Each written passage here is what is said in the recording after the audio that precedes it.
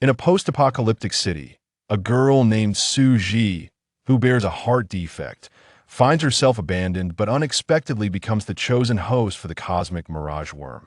As the blood-red judgment descends, the swarm awakens from the corpses of humanity, consuming civilization with their parasitic forms. She is forced to survive amidst the ruins overrun by alien entities, armed with a mysterious diary that chronicles the origins of the insect race, unraveling the forbidden truths of a century-old laboratory experiment. Will she embody the queen of the insect horde and tear through the human defenses, or will she bear the hope of symbiosis with her broken body? On the scales of apocalypse, both sides present a bloody choice. Chapter 1. The place where dreams begin. How can you not even solve such a question? The homeroom teacher, with one hand clutching the lecture notes and the other on his hip, bellowed from the podium. Venting his frustrations over his own failures in vocational education, he continued, "There's just over a month left until the college entrance examination. Do you think you are MO? His piercing gaze fixed upon a student standing in shame for answering incorrectly, while his finger pointed at an empty desk. The surface of the desk gleamed like a pristine sheet of paper, seemingly well-maintained, bringing a sense of comfort at first glance. The textbooks lay meticulously arranged, yet the student was decidedly absent. He can skip class because he hasn't attended for nearly 3 years, the teacher lamented, stroking his shiny bald head, his frustration palpable. Do you wish to end up like him, graduating only to seek work in a factory? The student, chastised, felt the heat rush to his face, not daring to lift his head. In the classroom of Class 1, Grade 3 at Qingxing No. 2 High School, the name MO had become synonymous with failure. You graduate and go to the factory, look up, and there he is, old Mo. What a coincidence. Once classmates, now colleagues, the bald teacher chuckled at his own sarcasm, which elicited a ripple of subdued laughter from the students. He believed that with these soon-to examinees, he should not be overly harsh. Wanting to alleviate their stress rather than exacerbate it, moderation was key. However, it seemed that MO was an exception to this rule. Seated below, Zheng Tianyun had long since developed immunity to the teacher's half-hearted jests.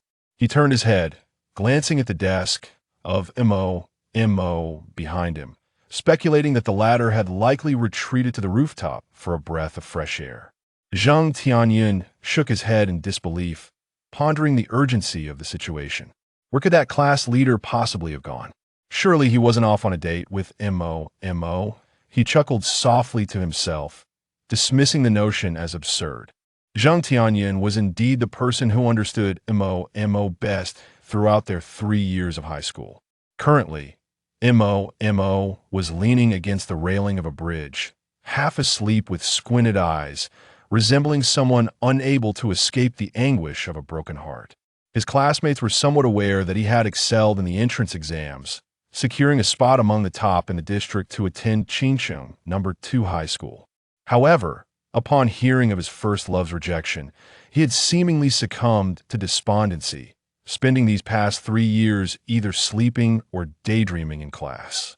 This explanation sounded far-fetched, yet how else could one account for such a drastic change in his demeanor? The gentle summer breeze of Qingcheng caressed Mo's face, while the clouds in the sky appeared like tattered cloth stained with crimson, drifting into the distance, mirroring the fragmented state of his heart. The bridge beneath him connected the teaching building with the equipment room, allowing him a clear view of the security office. "Are you not attending class again today?" A soft, slightly nasal voice called from behind him. The tone, imbued with low notes, was particularly melodious. "Isn't it just because you were dumped?" Mo, bleary-eyed, glanced back to see a beautiful girl standing there. Her cheeks were slightly flushed, breath coming in soft gasps, and she held a stack of test papers, evidently having just dashed over from the photocopying room. "Why do you care?" he replied, casting a sidelong glance at Kai-E, his tone laced with curiosity. "If you have the time, why not spend it with your boyfriend instead?" "You." Kai-E momentarily found herself at a loss for words, pouting in annoyance. "Forget it. Do as you please." With that, she flicked her ponytail, storming off and leaving Mo with the image of her slender silhouette. Indeed, Kai was quite lovely, but it was common knowledge that she already had a boyfriend, a fact known not just to Mo, but to nearly the entire grade. He watched her retreating figure, offering little thought to her departure, and resumed his slumped position at the railing, drifting back into a solitary slumber. In a security office of Chingcheng number 2 high school. Hello? Oh, all right, please be careful. Master Liu, the security guard, hung up the phone.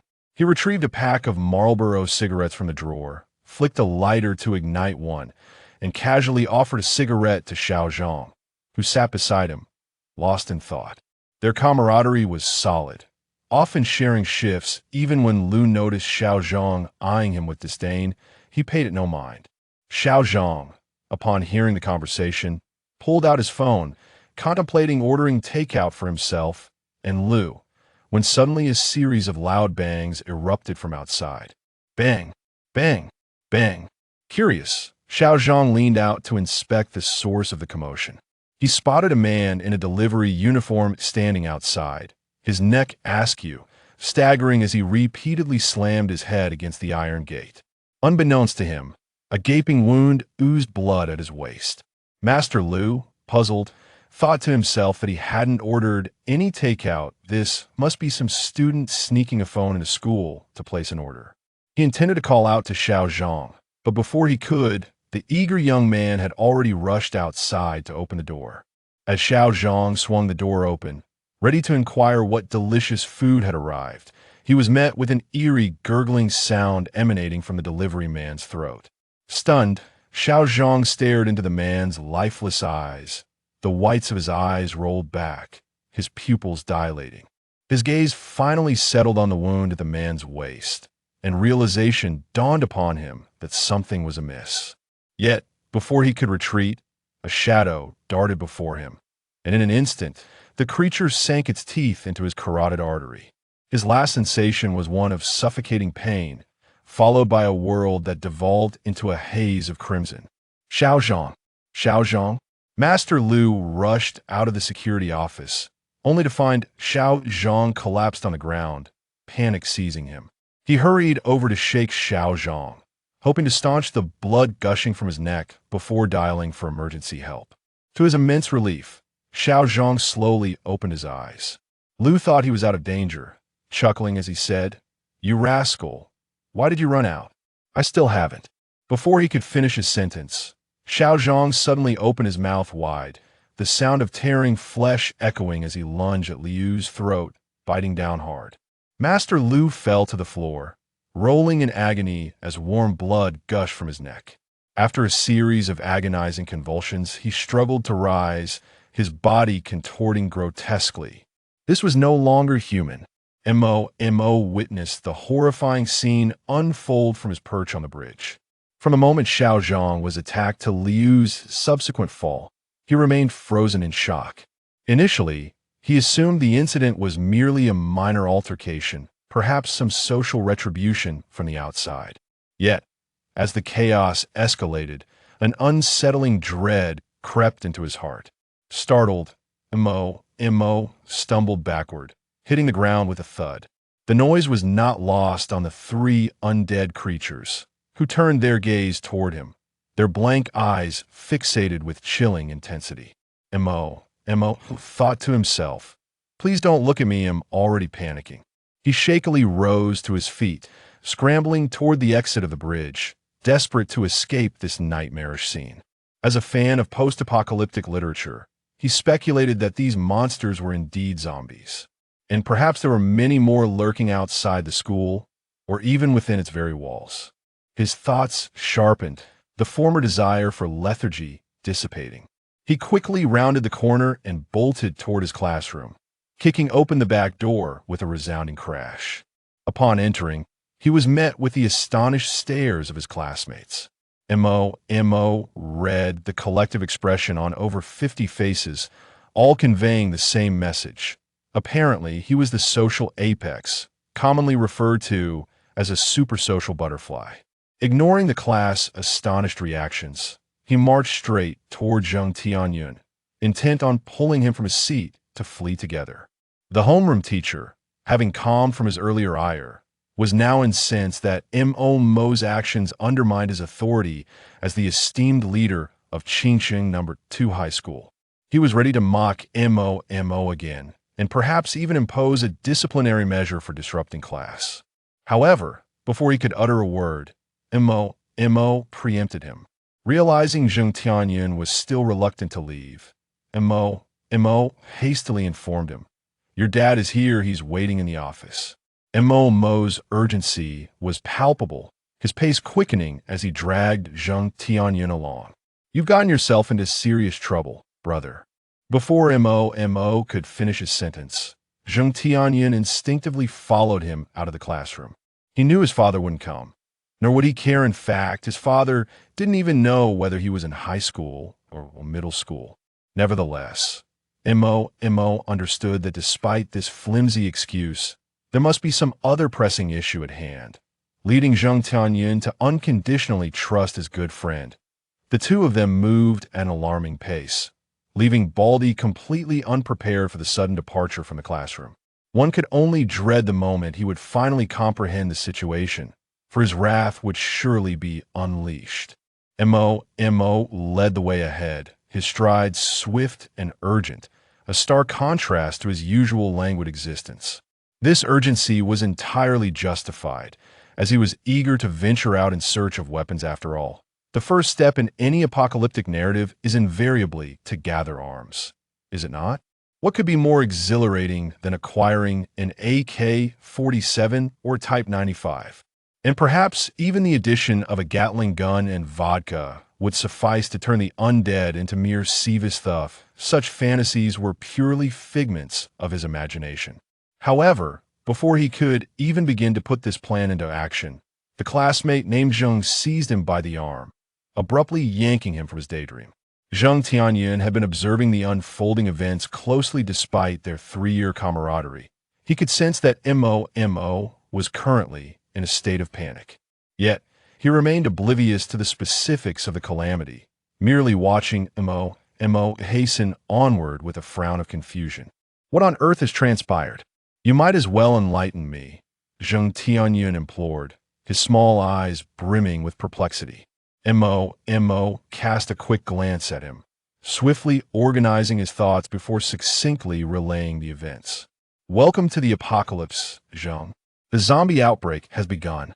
His tone was remarkably even, and his words were simple, yet the implication was nothing short of terrifying. Zheng Tianyun's eyes widened in disbelief, his face a canvas of astonishment. "Mo, are you delirious? Have zombies escaped from Resident Evil? Surely, this must be a dream." Mo, disinterested in engaging in banter, urged Zheng to see for himself once they were outside, hoping fervently that Zheng would not be overwhelmed by the sight. "Let us proceed to the gymnasium and see if we can procure any suitable weapons," he stated as he continued his brisk pace. Reluctantly, Zheng Tianyun followed, still mulling over the absurdity of the situation. The gymnasium of Qingchang No. 2 High School was conveniently located near their classroom. A right turn upon descending the stairs would lead them directly to the equipment room. Upon arrival, Mo tugged at the door, which fortunately yielded to his efforts, revealing that it was indeed ajar. Thankfully, it was class time, and the equipment room was typically secured during breaks to deter students from pilfering basketballs. Yet he and Zheng had indulged in such antics in the past. Inside the equipment room, silence reigned, and Mo surmised that chaos was likely already unfolding outside, as the transmission rate of the zombie virus was alarmingly swift. He perused the items within, momentarily at a loss for words. Zheng Tianyun clutched a basketball, bouncing it on the ground twice, then looked at Mo with earnest eyes, as if to inquire if this would suffice as a weapon. However, Mo pondered whether the basketball would be effective against the undead, who seemed to have little interest in such distractions and were far more inclined to feast on flesh, especially that of the individual dribbling the ball. Soccer ball? No use. Ping pong ball? Still inadequate. Badminton? Nonsense. M.O. rummaged through the disarray of the metal racks and extracted a wooden baseball bat. He swung it a few times, convinced of its potential lethality, and was about to grasp it firmly when suddenly a stack of equipment collapsed before him. A sharp crack echoed through the silence as a heavy object tumbled from the precariously balanced pile, landing with a thud on the floor. Clearing away the scattered badminton rackets, M.O. was astonished to discover an iron rod beneath. Such an item was typically considered a dangerous weapon, and he found it peculiar that it was present in the school. As he pondered this anomaly, a sudden blaring alarm pierced the air, signaling that the school had finally recognized the gravity of the situation. In an attempt to quell widespread panic, the authorities had chosen to label the incident as a mere brawl, broadcasting to all staff and students, "A severe fighting incident has occurred on campus. Please evacuate immediately." Yet the teachers and students remained oblivious, mistaking it for a typical emergency. Even several teachers in the senior class, including M.O.'s own bald instructor, continued with their lessons. "Why must we deal with such nonsense before the upcoming exams?" the bald teacher exclaimed, waving his chalk as he struck the blackboard. "You need not participate in these frivolous drills. Focus on this problem." Before he could finish his sentence, the front door of the classroom was flung open with a resounding crash. Goodness, first the back door had been kicked open by the audacious M.O., and now it was the front door? The bald teacher, ready to chastise the intruder, was taken aback to find a stranger had entered. This being was not one of his students, nor could it be classified as a normal human being. Its white shirt was drenched in crimson, its head tilted unnaturally as it staggered forward, resembling a marionette dragged by invisible strings. The pallid eyes and dilated pupils screamed to the 50 students seated in the classroom. This was no mere human, it was a corpsey living dead. The grotesque figure, seemingly risen from the depths of hell, fixed its bloodshot gaze upon the petrified bald teacher, who trembled in fear. With a ghastly mouth agape, it lunged forward. Help! Save me!" In an instant, the bald teacher was overwhelmed, brought down beneath the creature, which tore at him with ravenous ferocity. His cries for help were soon drowned out by the cacophony of anguished wails echoing outside the classroom, as his frantic hands fell limp to the ground. Witnessing such a horrifying spectacle, silence enveloped the classroom, the students rendered speechless by sheer terror. Finally, someone broke the spell, shouting, "Run! It's a zombie! If we don't escape now, it'll be too late." In an instant, students scrambled from their seats, frantically surging toward the corridor, all vying for the doorway in a desperate bid for survival. Yet there was no escape. Those closest to the door were met with a blockade of students from other classes who had already fled. Before the others could catch up, a zombie lurking on the ground sunk its teeth into the neck of one unfortunate soul. As dusk descended, the playground transformed into a veritable hellscape. Countless wandering zombies feasted upon the flesh of their former classmates. Beneath the blood-stained clouds loomed a world more horrifying than blood itself, a living nightmare. Such was the essence of hell on earth. Chapter 2. The storage room. Do not be afraid. Hold on to me. A pair of close friends, hand in hand, raced down the corridor of the third floor of the teaching building, hearing the increasingly menacing growls echoing behind them. They fled together into the unknown. Observing the sweet camaraderie between them, one would expect such a bond to endure the trials of adversity. Yet, a withered, rigid hand, imbued with an eerie strength, seized the leg of the girl with long hair, dragging her into the throng of the undead. Starved and ravenous, they had caught the tantalizing scent of her fresh blood. In her terror, she screamed desperately, looking up, yearning for her friend to rescue her. However, all she saw reflected in her friend's face was fear and a gaze that felt alien. With a forceful wrench, she broke free from the bloodied grasp of her companion, stumbling deeper into the corridor, leaving behind the feeble wails of her friend. It was only in the final moment, as her body was engulfed by the tide of corpses, that she comprehended the fragility and absurdity of what had once been their friendship in the face of true death. Such a stark reality was not a first-time occurrence and would undoubtedly not be the last. Take this, things are getting chaotic outside. Mo tossed an iron rod to Zheng Tianyun and urged him to assess the situation beyond. Zheng Tianyun accepted it with a nod, unusually refraining from idle chatter. As he had begun to realize that something was amiss in this unfolding calamity, Mo pushed open the door to the gymnasium, revealing chaos within the school. On the playground, wounded teachers were attempting to organize the evacuation of students, yet they had not gathered everyone before succumbing to the infection, transforming into zombies that lunged at their former pupils. A female teacher, clad in high heels and clutching a set of car keys, sought to flee to the garage. Surrounding her were wandering zombies and panicked students. Trembling, she sprinted, only to instinctively glance back at the sounds of growling behind her, resulting in a collision with a solid chest. She stumbled and twisted her ankle. As she raised her head in trepidation, she recognized a familiar face, albeit marred by an ominous gaping maw. It was her colleague from the same teaching department, the literature teacher, who had already lunged towards her before she could even attempt to escape. In that instant, he realized that Zheng Tianyun was nowhere to be found. Damn, what a true brother, Mo thought, watching him dash away in a flurry. As he ran, Zheng Tianyun shouted back at Mo, "Run, old Mo. Don't just stand there. With your speed, even the zombies would be left in the dust." Mo quickly caught up with Zheng Tianyun, for indeed, as his best friend had remarked, he was exceptionally swift.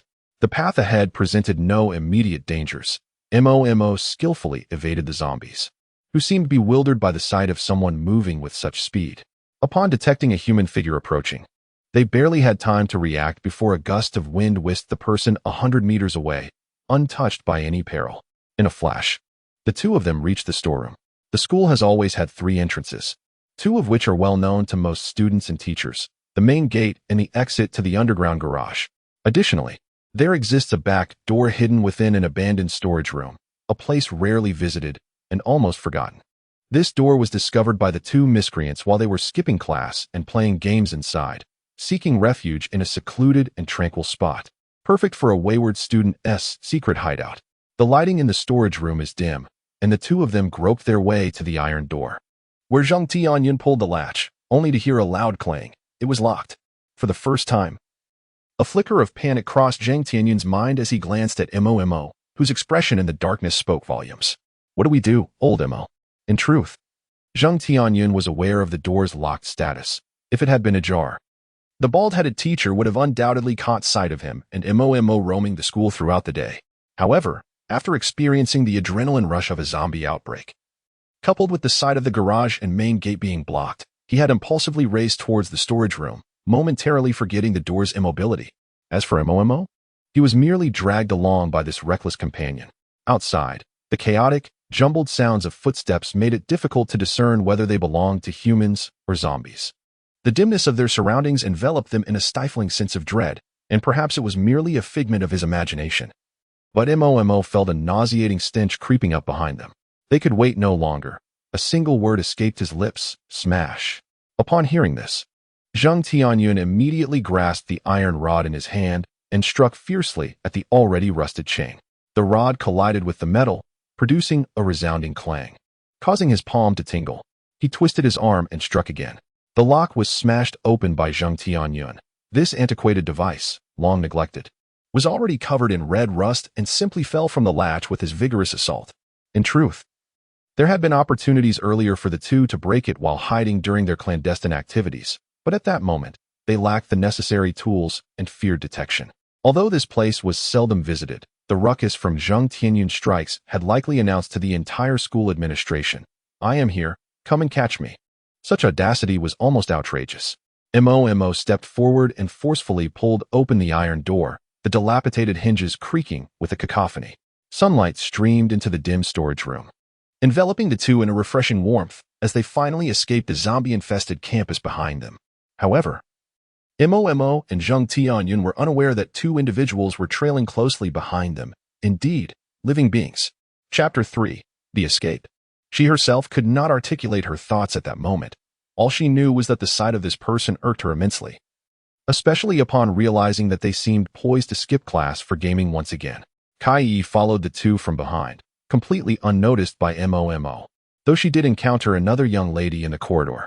Wenwani, A class representative from another class, stepped out to retrieve yesterday's Chinese homework. She and Kai Yi were already well acquainted, and at that moment, she curiously observed Yi acting rather stealthily, as if akin to a thief. "Yi, what are you up to?" Wenwani inquired softly, drawing closer. "Is anyone in front?" Kai Yi hastily waved her hand to interrupt the question. Having noticed that the two individuals ahead had briefly paused before continuing their descent down the stairs, Wenwani was pulled along by Kai Yi, and before she could ask further, they had reached the ground floor. Just as Yi was about to catch up with Momo, they had barely descended to the first level when they were confronted with a scene reminiscent of a hellish nightmare. Countless zombies roamed the playground. The wailing of police sirens echoed, and the shrill screams of classmates and teachers began to emanate from the stairwell behind them.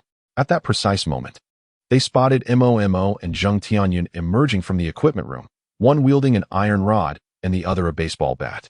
Before Kai Yi could devise a plan, she noticed the two had already sprinted off in a secluded direction. "Let us follow them," she declared without hesitation, pulling Wenwani along in pursuit of Momo. The situation was undeniably peculiar, and they intended to observe the unfolding events. What she referred to was, of course, the zombies outside. Perhaps due to Momo's evasive maneuvers around the horde, the two young ladies, agile and closely trailing behind him, surprisingly went unnoticed by the bloodthirsty zombies. Momo was acutely aware that the fellow was spouting nonsense. Crouched in the grass beneath the eaves, he meticulously observed the surroundings, contemplating whether to procure an electric scooter to escape this place. Just then, his stomach emitted a low growl. Lao Zheng, seated beside him, refrained from mocking Momo, as he too was experiencing hunger.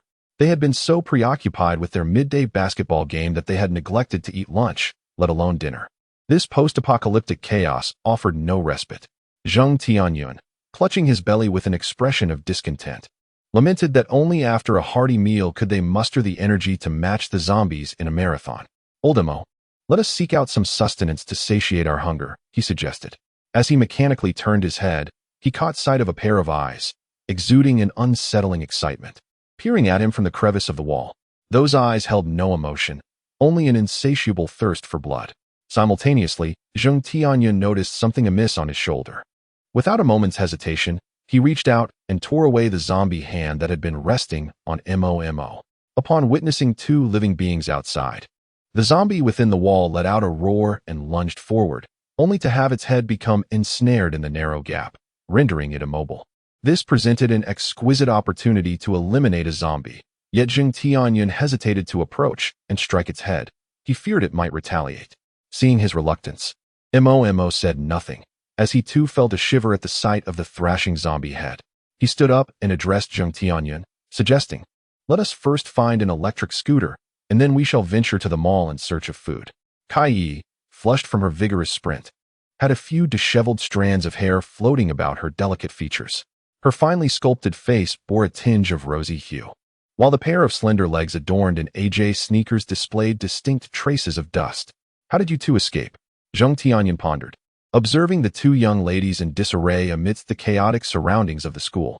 He had already begun to prepare his approach, intending to engage in a warm exchange with the charming ladies, but further thoughts ceased to materialize. Momo tugged at his arm, signaling him to refrain from frivolous remarks at such a precarious moment, for the vicinity was fraught with peril, teeming with both zombies and their wretched kin. He urged Zheng Tianyun to continue towards a less infested area, disregarding the two girls entirely, merely stating, "If they wish to follow, let them. Our priority is to locate a store." Upon noticing Momo's indifference, Kai Yi felt a twinge of irritation, however.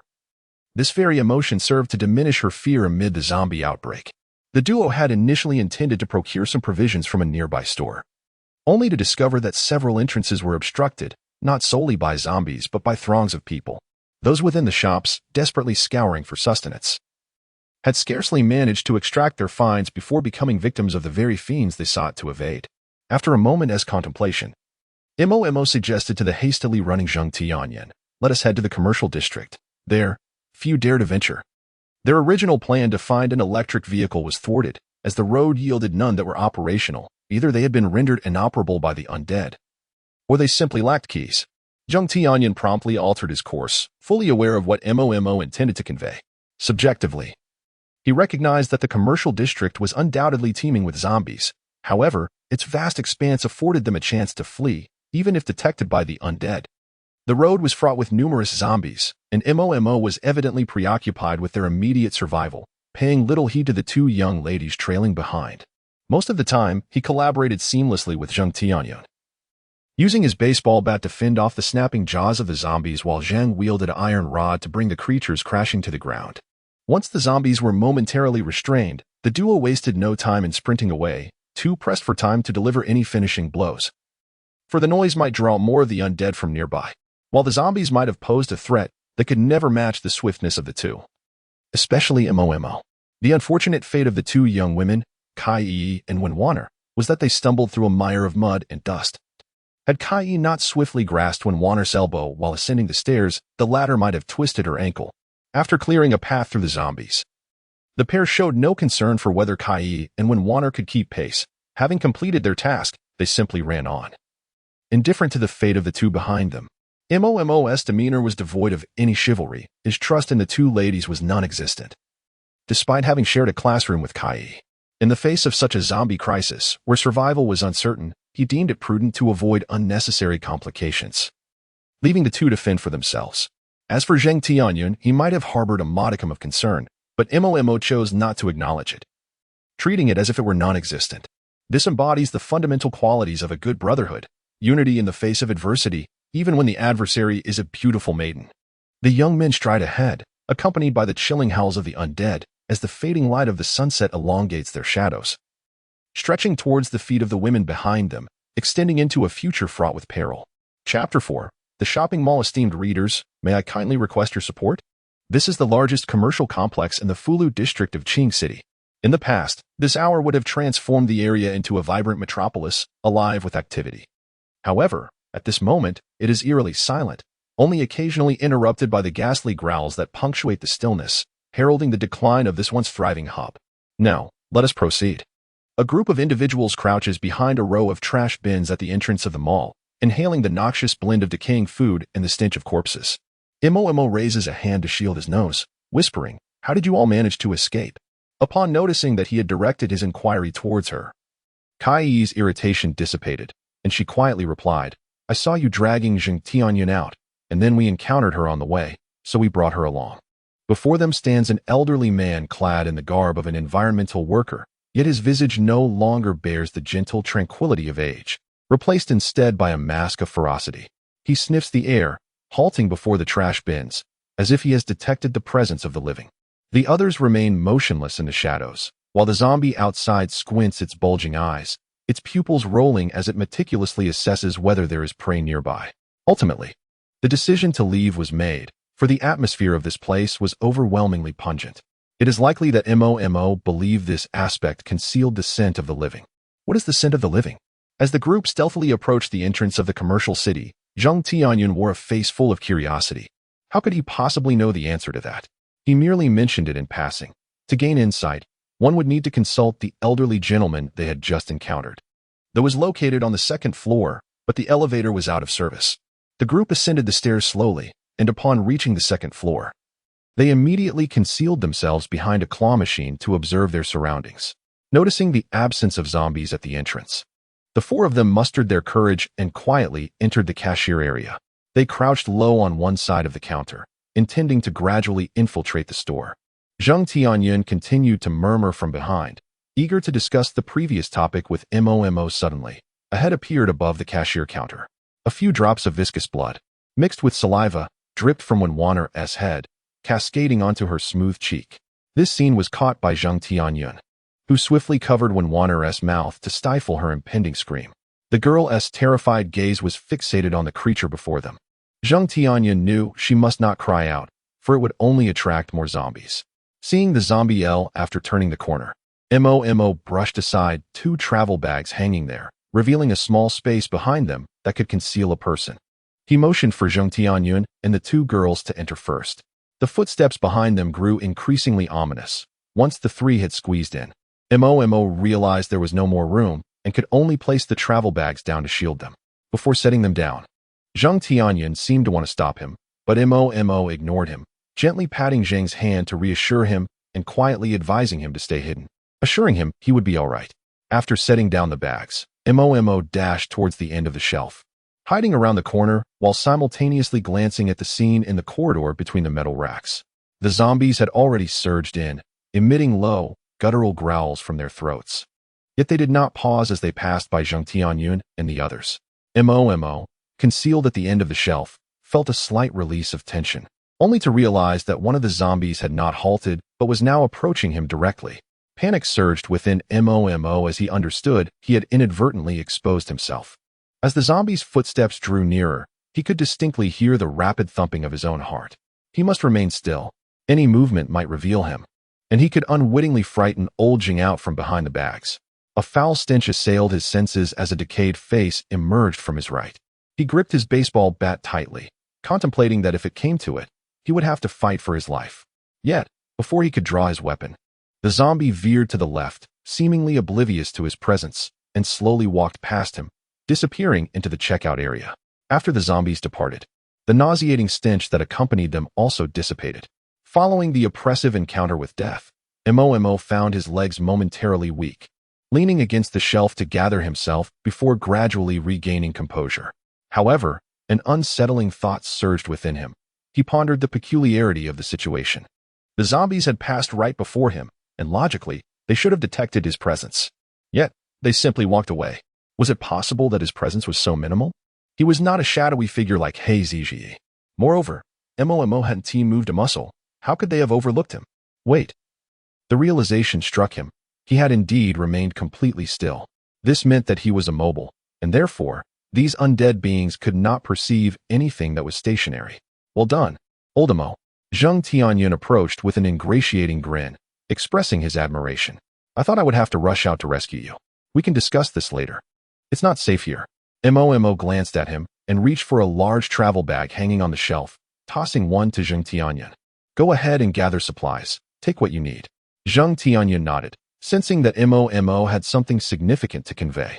However, he refrained from speaking in front of the two girls, aware that his brother did not fully trust them, despite them being his classmates. As Mo intended to retrieve two larger bags for the girls, Zheng Tianyun swiftly grabbed two comparatively smaller backpacks from the shelf and handed them to Kai Yi and Wanwaner. After all, in contrast to the unyielding demeanor of old Mo, Zheng Tianyun has always displayed a certain kindness. Chapter 5, Foraging. The Walmart was still teeming with zombies as the four of them crouched low, stealthily navigating through the myriad of merchandise. They cautiously peered around, straining to listen for the distant growls that might indicate an approaching threat. Ideally, under better circumstances, Mo would prefer not to scavenge for supplies in such a large shopping venue, given the considerable number of zombies present. A small supermarket outside could suffice to address their food needs. However, the external supplies were far from comprehensive, particularly the absence of backpacks. It was impractical to flee while clutching a flimsy plastic bag filled with jars and bottles, a rather ludicrous sight indeed. On the other hand, while the smaller supermarkets might have fewer or even no zombies, the outside world was rife with them, far exceeding the numbers found in the mall. Should any commotion arise within the supermarket, they would likely find themselves cornered with no means of escape. The two girls followed closely behind the boys, with Zheng Tianyun at the forefront, eagerly stuffing his bag with loose compressed biscuits. He was on the verge of filling half of his backpack, throwing in everything he could find, particularly drawn to the savory options. Zheng Tianyun's reasoning was straightforward. In this apocalyptic world, survival was paramount, and one must seize whatever could satiate hunger. Mo, trailing behind, subtly gestured to him to take less and prioritize gathering water instead. Zheng Tianyun nodded in understanding, and they continued their search among the aisles. Since bottled water was not in this section, they resolved to gather as much food as possible for the time being. While Zheng Tianyun haphazardly tossed items into his bag, Mo exhibited a more methodical approach. Zheng Tianyun looked at Mojing, who was meticulously packing food as if he were shopping, with a sense of helplessness. He was well aware that Mo was methodical in his actions and preferred everything to be orderly. However, he did not expect that even at this moment, he would still retain this commendable habit. Mo first filled the bottom of the backpack with canned lunches, as the sturdy metal cans were resilient enough to withstand impact and pressure. Mo, disliking the weight of the metal casing, only took 4 cans. In contrast, Zheng Tianyun had no such reservations and took 7 large cans, while the two girls each took 3. On top of the canned lunches, Mo meticulously packed 20 to 30 packets of compressed biscuits. For someone with a low body fat percentage like him, a single piece of these biscuits was sufficient for a meal, while the two young ladies could manage with just 1.5 pieces each. After filling the middle section of the backpack, Mo made some room in the 2 layers and forcefully stuffed in 6 packets of instant noodles and a few sausages. The unfortunate noodles would likely be reduced to mere crumbs upon opening the packaging, regardless of whether they ended up as fragments or whole strands. Mo was indifferent to their state. Without concern for the noodles' preferences, Mo Mojing and Zheng Tianyun glided towards the snack aisle, intent on acquiring some high-calorie food. With his right hand gripping the backpack and his left hand swiftly searching the chocolate display, Mo selected only white chocolate, for it contained the highest caloric content among all pure chocolates. Thus, a few packets of beef jerky would suffice to complete their provisions. Zheng Tianyun was considerably swifter than Mo, as he merely needed to toss his belongings aside. His travel bag was likely a chaotic mess at this moment.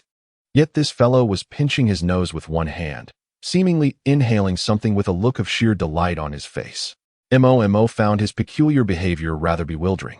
He initially assumed that his companion had chocolate smeared on his hand and silently mouthed the question, "What are you smelling?" Unfazed, Zheng Tianyun continued to sniff his right hand, while his left hand discreetly gestured towards Wanwaner's mouth. It appeared that he had previously covered her scream with his hand, likely having collected a trace of her essence in the process. In that instant, his lascivious nature was unmistakably revealed, and for the first time in his life, Mo felt a tinge of shame due to the eccentricity of his companion. The beef jerky was situated at the forefront of the chocolate stall, marking what should be the final destination of their culinary expedition. Remarkably, under the chaotic guidance of Commander Mo, and following the absurd antics of Captain Zheng's forward team, the group navigated their quest for sustenance with unexpected ease, encountering not a single zombie along the way.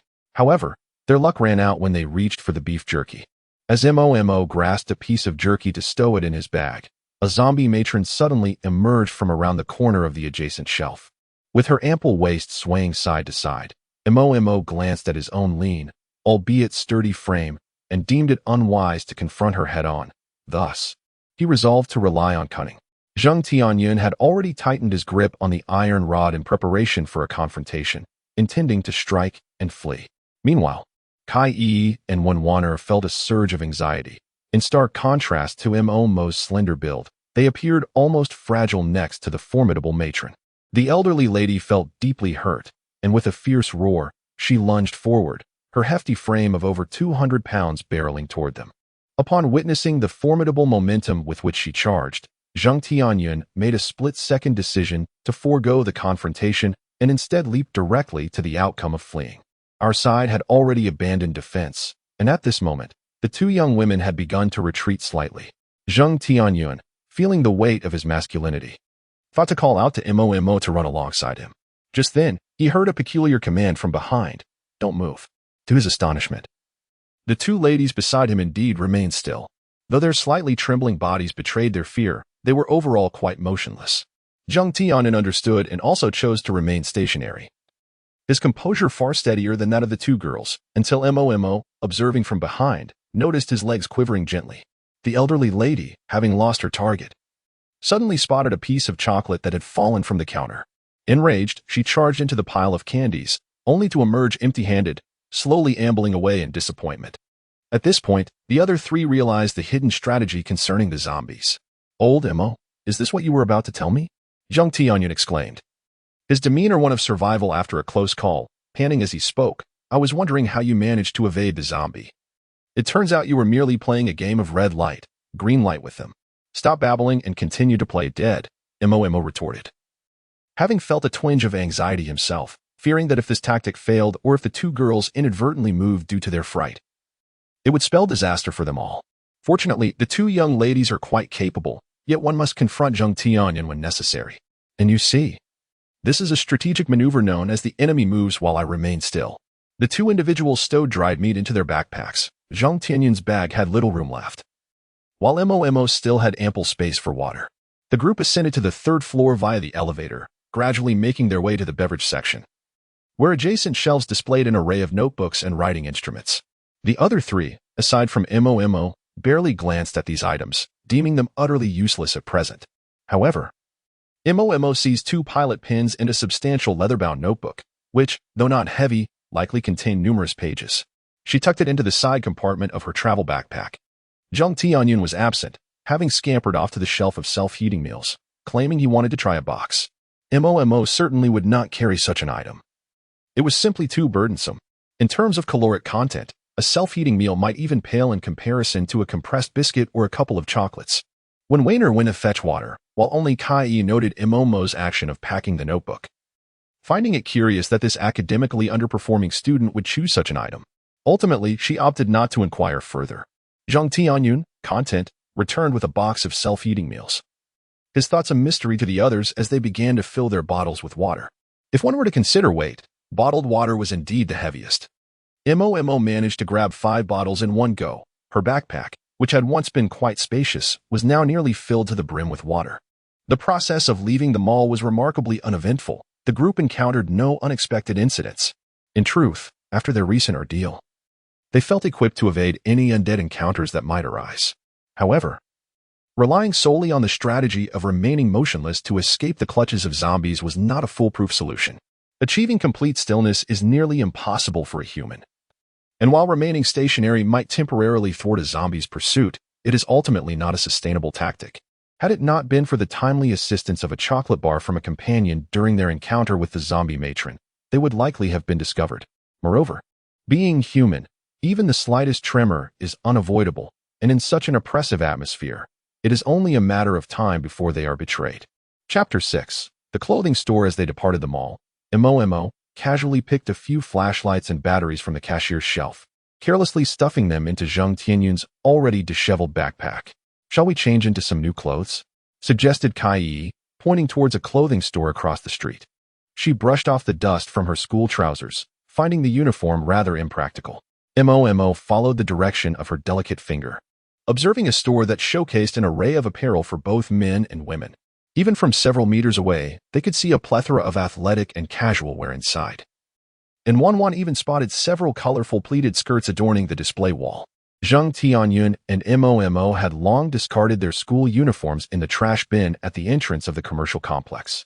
The school uniform of Qingqing 2 Middle School is undeniably eye-catching, predominantly adorned in a striking red hue, with only the sleeves, tie, and half of the trousers in black. However, when worn outside, it resembles a few crimson sprites frolicking before bloodthirsty zombies, as if fearing the undead might overlook their presence. I found it quite amusing.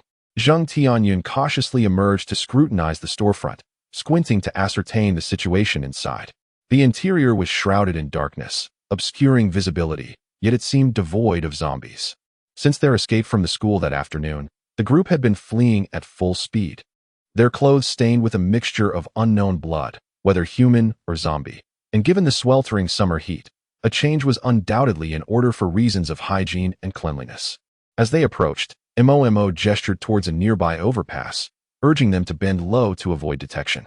He understood the implications of such a warning. Suddenly, after an indeterminate period, just as he was about to relax his sore and numb thighs, a foul stench wafted from behind, accompanied by a deep, guttural roar, causing Zheng Tianyun's hair to stand on end. The fright nearly sent his soul reeling.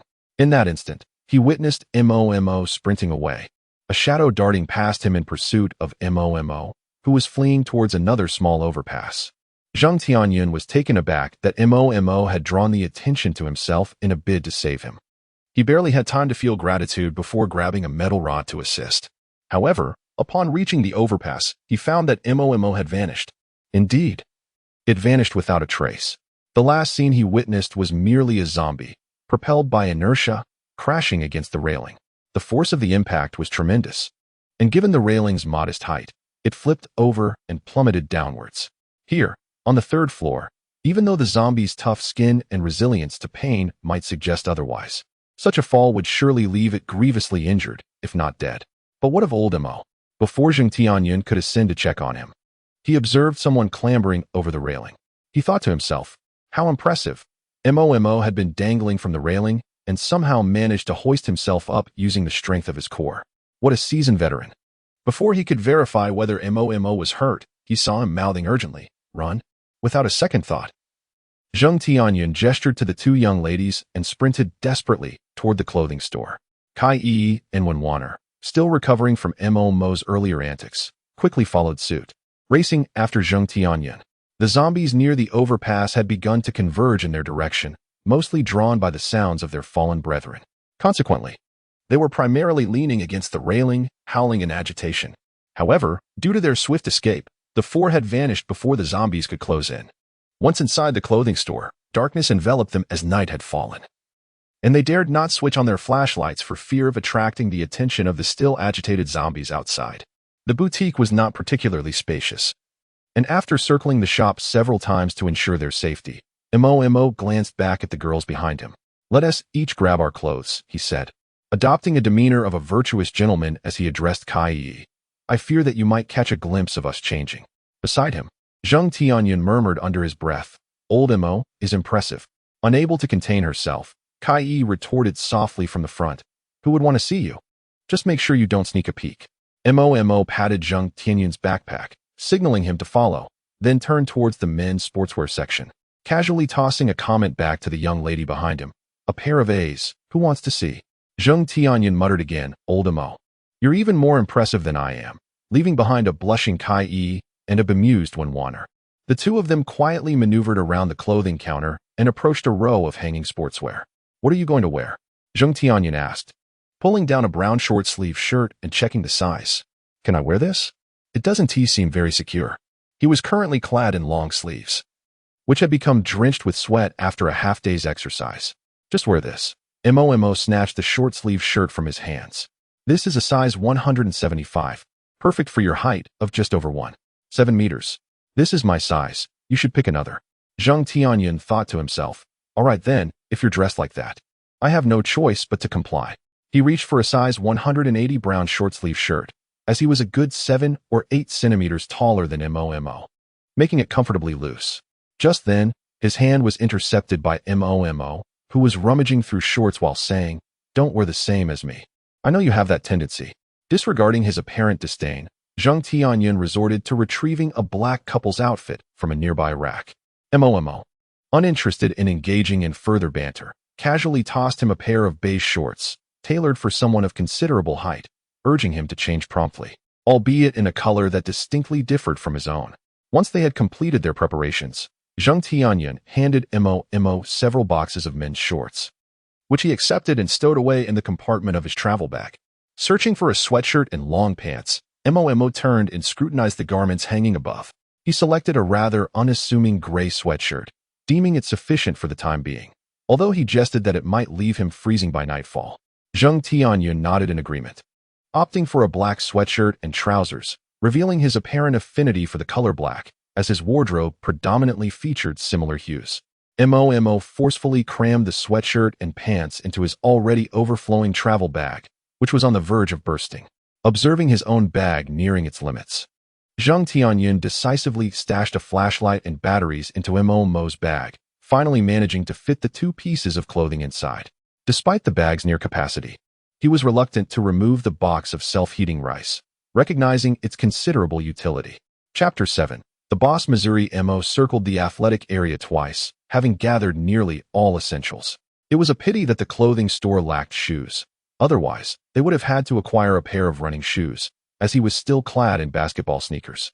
Zheng Tianyun was similarly prepared, the boys having swiftly organized their belongings. In the realm of feminine attire, Kainan opted for the convenience of athletic wear, a remarkable choice for a girl who typically revels in summer dresses. She selected a light-colored short-sleeved top, her ponytail cascading gracefully over it. Wenwaner donned a similar ensemble, albeit with long sleeves, as this petite girl harbored a natural sensitivity to the chill, seldom donning short-sleeved shirts even in summer. Yet, her gaze remained fixated on a nearby pleated skirt, particularly captivated by a solid sky-blue piece. This skirt was undeniably charming, and on a girl as pure as she, it would undoubtedly appear enchanting, particularly when complemented by her delicate, porcelain-like calves, likely rendering Zheng Tianyun utterly spellbound. She had encountered this pleated skirt online, learning that the seller had run out of stock, yet it was still available in physical stores. Initially, she had intended to visit the shop with friends that weekend, but given the circumstances, she found herself here alone, likely leaving her friends unable to join her.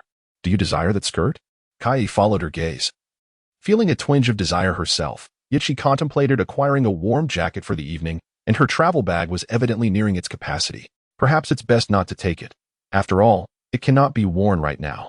Wenwana nodded, fully aware that wearing such attire in the current situation would be rather imprudent. Nevertheless, this did not diminish her longing for future opportunities to don it. Thus, she remained resolute in her desire. Kai sighed in resignation, gesturing dismissively. If you wish for it, go ahead and retrieve it. Just know that my bag is already overflowing. As she spoke, she went to retrieve her coat. Wenwana gave a soft acknowledgement. In truth, her bag was already quite full. If Kai could not assist with packing, she would have to inquire whether the boys could lend a hand. However, she had not anticipated that the boys' bags were nearly bursting at the seams. Wenwana reached for a pleated skirt, but before she could tuck it into her bag, she caught sight of a face peering from behind the shelf. A corpulent figure writhed within, its ghastly pale eyes, bloodshot and cold, fixated upon her. At that moment, Kai happened to turn around and was watching from behind.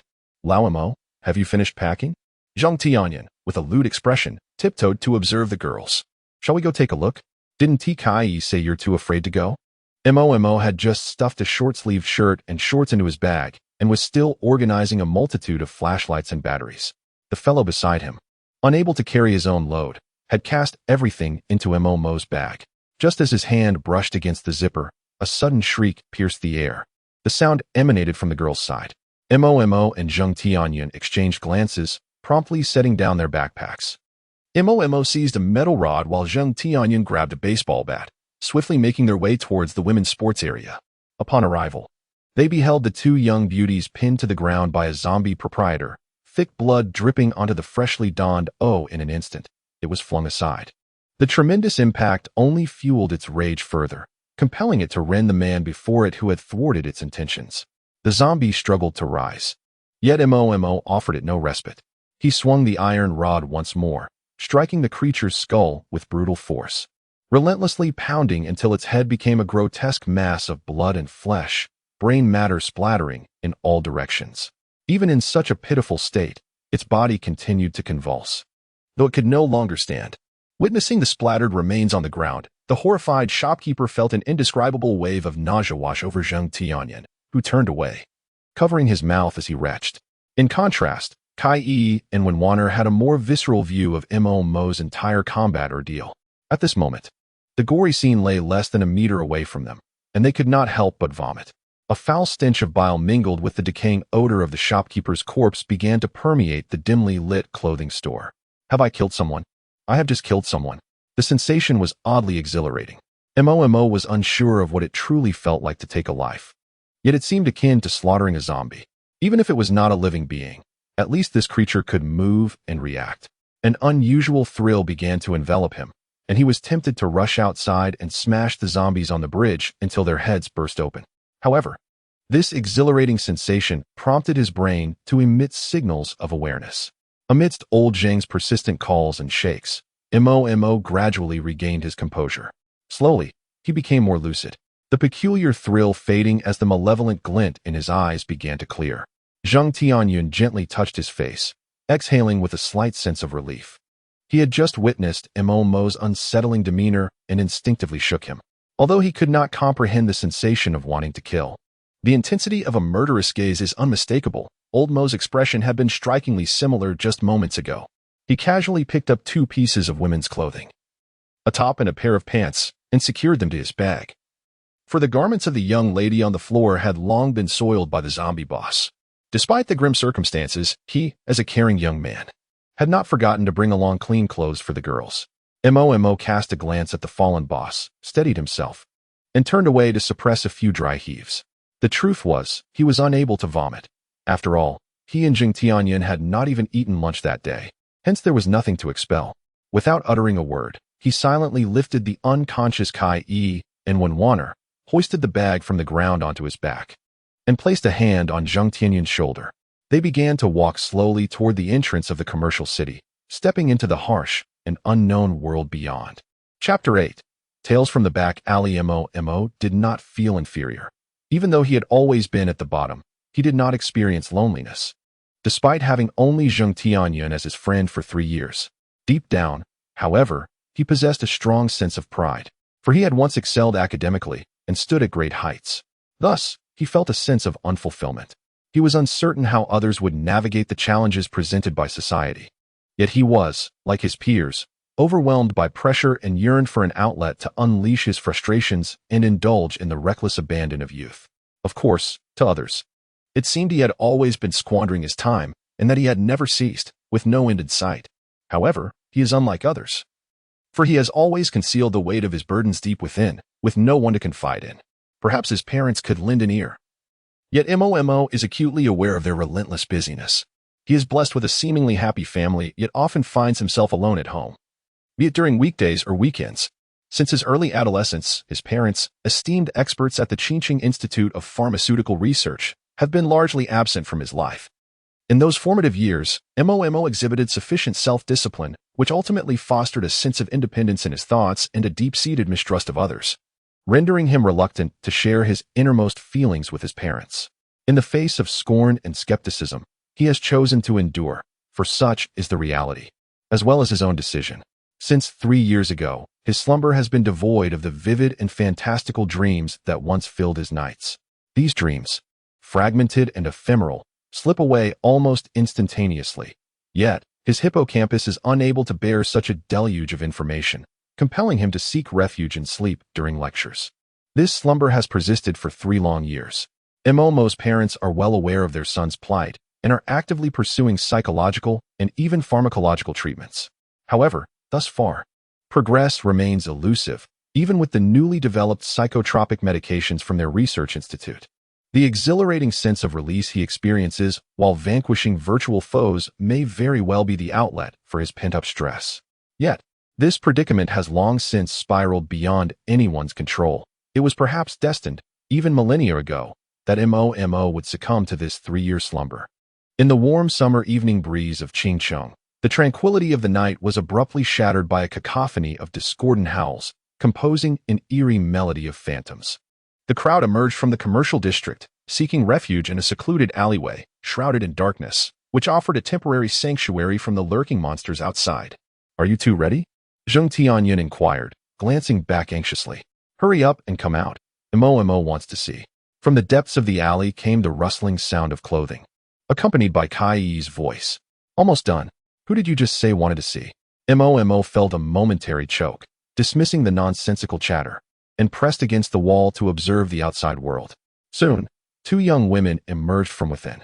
Their fair cheeks bore a hint of rosy color, and Zheng Tianyun, having carelessly chosen the wrong size, had inadvertently selected outfits 1 size too small. Yet, the 2 ladies wore them with a grace that accentuated their slender figures. It was uncertain whether this was a deliberate act by Zheng, but under the moonlight, Momo noticed that Kai's top bore the same shade of brown as his own. He then glanced at her long pants, which were also identical in black, igniting within him a fleeting urge to shed his clothing. Kai seemed to catch on to this coincidence, her cheeks flushing slightly as she eyed Momo's attire. Meanwhile, Zheng Tianyun was laughing mischievously, though his gaze remained fixated on Wenwaner. In contrast to Kai's alluring figure and demeanor, Wenwaner embodied pure and innocent charm, a type that had always captivated his interest. Where to now? Wenwaner felt a tinge of trepidation at the predatory gaze of Zheng Tianyun, prompting her to shift her attention to the nearby young lady. "We ought to find a place to stay," Kai suggested, adjusting her collar and inquiring about the opinions of the 2 young men. "Where do you plan to go?" "Indeed, we must secure accommodations. After all, it is nightfall, and certain matters must be addressed," came the reply. "What do you think?" "Naturally, we should seek a place to rest. I cannot go home," Momo mused, "as my residence is situated near the Qingqing Research Institute, and it is rather far from here. We would likely arrive in the early hours of the morning." Kai was about to voice another thought when Zheng Tianyun interjected, "What would we go to your house for? We should find a hotel or inn." In truth, this had been the most prudent and optimal choice from the outset. However, the group, consisting of young couples, seemed hesitant about the implications of booking a room late at night. "Then let us proceed to an inn," Momo suggested, glancing outside several times. "We cannot linger here. Old Zheng, you are familiar with this area. Let us find a secluded spot." Seclusion implied fewer people, which also suggested a reduced presence of zombies. Upon hearing this, The group felt reassured. They could enjoy a peaceful night's sleep without the looming dread of battling the undead in the dead of night. At that moment, when Warner posed a curious question to Zheng Tianyun, why not simply go to your home? Indeed, echoed the others, since you mentioned your house is nearby.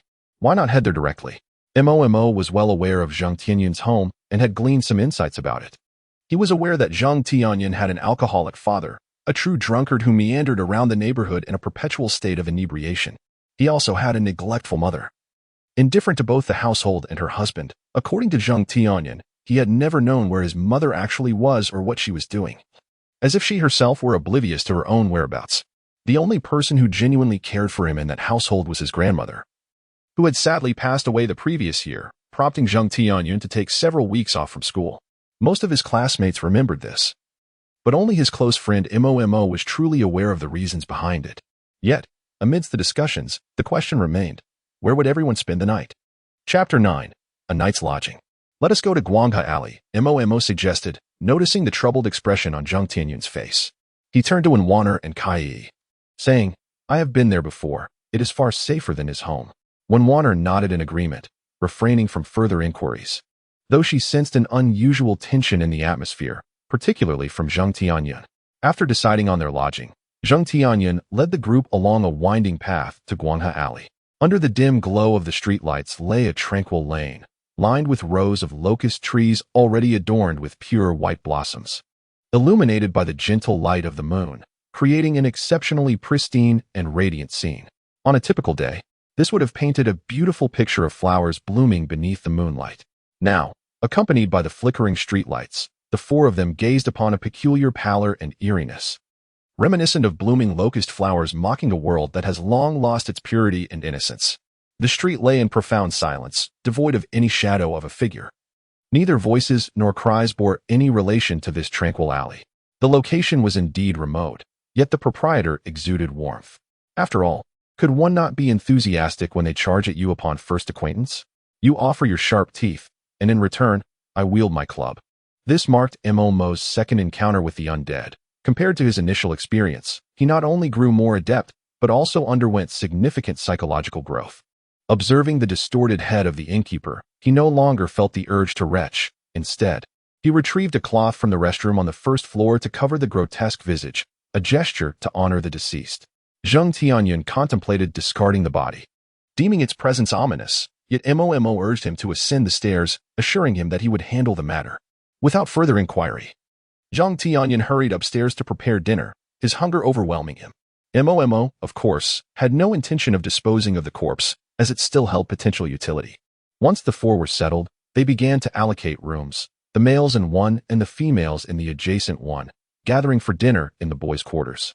Though it hardly qualified as a meal, merely biscuits and bottled water sufficed to satiate their hunger. Mo held little regard for food. During past vacations when his parents were away, he would either cook something simple or order takeout. A glance at Kai revealed that she too seemed indifferent. Miss Kai tore open the packaging of the compressed biscuits, savoring them in small bites. She was acutely aware that such fare should not be swallowed hastily. Thus, despite her hunger, she ate slowly, typically chewing for an extended period before swallowing. However, it was evident that she was indeed famished, as she consumed an entire piece alongside her mineral water before pausing. Old Zheng indulgently opened a can of lunch meat, and in the disdainful gaze of Mo, he broke off a greasy portion and offered it to him. This fellow even attempted to feed him directly, only to have Mo intercept with a plastic bag. I want to eat, Wenwaner said, her cheeks bulging like a hamster as she chewed on the compressed biscuits, though her eyes were fixed on the instant noodles in Zheng Tianyun's hands. Compared to instant noodles, the compressed biscuits were insipid and utterly unpalatable. Zheng Tianyun glanced at her and continued to indulge in his noodles, pondering why she desired his food when she hadn't brought her own. Suddenly, the little girl tugged at Zheng Tianyun's arm, her eyes brimming with tears. Is it really that inedible? Could you please help me prepare some? Her pleading demeanor softened old Zheng, who found himself unable to resist her charm. Reluctantly, he stood up to fetch the electric kettle to boil water for the noodles. Then, he heard Mo's voice from behind adding, boil a few more kettles. Once the water cools, we can refill the mineral water bottles to replenish today's consumption. Well then, Zheng Tianyun thought, feeling somewhat defeated, it seems that everyone else is a lord, while the true fool is none other than myself. Mo contemplated the fact that the water and electricity supply had not yet been interrupted, and he endeavored to carry as much water as possible with him. However, once these resources were depleted, it seemed he would be destined to a life of scavenging for bottled water, even if tap water were available. He would not dare to consume it without proper disinfection. Observing the charming visage of the girl amidst the steaming instant noodles, the four of them found little to discuss. Zheng Tianyun tidied up the remnants of their meal, while Mo stood on the hotel balcony, enjoying the breeze.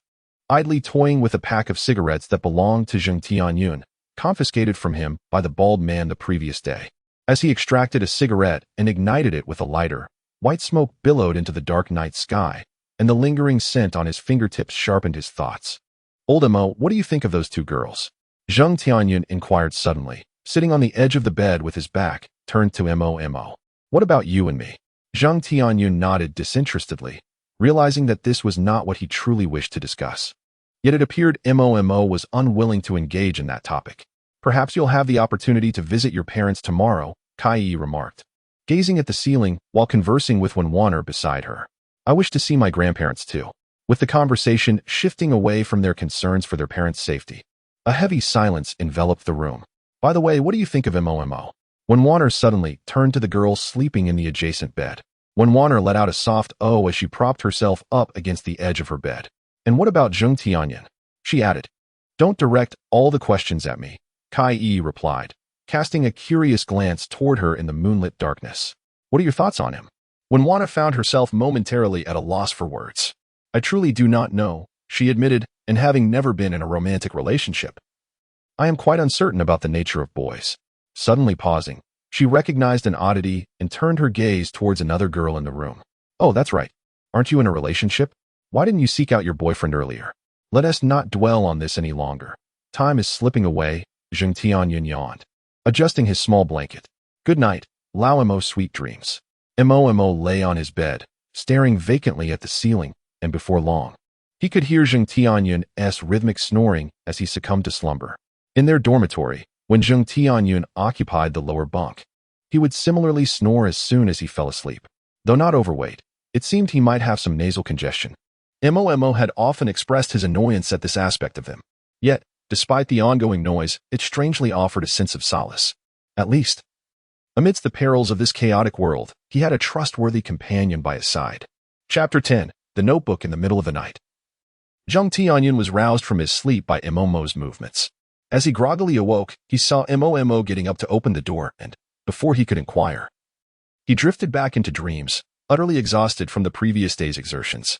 "Lao Mo, where did you go?" Zheng Tianyun asked, his eyes still heavy with sleep. "Not yet fully alert. Disposing of a body," was the curt reply. Zheng Tianyun thought to himself, "You must be out of your mind. I helped you dispose of that corpse last night. Why wait until the dead of night to do it again? Are you planning some ritual to summon its spirit or something?" Before he could even complete half a thought, slumber reclaimed him, and the gentle cadence of snores once again emanated from beside Mo. The boy stood at the bedside, lost in contemplation for a moment. Disregarding the gore that stained his person, he changed into fresh garments, relieved that he had brought 2 sets of casual wear. Mo's venture outside was not solely for the purpose of disposing of the cadaver, though that was indeed part of his agenda. The more pressing matter was to dissect the body. Having procured a cleaver from the neighboring diner, he dragged the innkeeper by the collar to the makeshift operating table. Mo harbored hopes of salvaging something useful from the zombie, recalling tales of protagonists in post-apocalyptic literature who would unearth valuable equipment from the undead, thereby augmenting their strength. While he did not consider himself to be one of those chosen ones, he reasoned that there might still be something of value to be found within the zombie's remains. And so, armed with his cleaver, he commenced the dissection with a series of swift, brutal chops. Yet, his efforts yielded nothing but an overpowering stench, a pervasive sense of gore, and an utterly revolting mess. Disheartened, Mo once again hauled the increasingly unnerved innkeeper to the green waste container near the locust tree in the alleyway, depositing the body within. With that task completed, he dusted himself off and ascended back to his room, oblivious to the shadowy figure that emerged from the diner. It crept along the ground, sniffing as if in search of sustenance. Ultimately, it followed the trail of blood to the waste container, where it leaped in after the discarded corpse. "What are you composing?" Zheng Tianyun carried a nutritious instant noodle breakfast and, early in the morning, spotted Mo engrossed in sketching in a leather-bound notebook. He placed the prepared noodles on the television cabinet and leaned in to observe, discovering that this fellow was actually writing a diary. May 2nd, clear weather, today. Even amidst the apocalypse, what could one possibly have to record? Zheng Tianyun found it rather peculiar and continued to lift his noodles, slurping them while inquiring. You never had this habit before. I've slept beneath you for 3 years and never witnessed you writing. Mo did not cease his writing. He persisted in inscribing yesterday's events in his elegantly flowing script. While writing, he posed a question to Zheng Tianyun, who was seated on the bed and fervently slurping his noodles. Do you remember what yesterday's date was? Zheng Tianyun nodded with a mouthful of noodles. And today? Mo pressed on. Another nod from Zheng Tianyun. What about a month from now, or a year later? By this time, Mo had finished writing and set down his pen, turning to gaze at Zheng Tianyun. However, this time he did not receive a nod in return, but rather a moment of silence as Zheng Tianyun continued to slurp his noodles. He was uncertain whether he would still be alive by then, or if he would even possess a concept of time. At present, the phone could still be charged, but the signal had long since vanished. The previous night, they had attempted to call home, only to be met with the perpetual message that the line was unavailable. Thus, it was conceivable that one day the power might be lost, rendering the phone a mere hunk of metal. To forget time is to be cast aside by the world. From now on, this shall be our record of days. Mo indicated towards the calendar in the notebook. Zheng Tianyun contemplated for a moment before acquiescing to his viewpoint. He disposed of the plastic bag containing the instant noodles he had just finished into the trash bin and remarked to Mo, please make every effort to document the occurrences concerning the zombies. We may derive an accurate strategy for the apocalypse from it. Mo nodded, refraining from correcting Zheng Tianyun on the use of the word strategy. Thus, from a certain perspective, their current existence was indeed a brutal game, a survival contest waged against despair and death. He turned to the first page of his notebook and, with an unusually serious hand, inscribed 3 bold characters, Apocalypse Record. Sighing, Zheng Tianyun observed the boy behind him, who had stood in a state of indecision for half a minute, hesitant to knock on the door. This is futile. I shall do it. If they do not awaken, I will simply drag them from their beds. Why the haste? Mo pondered how to tactfully open the girl's door and rouse them appropriately. Hearing the impatient voice from behind, he reluctantly approached and knocked. However, before his hand could touch the surface, the door swung open with a click. Kai stood there clad in a short-sleeved top and shorts, her attire slightly loose and yet to be arranged. Her alabaster collarbone was partially exposed, and her slender, fair legs swayed enticingly before Mo's eyes. The girl's delicate face bore a hint of blush, as her morning outfit was indeed quite revealing. Yet, upon noticing Mo at the threshold, it was evident that he was momentarily taken aback by the sight. The inexperienced Mo paused, his thoughts momentarily clouded by a surge of unexpected desire. Is it time to embark? Kai could barely tolerate his heavy breathing and turned her head to inquire. Shall I go wake her up? Mo nodded, swiftly diverting his gaze, then discreetly concealed the embarrassment on his face with his hand. After you finish breakfast, tidy up and come downstairs. We shall gather in the restaurant next door. Having said that, he and Zheng Tianyun descended the stairs. TSK, old Mo. You still harbor thoughts of treachery, Zheng Tianyun chuckled, observing Mo with amusement. He had witnessed the entire spectacle of Mo daydreaming and was surprised to discover his fondness for someone else's wife. Mo cast a glance at the expressive fellow, hastening down the stairs to shake off Zheng Tianyun, and casually remarked, by the way, have you ever met her boyfriend? Zheng Tianyun halted at the corner of the second floor, momentarily taken aback.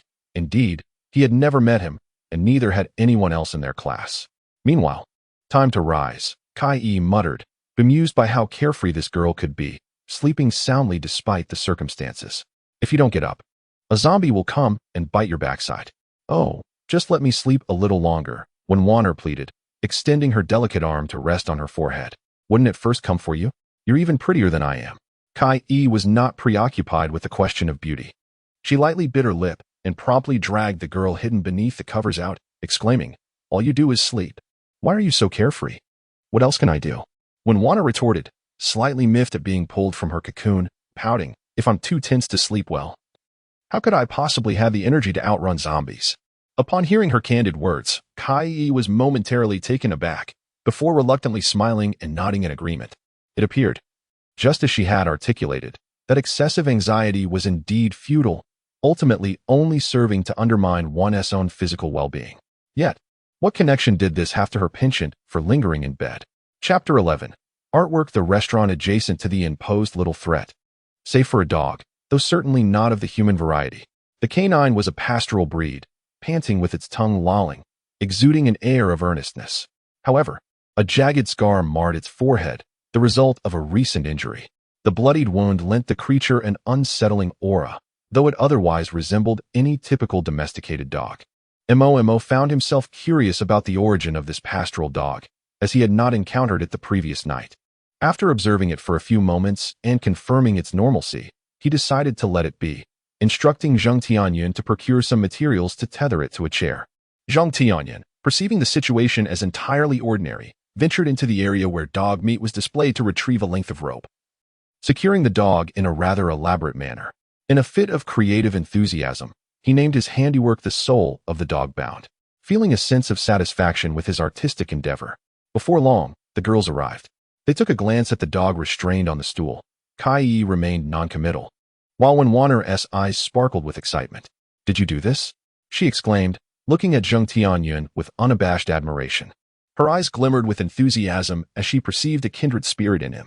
"Your technique is remarkable. It's evident you are a professional." Zheng Tianyun perceived that this young girl was a kindred spirit, and immediately engaged her in a discourse about his experiences and the vast knowledge he had acquired throughout his life. Whether his skills were commendable remained uncertain, however. It was undeniable that this technique had been gleaned from short videos, bondage play, SM, and the likes of masochistic canines. The two seasoned individuals conversed animatedly, while Mo busied himself searching for sharp instruments, contemplating the acquisition of two formidable blades. Although these implements lacked the extensive lethality of iron rods or bludgeons, their effectiveness was nonetheless significant. After all, in a post-apocalyptic scenario, one must be equipped with at least a pair of knives. Kai had initially intended to accompany Mo in his search, but found herself unable to contribute to the conversation between the two men. Since entering this dining establishment, an unsettling sensation had taken root within her. She felt as though something in the restaurant was observing her, a gaze that was utterly unreserved. This feeling was all too familiar. It reminded her of the fervent stares from boys she had previously rejected, a look imbued with a fervent possessiveness. Yet, there were only 4 individuals in this establishment.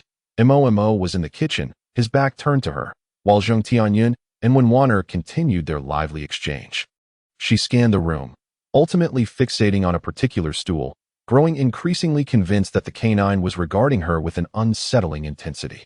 It resembled the unbridled desire of a lecherous man beholding a beautiful woman. Just as Kai contemplated summoning Mo for a closer examination, she turned her head, only to witness the dog's head fracturing into a grotesque array of writhing, fleshy worms, the most repulsive of which were enshrouded in blood-stained teeth.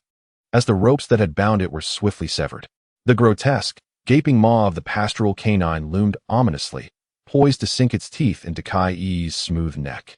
Meanwhile, Zheng Tianyun and Wenwaner were still engaged in their banter across the way, their bodies directly facing the menacing dog, rendered momentarily bewildered by the unfolding scene. Yet, Zheng Tianyun swiftly regained his composure. After all, this was a creature he had tied up himself. In light of the crisis, it was imperative for him to act quickly. Viewing himself as a man, he felt an even greater obligation to assume responsibility. He seized a baseball bat and dashed forward to push Kai aside, then brandished the wooden stick to fend off the thrashing head of the dog. The beast exhibited considerable strength, forcing Zheng Tianyun to stagger back. He turned, intending to summon Mo from the kitchen for assistance. "Old Mo, hurry," he shouted, as the writhing tendrils of the creature neared his hand, prompting him to cry out desperately, "I can barely hold on." At that moment, Mo was contemplating the lack of suitable weapons in the kitchen, clutching a frying pan while debating whether to take it with him. Suddenly, he heard Zheng Tianyun's urgent cries for help and rushed toward the dining area with the pan in hand. Upon arrival, he beheld old Zheng, brandishing a stick, staring down the dog. Ah, was that really a dog? Its hairstyle appeared to have transformed into a braid. In the heat of the moment, he had no time to ponder the absurdity. He hurled the frying pan without hesitation, The dog barely had time to react before the force of the pan sent it crashing against the wall, where it gradually slid down to the floor, convulsing and trembling. Mo rushed forward to pick up the frying pan that had fallen to the ground, and without hesitation, he charged at the filthy creature, striking it violently. The dog, attempting to rise and retaliate, was ruthlessly subdued by his brutal force. In an instant, the scene turned chaotic, with blood and flesh splattering everywhere, staining the white walls behind with a gruesome crimson. Even as the creature was reduced to a pulpy mass, Mo showed no inclination to cease his relentless assault. The rural dog met a tragic end, and the confrontation unfolded with alarming rapidity, leaving the three witnesses momentarily stunned. It was only when they beheld the grotesque remains of the zombie dog, alongside the man beside it, who was still fervently swinging the frying pan with an air of menace, that reality sank in. All right, Lao Mo, Zheng Tianyun stepped forward, attempting to restrain Mo. But to no avail, he continued to strike. Enough, Lao Mo, it's dead. Stop, please, just stop. When Warner was in shock, overwhelmed not only by the gruesome spectacle but also by Mo's violent outburst. In all honesty, Kai was equally bewildered, not solely due to the horrifying canine encounter, but more so from Mo's palpable aura of lethality. At this moment, they began to realize that Mo's murderous intent seemed quite profound, and his demeanor became inexplicably exhilarated during the assault on the zombie. However, after witnessing the terrifying scene, no one was foolish enough to address the matter openly. Deep down, Kai wished to comprehend this side of Mo, for in his current state, he appeared indifferent to human life, unrecognizing of kinship. Zheng Tianyun likely grasped a fragment of the underlying reasons, yet rather than delving into the root causes, he was more preoccupied with his own state of being. He had no intention of probing into the secrets buried deep within his brother's heart. Thus, Zheng Tianyun chose to remain oblivious. Naturally, even if they were to inquire, Mo would merely respond, I actually have no idea. Chapter 12. The community. This creature seems to have emerged from the depths of Resident Evil. Zheng Tianyun poked at the flesh on the ground with a stick, reminiscent of a newborn. Kai leaned in for a closer look and, somewhat perplexed, asked him, "Didn't you mention that Guanghe Alley is sparsely populated? Moreover, last night we only encountered the innkeeper. How did this dog become infected?" In truth, this restaurant was also owned by that same innkeeper. Zheng Tianyun furrowed his brow slightly, contemplating before he spoke. The foot traffic here is exceedingly low. He must be attempting to profit from both ends. Mo emerged from the kitchen, having overheard his words. He grasped Zheng Tianyun's implication, which made sense. This rural dog was likely kept by the innkeeper at the restaurant. Following the outbreak of the zombie virus, the innkeeper had transformed into a zombie, subsequently dealt with by Mo. The dog must have been bitten by its owner, driven by primal instincts, wandering the inn in search of prey until it encountered Mo and his group. Eventually, the rural dog was dispatched by Mo. Indeed, a family, both human and canine, should ideally journey hand in hand to the afterlife. However, upon such reasoning, the timeline appeared inconsistent. Why did the dog not attack him when he dissected the innkeeper last night, opting instead to wait until dawn when everyone was present? Mo shared his conjectures with the group, articulating his concerns. Astonishingly, he seemed to understand the art of luring prey, insisting that they wait until everyone had gathered before making their move. The ability to deceive prey is an instinct inherent in all wild animals. Domesticated dogs, through centuries of human cultivation, have merely masked the primal instincts of their ancestors. Perhaps the zombie virus could awaken within them the memories of their former selves as kings of the savannah, titans of the natural world. It was uncertain whether that dog was male, targeting only beautiful women. As he spoke, his lecherous gaze wandered towards the two young ladies. "So, we're just waiting for you to come downstairs, and then cough, to propagate the species." This fellow's mind was filled with rather unsavory thoughts, and with that singular remark, Kai found herself unable to pursue the conversation further. "Let us find some weapons," Mo suggested, pointing towards the kitchen, where an array of knives lay available for self-defense. The four began to rummage through the kitchen for equipment. Several chef's knives hung from the cabinet, and Zheng Tianyun stepped forward to select 3 small, manageable blades, handing 2 of them to the girls for their protection. However, he figured that if danger truly arose, it would be a stroke of luck if they didn't accidentally harm their allies. After some contemplation, he decided to secure a knife to his own waist. wary that this fellow might inadvertently injure himself in a moment of excitement. He also contemplated bringing along the frying pan that Mo had just wielded. In Mo's hands, it had been a fearsome weapon, sending small children and dogs alike flying with a single swing. Yet, his intentions were thwarted by Mo. The object in question indeed poses considerable harm, yet its weight is burdensome. In the event of unforeseen circumstances, mobility would be severely hindered. Losing it would be quite a pity, thus it is perhaps best not to carry it at all. A cleaver hung on the kitchen shelf. Yet it appeared to have dulled over time, and after a moment of contemplation, Mo decided against taking it. The same could be said for the pig slaughtering knife from yesterday, which was riddled with countless nicks. After Mo had completed the dissection, he disposed of it along with the corpse into the refuse bin. Now where to go? Exiting the restaurant, Mo glanced back at the distracted Zheng Tianyun and softly inquired, "Shall we head to your home?" Zheng Tianyun had yet to form a decision when Warner interjected, "Why not seek refuge with the military? It should be quite safe there." He thought to himself that this was rather understandable, given they were all women, seeking the security of formidable protection, especially from the military. Despite the chaos outside, he retained faith that the armed forces would endeavor to safeguard civilians. Although one could hardly expect them to be able to attend to everyone's needs, relying on others may prove less reliable than depending on oneself. However, he lacked any particularly sound ideas himself. If given the chance, he would indeed desire to acquire a Type 92 pistol for self-defense. After all, it was certain that zombies could not withstand bullets. Mortal carbon-based beings, with their fleshly forms, stood no chance against the brutalities of steel and metal. Yet, throughout the entirety of yesterday's journey, not a soul was seen at the guard booths, let alone any weapons. "Let us go to my home," Zheng Tianyun replied, not shying away from the topic, his expression one of reassurance.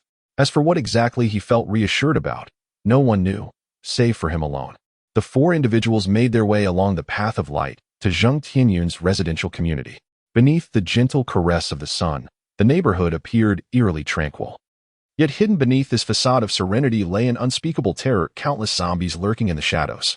They resembled deranged jesters, basking in the brilliance of daylight while their feet tread upon an abyss of unending darkness, mockingly taunting the rational and timid humans outside the railing who dared not step even an inch closer to the precipice. "Is your community densely populated?" Mo leaned over the railing, surveying the monsters that roamed within. The cacophony of their growls rendered his already hushed voice almost inaudible. "Compared to other places, it certainly seems sparse," Zheng Tianyun replied, biting his nails, feeling somewhat uneasy in the tense atmosphere. Nevertheless, his speech remained as verbose as ever. "After all, this isn't a bustling area, and the community hardly qualifies as upscale, yet the property prices are exorbitantly high. I really don't understand why my parents bought here back in the day." Noticing Mo's growing impatience, he quickened his pace of speech. "I suspect this place was purchased with my grandmother's savings. Just look at them. They clearly don't have enough money to afford this neighborhood. Back in the day." All right. Mo interrupted swiftly, fearing that Zheng Tianyun might digress into tales of his own home-buying aspirations. "It's fine if there aren't many people. Lead the way, but be cautious up front." Zheng Tianyun nodded, slowly pulling open the iron gate that stood ajar due to a power outage. The four of them crouched low, adhering to the wall as they made their way up the stairs. Having relocated to this area since middle school, he was intimately familiar with the layout of the community. Throughout the journey, the group encountered their fair share of perilous moments, yet they managed to evade danger time and again, largely thanks to the resourceful guidance of Zheng Tianyun, who skillfully found cover whenever they were on the brink of being discovered by the undead. However, he remained silent, not out of concern for his home, but because he was confronted by familiar faces. The once kind and gentle elderly individuals he had known had now transformed into emotionless monstrosities, their warm gazes replaced by an icy glare, their bloodshot eyes brimming with a thirst for carnage. Chapter 13. Home. Zheng Tianyun resided on the 13th floor. As he led the group to the entrance of the safe passage, two young women looked on despairingly at the now inoperative elevator. Mo took the lead, with Zheng Tianyun closely trailing behind.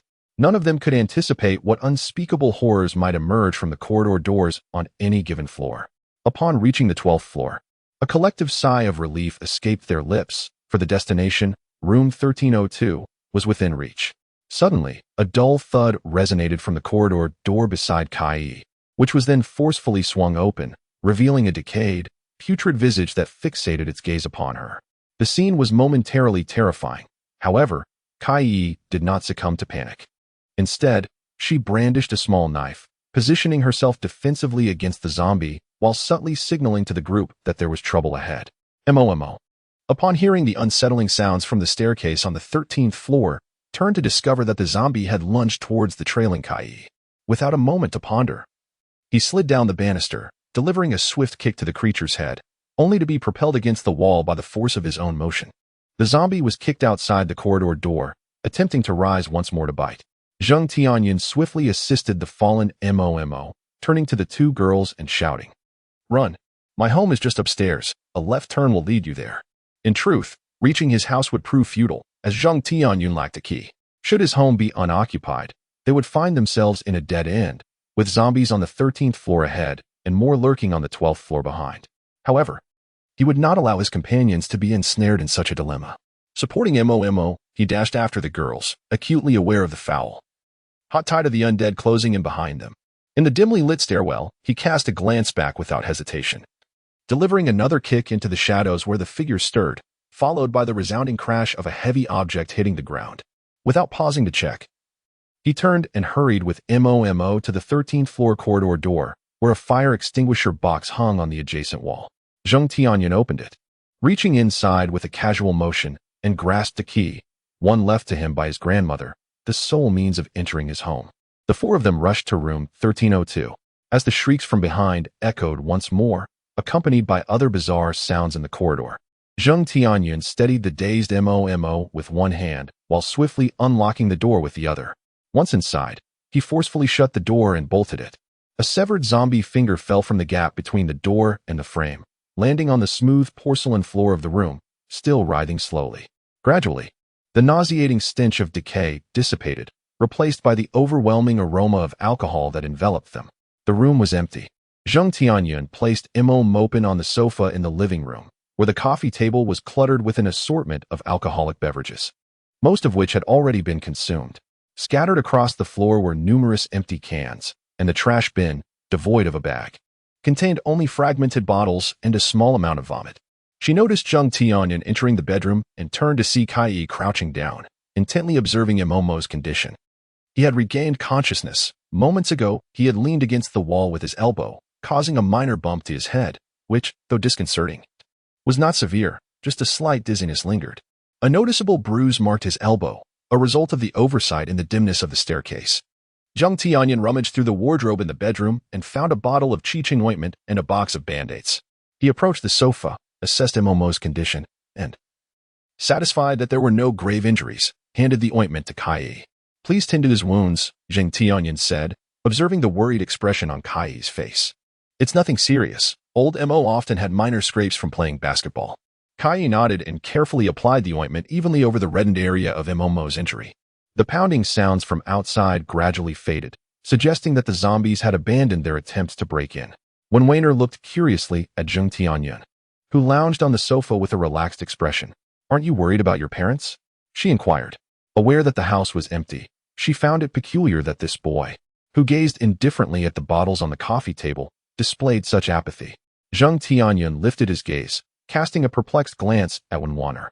Subsequently, he shrugged his shoulders and, with an air of tranquility, remarked, "It matters not. With them absent, I have no cause for concern. Moreover, as long as Lao Mo is unharmed, that suffices." He picked up a bottle of beer from the coffee table, scrutinizing the label with a sardonic smile, then paused briefly before continuing. "Furthermore, he may have ventured off to drink with zombies, while she, alas, likely remains oblivious to her own whereabouts." Momo, reclining on the sofa, rose to sit beside him and gently patted his shoulder with her bandaged left arm, an action that seemed both comforting and persuasive. Zheng Tianyun nodded, choosing not to elaborate on the specifics to the young lady. Momo had always believed she understood the circumstances of Zheng Tianyun's household, yet, observing his indifferent demeanor, she pondered whether her knowledge was, perhaps, too superficial. Concerning the uncertain fate of his parents, Zheng Tianyun remained untroubled, for he had long since grasped the truth. His father was not his biological father, nor was his mother his biological mother. Even his beloved grandmother, who had shown him the utmost affection, was not his true grandmother. This secret was one he had kept to himself, never disclosing it to anyone, not even Momo. In fact, had Momo been privy to this truth, she would not have cast a single reproachful word at Zheng Tianyun. Rather, her admiration for him would have deepened. She recognized that growing up in such a familial environment without any distortion of character was a remarkable feat, enabling him to maintain an optimistic and positive approach to life. Regarding his former home, he felt a lingering chill. Concerning his current residence, he found a measure of resignation. In every fractured family, the children are never the ones to bear guilt. Chapter 14. Grandmother's radio. Thus, Momo stood on the balcony, gazing down at the swarming zombies below in the towering abyss, before turning to observe Zheng Tianyun, who languished on the sofa. How do we get down now? With a crisp crunch, Zheng Tianyun bit into an apple, its pearly juice trickling from the corner of his mouth as he nonchalantly replied, "The same way we came up." "What is the situation outside?" One wanderer inquired, delicately pinching a slice of orange between her slender fingers, raising her hand to signal Kai, who leaned against the wall by the door. Kai pressed her ear against the wooden door, peering through the peephole to scrutinize the outside world. Although she could not discern the entire expanse, within mere seconds, at least 4 or 5 different zombies shuffled past the entrance. Based on her estimation, there must be quite a number of zombies lurking outside. She cautiously stepped away from the doorway and informed Momo on the balcony, "It's not very promising." The noise we made upon entering attracted a considerable number of zombies. Momo nodded, contemplating how to safely evacuate from the towering edifice. As he pondered, his toe inadvertently nudged against a hard object. It was a portable radio meant for the elderly, concealed beneath a cardboard box that he had previously overlooked. He crouched down and retrieved the old radio, its buttons coated in dust, a testament to its long disuse. After fiddling with the device, he pressed the play buttons, which emitted a crackling sound before abruptly ceasing, leaving him unaware of which station had just been broadcasting. However, Momo had already determined that this device should still be functional, though it lacked power. The issue lay in whether he had brought the appropriate model of batteries. He needed to rummage through his bag to ascertain that. This was his grandmother's radio, and upon seeing Momo fiddling with it, Zheng Tianyun straightened his posture and remarked that the elderly lady had poor hearing. He had purchased the loudest speakers for her, yet it was simply too cacophonous, causing the family to prohibit her from using it. He rose and walked to the trash bin on the balcony, discarding the remnants of an apple, then returned to stand behind Momo, who was absorbed in tinkering with the radio. It was evident that the family would not include him in their sentiments.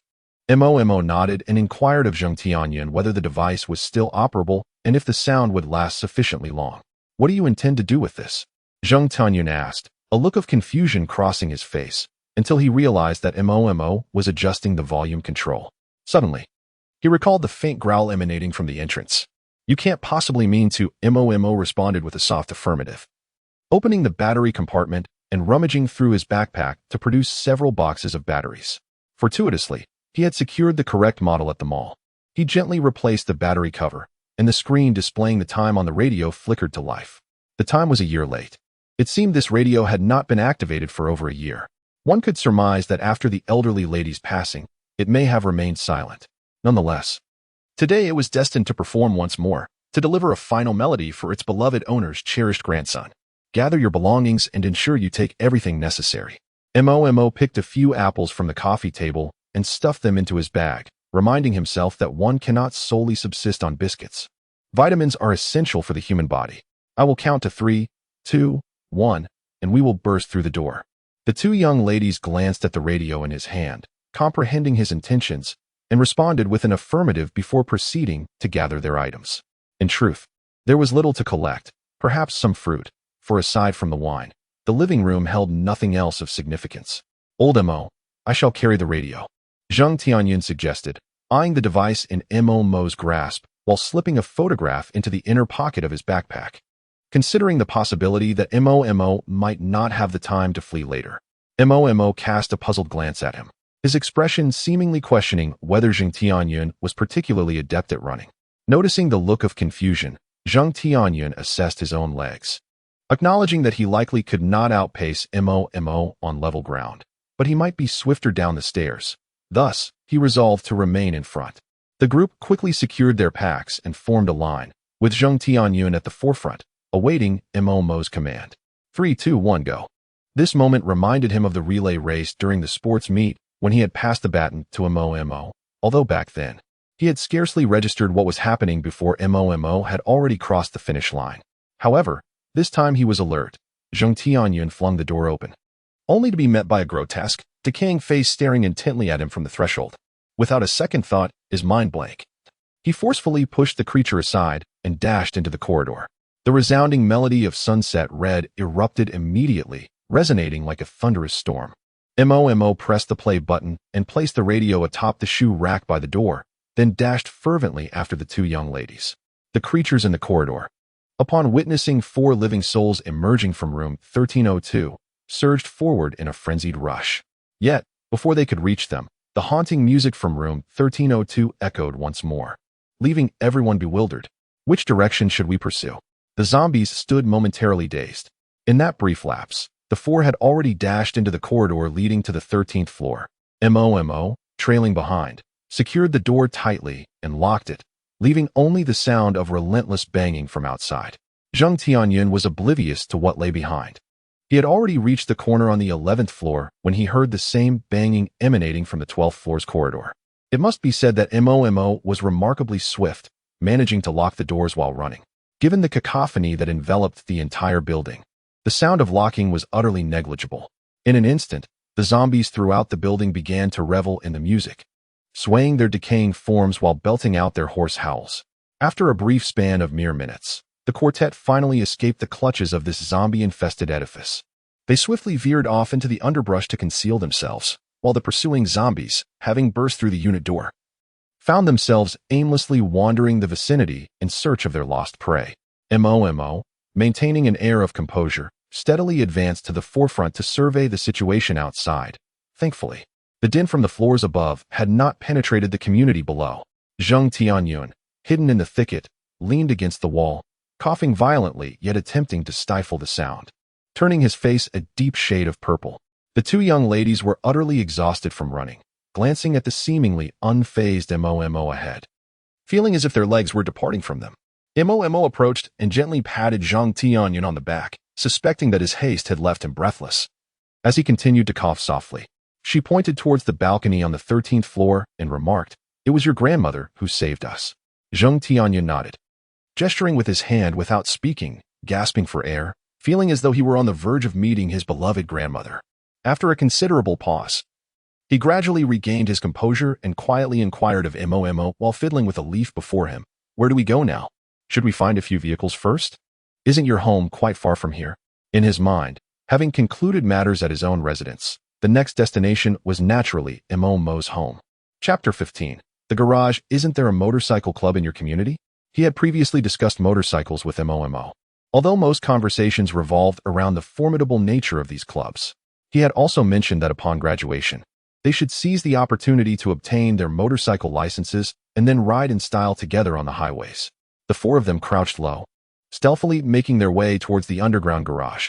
The two ladies appeared genuinely fatigued from their recent exertion, their slender legs still trembling slightly. Yet they refrained from complaining about the boys' decisions. Zheng Tianyun had an excellent sense of direction within the community, and he guided the group along a narrow path to the basement, encountering no substantial dangers along the way. Gazing into the pitch-black depths of the basement, Zheng Tianyun, brimming with dreams of adventure, felt a thrill of excitement. Beside him, Mo maintained an expression of calm, while the two girls trailing behind began to feel a twinge of fear. In stark contrast to the bright sunlight outside, the basement was engulfed in darkness, illuminated only by the faint, flickering white light of the overhead lamp. The eerie silence sent shivers down their spines, apart from their own breaths. Not a single sound could be heard, leaving them to ponder what monstrous entities might lurk within the obscurity ahead. Suddenly, with a sharp crack, all the lights extinguished, and the basement was instantly swallowed by impenetrable darkness. Whether it was a figment of their imagination or reality, a chilling sensation surged from the depths of the garage, infiltrating their very souls. Even though they were not far apart, the girls could only discern the vague silhouette of Mo amidst the shadows. As the three behind contemplated retrieving their flashlights for illumination, Mo abruptly raised a hand, his eyes fixated on the abyss ahead, whispering, "Turn on 2 flashlights." Conserve the battery, his words trailed off as the flashlight he had just activated flickered out. It seemed he had sensed something darting past, producing a swift whoosh, a shadow moving with an inhuman speed. There is something in this place. Mo's voice, strained and hoarse from suppression, sent a chill down his own spine. An air of mystery enveloped the four, rendered even more surreal by Mo's rasping tone, causing their hairs to stand on end in unison. They could only quietly hide behind the pillars like startled birds, with Mo at the forefront. Observing the depths of the garage, Kai-E was positioned at the innermost part of the pillar. She was about to rise and move beside Mo to check the outside situation when she felt something amiss as soon as her hand touched the ground. A chilling sensation coursed through her, and as she focused, she gasped in horror. There lay a severed human hand. It was uncertain whether it belonged to a person or a zombie, but an overwhelming sense of dread surged from the depths of her mind, sending chills down her spine. It seemed that only a scream could restore her composure, and Kai-E felt an uncontrollable urge to shriek. However, she noticed the girl's expression was amiss. Fear etched across her face, her mouth agape as if trying to cry out. He rushed over and pulled the girl, who was more than a meter away, into his embrace, desperately covering her mouth to stifle the impending scream. The girl's frantic breaths gradually helped Kai-E regain her calm. Mo, observing the girl's heaving chest within his arms, quietly inquired, "What happened behind?" "Hands. There are hands behind," she stammered, her voice quivering as she struggled to maintain her composure. Mo was at least 2 body lengths away from Kai-E's original position, and that thing was at the very back. He gestured to Zheng Tianyun to come over for a look. He remained vigilant regarding Wanwaner's condition. If the little girl dared to scream, old Zheng would likely pounce on her immediately. The palm bore faint signs of decomposition, unmistakably belonging to a zombie. And the arm's severed edge was smooth, indicating it had been cut with a sharp instrument. Zheng Tianyun and Mo exchanged a glance. Shock reflected in their eyes. They realized there were others here, living beings. Mo placed his arm to his nose and inhaled, immediately catching a whiff of the pungent stench of zombie blood, a scent he had grown somewhat accustomed to over the past couple of days. Having encountered that repulsive odor more than once, the blood had yet to show any signs of coagulation. The exact duration since it had left the body was uncertain. But it certainly had not been long. The time since the arm had been severed was brief, and his companion, the remarkably resilient Kai-E, chimed in, suggesting it had been less than 5 minutes. Mo, oblivious to this detail, felt a twinge of embarrassment at her interjection, as he had been holding her in a moment of urgency and had not released her for several minutes. He cleared his throat, aware that although the atmosphere was charged and the 2 friends beside them were present, it was decidedly not the moment for romantic exchanges. With an air of naturalness, he rose to his feet, gently supporting Kai-E, feeling her delicate shoulder even through the fabric of her sleeve. He solemnly advised her to exercise caution moving forward, adding a cautionary note for the 2 friends as well. Mo glanced at the pair beside him and patted Zheng Tianyun on the back, signaling him and Wanwaner to remain vigilant. In such a treacherous place, the presence of living beings could not guarantee safety. One could never discern friend from foe. He stealthily maneuvered around the pillar, gradually making his way toward the wall, illuminating the area about a meter in front of his feet with the flashlight. The 3 followed closely behind him, advancing into the encroaching darkness. The pitch-black garage loomed like the cavernous maw of a lurking beast, eagerly awaiting the 4. Bearing only 2 solitary beams of light, to enter its gaping abyss and be consumed by its inky, viscous insides. Chapter 16. The yellow-haired man. Although the surroundings remained shrouded in darkness, no peculiar entities emerged, providing a slight sense of reassurance to the 2 girls trailing behind. Following the recent incident involving a severed hand, they had briefly contemplated urging the boys to retreat from this eerie locale. After all, while finding a drivable vehicle outside proved challenging, the open air was undoubtedly a safer refuge, if only for the presence of light. The faint beam of a flashlight danced across the dimly lit garage floor, and Mo felt his palms slick with perspiration. Despite appearing composed, he too harbored feelings of unease. His calm demeanor did not equate to a lack of trepidation. The ominous shadow had yet to reappear, and the potential for terrifying creatures lurking in this place was palpable. As Mo groped his way to the front of a Santana, an unexpected noise caught his attention. A beam of flashlight illuminated the rear of a nearby compact car, prompting Mo to swiftly direct his own flashlight towards the source of the light. In the intersection of the beams stood a figure huddled in the corner beside the car, his body trembling slightly amidst the swirling dust. His voice was gentle and somewhat soft, exuding an air of comfort and tranquility. As he turned his head, Mo discerned that the figure was indeed a man. The stranger cautiously emerged from behind the car, and under the illumination of the flashlight, all four individuals beheld his full appearance. He appeared to be a young man, perhaps nearing 30, with a shock of yellow hair and a beard that seemed to have been neglected for quite some time. His unkempt appearance suggested a degree of disarray. Yet given the relatively brief duration since the outbreak, it likely reflected merely his personal habits. The young man with blonde hair seemed to offer a faint, bitter smile as he tucked his right hand into his pocket and addressed Mo, stating, "That is my girlfriend." His expression bore no trace of menace, only a resigned smile. His gentle demeanor instilled a sense of ease among the four, as if this man felt he had earned their trust. However, Mo remained vigilant. As the young man approached, he discreetly concealed his baton behind his body, gripping the handle tightly. He subtly signaled to Zheng Tianyun and the others behind him to remain still, fixating his gaze on the blonde man as he drew near. Mo observed the man's lack of excessive movements, forcing a somewhat awkward smile, seemingly apologetic for the earlier intrusion. The blonde man waved dismissively, indicating it was of no consequence. He retrieved a pack of Marlboro from his pocket, extracting a cigarette and offering it to Mo with his left hand.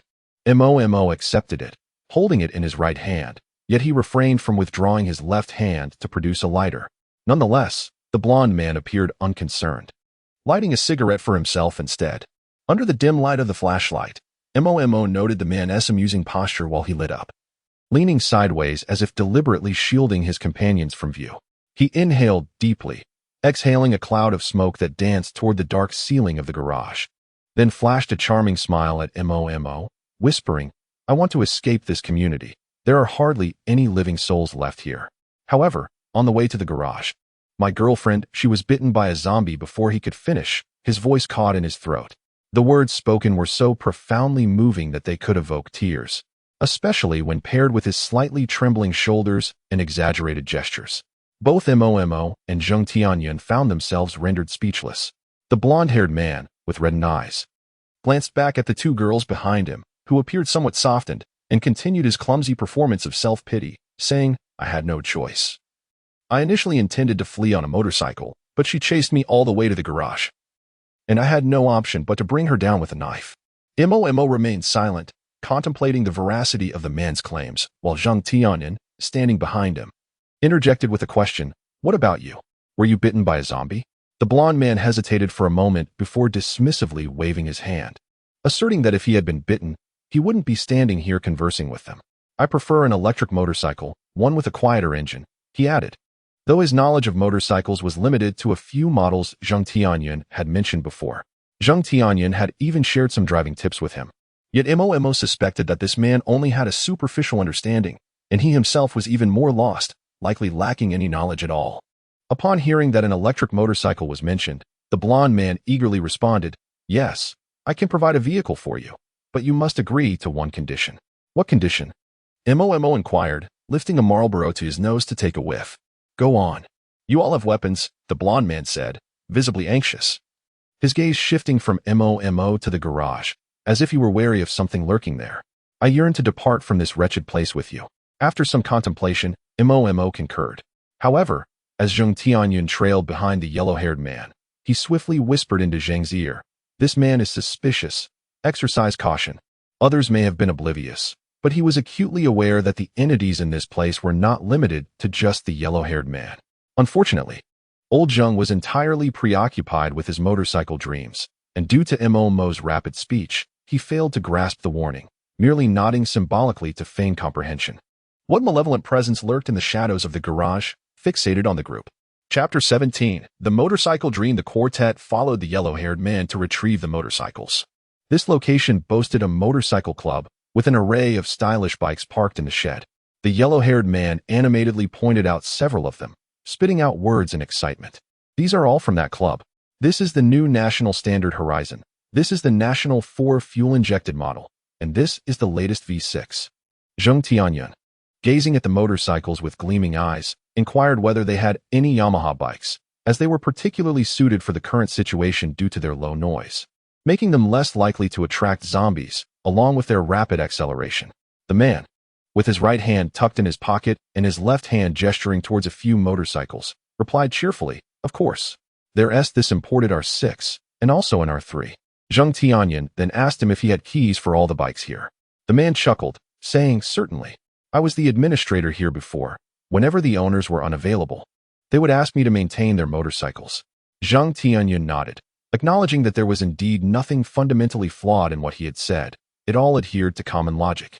However, Momo found herself somewhat skeptical of his assertions. After finishing their vehicle selection and securing the keys, Zheng Tianyun engaged the clutch and pressed the accelerator, preparing to dash out of the garage for a couple of exhilarating laps. "You take the seat behind me," he thought to himself, feeling an exhilarating sense of pride, as he believed he had now assembled a complete ensemble of motorcycle enthusiasts. "Brother will take you for a ride."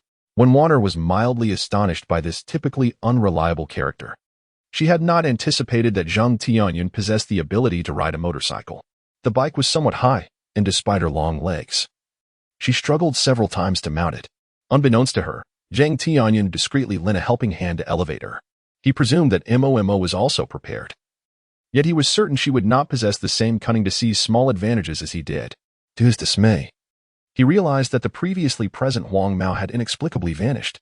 A chilling sense of foreboding washed over him, sending an involuntary shiver down his spine. "Where is he?"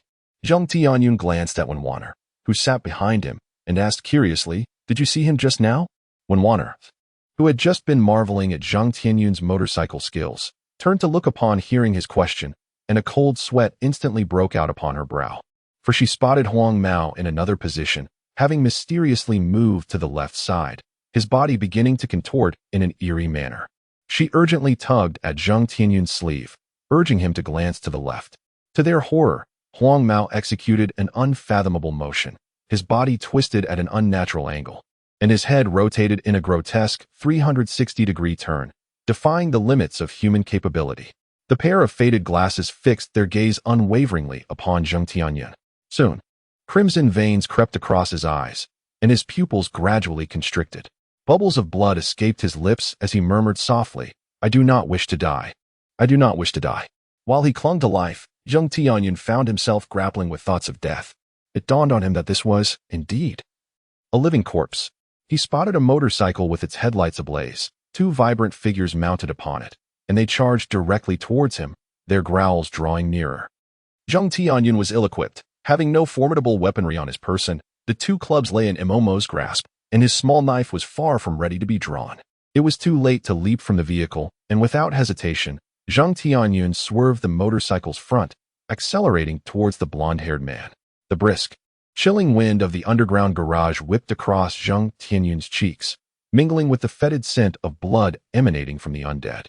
His right hand had yet to reach the brakes when a resounding crash echoed through the air. The blonde-haired man collided violently with the wall, and Zheng Tianyun, propelled by inertia, struck his head against the motorcycle's dashboard. Warner, seated behind him, fared even worse, being flung from the bike and landing harshly on the ground beside it. Zheng Tianyun felt a wave of dizziness wash over him, and he slumped onto the motorcycle. Losing consciousness, he had long since detected the abnormal behavior of the blonde and surmised that his zombie girlfriend might not be entirely incapacitated. Thus, he remained ever vigilant. At the moment the female zombie lunged at him with a ferocious roar, he merely tossed a remark over his shoulder to Kai, saying, "The bike is yours." Observing him leap from the motorcycle, Kai glided forward to take the driver's seat. Though she was unfamiliar with operating such a large machine, the beautiful young lady adeptly balanced on one foot. The scene, enhanced by a pair of sunglasses, a stylish windbreaker, and crimson lips, exuded an air of striking elegance and confidence. Momo brandished a baseball bat, pressing it against the decaying face of the approaching female zombie. He then raised his left hand, wielding a metal rod, and brought it down with great force upon its skull, resulting in a gruesome explosion of brain matter and putrid blood. Upon regaining consciousness, Zheng Tianyun observed Momo, who was illuminating the scene with a flashlight, and inquired with a look of incredulity. Momo recounted how, even while the blonde was engaged in flirtation with Warner, he had sensed something amiss, maintaining constant vigilance against a potential counterattack. "Why didn't you alert me?" Zheng Tianyun thought, exasperated. "You noticed it and didn't bother to inform me." He was indeed aware of the blonde's peculiar antics, but had dismissed them as mere theatricality, The notion of malice had never crossed his mind. "I did warn you," Mo replied, examining the small bruise on Zheng Tianyun's forehead with a resigned expression. "But you were too preoccupied with choosing a motorcycle to notice." Zheng Tianyun gently touched the wound on his forehead, reassured that it was not a grave concern. A dab of ointment would suffice. He turned his gaze towards the now upright Wenwaner, his eyes filled with concern, silently inquiring if she had sustained any injuries. She shook her head. Having just regained her footing, the young girl, being light of frame and possessing remarkable flexibility, had endured the tumble with minimal consequence. Was he attempting to end our lives? Wenwaner suddenly remarked, referring to the unfortunate Huang Mao, who had met his demise at Zheng Tianyun's hands. "Who knows? Perhaps he was, or perhaps he wasn't. It's uncertain." Mo responded, gazing at the grotesque figure of the mangled zombie. He might not have anticipated his transformation into a zombie and feared venturing out lest he infect his girlfriend, until he encountered us, hoping we would rescue him. While eliminating his girlfriend in the process, Kai interjected from her motorcycle, her tone laced with a hint of nonchalance. Zheng Tianyun, intrigued, turned to Mo and inquired, how could he have deceived us about his girlfriend's survival, yet remained so confident that we would assist him? "Well, it was his initial statement that caught my attention," Mo mused, reflecting on Huang Mao's every utterance and action since the onset.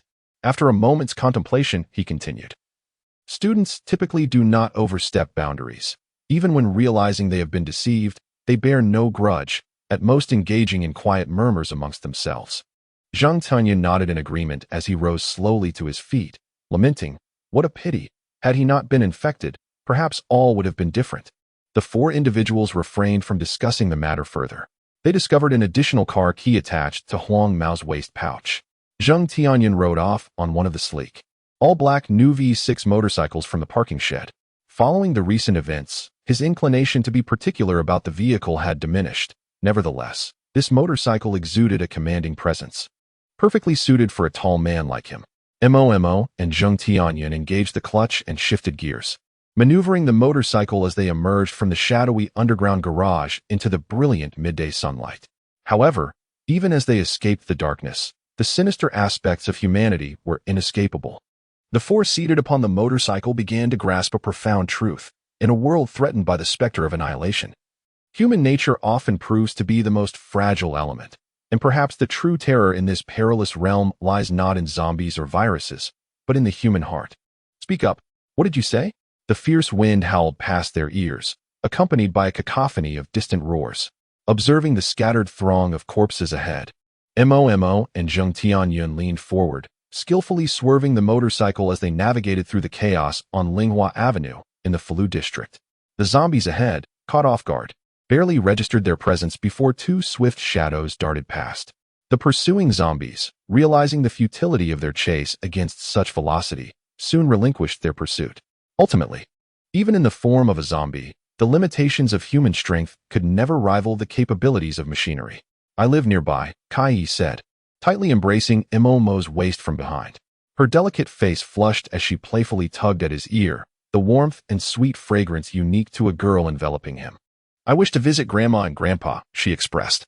This time, Mo comprehended her words. He raised his voice and called ahead, "Lead the way, and try to steer us towards less crowded areas."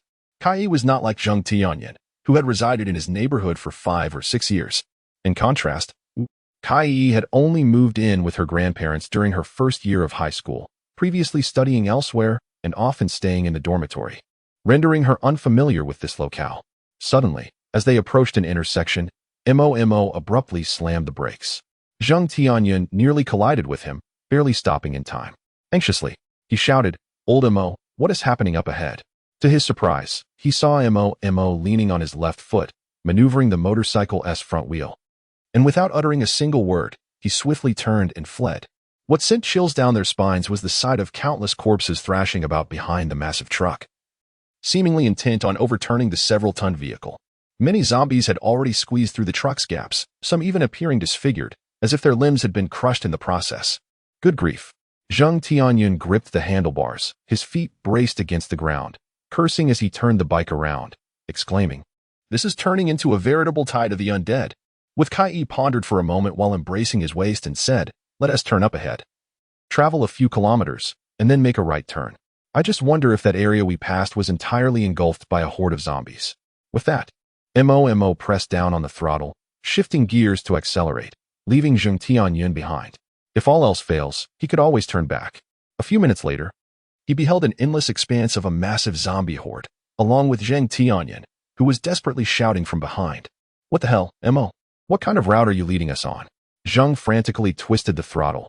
Despite his speed being incredibly fast, he still sensed a putrid stench emanating from behind. He shouted in frustration, "This is practically turning into a tidal wave." The relentless tide of zombies surged behind him, akin to tumultuous waves rolling in the sea, threatening to engulf the four of them on the beach. With a relentless army pursuing from behind and scattered enemies lying in ambush ahead, Zheng Tianyun desperately swerved the vehicle while simultaneously flooring the accelerator. As a seasoned car enthusiast, he experienced, for the first time, the agony of reckless driving. Mo, maneuvering his motorcycle, managed to distance himself from the frenzied horde after speeding through 8 blocks. Zheng Tianyun leapt off the motorcycle, lowered the kickstand, and staggered to the roadside, where he began to retch, only managing to expel a few mouthfuls of bile, which spread an acrid odor at his feet. The mixture of vomit and bile turned his stomach, prompting Mo to glance at it briefly before quickly averting his gaze.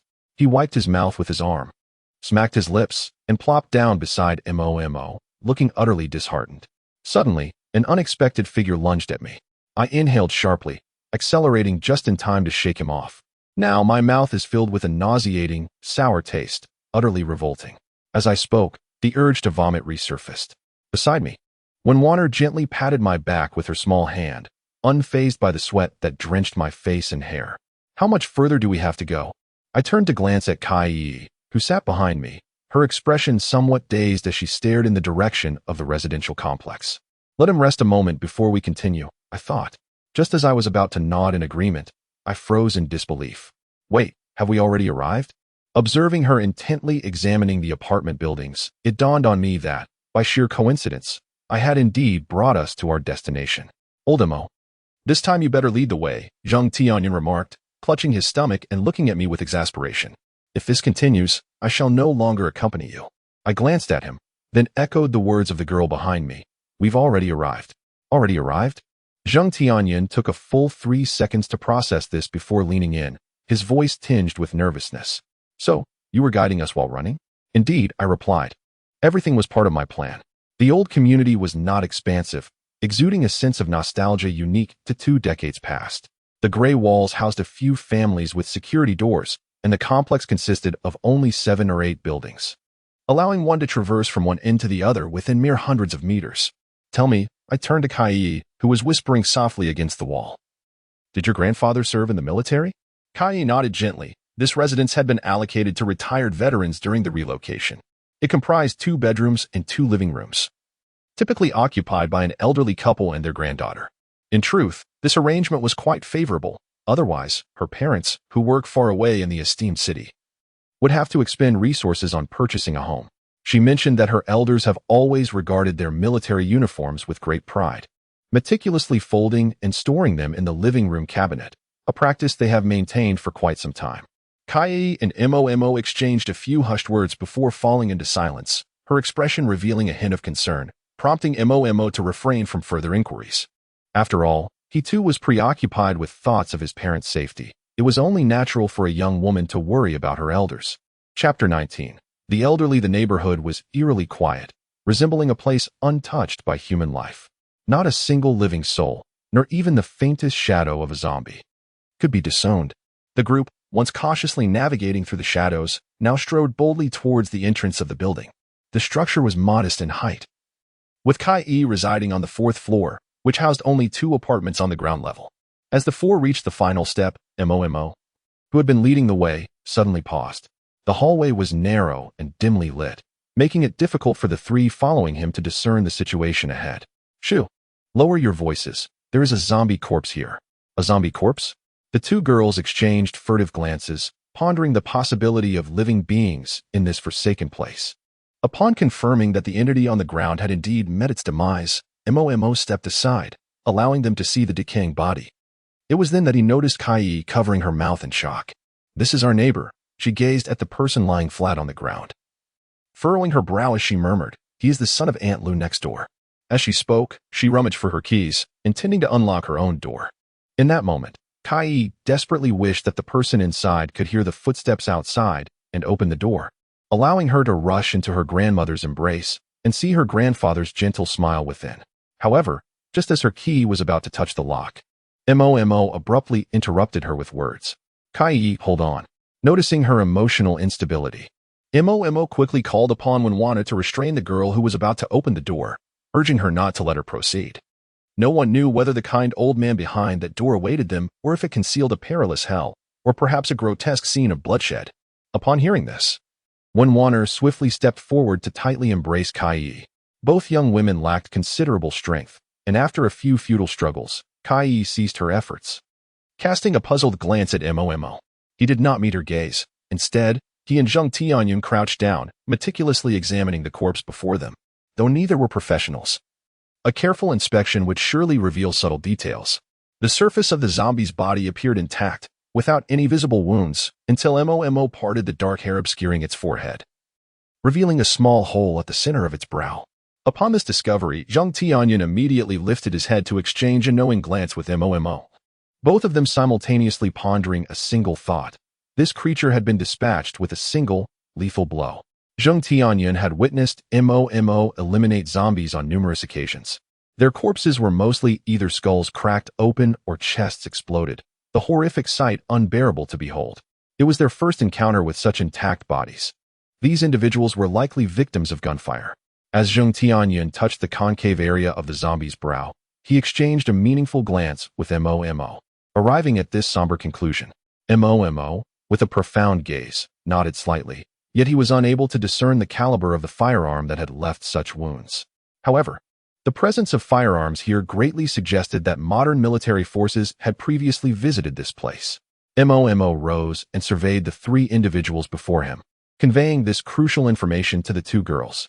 It was then that he noticed Kai, momentarily taken aback.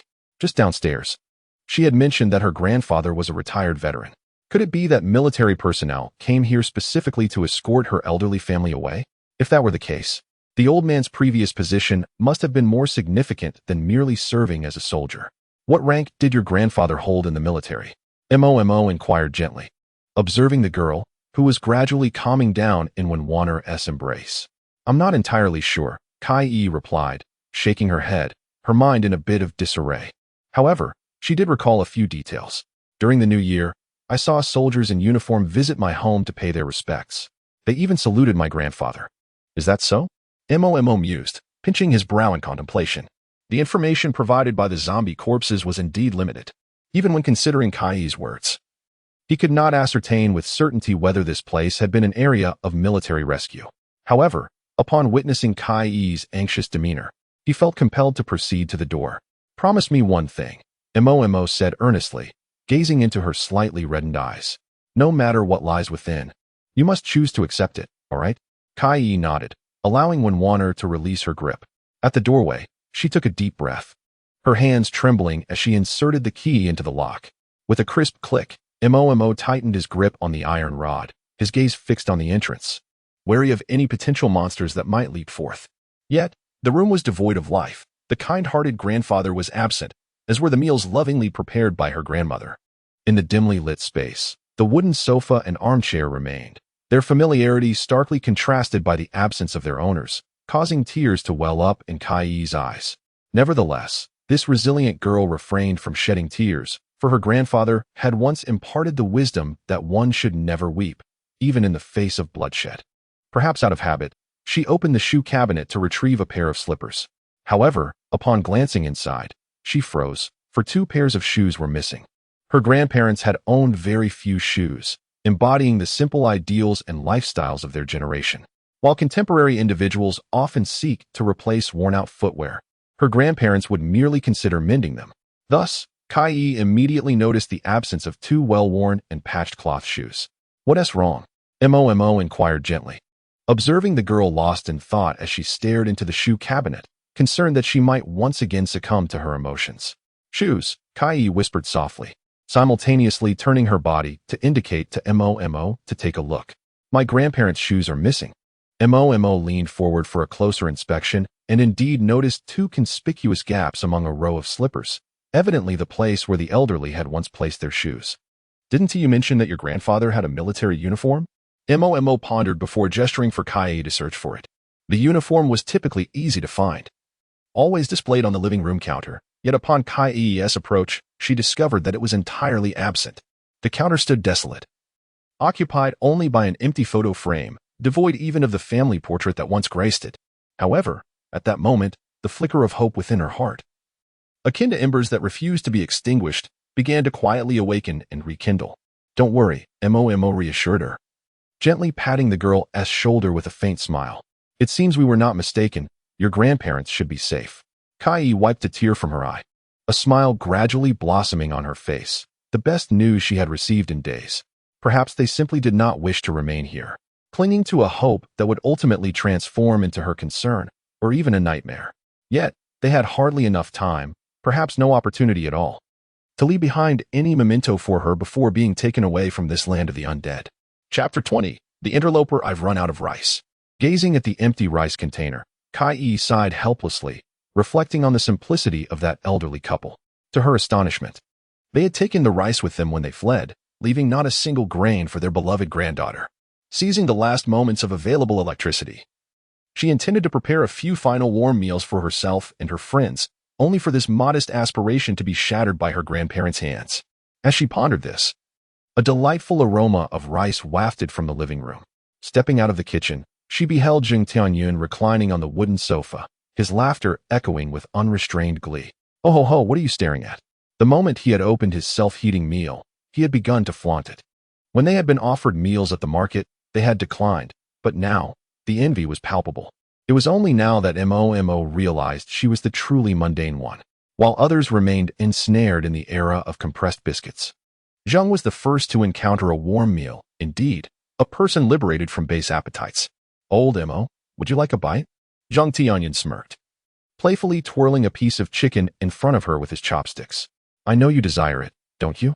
Get lost. Mo forcefully stuffed a chunk of chocolate into her mouth, chewing vigorously. The cloying sweetness mingled with the dullness of the compressed biscuits, and the enticing aroma of meat from Zheng's plastic bowl was too much to bear. She decisively rose and exited the living room, overwhelmed with sorrow. Zheng Tianyun, savoring his self-heating meal with a look of sheer enjoyment, leaned back against the sofa, ultimately staring blankly at Miss Wanwaner, who regarded him with an icy demeanor. Mo never imagined that amidst the apocalypse, it would be this unreliable fellow who thrived the most. Just as Zheng Tianyun never anticipated feeling so smug in front of the ladies. It indeed seemed somewhat excessive. You all tidy up, he commanded, observing Kai as she swallowed the last morsel of beef jerky. Emerging from the bedroom, Mo leaned against the wall with his arms crossed, ready to embark on his journey home. His tone carried an air of undeniable authority, for at that moment, only two individuals remained uncertain of their family's safety, Wanwaner and Mo himself. Wanwaner parted her delicate lips as if to speak, yet ultimately refrained from voicing her thoughts.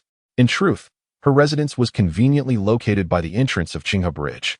She could easily visit her home before proceeding to Mo's. However, she felt she lacked the standing to interject.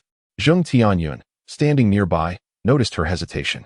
Yet, upon hearing Mo's resolute statement, he decided not to advocate for Wanwaner, recognizing it was his brother's decision to make. The group swiftly gathered their belongings, silence enveloping the atmosphere.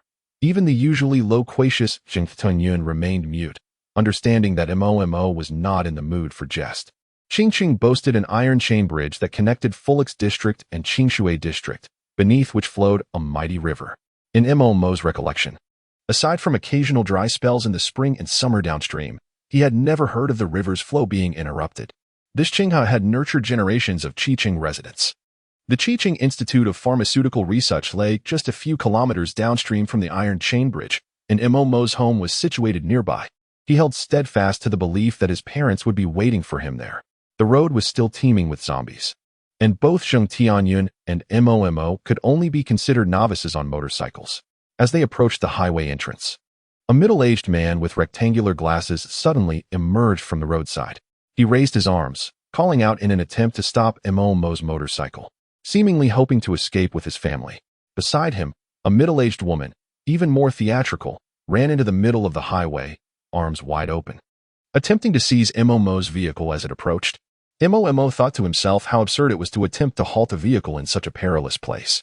Without a second glance, he swerved and accelerated, evading them.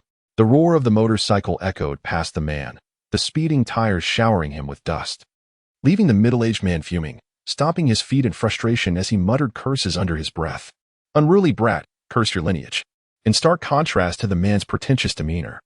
The bejeweled woman next to him, with her barrel-like waist, unleashed a torrent of insults towards the vanishing motorcycle.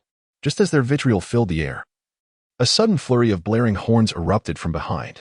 A black motorcycle sped towards them, prompting the middle-aged couple to frantically wave their arms. Hoping the rider would stop to give them a lift, Zheng Tianyun brought his motorcycle to a halt. Before the man could explain the situation and the woman could reach out to grab the bike, they were met with an unexpected greeting from a figure clad in black attire, bearing an unmistakable resemblance to a member of the underworld. Sporting a noticeable bump on his head, who casually shouted, "Idiot, get lost." The middle-aged man? The middle-aged woman. After scolding him, he swiftly twisted the throttle and shifted gears, leaving the bewildered middle-aged couple standing dumbfounded. They were unable to react in time to continue their tirade, only to hear the girl behind him erupting in peals of laughter as the vehicle receded into the distance. Zheng Tianyun's honking had already drawn the attention of several zombies, and in his rearview mirror, the middle-aged couple gradually vanished amidst the throng of the undead. Long before they intercepted Momo's motorcycle, Zheng Tianyun had witnessed the exchange and devised a plan for retribution. Those who had hurled insults at Momo would never receive his mercy, not now, nor in the past, nor in the future.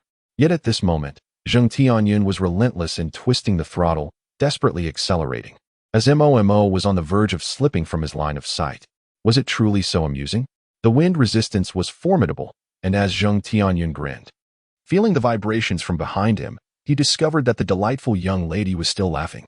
"Ha ha ha, I'm not laughing at that," said Wanwaner, seated behind him on the motorcycle, her body swaying with excitement. "I find it amusing that Momo didn't he wait for you." Indeed, why hadn't he waited? Zheng Tianyun had intended to stand up for him. Suddenly, he recalled the earlier moment when he had mocked Momo for lacking rice to eat. It seemed that his own brother had held a grudge. However, he dared not reveal the circumstances. Judging by Wanwaner's radiant smile, she had seemingly forgotten the incident. And if he were to bring it up now, he certainly did not wish to encounter a motorcycle accident on the highway. The destruction of vehicles and the loss of lives are far from trivial matters. Chapter 21. The River Bridge. Dearest readers, I kindly request your critiques. On the road, there was an instance where a vehicle was flagged down, yet it was not as audacious as the middle-aged couple who boldly took matters into their own hands. However, upon glancing at the situation, Momo chose to circumvent it. Had he possessed the capacity, perhaps he might have offered assistance. Yet, a motorcycle can only accommodate two individuals. Even if he were to squeeze in a third person, his willingness would be futile, for the motorcycle itself would not consent. Moreover, Momo did not consider himself a benevolent savior, nor a superhero with endless time to rescue the world. He was merely an ordinary student, and thus, he felt at peace with his conscience. In the rearview mirror, the image of the young father kneeling helplessly on the ground remained. His child in his arms began to wail, the piercing cries seemingly rebuking Momo for his cold-heartedness. "How heartless you are." Behind him, Kai pressed her ear against the boy's back, her delicate fingers tracing circles on Momo's back, her enchanting voice causing a delightful shiver to run through him. "No, I told you to leave, and yet you still remain." Kai continued to draw circles. "You really are quite heartless." This intense tugging at his emotions left Momo speechless. He wished to engage in a meaningful discussion with Kai, yet he feared losing control of the motorcycle, which could potentially lead to another accident. Observing that Momo did not halt, Zheng Tianyun also chose to disregard the young father's plea for help. In the game of the apocalypse, zombies had only taught humanity to seek aid, while humanity had learned to be selfish. In this relentless struggle for survival, morality has never been a shackle, nor has indifference ever been tied to notions of good and evil. It solely pertains to growth, the kind that enables one to endure until the very end in times of chaos. The afternoon sun no longer blazes with intensity. A gentle golden hue cascades upon the vast expanse of the bridge, not the bridge itself, but rather the incessant stream of vehicles traversing it, while the green river below teeters on the brink of boiling over with congestion. This bridge is an essential artery for the Qinghu Expressway, already inundated with a multitude of fleeing souls. Most are in their personal sedans, accompanied by friends and family, anxiously queuing in an interminable line. Their eyes frequently dart toward the direction of the encircling highway, as if they fear a horde of zombies might suddenly emerge from behind. A heavy atmosphere of agitation permeates the surroundings, and the cacophony of voices only exacerbates the rising frustration among the masses. The incessant blaring of horns, the clamor of arguments, and the sound of curses fill the air. Within several vehicles, one can witness couples embroiled in disputes, while outside, the chaos intensifies. Young and impetuous drivers often engage in heated exchanges over minor fender benders, escalating to physical confrontations. The fabric of civil order has long been shredded by the apocalypse, leaving behind merely a semblance of moral consciousness. Even with traffic police and military personnel attempting to restore order, their efforts seem futile. As irate men threaten the officers who come to mediate, the surrounding tumult makes Mo feel exceedingly uncomfortable. Upon arriving at the river's mouth with Zheng Tianyun, they happen to witness the vehicles of researchers and government officials from Qiqing, escorted by military protection as they pass through ahead of the throng. In the distance, several helicopters can be seen, tasked with evacuating various experts from the disaster-stricken area. The actions of the military swiftly incited public outrage. The already tense atmosphere rapidly eroded the populace's basic rationality, leading numerous individuals to leap from their vehicles. A surging tide of anger directing itself towards the military encampment stationed on the bridge. Why should those individuals be allowed to pass first? This is unjust. Are we not human? Do you not care? Let them remain. Allow us to go first. The soldiers ahead could only fire their weapons into the air, hoping to restore calm among the crowd. Their desperate attempts to maintain order, however, proved counterproductive. The sound of gunfire only incited greater fury as people pushed and shoved, shouting that the military was killing civilians, plunging the atmosphere into a state of panic. Witnessing this turmoil, Mo found himself at a loss for what to do. Clearly, the road ahead was impassable, and he feared becoming embroiled in the chaos. Suddenly, he spotted two familiar figures. Upon closer inspection, he realized they were his parents, both esteemed experts from the Qingqing Research Institute and key targets for military protection. In the meantime, his mother and father noticed their son, exuberantly waving from atop a motorcycle. Though they could not decipher his words, they understood he was calling out for them. Their hearts swelled with joy upon seeing their son safe, and they hurriedly conferred with the military, seeking to allow Mo to enter the encampment first. Before long, the four of them found themselves within the military's temporary quarters, where Mo beheld his parents, their faces alight with excitement. His father, Mo Renjun, donned a white lab coat, thick glasses perched on his nose, with disheveled hair tousled about his head. Years of dedicated research have rendered his back slightly stooped, yet the rugged contours of his once youthful visage can still be discerned from his unkempt and somewhat clumsy demeanor. His mother, Ouyang Shui, exudes a gentle warmth. Her face devoid of makeup and glasses, despite her advancing years, her smile remains tender and pleasing. In Kai Yi's eyes, she lacks the shrewdness often associated with female experts in scientific fields, embodying instead an amiable and soothing presence. "Oh dear, you startled me. You've caused your mother quite a bit of worry these past few days," remarked the somewhat awkward Mo Renjun, his words surprisingly forthright. Mo sheepishly scratched his head and smiled, while Ouyang Shui approached, affectionately patting her son's shoulder and adding with a twinkle in her eyes, "As long as you're well, that's what matters. Your father is even more concerned than I am." Nearby, Mo Renjun's face flushed with embarrassment as he cleared his throat awkwardly, but his attention soon shifted to Kai Yi, who appeared somewhat anxious in the background. With a swift motion, he pulled his son closer, wrapping an arm around Mo's shoulders and murmuring, "Not bad. You've inherited your father's charm. Have you already found yourself a girlfriend before even graduating high school?" Even Mo's eyes sparkled with delight upon noticing Kai Yi's striking beauty. It seemed, within their relatively open-minded perspectives, there existed no notion of premature romance, nor any familial traditions to uphold. Mo Renjun nodded, intending to inquire whether the soldier beside him could take his son along when Mo abruptly posed a question. "What, are you curious?" Mo Renjun was taken aback by his son's question. He stroked the stubble on his chin and replied with a counter-question, his thick glasses flashing with a sudden glint. This expression immediately sparked anxious speculation among Zheng Tianyun and the two young ladies, who instinctively held their breath, pondering why this handsome uncle appeared so peculiar. Mo remained unperturbed, having long grown accustomed to his father's theatrics. Then he heard Mo Rinjuan's deep voice. In fact, we already know the reason. Chapter 22. The military camp. Old Mo, don't speak nonsense. Ouyang Shui shot a glare at her husband, prompting Mo Rinjun to reluctantly close his mouth. She gently explained to the children, and Mo nodded in understanding, aware of his parents' remarkable capabilities, especially in such perilous times. Researchers like his parents were often the most invaluable resources. A breakthrough in their research could potentially curb the spread of the zombie virus. Thus, he felt a deep-seated desire to silence the foolish crowd protesting outside. Can my son be taken along? Mo Rinjun turned to the soldier beside him.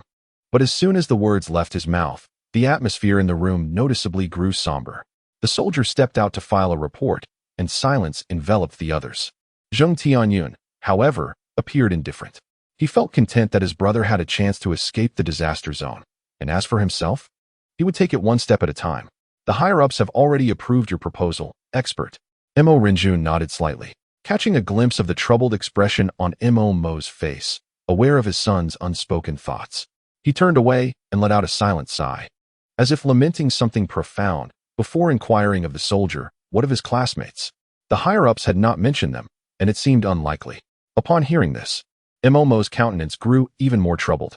He beseeched the soldier standing before him to reapproach the higher authorities and request the possibility of bringing the other three along as well. The soldier, recognizing the significance of the family members involved, patiently ventured out once more to relay Mo's original words to the military hierarchy. Mo reached out to gently stroke her son's head, offering him a semblance of comfort, urging him to remain calm. Yet, it was evident to all that such an allowance was not feasible within the military's stringent regulations. During these extraordinary times, the military would only safeguard the immediate family of researchers. Zheng Tianyun was merely a friend of Mo implored the soldier to report back to the higher-ups for approval, but was swiftly met with a refusal. In that room, there were only Mo Ba, and Mo, and the atmosphere grew somewhat oppressive. We have also been busy these past few years. Mo Rinjun broke the silence, observing Mo's discontent. Your mother and I have not been able to spend quality time with you, and now, in the blink of an eye, you are on the cusp of entering university. He added with a wry joke, if there is still a university to attend. He nodded towards the tumultuous world outside, and a smile broke across his face. Share your thoughts, urged Ouyang Shui from the side. Your classmates' mothers have also been informed.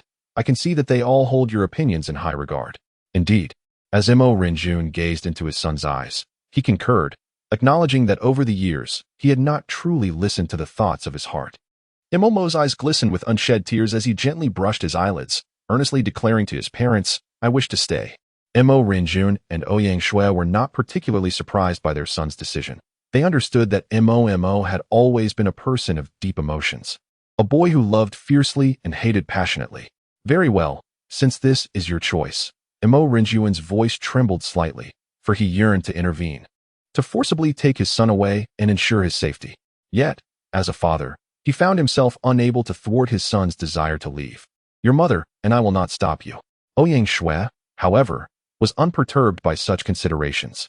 She stepped forward, tenderly wiping the corner of her son's eye. Her voice choked with emotion. You're not a child anymore, yet you still shed tears. The world outside is chaotic.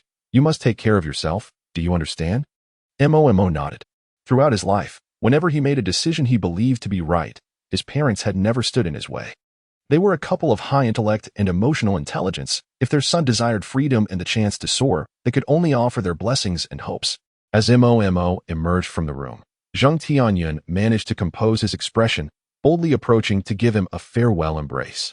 However, he could barely contain his emotions, his eyes reddening. He made an effort to steady his voice. Old Mo, it seems we shall meet again by fate. Take care, my brother. Mo looked at him in confusion, thinking that this fellow must be acting, for such heavy words were not in line with his character. He awkwardly extricated himself from Zheng Tianyun's embrace and slowly made his way out of the military camp, tossing a command over his shoulder to Zheng Tianyun inside the tent. Pack your bag and keep up with me. Zheng Tianyun momentarily froze, then burst into laughter, knowing well that his brother would never abandon him. However, his amusement swiftly transformed into deep emotion, for he understood that Mo had sacrificed something significant to remain by his side. He relinquished his chance of survival solely for the sake of their brotherhood. The motorcycle sped through the streets, desperately evading the scattered zombies lunging to attack. The occupants scanned the road signs, aware that Mo and Zheng Tianyun needed to discover a way to cross the river before nightfall. Just moments ago, crossing the bridge would have meant submitting to military protection, allowing only one person per motorcycle, a far more cumbersome option than being airlifted to safety by helicopter. "Are you really not going with your parents?" murmured Kai from the back seat, her voice barely above a whisper. She was struggling to comprehend the boy who remained so composed in the face of adversity, yet had just committed what seemed like a foolish act. Mo replied with a noncommittal grunt, feeling that even though he was reluctant to part from his parents, they too would be equally reluctant to leave him behind. At the very least, he believed his parents were safe for the time being, while separation from companions could lead to an uncertain fate. Several major bridges were either blocked by vehicles or controlled by military traffic regulations. It was as though this area had truly transformed into a desolate fortress, devoid of rescue and escape routes. Chapter 23. When as the fuel of the motorcycle neared depletion, a wave of hunger swiftly enveloped Mo's mind. By the time they reached the bridge, it was already around 5 or 6 o'clock, and dusk was descending. Given the circumstances, it was evident that there was little time to seek a way across the bridge, and they needed to find a place to satisfy their hunger. "Why not come to my house?" a girl behind Zheng Tianyun suddenly suggested. When Wanner, gazing at the dimming street, softly told Zheng Tianyun, "My home is nearby." "Your home?" Zheng Tianyun turned to glance at her, realizing that the young lady resided by the river. "All right, lead the way. I'll call old Mo to follow." Upon noticing Zheng Tianyun heading in another direction and gesturing for him to follow, Mo assumed that this fellow had discovered a route across the bridge. He felt a twinge of confusion but quickly accelerated to keep up. Under the detailed guidance of Wanner, Zheng Tianyun navigated the street and made 2 turns. Arriving at their destination, the road was relatively smooth and easy to traverse, and he felt a sense of satisfaction, thinking to himself that he was indeed reliable. The path Mo had taken earlier was truly a serendipitous detour. 10 minutes later, they found themselves in an opulent villa district. Zheng Tianyun parked the motorcycle at the entrance and crouched beside Wanner to observe the situation inside the vacant security hut. There were not many zombies in the villa area, and they could only occasionally hear a few distant growls. From a distance, Mo spotted Zheng Tianyun parking his car at the entrance of the villa district, and it dawned on him that Zheng was in search of accommodation. Moreover, it seemed he had quite the taste, having chosen such an opulent villa. Was he perhaps intent on indulging in a lavish lifestyle, even amidst the apocalypse? He parked his motorcycle beside Zheng's vehicle and was promptly pulled aside by Kai, joining 2 others who were already squatting by the security office. "What brings you here?" Mo inquired as he observed a figure leaning over the railing, gazing curiously at the villa complex. "You need not seek such luxurious lodgings for a mere stay," he remarked. "This is my home." When Wanner calmly pointed to a villa situated very close to the entrance, her demeanor unflappable and self-assured. The group was genuinely unaware that Wanner was, in fact, a little heiress, possessing a lakeside villa of her own. Considering the proximity to the city center, the property values in this area were likely astronomical. Zheng Tianyun expressed his excitement at having teamed up with a wealthy young lady, while Kai marveled at the revelation. Having lived in her modest home for so long. Finally, Mo remained composed, for his own family owned a villa directly across the river in Qinghe. The 4 of them slipped through the community's entrance, encountering few zombies nearby, and the villa's close proximity to the gate ensured their journey was devoid of peril. "Wanner, are you all right?" Just as they approached the doorstep, Wanner suddenly heard a familiar voice, as a rotund man poked his head out from the entrance. His round, plump face bore a hint of shrewdness, reminiscent of a savvy merchant, as he excitedly gazed at his daughter, who stood charmingly at the door. He was Hai, the father of Wanner. This somewhat greasy man immediately extended a warm invitation for Mo and the others to enter. He then cautiously peeked outside to ensure the absence of zombies before gently securing the front door and locking it. The villa boasted 3 lavishly decorated floors, a stark contrast to the simplicity of Mo's own home, which was somewhat unexpected. "Dad, where's Mom?" Hai, feeling a sense of relief at the sight of his lively daughter, soon let his expression droop as he replied, "Alas, she is still in Hu City. I wonder how she is faring there." With that, he hurriedly urged Momo and the others to make themselves comfortable. The coffee table was adorned with an array of fruits and snacks, which the jovial man eagerly presented to them. He also casually pulled out 2 cigarettes, politely inquiring if the 2 boys would partake, but Zheng Tianyun declined with a wave of his hand. Given the current state of communication, where wireless connections were non-existent, reaching out to family members in distant locations was akin to climbing a mountain. "Why haven't you gone to find her?" Zheng Tianyun inquired, his gaze scrutinizing the rosy-cheeked man. He gestured subtly towards Wenwaner, who was sitting on the sofa, enjoying seats. "Surely, you must have had the opportunity to go out." "Ah, it is indeed a source of shame," Old Wen said, patting his fleshy hand, smacking his lips in contemplation, while the tremors of his chubby face reflected a sense of bitterness. He began to recount to Zheng Tianyun and the others the personal experiences he had endured over the past few days. Today, he has been keenly observing the movements of the zombies in the street, contemplating the moment he might find an opportunity to slip out and rescue his loved ones. "Alas, I am truly terrified of those ghastly creatures." He spoke with a certain caution, ever mindful of his daughter's expressions, fearful that his own timidity might displease her. However, witnessing his precious daughter's somewhat distracted demeanor gradually alleviated his worries. "By the way, how did you manage to get in? The area outside is teeming with zombies, and Old One is quite curious about how several students managed to infiltrate." The group had just entered Wenwaner's home. Hence when Ha-Hai had not noticed that Momo and Zheng Tianyun arrived on a motorcycle. It was only after Wenwaner and Kai-E finished explaining that Old One learned that these 2 had resorted to commandeering a vehicle and had even dispatched the administrator in the process. He also heard that Zheng Tianyun had once saved Wenwaner from a blonde-haired man and was pondering how to express his gratitude to this young brother when he suddenly heard his daughter call out to him, "Dad, I'm hungry." "Oh dear, how could I forget?"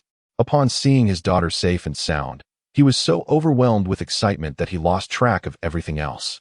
When Honghai slapped his thigh, realizing that the children had not yet had dinner and were likely famished, he hurried to the kitchen, intending to prepare a hearty meal for the weary children with the scant supplies he had left. Kai-E had just been led by Wenwaner to tour the rooms when Zheng Tianyun leaned in to quietly inquire of Momo. "Do you think this person can be trusted?" Momo observed Lao Wen's busy figure in the kitchen and suddenly turned to Zheng Tianyun with a knowing smile that sent shivers down his spine. In a chilling tone, Momo remarked, "He could very well be your father-in-law." Dinner was served at Wenwaner's residence, with Lao Wen himself taking charge of the culinary preparations.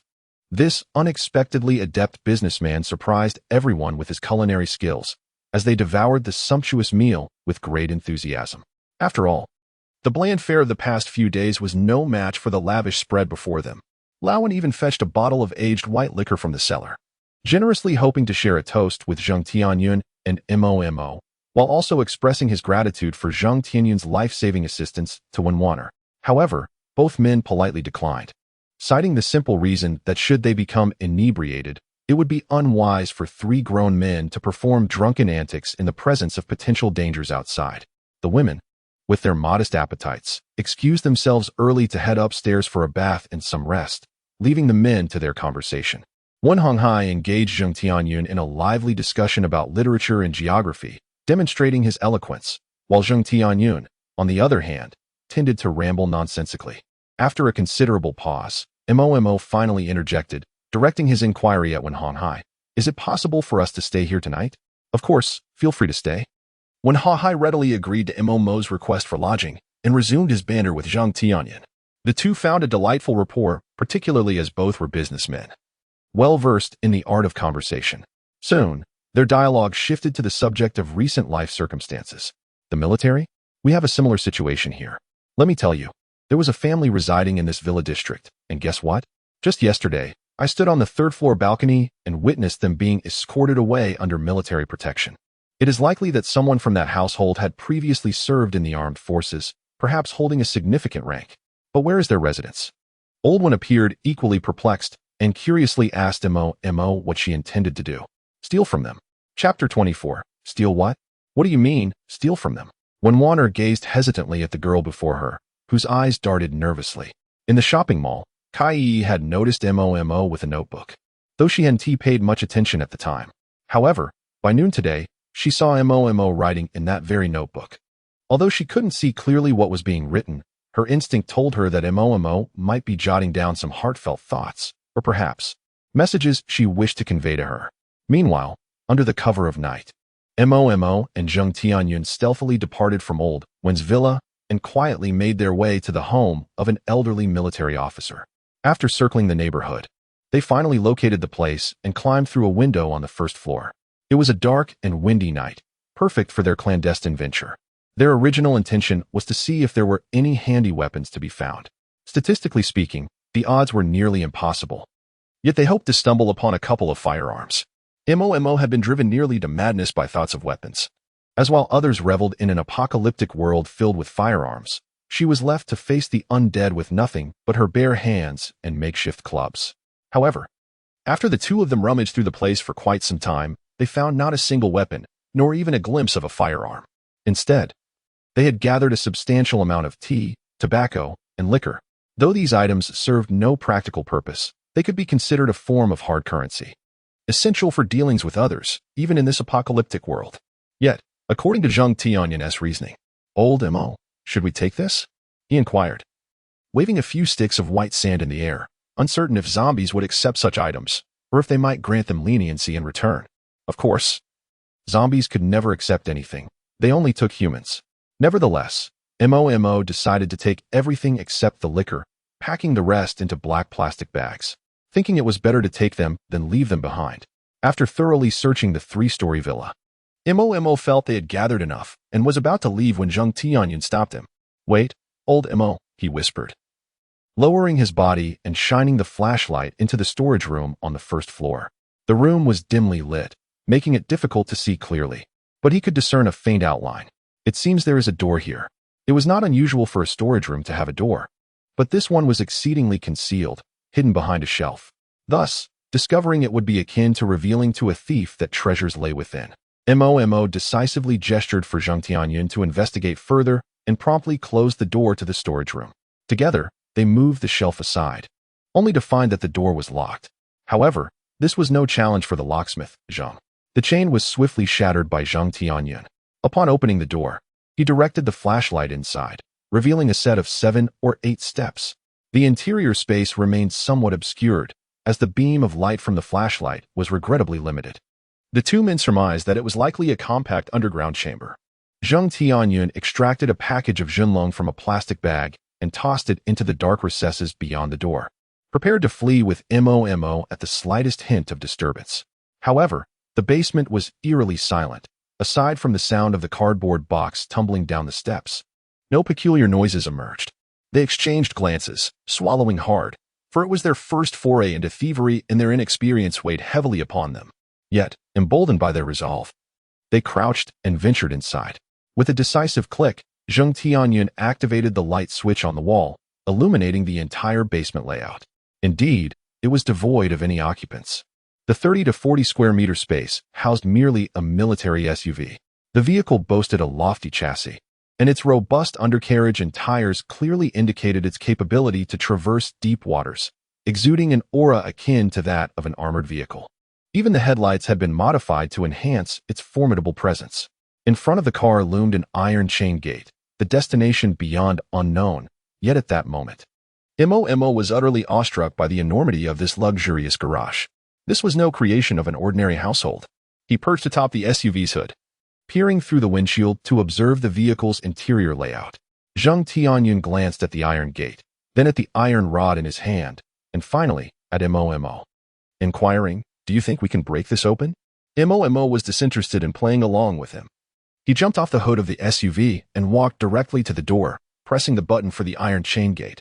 At the same time, he pocketed the car keys that hung on the wall. Fortunately, the power had not gone out in this place, or else they would have been at a loss as to how to drive the SUV out. "How dull," Zheng Tianyun murmured softly. No sooner had he spoken than the sound of the automatic rolling shutter door opening echoed, revealing the scene outside. To their surprise, it was a small tunnel, with distant summer night starlight reflecting upon the rippling emerald surface of the lake. This path led directly to the banks of the Qinghe River downstream. The two boys had reaped considerable rewards at the veteran's home, while the two girls had also gained significantly at Old Wen's place. Indeed, experience yields true knowledge. Otherwise, girls would never know what treasures boys concealed in their bags, just as boys would remain oblivious to the multitude of garments in a girl's wardrobe.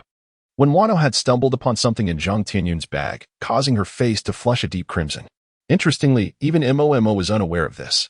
He had been puzzled as to why the inn they stayed at the previous night was so proper. Why hadn't he brought such items himself? It turned out that Zheng Tianyun had stealthily taken them. However, this young lady surprisingly took it out to show Kai Yi, which likely caught even Zheng Tianyun off guard. Although Kai Yi blushed slightly, her thoughts were clearly elsewhere. She was rummaging through Mo's notebook and finally found it tucked away in the compartment of her backpack. Upon opening it, she exclaimed with delight, "Ah, just as I thought, there is indeed something here." Freshly emerged from her bath, Kai Yi donned a gentle cartoon-themed pajama set by Wanwaner. The girl sat somewhat coolly on the floor, leafing through a boy's diary. Before long, she had perused Mo's entries, which were rather unremarkable, as the diary itself contained only 2 or 3 pages. Moreover, the writer of those entries had not engaged in any studies for 3 years, resulting in a disorganized jumble of sentences devoid of any poetic flair. However, today's entry bore a few additional lines, seemingly penned in the afternoon. "Today, it seems I hugged Kai Yi. I wonder how she feels. In any case, I am somewhat anxious." Chapter 25. SUV. The two of them, one hand clutching a large sack and the other wielding a metal bat, carried with them not only the hard currency scavenged from the living room, but also a plethora of items unearthed from the SUV. Their steps were buoyant, for the spoils of their venture were indeed substantial. Just then, a hand suddenly emerged from the underbrush by the roadside, grasping Zheng Tianyun's ankle. He barely had time to scream before he was yanked away, vanishing from sight. The suddenness of the event left Mo momentarily stunned. He watched in alarm as Zheng Tianyun was dragged away, hastily abandoning the hefty sack and rushing into the thicket with the bat in hand. Within the foliage, the struggle between Zheng Tianyun and a voluptuous female zombie was nothing short of fierce, their close-quarters combat brutally intense. This marked Mo's first true encounter with a zombie in armed melee.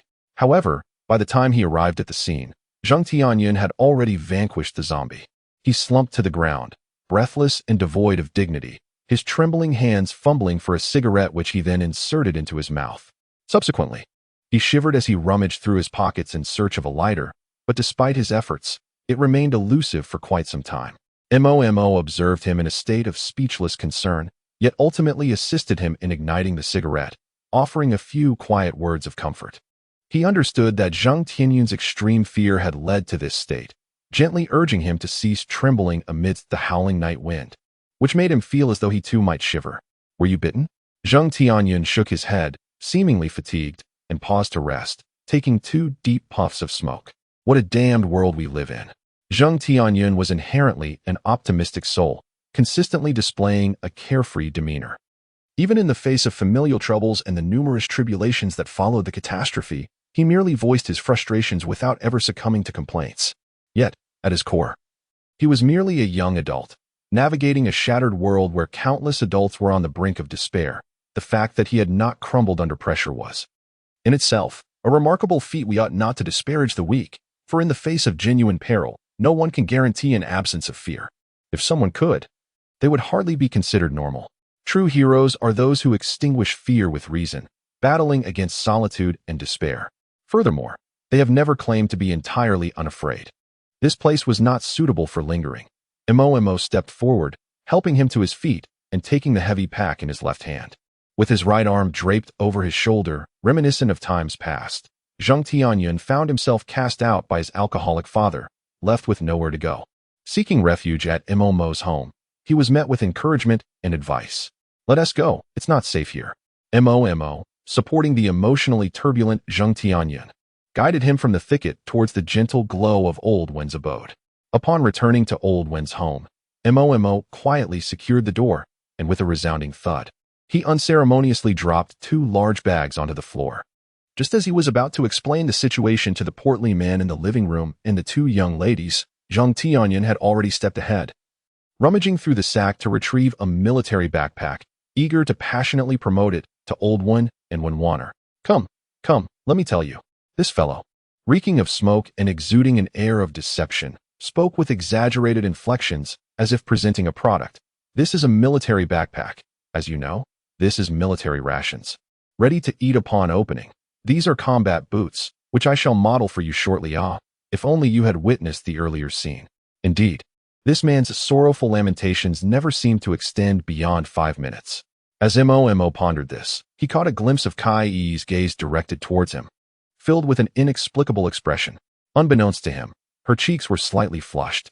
The contents of the bags had been scavenged from a military SUV, including military backpacks, rations, biscuits, uniforms, boots, water bottles, and even precision equipment such as binoculars and night vision goggles. Considering that the elderly veteran had established a rear base right beneath his own home, it was likely that he had once faced the battlefield in earnest.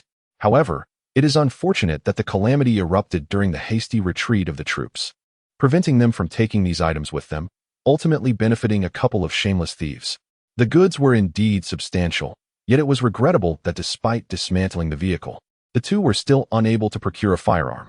This incident further deepened Mo's gloom. In the novels he had read, characters wielded AKs and Gatling guns.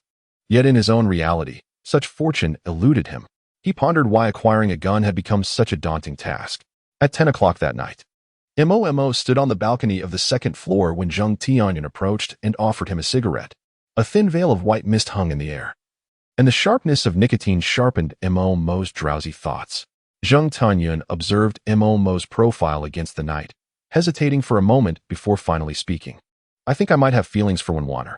Mo, with the cigarette in his mouth, turned to glance at him, the tendrils of smoke curling in front of him, causing Zheng Tianyun to feel somewhat flustered.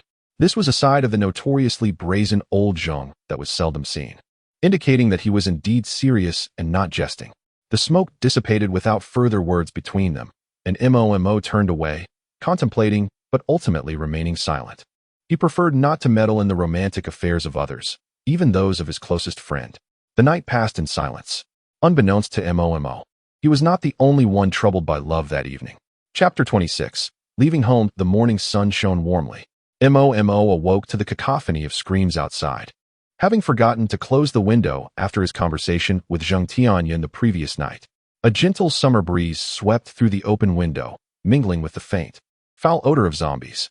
In an instant, both individuals became fully awake, their drowsiness vanished.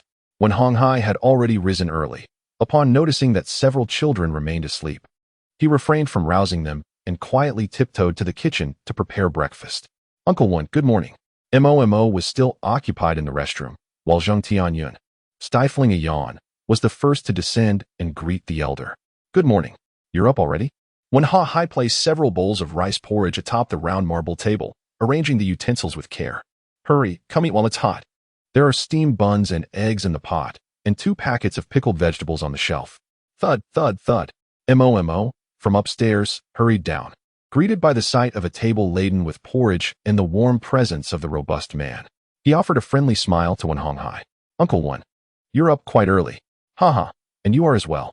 Wan Hong Hai waved his hand, inviting Mo to join the meal.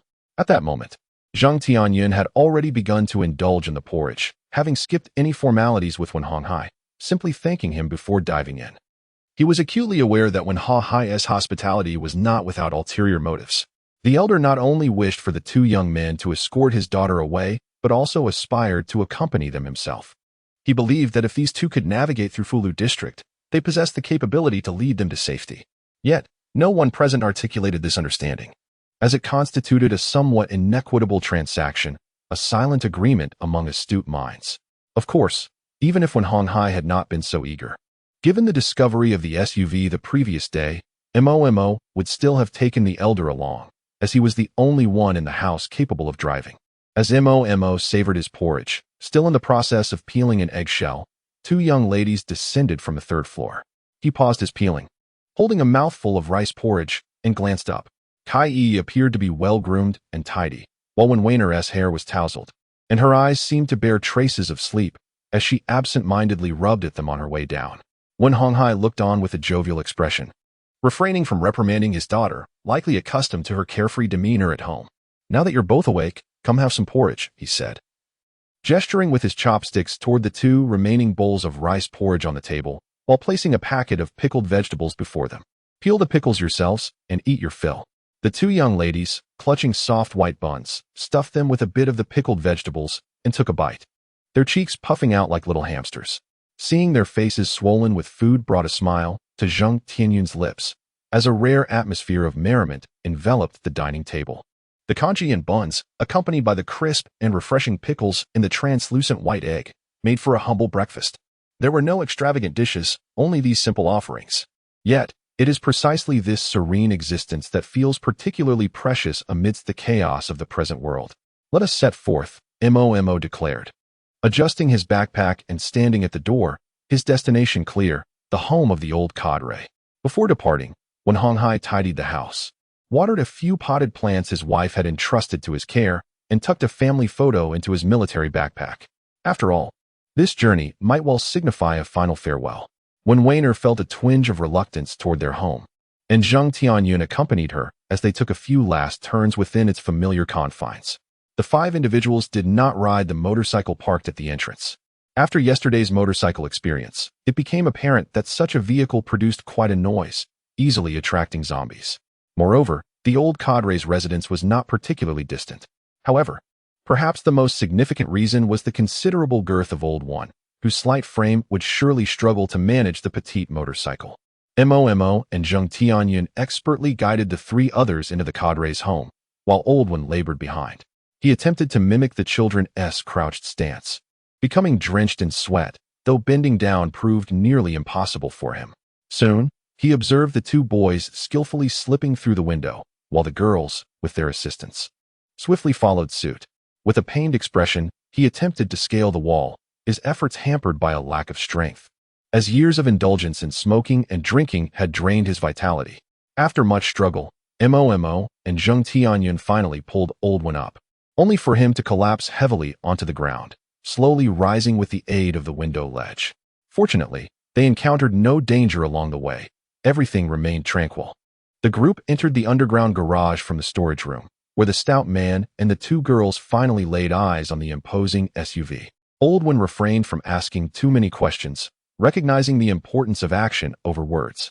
He swiftly took his place in the driver's seat, feeling the steering wheel, though he paused momentarily at the sight of the gear shift.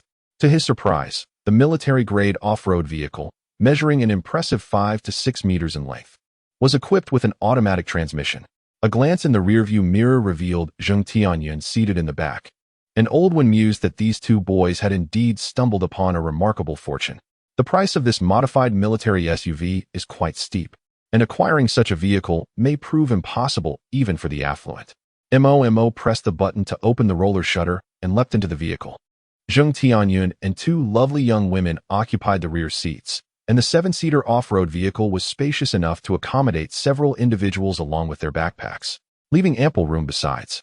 As the metallic roller shutter gradually ascended with a soft clatter, the group gradually discerned the gentle beams of light filtering in from the distance, casting a shimmering glow upon the lake's surface. Were it not for the zombies standing at the entrance, Old One might have been inclined to execute a stylish drift around the corner, invigorated by the thrill of the drive. Although he often relied on a chauffeur for his daily commutes, his driving skills had not diminished over the years. With a capable off-roader or a sports car, he still embodied the youthful spirit of a wind chaser. However, anxiety crept in. Old One's hands gripped the steering wheel tightly, his expression betraying a hint of panic. For this was his first genuine encounter with the undead. The zombie, indifferent to Wen Honghai's trepidation, spotted the imposing SUV filled with people and charged towards it, its erratic gait accompanied by a guttural howl. In that moment, Wen Honghai found himself at a loss for what to do. Ram it! Before Mo could utter a word, Zheng Tianyun in the back seat vigorously pounded on the driver's seat, exclaiming, for no one in the vicinity was more familiar with the notion of colliding with zombies than he was. The corpse of the yellow-haired man still lingered on the garage wall. Upon hearing his old friend's urgent call, Old One realized he had to respond with conviction. At this moment, although his hands were still slick with cold sweat, his mind had regained control. He promptly pressed the accelerator, and the off-road vehicle surged towards the oncoming zombie, colliding with such force that it left the creature utterly unrecognizable.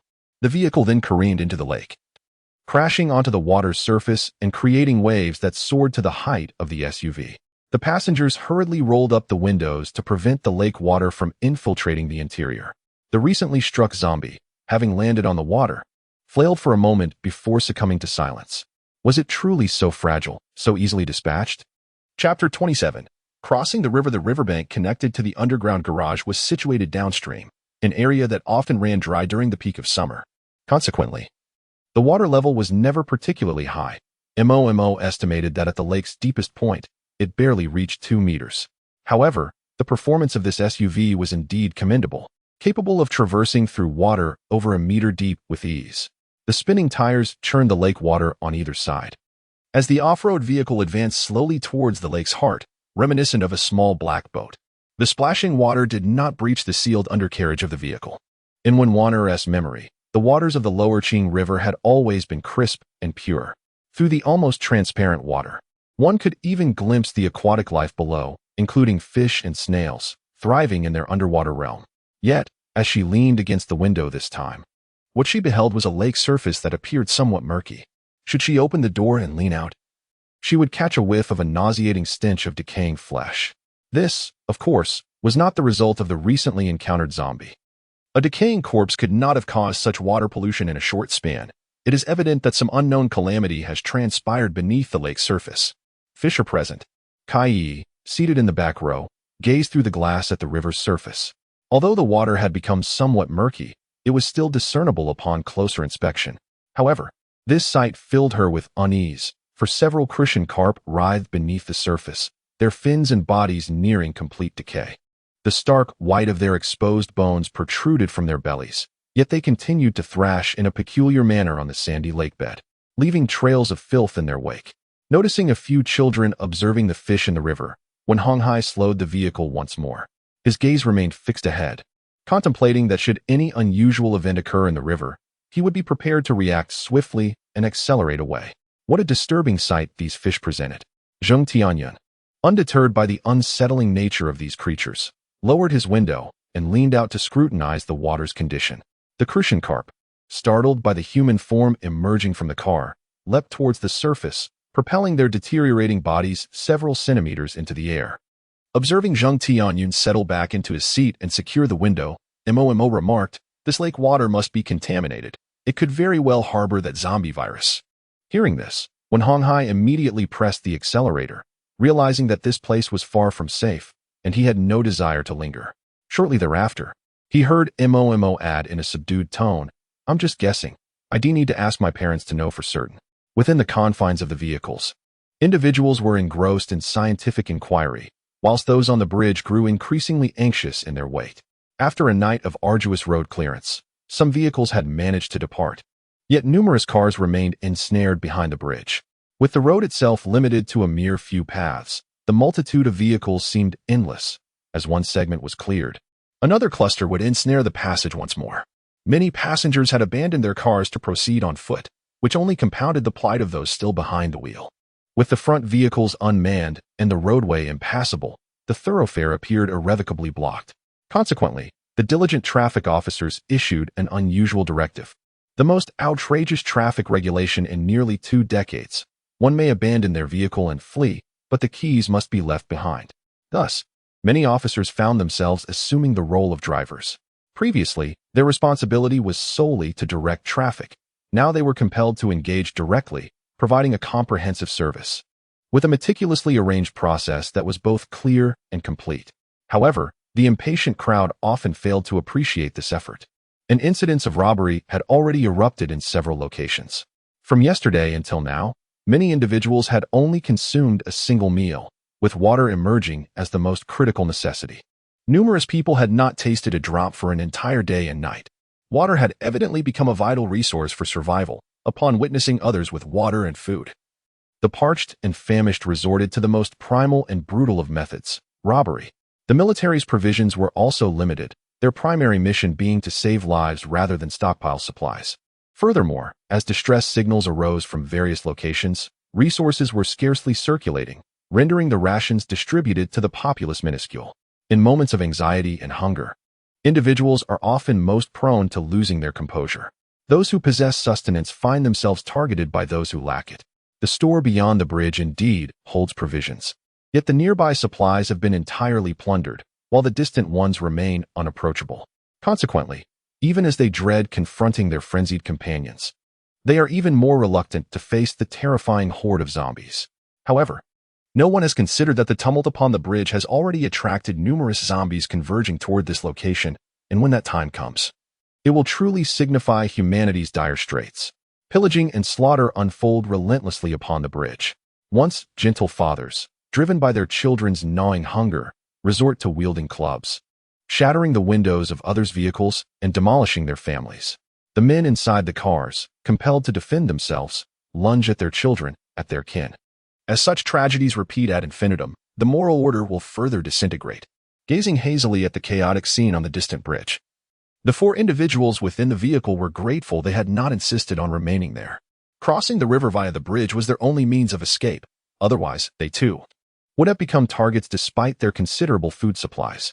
Zheng Tianyun observed the boy ahead, who was intently peering through binoculars at the bridge.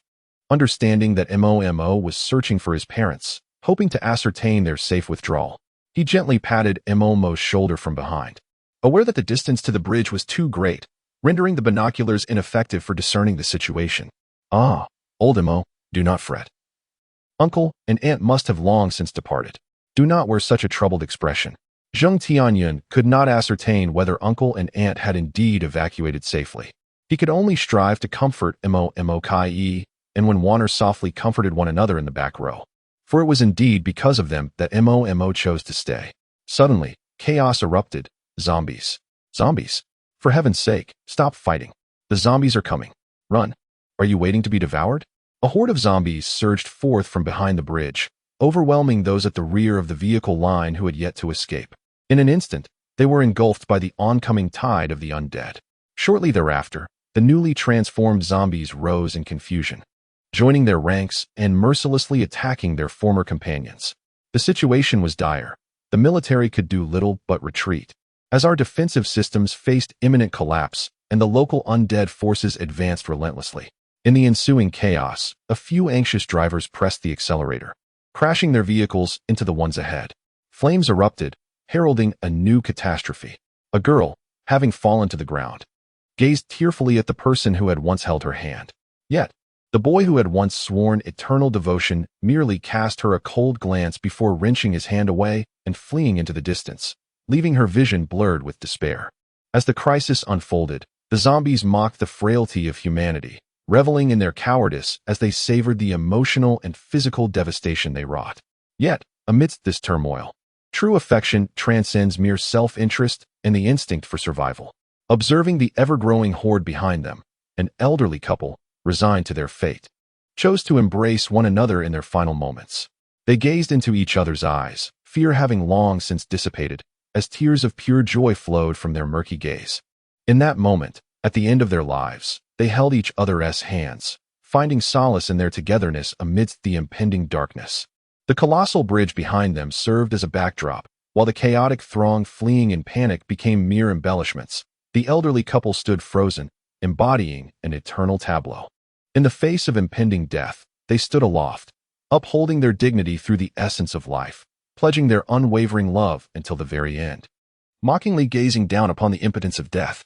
Yet, no life can escape the sinister whispers of demise. It is only in the moment when the savage jaws of the undead clamp down that humanity realizes this world, steeped in despair, is heralding the arrival of the apocalypse. Ah, how does the old saying go? When Hai pondered, oblivious to Mo's concerns for her parents. He mistakenly believed she was merely discomfort by the horrors witnessed on the bridge. Isn't it something like do your best and leave the rest to fate? Dad, it's do your utmost and leave the rest to fate. When Warner, seated in the back, felt her ears flush with embarrassment, mortified by her father's lack of education. However, her voice was barely a whisper. Oh yes, yes, it's do your utmost and leave the rest to fate. When Hai chuckled heartily, unfazed by his daughter's gentle reprimand. He remained blissfully unaware that the deepening crimson on her cheeks had captivated Zheng Tianyun behind them. In any case, it conveys a similar sentiment. As long as young brother Mo understands, that is sufficient. Mo internally scoffed, bewildered by the phrase leave the rest to fate, as if he were attending a funeral. Alas, the original sentence seems to have slipped my mind. When Hai did not notice his strange expression, he continued speaking to himself. Even in the past, when confronted with such situations beyond our control, We could only pretend not to see them. Moreover, given the current circumstances, he paused momentarily and, in a tone imbued with gentle admonition, remarked, therefore, it is essential to focus on oneself. One must learn to be a bit selfish. He had not truly thought this before, but upon his utterance, Mo realized that he had never considered the well-being of anyone beyond his family and friends. Perhaps, this was the most authentic version of himself. Zheng Tianyun was momentarily stunned when Wanner was left bewildered by her father's words, and Kai, noticing Mo's daze, fell into silence as well. The atmosphere grew somewhat heavy, and for a moment, no one spoke, enveloping the car in silence, observing the mood becoming rather dreary. When Honghai thought this wouldn't do. Although the outside world was chaotic, he needed to foster a lively environment for them. Optimism was essential to overcoming difficulties. With that in mind, he proactively initiated several topics of conversation. Zheng, what does your family do? He inquired. And Mo, regarding the matter in the river, you ought to consult your parents. With his hands firmly gripping the steering wheel, his robust figure leaned slightly towards the young man, his curiosity palpable. Your parents must be impressive. What do they do? Now it was when Honghai's turn to be taken aback. He had asked his daughter about the two boys just the previous night, and he was aware of this one's poor academic performance. I never anticipated that such intellectually formidable parents would have a child who struggles academically. However, after Old Win's reminder, Mo recalled something of great significance: medicine. He had intended to procure some earlier and had indeed passed by numerous pharmacies along the way. Unfortunately, the group had been preoccupied with their journey, and his mind was solely focused on sourcing firearms to address the weaponry gaps, causing him to completely overlook this matter. At this moment, having traversed a substantial portion of the route in the off-road vehicle, he resolved to bring it up. Old One, let's pause at the pharmacy on the opposite bank, he suggested. Caught up in the conversation and growing familiarity with Honghai, he inadvertently referred to him as Old One. After a moment's reflection, Mo added, we should acquire some medicine to carry with us. Honghai readily agreed, being a straightforward individual who paid no heed to Mo's casual address. In fact, he found the informal title more genuine and endearing, responding affirmatively, that's a good idea. It's wise to be prepared for unforeseen circumstances. The remark left Miss when feeling quite exasperated. She chose to ignore it, too weary to correct her father. In truth, regardless of whether it was for precautionary measures or immediate necessity, medicine was of paramount importance, particularly since Zheng Tianyun still bore a considerable swelling on his forehead.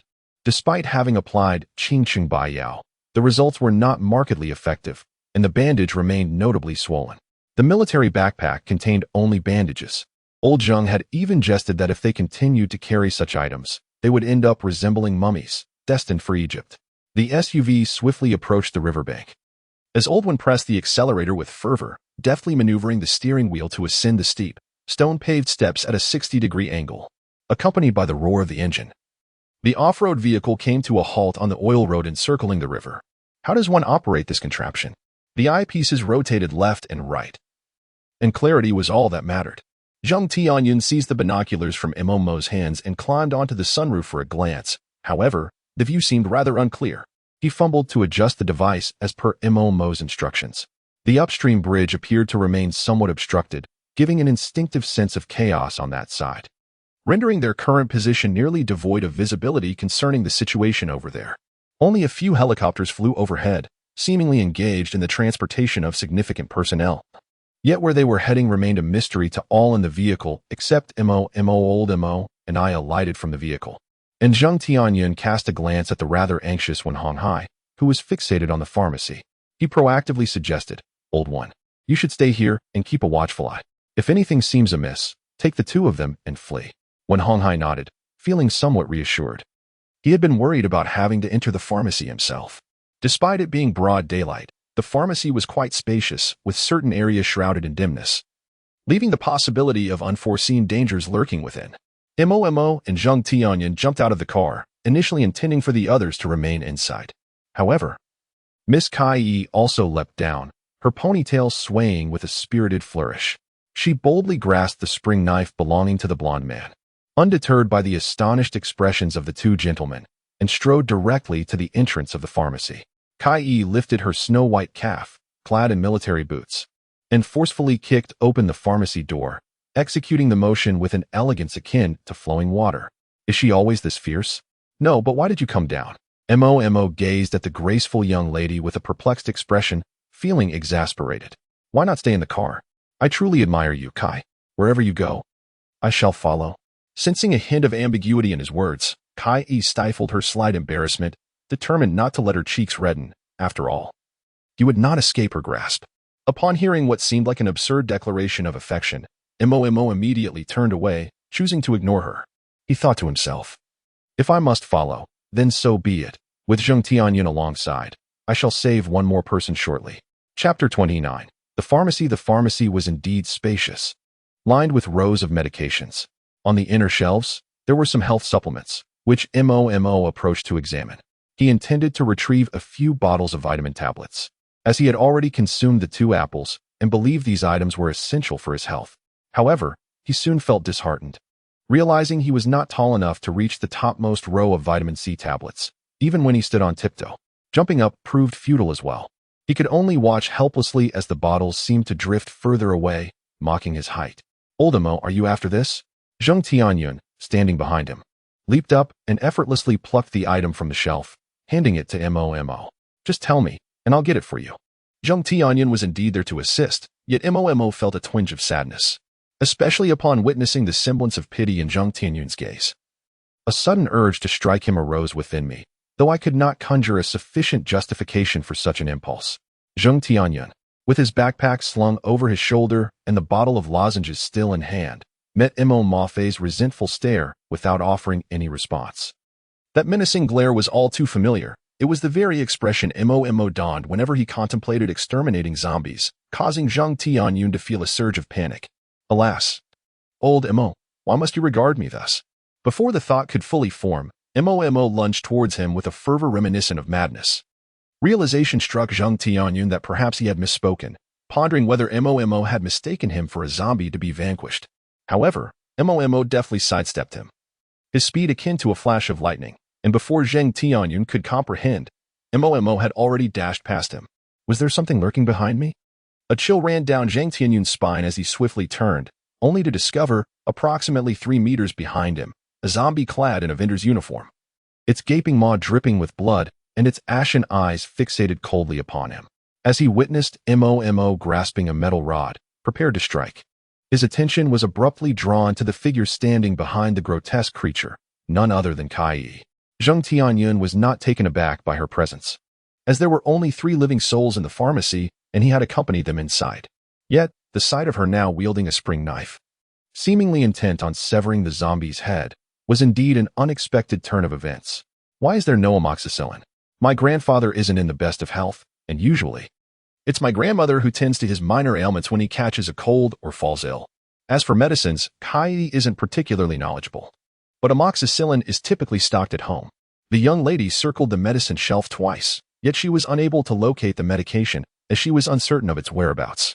Amoxicillin, being a prescription drug, should be positioned deep within the glass cabinet, separated from over-the-counter medications. Just as Kai prepared to search once more, she suddenly caught a glimpse of a shadow flitting past the corner. Initially thinking it was Mo, she intended to inquire about the location of the medicine. However, upon turning around, she was confronted with the true nature of the shadow, a grotesque figure clad in tattered vendor attire. Its bizarre gait resembled that of something being dragged along, and upon hearing a noise behind it, the creature unnaturally twisted its head a full 180 degrees. Those bloodshot, pallid eyes fixated intently on the corner. Hiding behind the shelf, Kai desperately covered her mouth, afraid to breathe, trembling uncontrollably on her delicate, snow-white legs. Only after she was certain the creature had moved on did she dare to rise, attempting to calm her racing heart. Her initial intention was to find Mo and the others quickly to inform them of the zombie's presence in the vicinity. Yet, before she could make a move, she heard Zheng Tianyun's voice not far away. Given the profound silence of the surroundings, if she could hear him clearly, then the zombie certainly could as well. Moreover, based on the content of his words, it appeared Mo was with him. In a moment of impulsive fervor, Kai tightly gripped a spring knife and cautiously made her way toward the medicine shelf around the corner, stealthily trailing behind the zombie. Meanwhile, Zheng Tianyun observed as the young lady wielded her knife, poised to strike at the creature's head. The girl found herself perfectly positioned right behind the zombie, which, engrossed in its fixation on Momo, remained blissfully unaware of her presence. With determination, Kai plunged the blade into the zombie's skull, driving it deep and swiftly withdrawing it. The creature swayed unsteadily, colliding with the shelf, causing an array of medicines to tumble to the ground, with foul, putrid blood erupting from its head like a hot spring. Had the circumstances permitted, Zheng Tianyun would have nearly burst into laughter at the sight of the zombie's comical state. Although the girl lacked considerable strength, the zombie appeared rather disheveled. The wound, though not profound, prompted it to lunge at the unexpected girl before it.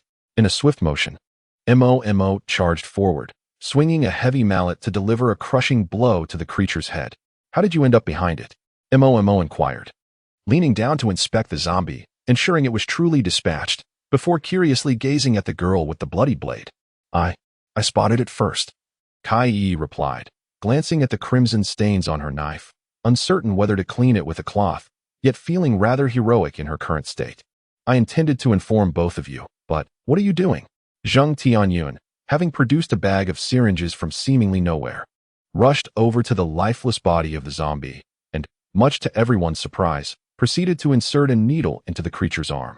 Amidst the astonished expression of Kai, he imbibed a vial of zombie blood, diluting it with some mineral water he always carried, before sealing it within a plastic bag.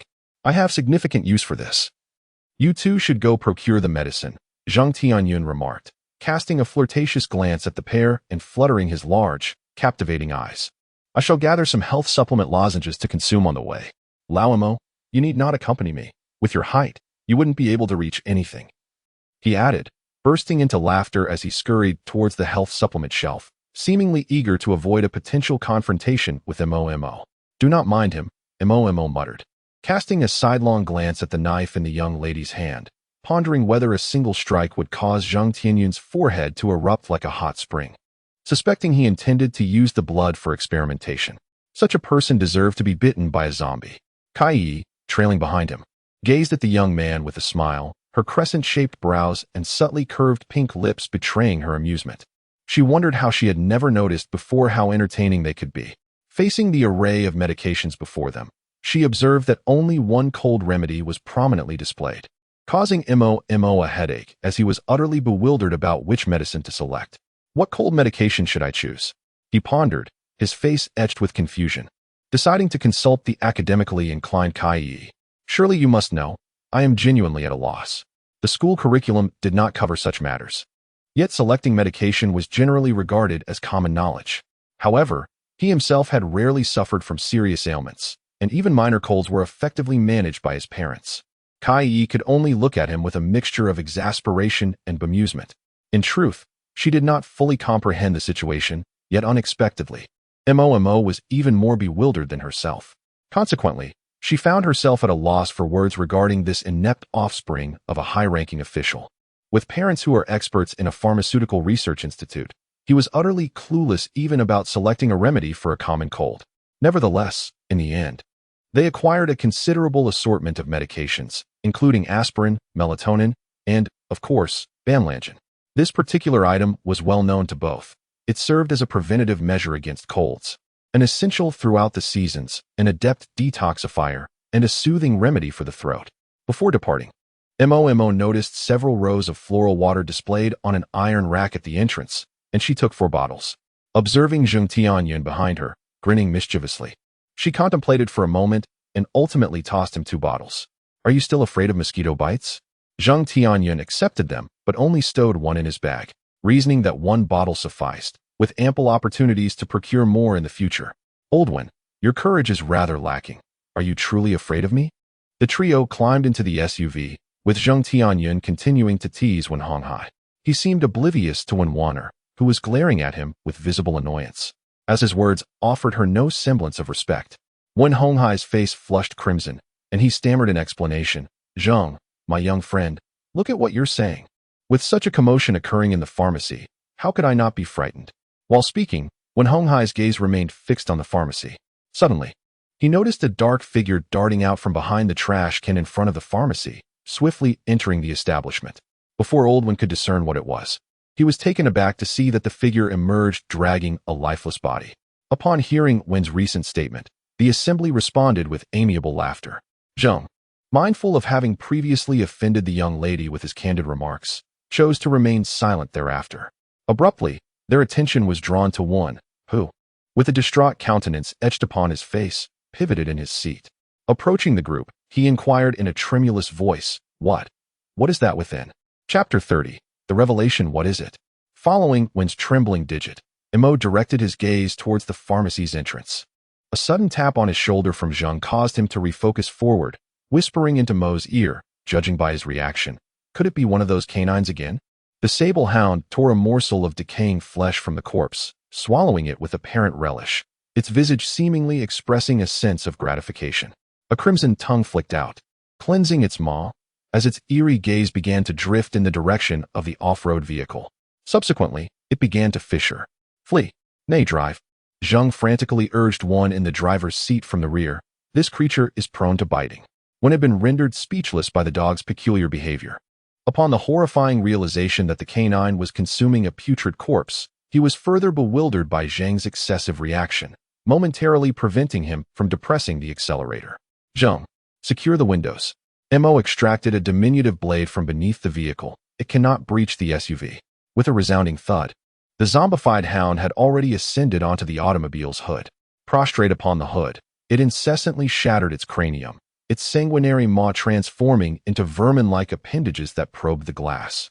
Seeking a point of ingress, thick, viscous blood oozed from the skull, trickling down onto the glass, as the creature's claws incessantly smeared the crimson liquid.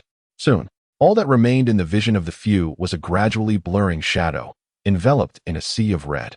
The windows of the SUV were tightly sealed, leaving the fleshworms to writhe outside. They seemed intent on completely enveloping the vehicle, as if they were opening a gaping maw, eager to devour the entire car whole.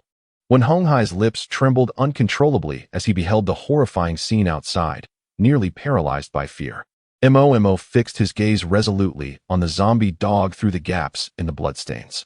Suddenly, a drop of putrid liquid fell from above, slowly sliding down Honghai's neck. In a panic, he touched it, nearly fainting from terror. It was no mere water, but unmistakably the blood of the dead outside, seeping through from the fleshworms. This was dire. Noticing the sunroof was not securely closed, a thought of impending doom surged within Mo, but it was already too late. Before he could shut the window, several slender fleshworms slithered through the gap of the sunroof, their foul stench immediately permeating the interior of the vehicle. The worms did not descend. Instead, they extended backwards, and upon touching the opposite side of the sunroof, they exerted a sudden force, as if attempting to wrench the entire window open. The sunroof began to tremble violently, emitting a cacophony of cracking sounds.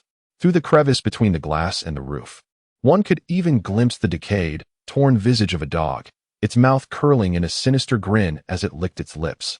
Mo seized a small knife and swiftly severed the fleshworms, only to hear a mournful wail emanating from above the sunroof.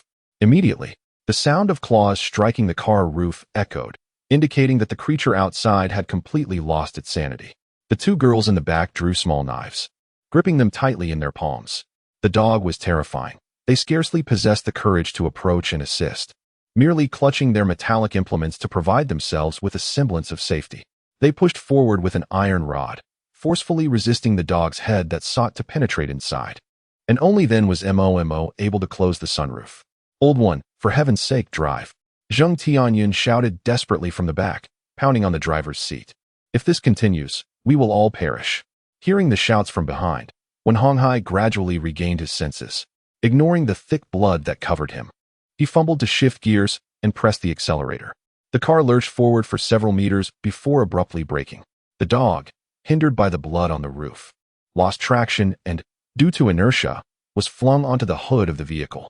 Its front paws clung to the SUV's bumper, thrashing its claws in a futile attempt to gain leverage and ascend the roof again, quickly leaving a myriad of scratch marks on the silver metal.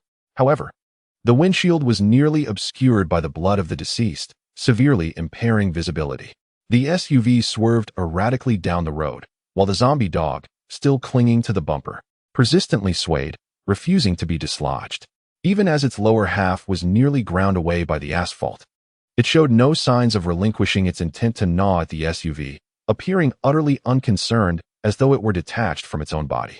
With a resounding crash, the off-road vehicle ultimately careened into a modest storefront, colliding with a zombie dog that was violently hurled against the wall, resulting in a grotesque explosion of blood and flesh. When Hahai paused momentarily against the airbag, and upon raising his gaze, he was met with the sight of the dog's ruptured eyeball. Its crimson tongue dangled from the gaping maw, quivering slightly as if in reluctant defiance. I stepped out of the vehicle to survey the scene. Opening the door, Mo brandished a knife and a club, signaling Zheng Tianyun to follow suit. He leaped from the vehicle and dashed ahead. The black dog had long since succumbed to its injuries. Its body was almost obliterated by the impact, save for the remnants of its head. Not another one of these dogs. Old Mo, do you remember? Before he could finish, a retching sound interrupted, as when Hong Hai tumbled from the car, crouching by the roadside to expel the contents of his stomach. The mixture of bile and food formed a foul puddle on the ground, emitting a noxious odor. Clearly, he had been affected by the gruesome sight of the zombie dog's demise. When Warner stood behind him, undeterred by her father's distress, busily patting his back and offering him bottled water. However, the two young men refrained from approaching him, since Oldwin chose to accompany them. He must be prepared to confront these perils. Mo harbored no desire for his team to be burdened with ineffectual leeches. This matter could wait.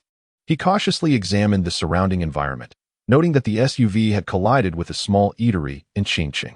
Yet, the vicinity was eerily quiet, seemingly devoid of any zombie presence. Have you finished?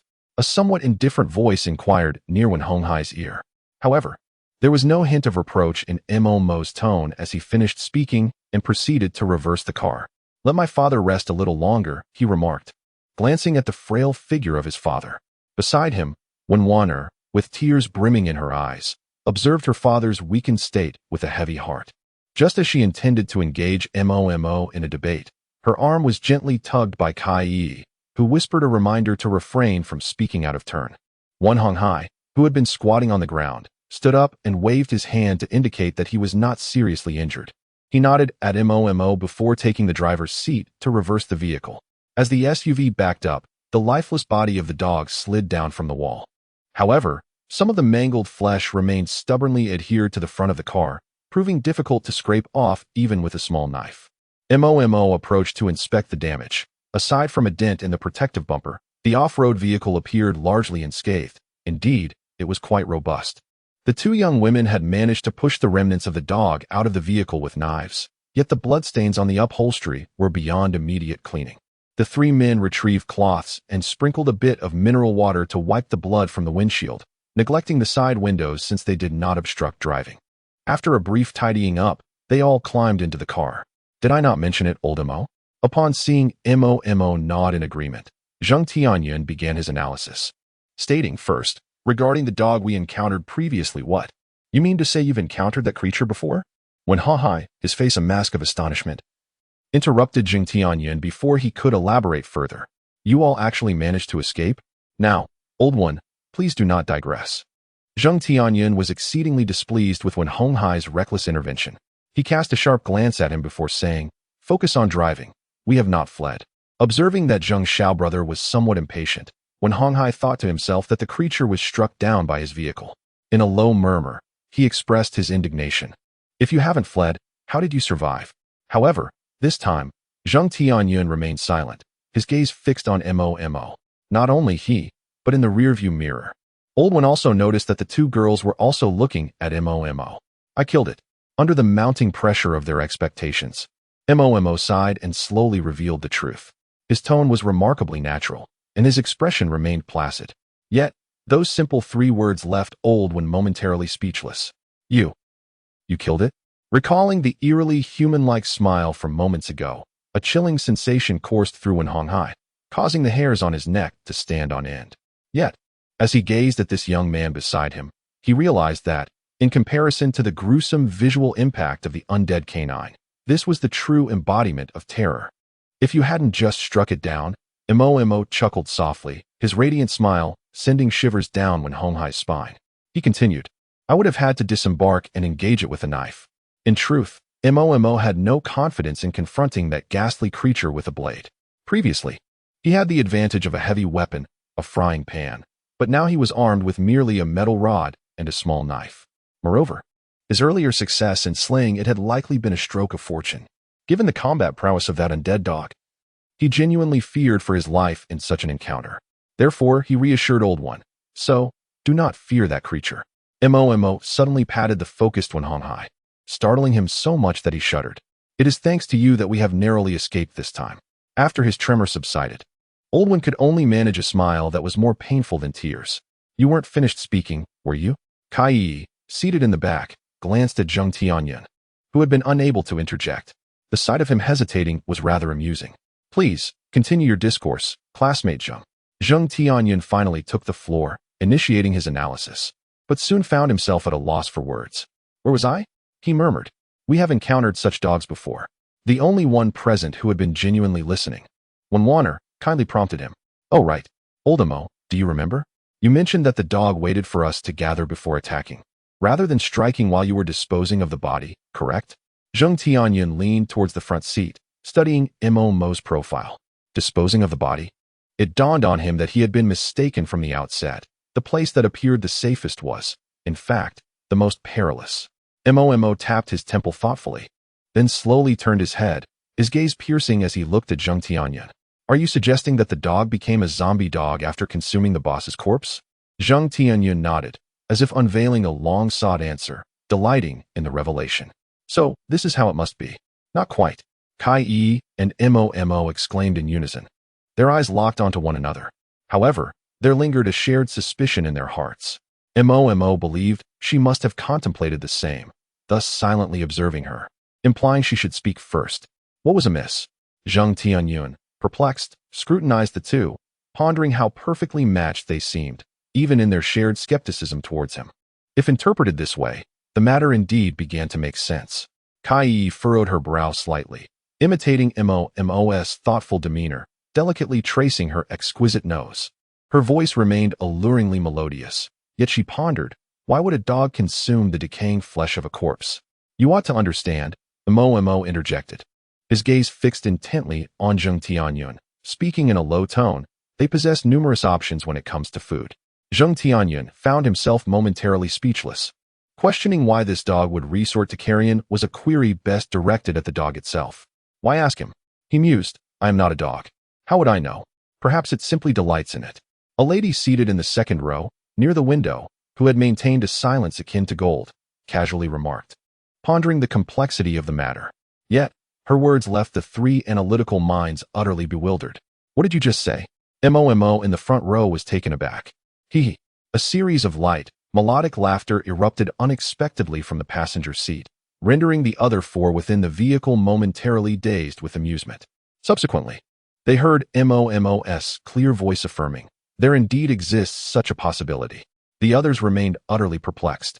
I say, she was correct. She, of course, referred to one wanderer, yet the meaning behind her words sparked curiosity among the group, as they looked to Mo, eager to discern if he could elucidate further. Because the dogs are willing, it indicates that the zombie blood contains something they desire, though I am unclear as to what that may be. However, Mo paused for a moment before shifting the topic. Initially, the others found his statement quite reasonable, but upon further contemplation, they realized it was akin to saying nothing at all. Thus, there was no need to expend energy on such matters. As for the contents of the zombie blood, humanity will inevitably unravel its mysteries one day. For now, living in the present is the most pragmatic approach. Questions regarding the necessity of burning corpses were not posed, as everyone present, save for Old One, had encountered higher education. To feign ignorance would only serve to highlight one's own foolishness, rather than dwell on trivial concerns. It would be more prudent to take action. Striving to survive in this perilous apocalypse is paramount. Only by enduring can one hope to grasp the true nature of the world. The blood-red sun descended towards the western horizon, while the off-road vehicle raced through the twilight, chasing the dying light. The cool breeze brushing past intensified the blood on the car windows. On the path to uncovering the truth, would they be met with death or revelation? Chapter 31. The Villa in the Deep of Night. The Qingqing Linjiang Villa complex, already situated in a sparsely populated area, appeared even more desolate. Only the occasional low growl punctuated the eerie silence, adding an unusual vibrancy to this once opulent locale. Suddenly, A brilliant beam of light pierced through the darkness from outside the villa complex, illuminating the forsaken and forgotten houses within. The intricately carved beams and painted rafters of the night appeared even more desolate amidst the incessant murmurs of Zheng Tianyun. "Haha, old Mo, your home is right inside, isn't it?" This fellow, with an expression of unrestrained excitement, rambled on while introducing the villa to Mo and the others, his hands itching to probe the leather seats of the SUV. "I recall it being in Area C, the section with the most splendid view." Mo looked at him with a mixture of helplessness. "Old one, just go straight." "Ah, yes. Once inside the community, Zheng Tianyun resumed his role as navigator, directing Wen Honghai with precision. "Right turn, yes. Continue straight for about 200 meters. Then, suddenly, almost simultaneously, Mo heard a faint gasp from the two girls in the back seat, with a dull thud against the glass. A decayed visage pressed against Zheng Tianyun's window just as he turned to check the road. Those ghastly, pale eyes fixated on him, and a mouth full of yellowed teeth gnashed against the glass, emitting a ghastly wail. After enduring the tumult of the journey, Zheng Tianyun had developed a degree of immunity to such sudden appearances. However, enveloped in darkness with the streetlights flickering erratically, the grotesque creature loomed beside him, fixating its gaze, causing Zheng Tianyun to flinch in shock. "Old one, left turn." In the passenger seat, Mo turned to glance at the eerie face, then noticed an antique-style street lamp at the corner. He gestured with his left hand to indicate the direction to Wen Honghai, suggesting they crash into the lamppost. Upon hearing the unexpected commotion behind him, Wen Honghai felt a twinge of anxiety, though he was a figure once illustrious in the business realm. Having previously endured the ordeal with the zombie dog, he was not entirely unfazed. He could at least feign composure. Crucially, a steadfast individual was issuing commands beside him. Acknowledging the situation, Wen Honghai deftly turned the steering wheel, guiding the vehicle closely along the roadside as he brushed past a lamppost. Suddenly, a resounding crash echoed, and amidst the astonished expressions of onlookers, an unforeseen event unfolded in the rearview mirror, one that even Mo had not anticipated. The lamppost snapped cleanly. While the zombie remained unscathed, it shook its head and scrambled back to its feet, its eyes gleaming with renewed excitement at the sight of the flickering taillights, prompting it to lunge forward once more. "Wen, stop the car!" Mo exclaimed, frustration evident in his tone as he felt his plan unravel. He had already begun to reach for his knife. If the lamppost could not vanquish the creature, he would take matters into his own hands. However, this time, Wen Honghai did not heed his advice. He was all too familiar with Mo's reactions. In his previous corporate life, he had often witnessed eager young graduates, brimming with youthful zeal, boastfully challenge superiors over performance issues, heedlessly plunging into reckless actions without regard for consequences. Most of them met with dismal fates, either failing in their endeavors or being summarily dismissed. Nevertheless, he believed that Mo's audacity could indeed lead to the successful extermination of the beast. Yet, it was always wise to remain cautious and prepared. Moreover, witnessing these children, who should be engrossed in their studies, resorting to arms for survival, fills him with discomfort. Old One shifted into reverse, pressed the accelerator, and the engine of the off-road vehicle roared to life as it charged straight towards the zombies. The creature, caught off guard, was struck squarely on the forehead by the vehicle, stumbling and collapsing to the ground, convulsing briefly before succumbing to stillness. In truth, this has become one of his strong suits. He had learned the art of colliding with zombies from his seasoned mentor, Zheng Tianyun. Now, the promising and dedicated disciple, Wen Honghai, has mastered this unique skill with remarkable proficiency. "Old One, impressive," Zheng Tianyun remarked, patting the advancing Wen Honghai on the back, his expression radiating paternal pride, reminiscent of his own youthful prowess. Aware of this fellow's penchant for mischief, Wen Honghai could only respond with a wry smile. The laughter echoed. Observing Zheng Tianyun's unabashed flattery, Wen Wan'er and Kai Yi could not help but chuckle, oblivious to the fact that the atmosphere was incongruous. This should have been a moment of relief from danger. Yet, Zheng Tianyun possessed an innate ability to evoke joy and laughter in others. Meanwhile, Mo, seated in the passenger seat, fell silent for a moment, seemingly deep in thought. Ultimately, he merely patted Wen Honghai on the shoulder, a gesture that conveyed gratitude. Old One remained silent as well, casting a glance filled with warmth, suggesting that there was no need for formality. Zheng Tianyun observed the two in the front seat, their exchange reminiscent of a silent film, and muttered under his breath, These two are putting on quite the performance. As the two engaged in their silent exchange of unspoken scripts, the off-road vehicle arrived at Mo's doorstep. Get out. This place is quite safe.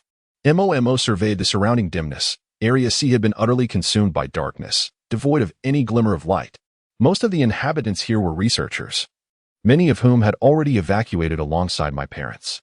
Nodding in agreement, the group followed Mo into the house, while Old One had to wait until the garage's roll-up door opened before he could park the vehicle and enter. The summer night breeze was not particularly cold, yet as when Hong Hai parked the car, a chilling gust swept past him from behind, causing Old One to shudder as he hurriedly scurried inside with his short legs. Unbeknownst to him, in the grass beside the villa, a pair of pale, vertical pupils glimmering with a greenish hue were fixated upon him. Old Mo. Where is Xiao Mo? Zheng Tianyun wandered through the villa, making a couple of rounds only to find no sign of Xiao Mo. Feeling a bit puzzled as he wondered if she had already been taken away by Mo's parents.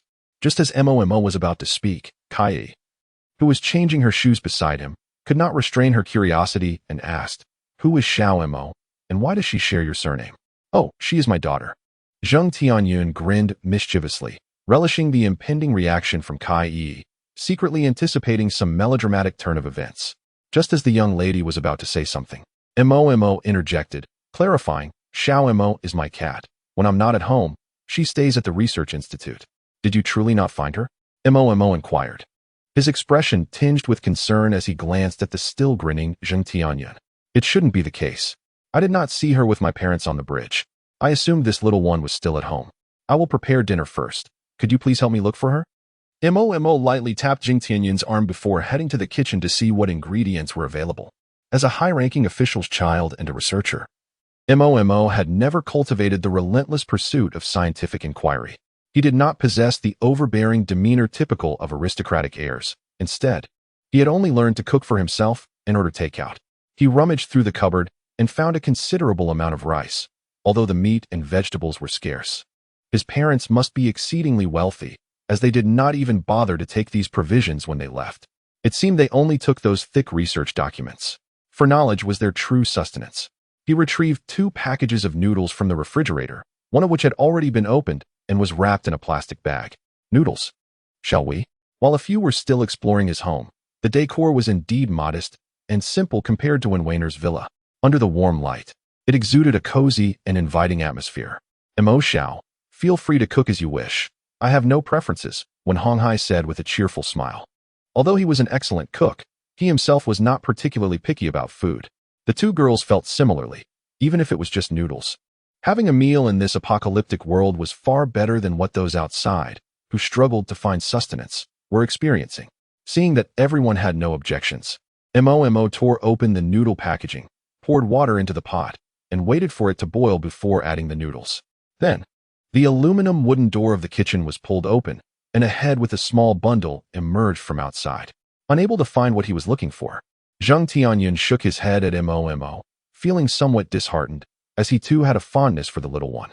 Although whenever he visited Mo's home, she would regard him with elegant disdain and was not particularly fond of him touching her sleek, azure fur. Mo nodded, having just placed the noodles into the boiling water, when he heard Zheng Tianyun add, "However, the window in your room on the 2nd floor is wide open." Zheng Tianyun had searched for quite some time upstairs, and not only had he failed to find the little one, but he hadn't even seen a trace of fur. Nevertheless, upon opening Mo's door, a gust of wind suddenly swept past him, and to his astonishment, the window was indeed ajar. It seemed the little one had likely dashed out. Mo paused momentarily in his task of preparing the noodles and began slicing tomatoes and vegetables. "I'll search again tonight. For now, please help me fry a few eggs," he instructed, gesturing towards a nest of free-range eggs beneath the cupboard. Zheng Tianyun let out a reluctant sound, squatting down to retrieve 5 eggs from the carton, and placed a frying pan on another stove, drizzling oil to fry the eggs.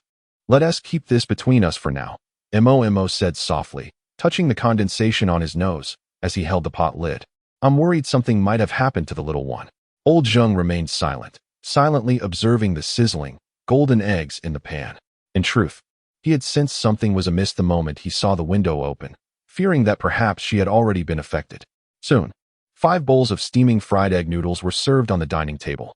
During the meal, no one spoke, They were all engrossed in slurping their noodles, their mouths smeared with chili oil. Mo observed how they could relish even expired noodles, feeling that humanity had made significant strides toward the goal of satiety in this post-apocalyptic world. The prospect of alleviating the public's hunger seemed increasingly promising. The two young women found it peculiar that the two young men remained silent, yet chose not to inquire further. When Honghai noticed his daughter staring intently at Zheng Tianyun, her head bowed as if lost in contemplation. After the meal, the girls ascended to wash up and rest, while Mo and Zheng Tianyun rummaged through their bags for 2 flashlights, preparing to venture outside. "What are you two doing out so late?" When Honghai queried, perplexed as he watched the young men changing their shoes. "Don't go out, it's dark and unsafe. We're going to look for Xiao Mo," Zheng Tianyun replied, tucking his slippers into the shoe cabinet and turning to Wen Honghai. "We leave the house in your capable hands, Lao Wen." Wen Honghai nodded vigorously, though not particularly brave. He was willing to shoulder responsibility when the occasion demanded, especially with his daughter peacefully sleeping upstairs. Mo and Zheng Tianyun searched the C district of the villa complex for quite some time, the bright beam of their flashlights illuminating nearly every corner. However, aside from occasionally encountering a couple of wandering zombies on the stone pathway, they found nothing of note. A fleeting sensation of being watched crept over Mo, but he shook it off and pushed open the villa door. The moment he closed it behind him, those green eyes emerged from the thicket, fixated intently on the entrance. Upon discerning the silhouette of her master, a curious expression flickered at the corners of her mouth as she tilted her little head in a moment of awkwardness. Gradually, crimson tears began to flow from her eyes. At 11 o'clock at night, Mo indulged in a warm bath, stretching languidly with a sense of comfort. He sat at the edge of the bed, waiting for a while, only to realize that Zheng Tianyun had yet to knock on the door for a chat. Convinced that his companion had likely succumbed to slumber, he climbed into bed, pulling the covers over himself. However, sleep eluded him. Mo retrieved an album from the drawer of his bedside table and began to peruse it slowly. The album was filled with photographs chronicling his journey from the age of 13, when he commenced middle school, to his current age of 18.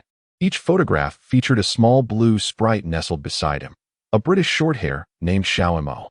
Now a 6-year-old young lady, she had entered this household over 5 years ago, accompanying Mo throughout his youthful days. As he gazed at the images, the weary Mo drifted into a daze and succumbed to sleep, a trace of tears lingering at the corners of his eyes.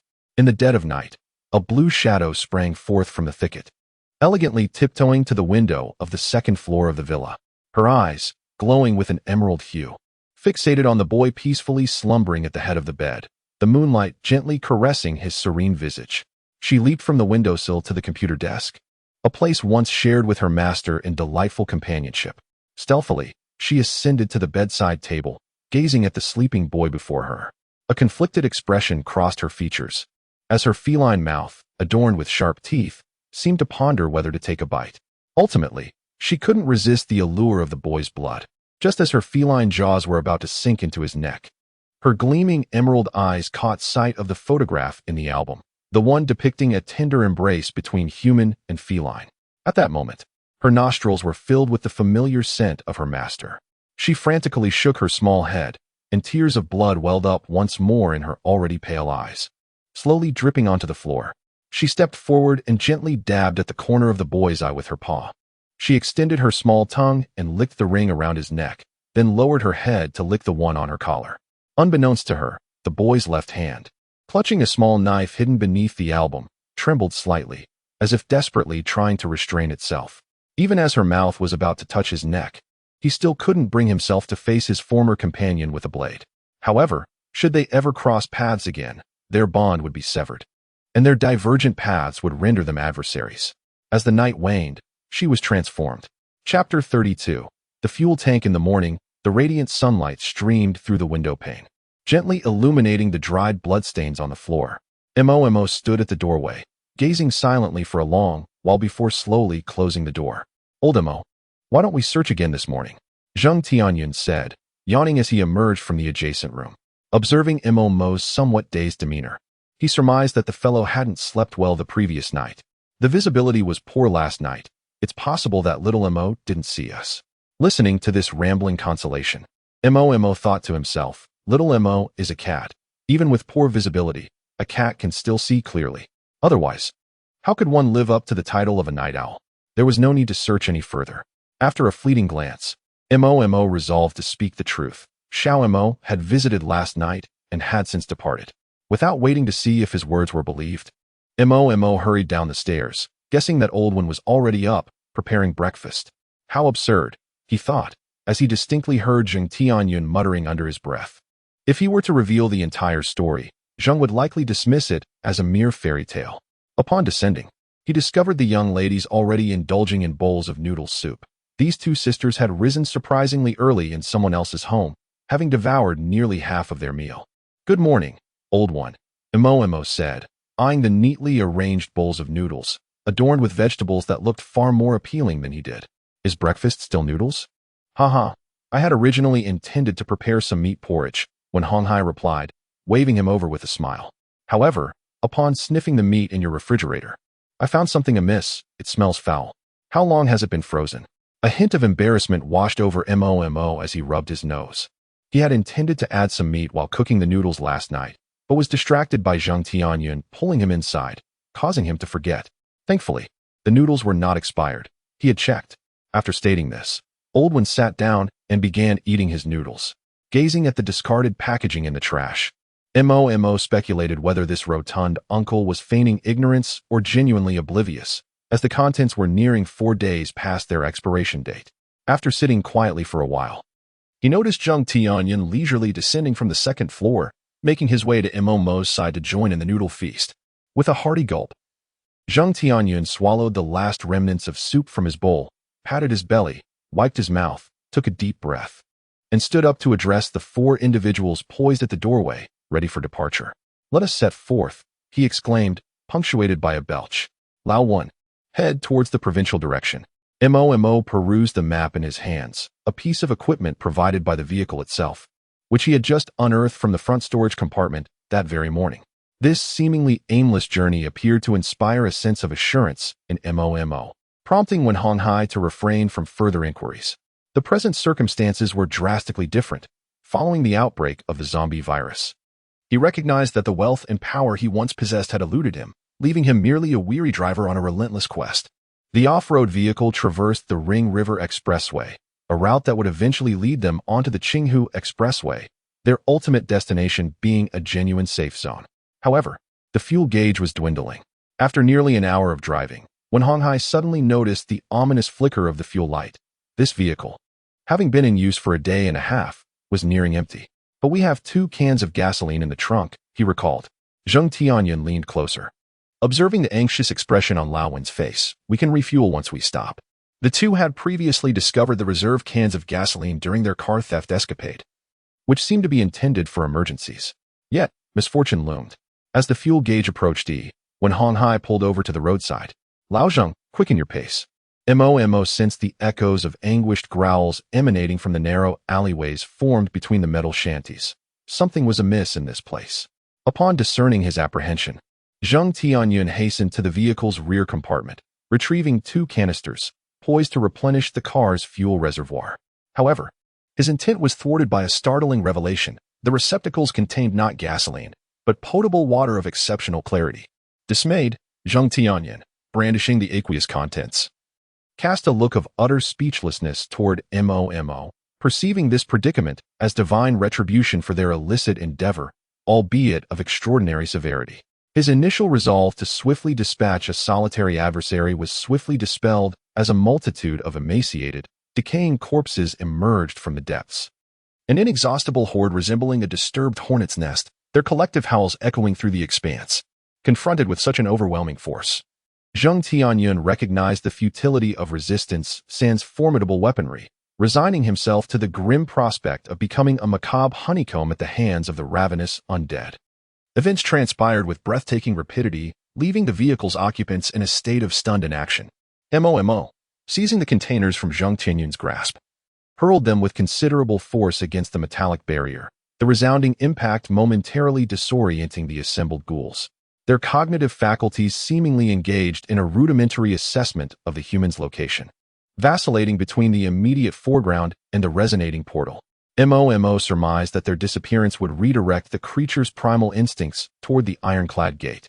"Remain stationary," Mo urgently whispered, restraining Zheng Tianyun's impulsive flight, his voice a hushed directive in the face of impending peril. The sole means to render oneself invisible in the eyes of the undead became clear to Zheng Tianyun. Thus, the two clasped hands and froze in an unusual posture before the zombies. The creatures could not perceive them, yet they discerned a shadowy movement within the vehicle, prompting a significant number of them to converge in their direction. The nauseating stench lingered at the nostrils of Zheng Tianyun and Mo, and despite the overwhelming pungency, they could not afford to wrinkle their brows, for any motion would signify death. "Wen Shu, remain calm," urged Kai Yi, gripping the trembling hands of Wenwaner as she observed the horde of zombies gradually amassing outside. "Listen carefully to what I say." Seizing the moment while the monsters outside had yet to draw near, Kai Yi quickened her pace, explaining, "As long as we remain still, those things cannot see us." Upon hearing that there was still a chance for survival, the quaking Wenhonghai inhaled deeply, shutting his eyes to avoid the ghastly, decaying faces outside. He forcibly cleared his mind, striving to evade thoughts of their dire predicament. Yet, his body continued to tremble uncontrollably under such pressure. He found it impossible to suppress his fear. The zombies were now nearing the car window when Wenwaner, seated in the second row, suddenly spoke to her father. "Dad, think of me." Her ethereal voice trembled slightly as she whispered to Wenhonghai, "Think of my mother." No sooner had her words left her lips than a bloodstained handprint was slammed against the glass beside him, followed by the acrid stench wafting in from behind. However, Wenhonghai no longer trembled. He finally realized that if he succumbed to fear and faltered, the consequences would not merely endanger his own life, but would also jeopardize everyone, including his beloved daughter. At this moment, memories of his daughter's enchanting smile filled his mind, along with the cherished images of his wife beaming at the sight of their joyful father-daughter bond. He recalled the elation they shared when his daughter achieved a perfect score for the first time, and countless other delightful moments. Yet, his thoughts remained unfulfilled as the three occupants of the SUV sat immobile, akin to statues. The horde of zombies, unable to discern the situation within the vehicle, gradually dissipated into the depths of the alley, having found no reward in their assault against the iron door. In this heightened state of tension, the trio seemed oblivious to the passage of time, until a soft knocking on the car window broke the silence. Wenhonghai initially intended to remain still, but the rhythmic nature of the knocks piqued his curiosity. They were deliberate and human-made. "Old one, listen to me carefully." Mo leaned forward, speaking in an almost imperceptible whisper. Wenhonghai had to press his head against the headrest to hear clearly. "There are still one or two behind us that refuse to give up, too afraid to be discovered, and we cannot move. Old Zheng and I plan to divert them after you leave. There's an auto repair shop about 2 kilometers straight ahead. Do you have enough fuel to make it?" Despite knowing that the number of zombies outside had diminished, Wenhonghai still hesitated to speak aloud, fearing that his overwhelming dread might cause him to lose control of his voice and attract the two lurking monstrosities behind the vehicle. He swiftly lowered his gaze to the fuel gauge, his head resting against the seat cushion, bobbing slightly in affirmation. Fuel was sufficient to carry on. Almost immediately, he heard the sound of a heavy object falling beneath the vehicle, which, judging by the volume, was likely the map booklet that Mo had been holding. However, there was nothing above in the shop. This place was known to Mo, who merely hoped that there was gasoline inside. "Drive, Lao 1. Upon hearing Mo's command, Wenhonghai did not indulge in unnecessary hesitation. He understood that his only chance of survival lay in fleeing in the car. If he were to remain, not only would Mo and the others be unable to drive, but he himself would also be unable to outrun the zombies. He exhaled a deep breath, ignited the engine, and pressed the accelerator hard. The vehicle swiftly surged forward. All he could hear behind him was the fading shouts of Zheng Tianyun. "You idiot! Your father is here." This fellow picked up a stone from the ground and hurled it at a zombie's forehead, taunting it with childish provocations. To be so brazen in the face of such filth, it seemed that Zheng was the only living soul left on earth who dared to act so defiantly. After throwing the stone, he made a hasty retreat, but as he ran towards the road, Mo tugged at his arm. "Run into the alley, quickly." Following the recent events, the alley was devoid of zombies. The two creatures that had been provoked had become exceedingly frantic. Their position was not far from the two, roaring and sprinting behind them, clearly on the verge of catching up to Zheng Tianyun. At the corner, "Split up," Zheng Tianyun shouted to Mo. as they spotted two diverging paths at the end of the alley. One for each of us. His intention was for each person to handle a single zombie. Upon hearing this, Mo promptly turned right, nearly brushing against the corner of the wall. With his left hand gripping the protruding bricks of the wall, he exerted himself and leaped, scaling more than a meter up the surface. He stood on one foot atop the stone bricks, his hand gliding against the wall as he executed a half-turn in midair, positioning himself with his back facing the wall. Zheng Tianyun, who was running alongside him, discerned Mo's plan to ambush the zombie and mimicked his actions, climbing up the wall as well. Thus, the two of them found themselves precariously perched on the structure. However, as Mo's front foot had just secured its hold, the two undead creatures trailing behind had already reached the corner. Mo's gaze was fixated on the turn, waiting for the decayed visage of the zombie to emerge. The moment it appeared, he leaped down from the wall, expertly raising his iron rod to bring it crashing down with force.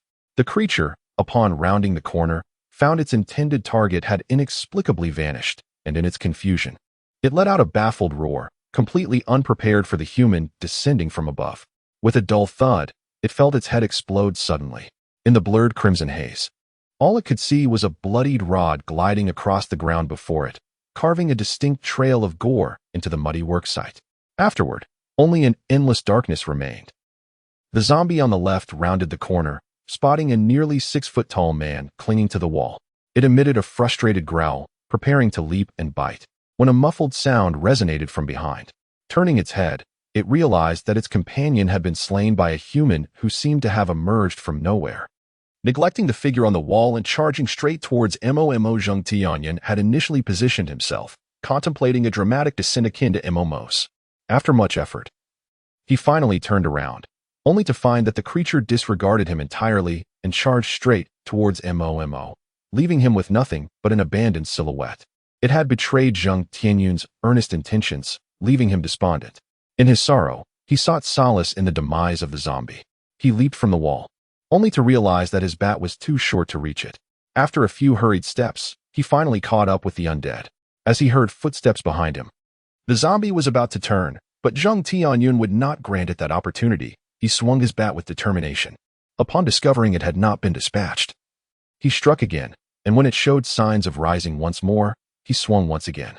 Indeed, the essence of humanity seemed to be the repetition of actions, while Zheng Tianyun's essence was the relentless pursuit of vanquishing zombies. He continued to hammer away until the creature could no longer rise, standing there, hands on his hips, panting heavily. Climbing walls and delivering crushing blows had truly tested his endurance. When he looked up, he saw Mo casually stepping on the head of a fallen zombie, a relaxed expression on his face, as if he had effortlessly dealt with the creature long ago. Old Mo, this isn't fair, Zheng Tianyun exclaimed in exasperation, sensing a vast chasm of prowess between him and his comrade. Words failed him in that moment. It felt all too familiar. Indeed, it was familiar, his movements, from scaling the wall to pivoting and landing the blow, were executed with such fluidity that it was almost painful to witness. Mo, observing the sweat-soaked Zheng Tianyun, scoffed with a smirk. It's nothing but the result of practice. Ignoring the pungent stench that permeated the ground, Zheng Tianyun leaned against the wall, gasping for breath, feeling as though his heart might explode from the exertion. Alas, one could almost establish a sect with such tenacity. What on earth? Mo gazed at him, perplexed. He was well aware of this fellow's clandestine creation of a sect devoted to corpse collisions, often boasting that he was the founding patriarch, having taken on a prodigious apprentice. When hung high, at such a tender age. Ahem, Zheng Tianyun coughed twice, regaining his composure before continuing. Why not establish a sect? I've even thought of a name for you. How about the sect of corpse smashing? Such a wonderfully juvenile name for a sect left Mo momentarily speechless. Thus, following Zheng Tianyun's meteoric rise to fame as the patriarch of the sect of corpse collisions, yet another legend emerged in the chaotic realm of martial arts. He was none other than Mo, the founding master of the sect of corpse smashing. Chapter 33. Reunion. Can you still move? Observing Zheng Tianyun's heaving chest, Mo placed a reassuring hand on his shoulder. If you can still run, go find them. Zheng Tianyun nodded, picking up the baseball bat that leaned against the wall, and followed Mo out of the dim alleyway. Outside, the sun blazed down fiercely upon the ironclad structures. The searing heat of midday rapidly evaporated the blood and corpses on the ground, as if the very earth sought to erase all remnants of the horrors that had transpired. Yet, how could the scars etched in the hearts of humanity be so easily erased? Take it slow, Zheng Tianyun urged, trailing behind Mo, the oppressive sun casting a heavy drowsiness upon him. The silhouette of Mo began to blur in his line of sight as he weakly uttered, "I damn well can't keep up with you." He trailed behind Mo, huffing and puffing, resembling an exuberant husky chasing after its owner. A gentle breeze swept through, as if the charming winds sought to bestow a rare coolness upon the sweltering summer. Mo gradually slowed his pace against the wind, the refreshing air brushing against the fine sheen of perspiration on his forehead, invigorating his spirit. "Should we take a break?" Mo turned to observe him, tongue nearly lolling out, pondering whether old Zheng might revert to a canine state at this rate. After all, it was merely a short distance. Surely old one could manage. "No need." Zheng Tianyun waved his hand dismissively and gestured towards a nearby convenience store. His parched lips trembled as he rasped, "Let us grab some water inside. I feel like I'm dying of thirst." Before long, the two arrived at the entrance of the shop. Zheng Tianyun leaned against the refrigerator, straining to peek inside, seemingly in search of something. "Rest assured, go ahead," Mo reassured him after circling the store and finding nothing amiss. He stepped out to inform him, "There are no unsavory items in there." Only then did Zheng Tianyun pull open the refrigerator door, retrieving a bottle of Sprite and indulging in it with great delight. After guzzling down the chilled carbonated beverage, he let out a contented burp, feeling that life was indeed splendid and existence was a true blessing. He drank so rapidly that before Mo could utter a word, the entire bottle had vanished into his stomach. With a resigned tone, Mo could only remark, "If you drink like that, don't come crying to me when your stomach hurts later." "Ah, Lao Mo, hurry up and drink." Zheng Tianyun observed Mo sipping the mineral water in tiny sips, feeling it was rather tedious, reminiscent of a woman drinking water. "Don't mind me. I'm not a woman. How could a big guy like me possibly run with a stomachache?"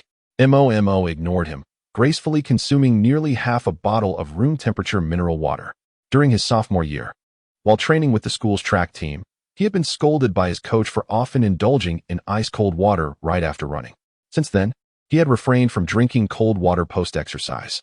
The coach was quite straightforward, but by the second semester of their sophomore year, he had left the track team, rumored to have transferred to a school in another province. Mo wondered if he was still alive.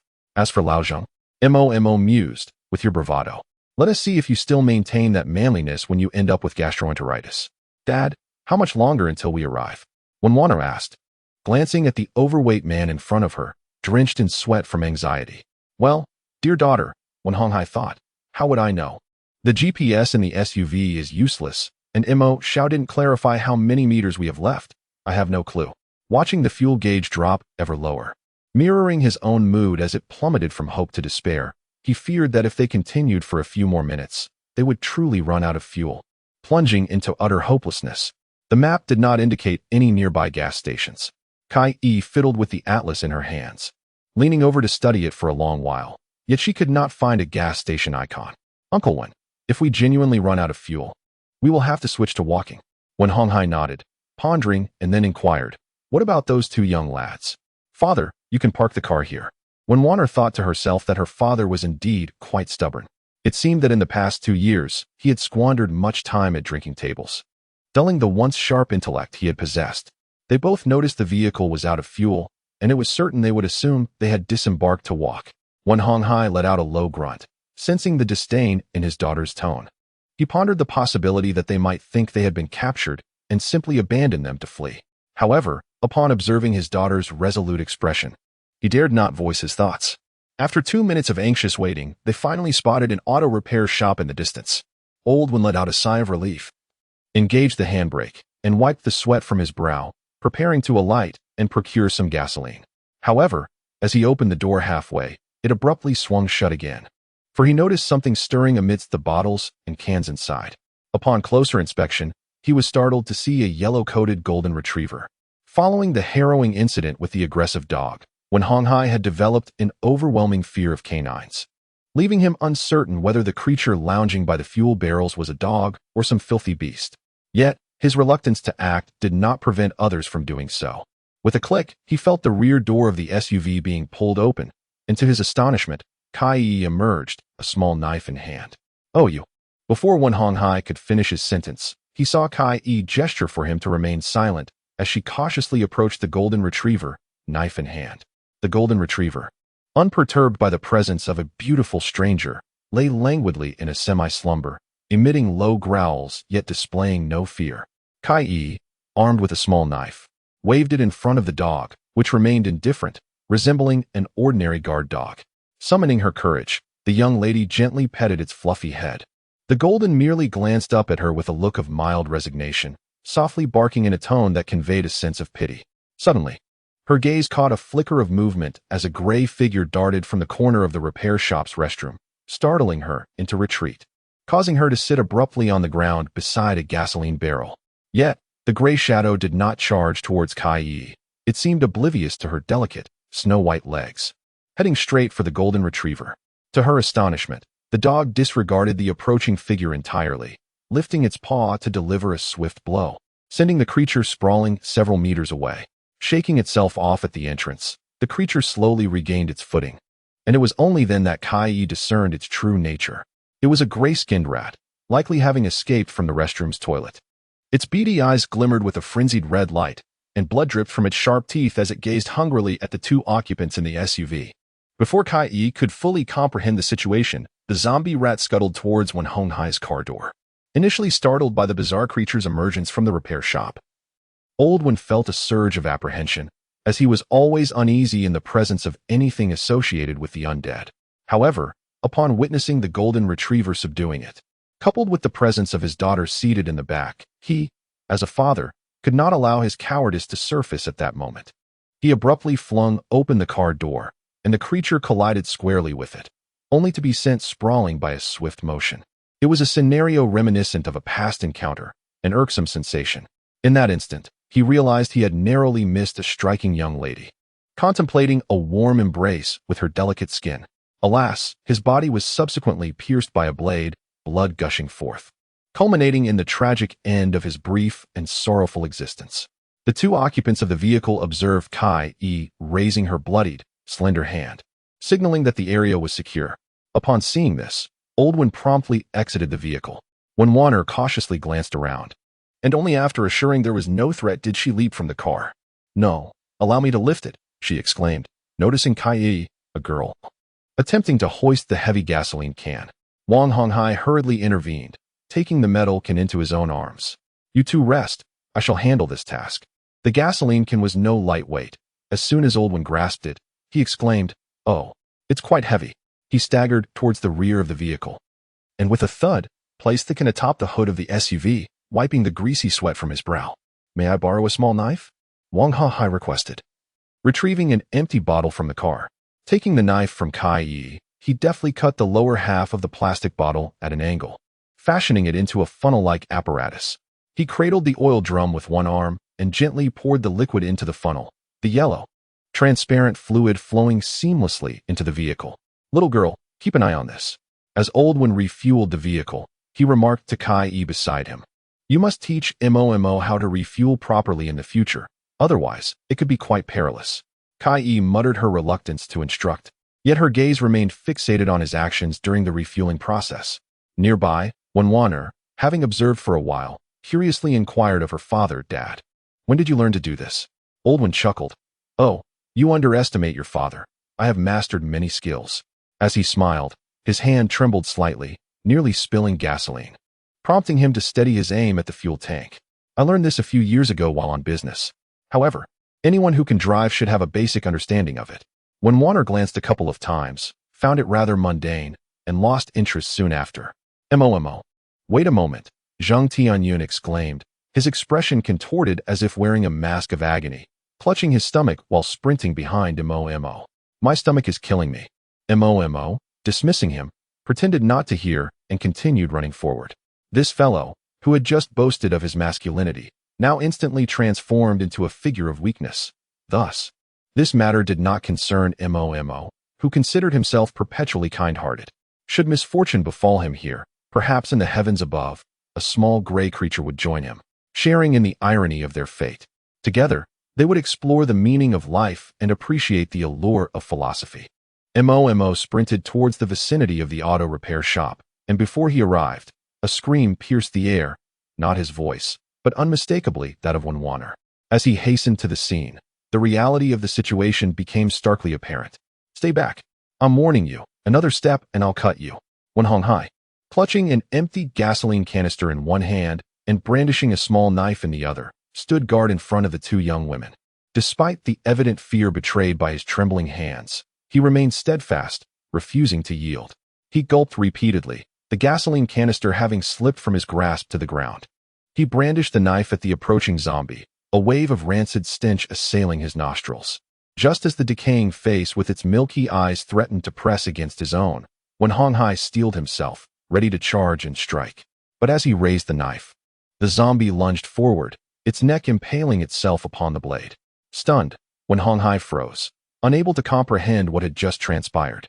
The impaled zombie teetered and collapsed to its knees, revealing the familiar face of a figure who was firmly stomping on the zombie's head, preventing it from rising. "Well done, Laowen." The man's smile remained as radiant as ever.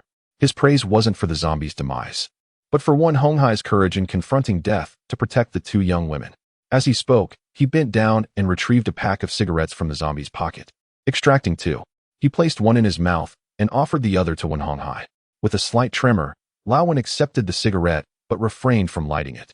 He gestured with the gasoline canister, indicating the danger of an open flame. Observing the still writhing zombie head on the ground, Mo swung the iron rod he had been dragging along, bringing it down with brutal force upon the skull. In a single, swift motion, the head burst apart, scattering gore in all directions. He received the gasoline from Oldwin's hand, noticing a small amount remaining, and, mindful of conserving resources, he poured it entirely over the zombie. Subsequently, he retreated several meters, ignited his metallic lighter, and set fire to the trail of gasoline, causing the flames to immediately engulf the corpse. Millions of years ago, confronted with darkness, humanity learned to wield fire for banishment. Millions of years later, facing the plague of the undead, humankind has chosen the same method.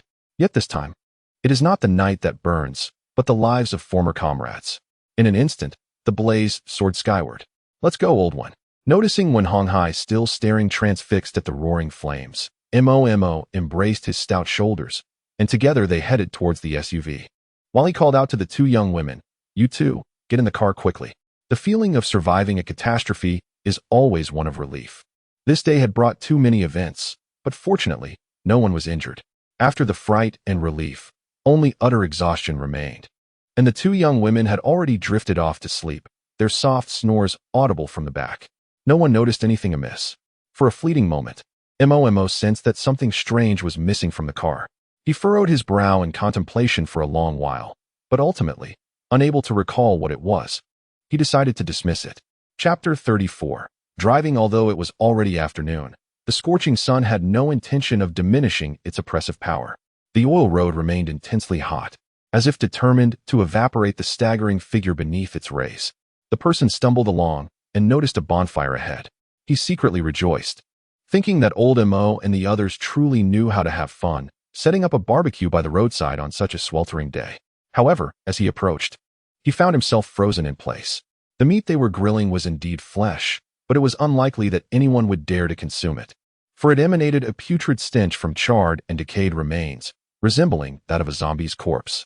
Gazing ahead at the shimmering heat rising from the asphalt, Zheng Tianyun, already doubled over with stomach pain, found himself enveloped in a haze of confusion. Nevertheless, his benevolent future father-in-law ultimately chose to stop and wait, albeit at a rather inconvenient distance, parking 3 kilometers away. "Goodness, old one, I truly appreciate it," Zheng Tianyun muttered. Having just finished an urgent visit to the restroom at the repair shop, he felt utterly drained, as if his very essence had been siphoned away. "Could you not have parked a bit closer? I was already exhausted after that ordeal." No, young brother Zheng, you misunderstand," Old One replied, turning with a hearty smile. "This was Mo's suggestion. He said you should replenish your fluids, that you'd be in high spirits afterward." Zheng Tianyun gazed at Mo with a look of utter fatigue, contemplating whether it would be better to sever ties with such a superficial companionship. Mo, dismissive of his pitiable state, unzipped his backpack and tossed him a bottle of water. Zheng Tianyun caught it and sipped slowly, his meticulous approach even more sluggish than Mo's. After this experience, he had learned a valuable lesson. He would never again indulge in cold water, for it had nearly left him a nervous wreck. After all, one must learn to grow. And the dog? Kai turned in the second row to gaze at the visibly exhausted Zheng Tianyun. What dog? He replied, bewildered. Zheng Tianyun gazed at her with a peculiar expression, having hurriedly arrived and departed without noticing any dogs. I didn't see any, he remarked. Oh, never mind, Kai replied with a hint of disappointment, realizing that the little golden retriever had likely departed. For a fleeting moment, she had contemplated taking the dog with her, as it had, in a sense, saved her life. However, she was acutely aware that in this apocalyptic world, pets were either the toys of the powerful or the prey of the weak. As a young girl, she felt neither the necessity nor the obligation to bring it along. The so-called bond between humans and dogs often falters in the face of harsh reality. As they spoke, the vehicle approached the Qinghu Expressway, which they initially believed would offer a smoother journey. Yet, reality seldom aligns with expectations. Come on, Lao One, don't brake. Zheng Tianyun slumped in the back seat, his expression one of agony, weariness etched across his face. I have nothing left in my stomach. I simply cannot vomit anymore. Ah, Zheng, my young friend, I wish it were different, Wen Honghai replied, eyeing the suddenly emerging abandoned vehicles ahead, forcing him to brake once more and navigate around them. This area was indeed treacherous for driving. Old Wen busily grasped the steering wheel, beads of sweat glistening on his forearms. Will it be any better once we're on the expressway? Mo, seated in the passenger seat, was jolted forward by the sudden braking. He fixed his gaze on the vehicles parked along the roadside, catching sight of several zombies wandering amongst them. It should improve, Wen Honghai responded, but just then, he had to brake again, nearly sending Zheng Tianyun's spirit fleeing in fright. I can't say for certain. It depends on the flow of people escaping in this area. This area is, in fact, nearing the outskirts. While the foot traffic is minimal, it is conceivable that those fleeing may wander this way. The abandoned vehicles are likely remnants left by those who arrived earlier. The rationale behind their abandonment is not difficult to surmise. Fuel depletion is a probable cause, as there is not a single gas station within several kilometers. Moreover, those individuals are unlikely to venture out to seek fuel at repair shops, as they might be dissuaded by that golden retriever. Of course, there are exceptions. Numerous vehicles remain parked along the road, yet they have not completely obstructed the passage. Mo speculated that some individuals must have procured gasoline and safely filled their cars, with the more expedient ones possibly having already vacated the province. Old One, if the road is navigable, why not allow me and old Zheng to take the wheel? Mo glanced back at Zheng Tianyun, noting his persistently despondent demeanor. All right, sounds good. Wen Honghai readily acquiesced, having contemplated this suggestion for some time. After all, if he were to drive continuously, the vehicle could endure, but human stamina is finite. Young Zheng, do you wish to learn as well? He turned to gauge Zheng Tianyun's interest. This time, he was met not with the sight of a frail individual, but rather a face brimming with enthusiasm. If he wished to learn, then teach him. If not, so be it. What? Driving? Zheng Tianyun exclaimed, his excitement palpable. I must learn. Even if I don't, I'll drive recklessly. Old Mo, wouldn't it be amusing if I ran over your face with the wheels? Do you hear what they say? Regardless of which vehicle he referred to, once they merged onto the expressway, Mo noticed that the road ahead began to widen. Old One, it's your turn to drive. Mo felt a thrill of excitement inside, as this was his first time behind the wheel. Please instruct me on the basics, he requested. Wen Honghai nodded, and the two promptly exited the vehicle to switch seats. Having previously enjoyed the spaciousness of the passenger seat, Mo felt a slight constriction as he settled into the driver's seat. He placed his hand on the ignition button and pressed it, while Wen Honghai gestured towards the gear stick beside him. Gently pressed the accelerator, the one on the right. Yes, this car does not have a clutch. After pressing the brake pedal, he shifted the gear from PTON. Upon observing Mo's successful maneuver, he continued, now, ignite the engine, press the brake, and shift from to D. The boy in the driver's seat remained remarkably composed. Mo took a few tentative steps, soon realizing he had an innate feel for driving. As he gradually pressed the accelerator, the car began to move forward smoothly. Old One, what are the functions of the Xanad gears? He inquired, having noticed two additional positions while shifting from PTON. Oh, those are the automatic gears, Old One explained animatedly. relishing the opportunity to showcase his expertise in a domain he was well-versed in. If you tire of driving in manual mode, you can switch to either of these gears. It offers a more exhilarating experience, while Z is more subdued. Of course, these choices should be made based on the driving conditions, he added sagely. Mo was learning while driving. An even seasoned driver Wen Honghai found himself pleasantly surprised, realizing this young man was indeed teachable. Though it was challenging to ascertain whether one was a good instructor, it was clear that Mo was an exceptional student. The vehicle's speed was neither too fast nor too slow. Even when confronted with obstacles ahead, Mo remained remarkably composed, steering around them without hastily slamming on the brakes. This calm demeanor is indeed a rarity for a novice driver. The zombies that initially had the chance to lunge at the SUV were soon left far behind. Despite their frantic pace, the SUV swiftly vanished from their line of sight.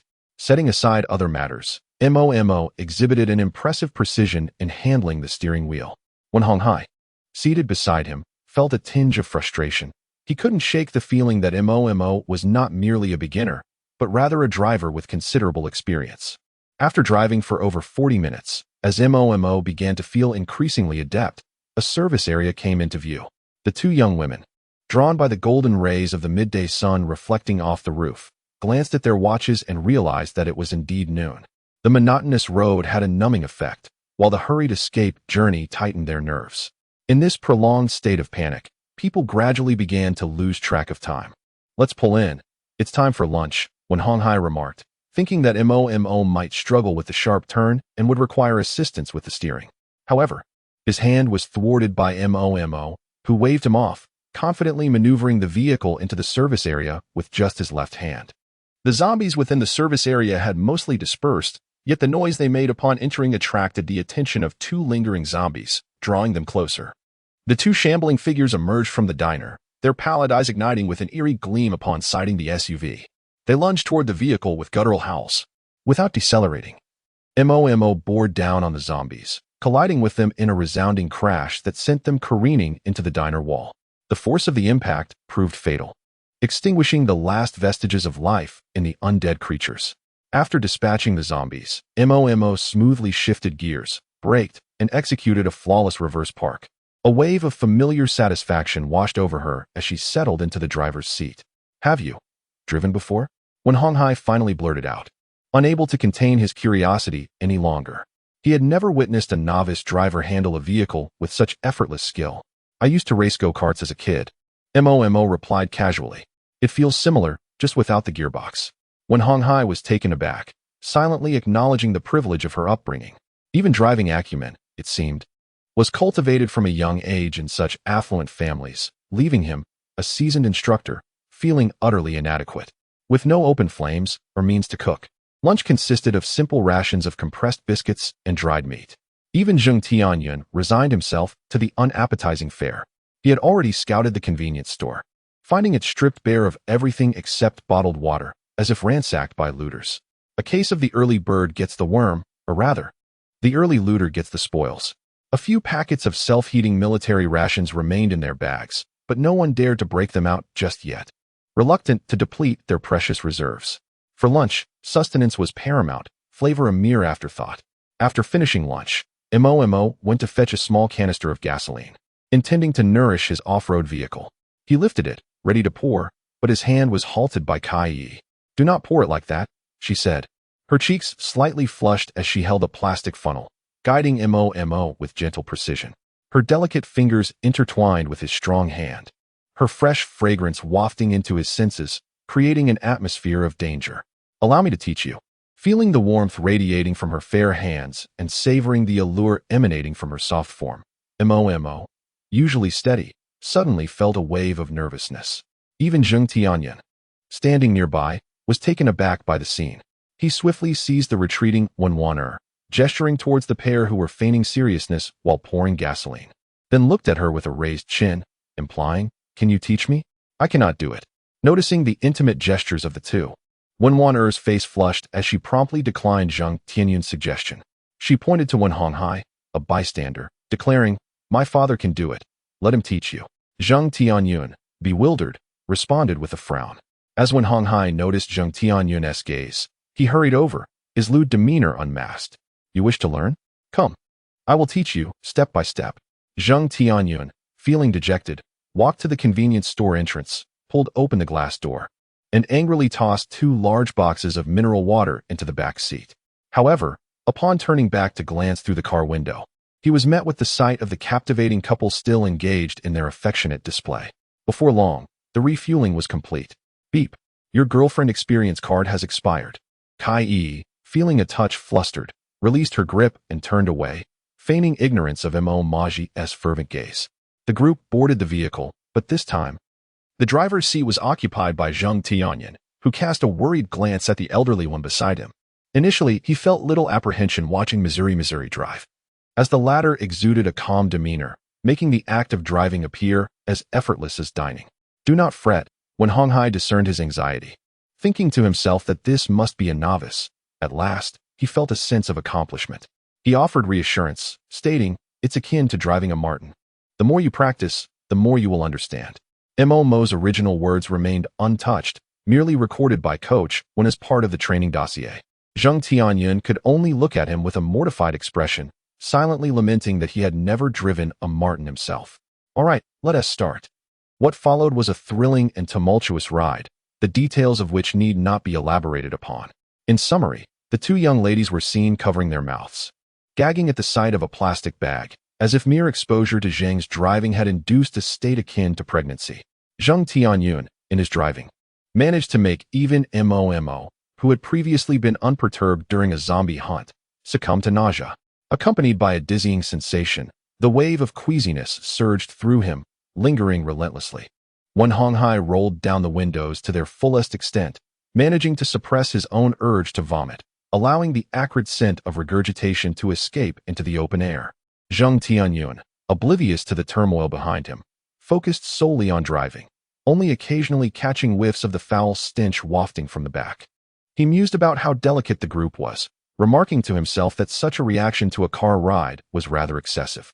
Ultimately, he parked the vehicle by the roadside, deciding to swap out Mo for one, as the latter was no longer fit to continue driving. When Honghai gripped the damp steering wheel, his face adorned with a wry smile as he gazed at Zheng Tianyun. Young brother Zheng, your skills. Oldwin struggled to find an appropriate analogy to describe his technique, fearing that a direct critique might undermine the lad's confidence. With a bittersweet chuckle, he inquired, You haven't had any formal training, have you? No, I've never learned about cars, Zheng replied, yet to Win's astonishment, the young man's eyes sparkled with pride as he exclaimed, I used to ride a tricycle as a child. It feels quite similar, just missing one wheel. Oldwin refrained from speaking to Zheng for the remainder of the day, apprehensive that his words might inadvertently slip into expletives. Chapter 35, Fleeting Night. Old Mo, where shall we revel tonight? Zheng Tianyun playfully leaned closer, peering at Mo, who was driving in the front seat. Should we exit the highway? They had long passed the toll station of Jing City, yet they remained within the confines of Qing Province. This city, a reflection of Qing Province's character, marked the true departure from its territory. Oh dear, young brother Zheng. Please don't distract him while he is driving, when Honghai cautioned, his expression laden with concern as he observed Mo steadfastly navigating the night road. Driving during the day and at night were worlds apart. The disparity in visibility was profound. Furthermore, the inky darkness of the night harbored lurking dangers, with creatures occasionally leaping from the shadows to assault their vehicle. The grotesque visage of a decaying face could suddenly materialize, staring intently at them, causing a true sense of dread to grip Oldwin. With a dull thud, Mo collided with yet another zombie that lunged at their vehicle. A splash of blood struck the windshield. He activated the wiper and sprayed the washer fluid to clear the obscurity. He then inquired of the nearby commander, when Honghai, Oldwin, how many meters to the nearest exit? When Honghai glanced at the blue road sign before lowering his head, his plump face nearly pressing against the map. He scrutinized it intently and, at last, discerned the details under the dim light of the vehicle. We're nearly there. We can change lanes now. Mo deftly turned the steering wheel, steering into the city shrouded in night. Once a city aglow with lights, Jing City now lay cloaked in darkness, the cacophony of lively voices having transformed into haunting roars. They opened their bloodied maws, baring fangs to welcome the arrival of these strangers. Are you familiar with this place? Kai leaned against the back of Mo's seat, her soft body pressed against the upholstery, her voice sultry and melodious. "I have never been here before." "Well, I came once, feeling a warm, fragrant breeze brush past my ears, penetrating my senses," Mo replied, his ears involuntarily twitching. "I once stayed overnight at a hotel here with my grandfather." In that fleeting moment, a sense of disorientation washed over him, as if they were the forsaken ones cast aside by the world, lives forgotten by humanity. The off-road vehicle traversed the night road like a solitary boat, with no beacon or harbor to seek refuge from the storm. At 10 o'clock at night, the SUV arrived near the Grand Hotel, even devoid of the twinkling lights. The entire structure still radiated opulence and grandeur under the cloak of darkness. Zheng Tianyun's face was alight with surprise. He mused to himself that old Mo indeed had a knack for choosing locations. Here he was, amidst the apocalypse. Yet he could still indulge in a lavish lifestyle at night, perhaps even accompanied by a beautiful woman to share a delightful evening. With a sly grin, he stole a glance at the innocent young lady, Wenwaner, who sat in a daze in the front row. However, he soon noticed that the off-road vehicle did not halt at the hotel, but rather veered around 2 corners before coming to a stop in front of a quaint inn. Reluctantly, Zheng Tianyun followed the others into the small lodge, only to be greeted by a pungent odor reminiscent of decaying vegetables. A few flies buzzed around him, and he irritably waved them away, soon realizing that they were stubbornly persistent. In a fit of vexation, he inquired of Mo, who was leading the way. "Why did you choose such a place?" "It's safe," Mo replied, ascending the stairs while wielding a flashlight to scrutinize the surroundings, ensuring the area posed no threat. He turned back to Zheng Tianyun, aware of his reluctance. "This place is 100 times better than that hotel, which likely harbors countless living dead." The inn's desolate atmosphere, devoid of regular guests, meant that only a handful of them occupied the 2 floors, with not even a shadow of a zombie in sight. As Mo emerged from the first floor with a handful of room keys, Zheng Tianyun nodded in acquiescence, choosing not to voice any further complaints. He was merely venting his habitual grievances. Deep down, he understood that it was only in such a place that he could rest easy at night, free to snore without a care. In a grand hotel, he might awaken to find a zombie joining him in his slumber. The men occupy 1 room, while the women take another. As Mo surveyed the group, he deemed this arrangement the most suitable. "Is there any dissent?" The crowd shook their heads in unison. However, Oldwin voiced a request, and upon Mo's gesture for him to continue, he stated, "Young brother Mo, I would like to share a room with Zheng Tianyun. I have matters to discuss with him tonight." Zheng Tianyun immediately sensed something amiss in Oldwin's tone. What was he up to? Could he possess some peculiar penchant? No. It could also pertain to his own issues, particularly those involving his daughter, yet he chose to dismiss such thoughts, pondering how this could possibly be. As he contemplated, he was about to voice his protest, only to hear Mo declare, "Very well. I shall take a room by myself. Do exercise caution tonight." Caution? Old Zheng was momentarily taken aback, wondering what chaotic thoughts occupied this fellow's mind. Subsequently, he watched as Mo handed 2 room cards to a few individuals, ascended the staircase, and opened one of the doors. The 2 young women accepted the cards and followed Mo closely, stifling giggles as they entered the room adjacent to his. In that fleeting moment when the door swung open, Zheng Tianyun thought he noticed when Wenwaner blushed slightly. "We're off now, he." The stout man chuckled as he seized Zheng Tianyun, and, under normal circumstances, he would have perceived this as an innocent smile. Yet, in the dimly lit corridor, that grin sent a shiver down his spine. Without further ado, Oldwin dragged Zheng Tianyun into the room opposite Mo's. This night, alas, was destined to be fleeting. "Where's the beef jerky?" Mo found himself alone in the room, conversing with himself. He rummaged through his backpack in search of something to quell his hunger, only to discover that he had exhausted his supply of beef jerky. How could it be all gone? The instant noodles he had just extracted lay on the wooden table, awaiting the boiling water necessary for their preparation.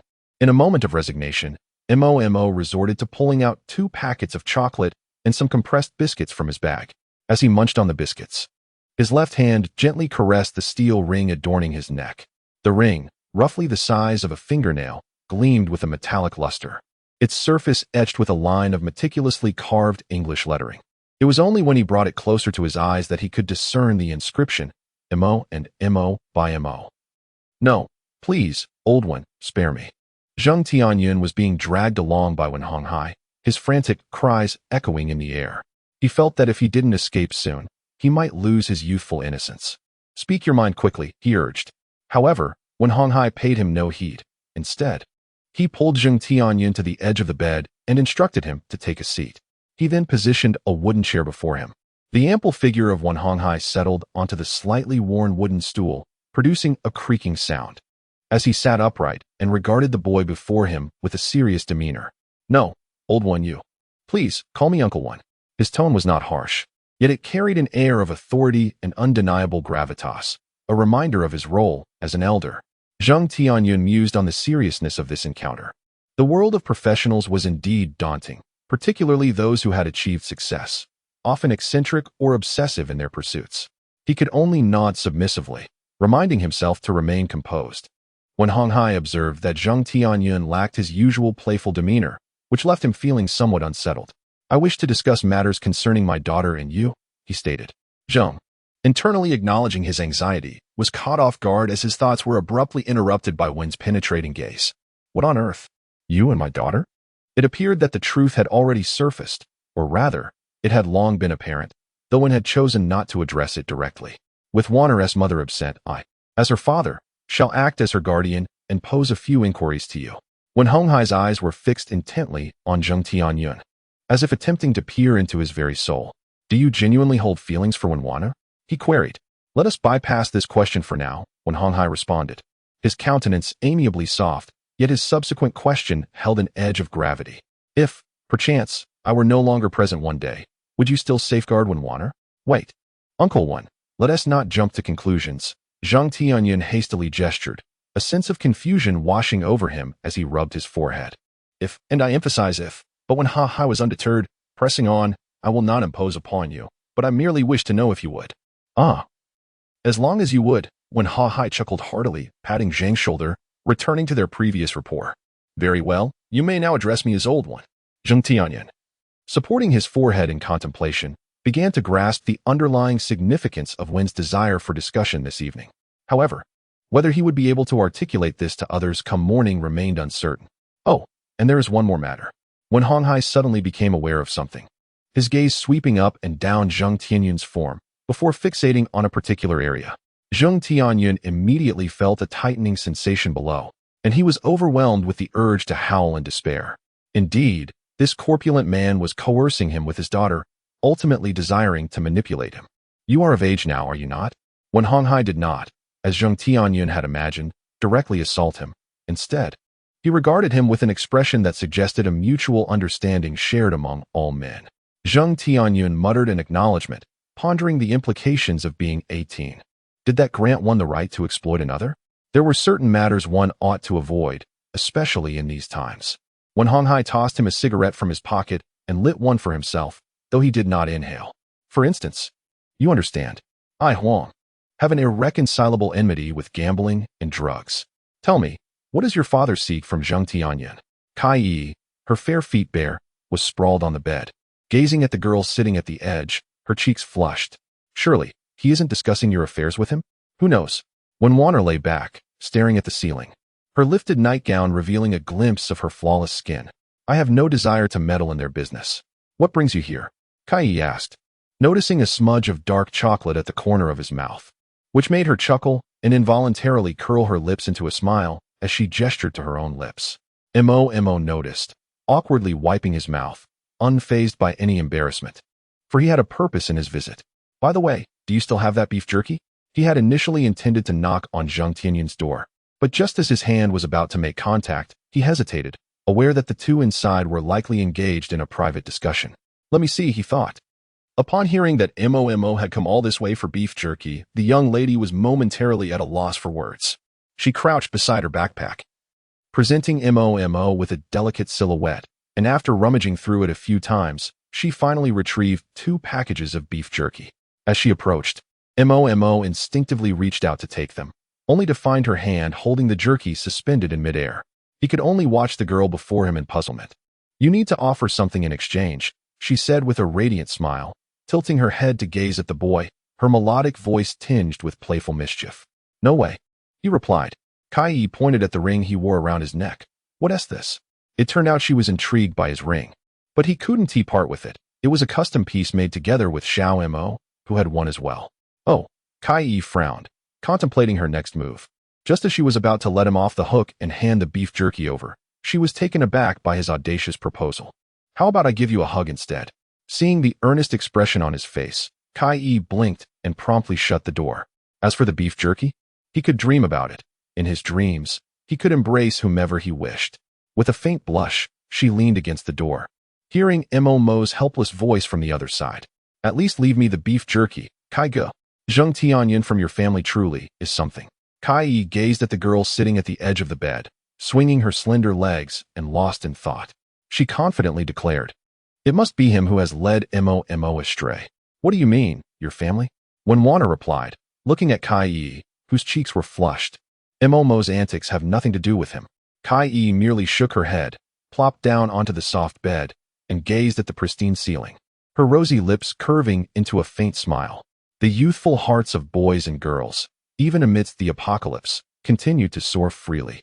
Those affections and loves cast aside by calamity shall one day be reclaimed by humanity. Perhaps humankind is eternally a species that finds joy amid suffering. Yet, staring at the instant noodles that had already been prepared, steaming broth, noodles, but lacking meat, Mo did not feel that this night was fleeting. He merely sensed that this evening, the late-night snack was indeed short-lived. Chapter 36. The beast you mean? You almost became the recipient? Indeed, Lao Mo, Zheng Tianyun remarked, observing Mo, who was leaning against the car door, exhaling smoke. A look of dread washed over his face. Had I not rushed out, I would have surely been one by now. Sigh. In the misty haze, Zheng Tianyun's bittersweet affection was palpable, the hardships of life etched upon his countenance. And it felt as if the once vibrant spark in his youthful eyes had dimmed. The collapse of adulthood often occurs in an instant, and for Zheng Tianyun, it had transpired overnight. However, Mo was too indifferent to watch him act, and seizing the moment while the other three were still on the second floor enjoying breakfast, he quietly inquired of Zheng Tianyun, "Have you made up your mind?" Zheng Tianyun understood the question posed to him. He took the half-burnt cigarette from Mo's hand, inhaling deeply a couple of times before nodding in acknowledgement. He then extinguished the cigarette but on the ground and discarded it into the drain. Seeing that his brother had made up his mind, Mo refrained from further inquiry, knowing that he would not interfere with his brother's decision. "Mo Xiao brother." When Hong Hai slightly turned his head, inquiring of Mo, who was seated in the second row. His gaze frequently drifted towards the two newly formed couple at the back. "Should we head directly onto the highway, or perhaps we should visit a nearby store? Our provisions are running low." After the meager supper the previous night, Mo had realized that their supplies were insufficient, especially since the service area had not provided any replenishment. "Old one, please take a few more turns and see if there are any decent shops around." When Hong Hai nodded, recognizing that in this unfamiliar place, finding a good store might not be as easy as it sounded. After several fruitless turns, they still could not locate a suitable shop. Many of the establishments they passed were either completely looted or teeming with wandering zombies, leaving their off-road vehicle to roam aimlessly. "Do you think there are any interesting places in Jing City?" Looking out at the desolate scene, when Wanner curiously asked Zheng Tianyun, "I am not particularly eager to go, but seeing the devastation outside makes me wonder if any scenic spots have survived." Zheng Tianyun replied with a non-committal hum. He was not well versed in the local attractions either and decided to inquire with someone more knowledgeable. "Old Mo, do you happen to know?" Mo turned his head, casting a curious glance at him, his chin subtly indicating the scattered corpses outside. With a slight raise of his eyebrows, he inquired through his gaze, "Are you certain about going now?" "No, I was merely asking." "Oh." Mo contemplated for a moment, recalling that he had visited this place several years prior, accompanying his grandfather who had attended a lecture by some professor at the local school. His own presence there had purely been for amusement, as there was nothing particularly entertaining about the area. "Old one, do you recall seeing any directional signs for tourist attractions, specifically, which way to the wildlife park?" When Hong Hai was momentarily taken aback, he had been preoccupied with scanning the roadside for shops. Not only had he overlooked any tourist signs, but he hadn't even noticed other markers. Moreover, would a rational person in this chaotic apocalypse really pay attention to such trivialities? I didn't notice. Seeing the increasingly somber expression of Mo reflected in the rearview mirror, when Hong Hai began to feel a sense of panic. "Mo, what's wrong? This place. It feels ominous," Mo murmured thoughtfully, then abruptly raised his head and patted Wen Honghai on the shoulder. "Old one, quickly turn around. This area could very well be swarming with those monsters." "You mean the wildlife park?" Zheng Tianyun leaned in to inquire, having felt a jolt in his heart at the mention of the wildlife park. An unsettling sensation washed over him as he pondered the possibility that all the wild beasts there had transformed into undead creatures. If this is indeed the case, it is utterly terrifying. However, MOMO optimistically estimates that, if not all, certainly a considerable number of them exist. At the very least, more than half are likely to be in such a predicament. MOMO's countenance had turned exceedingly grim. He understood that if besieged by such a multitude of undead beasts, nearly everyone would meet a tragic fate. "Old one, do you remember the way we came?" Even the mere rumor of the animals from the wildlife park escaping had already thrown Wen Honghai into a state of panic. Now, upon hearing that they had all transformed into zombies, his legs began to tremble uncontrollably. "I remember, vaguely, gazing at the familiar horde of zombies outside and listening to their haunting roars. Everything seemed so tranquil. Yet, was it not true that the sea is eerily calm before the tempest? Old one, we should take a right turn here. You must make a U-turn quickly. The wildlife park. If there exists a place in this world more horrifying than the tragic scenes outside, it might well be here." Those creatures, once confined within iron cages for human amusement, now roamed freely beyond their enclosures. The merciful beasts might only transform humans into their own kind, perhaps in their eyes. The zombies, consumed by insatiable desires, represent the true visage of humanity. "Dad, I have finished my bread." Even amidst such dire straits, there are still remnants of humanity struggling to survive in the shadows, the pitiful vestiges of life left behind by the jaws of monsters. Yet, they remain here not out of cowardice, but rather from an utter inability to flee this realm, rife with the undead. A young boy, around 8 or 9 years old, stood with tattered clothes and an unpleasant odor clinging to him, his eyes brimming with tears as he gazed at his father. The father, concealed behind the lavatory door, vigilantly scanned the surroundings, the cacophony of roars and howls from outside nearly deafening him. "Here, take this, it's for you," the father said, a pang of heartache striking him as he observed his son's pallid and gaunt face. Despite his own hunger, he relinquished the sustenance to his child. The boy, displaying remarkable understanding, noticed his father hadn't taken a single bite. He broke the bread in two, intending to offer half to his father. In an instant, he was overwhelmed by a dizzying, excruciating pain. Looking down, he saw his body cleaved in two at the abdomen by a bloody maw. In agony, the boy clutched at his protruding intestines, his bisected body dragging across the floor like a grotesque dwarf. His open mouth emitted a trickle of ichor, and in his fading consciousness, he desperately wanted to call out to his father for help, but his life ebbed away. He never managed to hand over the piece of bread to his father. Witnessing his son's gruesome demise, a surge of fury welled up within the father's heart. He was on the verge of rushing out to avenge his wife and son, but then, a body abruptly lunged from the ground. It was his son, his former son, the boy with only half a torso remaining. His pallid eyes now reflected an insatiable craving for blood. Propelled by the strength of his arms, he launched himself, aiming his bloody jaws at his father. Seeing his son hurtling toward him, the father didn't evade. Instead, he opened his arms and embraced his son. Even as his neck was being gnawed upon, even as he knew his son was no longer his son.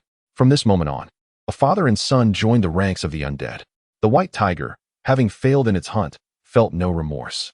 Its blood-red eyes gazed longingly at the world beyond the confines of the zoo, an instinct craving blood whispering to it that there were still living beings outside. With a proud roar, it strode toward the exit of the zoo, followed by a vast horde of beasts, as if a king were leading his soldiers, vowing to stain the land with blood and expel the aberrations from this world. "Old one, is this the right path?" Momo was on the verge of losing his sanity. They had already taken a wrong turn once, and now it felt like they were misstepping again. "No, old Mo. Weren't you the one guiding us?" Zheng Tianyun leaned against the car window, peering anxiously into the rear view. He was equally distressed and lamented. "If only I had taken the lead. You often led us astray before. Both of you, please be quiet. The route is indeed confusing, but my thoughts are even more chaotic." Amidst the cacophony within the vehicle, Wen Honghai scratched his head in frustration, unleashing a fit of impotent rage against the steering wheel, which momentarily calmed him. "Let me think for a moment. I've encountered similar situations on the highway before." Just as he was about to share a few nuggets of his life experience, he felt a slight tremor beneath them. Even inside the car, the sensation was palpable, accompanied by distant, faint roars echoing from afar. Everyone turned their gaze outside, witnessing a vast swarm of corpse beasts approaching ominously down the road. Judging by their size, even this sturdy off-road vehicle would struggle to withstand the onslaught. Old one, forget about the road. Upon observing the dire situation, Mo realized that if he did not escape swiftly, he would surely be trampled into a mere pulp, a fate far worse than becoming a zombie. He frantically pounded on Hong Hai's seat, gesturing wildly in various directions, urging him to drive wherever he pleased, as long as they could flee first.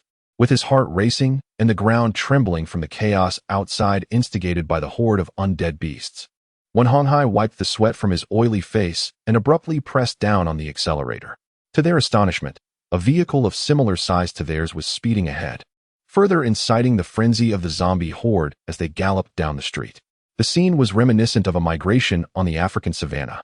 "Hurry, close the windows," Zheng Tianyun exclaimed, pressing his face against the rear window, observing two grotesque birds soaring above, occasionally showering the area with a drizzle of putrid blood. Their sharp teeth threatened to pounce upon the roof of the car, causing him to shudder in dread. Mo, upon hearing this, promptly shut the sunroof. But just as it closed, a cacophony of flapping sounds erupted from outside. The glass, already compromised by the assault of zombie dogs, was now under siege by the undead birds. With a resounding crack, the sunroof shattered, and shards rained down to the ground. Through the jagged opening, a terrifying maw broke in, roaring and gnashing its teeth. Its milky white eyes bulged, fixated intently on the occupants within the vehicle. Suddenly, its mouth began to split, dividing into 5 segments, each lined with rows of sharp teeth, as it lunged forward to gnaw relentlessly. The grotesque beak was nearly pressed against Kai's face, her delicate features pallid as blood trickled down from her hand, which clutched a knife. It seemed as though that monstrous mouth was about to sink its teeth into her smooth forehead. Mo stepped forward, attempting to thrust an iron rod into the beak of the corpse bird. However, before he could exert any force, he was jolted back into his seat as the vehicle swerved, revealing that Hong Hai had been compelled to steer left onto a side street to evade the undead creature blocking their path. The iron rod lodged in the creature's beak was violently flung out, striking Kai in her lower abdomen. The girl immediately doubled over in pain, clutching her stomach, and collapsed at Mo's feet. Mo, disregarding her plight, seized a small knife and delivered a swift cut to the creature's tongue. With that single stroke, blood erupted from the avian maw. The gruesome, crimson tongue was severed and fell into the vehicle, writhing beneath the chassis. Witnessing this, Warner approached with her own knife and secured it to the ground. Now, both inside and outside the vehicle, the rugged SUV was spattered with blood. Zheng Tianyun retrieved a bundle of military-grade rope from the trunk, lunging forward to weave it through the jagged teeth of the thrashing beak, leaving the head for Mo to grasp. Mo took hold, employing the same technique to encircle the beak, tossing the loose end back to Zheng Tianyun. The two worked in tandem, their hands and faces smeared with the viscous blood of the corpse, binding the creature's already torn maw. When it realized that these audacious humans had managed to restrain it, it attempted to lunge forward to bite, but its oversized wings became ensnared in the sunroof. The head of the zombie bird twisted incessantly, relentlessly striking at the occupants of the vehicle. Realizing it could not free itself, it attempted to detach its head, intending to soar away along with the tether. Mo promptly secured the rope to the car door's armrest. The bird flapped its wings outside, struggling for a moment. Its beak was restrained, and unable to take flight, it remained in that state, inadvertently sealing the sunroof's opening. Perhaps it had grown weary, as it suddenly fell silent. Its eyes fixated intently on the 5 individuals inside the car. It might have been biding its time, waiting for an opportunity to break free from the rope and devour these wretched humans. Old Zheng, bring over another bundle of rope. Observing that the situation inside the vehicle was stabilizing, he finally exhaled a sigh of relief. Zheng Tianyun rummaged through the trunk and produced a bundle of military-grade hemp rope. Handing it to Mo, gazing at the grotesque face that stared unblinkingly back at him, Mo approached once more, wrapping the rope around it and securing one end to the armrest on the opposite door with a tight knot. This time, the bird's head was utterly immobilized. Noticing Kai, who lay trembling on the ground, Mo stepped forward and gently lifted her, placing her on the seat. He inspected her closely and found no visible external injuries, suggesting she might have sustained a blow to her abdomen from the earlier impact of the iron rod. He could not ascertain whether there were any internal injuries, particularly since that area was sensitive for a girl. "How are you? Is the injury severe?" Mo supported her shoulder, gazing into her tear-filled eyes, her teeth clenched in pain, indicating she had indeed been hurt. "No, it's nothing." Kai sat in the car, clutching her abdomen, which still throbbed faintly, though the pain had lessened considerably. Suddenly, she noticed Mo extending his hand, gently placing it on her lower stomach and beginning to massage her. Instantly, her cheeks flushed, unsure if it was from embarrassment or the soothing effects of his touch. The discomfort in her abdomen gradually dissipated, replaced by a tingling sensation. Mo remained oblivious to her expression, focused intently on the delicate movements of his hands as he tenderly pressed against Kai's belly, so engrossed that he did not hear her claim that the pain had subsided. The rugged vehicle continued to traverse the treacherous road amidst a horde of beasts, while the distant sign indicating the highway loomed ever elusive. This city had transformed into more than just a mere zombie haven. Countless pale, slit-eyed creatures with glowing red pupils fixated hungrily on humanity, rendering this place a veritable paradise for all manner of monstrosities. Chapter 37, untitled I Am a Zombie. At noon, the scorching pavement shimmered with waves of heat. Amidst the distorted mirage, a lopsided figure staggered along the road, its bulging eyes and gurgling growls betraying its grotesque form. "That figure is me." Suddenly, the distant sound of tires grinding against the asphalt reached my ears. I lifted my misshapen neck and slowly parted my bloodied jaws, for I had caught a whiff of fresh blood emanating from W. As I twisted my head 180 degrees, I beheld a dark mass of beasts charging from afar. The events that unfolded thereafter remain a blur in my memory, for my last conscious thought was of my eyes being crushed, my body trampled and shattered, my heart, my intestines, all my organs reduced to a gruesome pulp. Yet, I felt no pain, for I had become a zombie, and they were my kin. Just then, something seemed to fly past. Zheng Tianyun glanced out of the car window, unable to discern the shadow's nature. Turning back, he discovered that the zombie bird was glaring at him with a malevolent gaze. "What are you staring at? I didn't mention you," he exclaimed, slapping the bird across the face, provoking it to gnash its beak in fury, yearning to tear him apart. "Old one, the highway entrance should be nearby," he said. After half an hour of searching, the group finally located the ramp onto the expressway. When Honghai nodded, his gaze constantly fixated on the relentless horde of zombies pursuing them in the rearview mirror. He maintained an appropriate distance, planning to lose them once they reached the highway. Suddenly, a shrill scream erupted from the girls in the back. Mo, seated in the second row, was watching Zheng Tianyun strike the bird when a striped yellow shadow unexpectedly emerged from the corner of the window beside Kai. It was a sprinting American cheetah, its lithe body undulating as it attempted to harness its extraordinary speed to catch up with the SUV before it. In response to this startling sight, Mo, without a second thought, opened the window to strike it with a wooden stick, only to have the creature seize the stick in its jaws. Its jaw strength was immense, and it seemed as if Mo was being pulled halfway out of the vehicle. The three individuals inside the car, witnessing his imminent expulsion by that force, rushed forward to grasp his suspended body. Whether it was the scoundrel Zheng Tianyun or not, Mo felt as though his trousers were on the verge of being stripped away. Lowering his gaze, he inadvertently caught sight of Kai, who appeared to be bashfully fixated on the vibrant red undergarments he wore. In a bid to safeguard his privacy and uphold the last vestiges of masculinity, he was willing to sacrifice his very life if necessary. Thus, even in that perilous moment, he managed to free a hand to hurriedly adjust his trousers. However, the moment he did, 2/3 of his body was nearly yanked out by that relentless pull, as if he were on the verge of being completely ejected from the vehicle. The two factions, inside and outside the car, resembled a tug of war, with Mo serving as the unfortunate rope in the middle, being pulled back and forth. He momentarily felt as if he had grown several inches taller. With no other option, Mo reluctantly relinquished the baseball bat. The leopard, taken aback by this unexpected human maneuver, loosened its grip, allowing the leopard to be flung backward. In the rearview mirror, when Honghai caught sight of the cheetah losing control of its speed, rolling towards the off-road vehicle, only to collide suddenly with the rapidly spinning tires. A gory gash appeared on its soft belly. Without a second thought, he delivered a forceful slap to the bird's head. which was firmly secured to the roof of the car. The zombie bird, with a look of exasperation, acknowledged that its eyes had briefly betrayed a semblance of a human smile. Yet, it was the gloating human who was truly outrageous. One could see the delight etched upon his face as he reveled in the misfortune. Thus, the bird felt a sudden wave of frustration wash over it. At last, it had found its way. Upon seeing Mo safe and sound, Oldwin let out a sigh of relief, only to soon behold an even more joyous sight.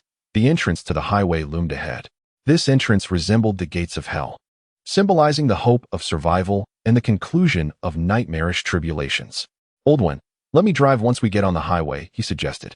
However, Wen Honghai feigned ignorance, remaining silent as he continued to steer the vehicle.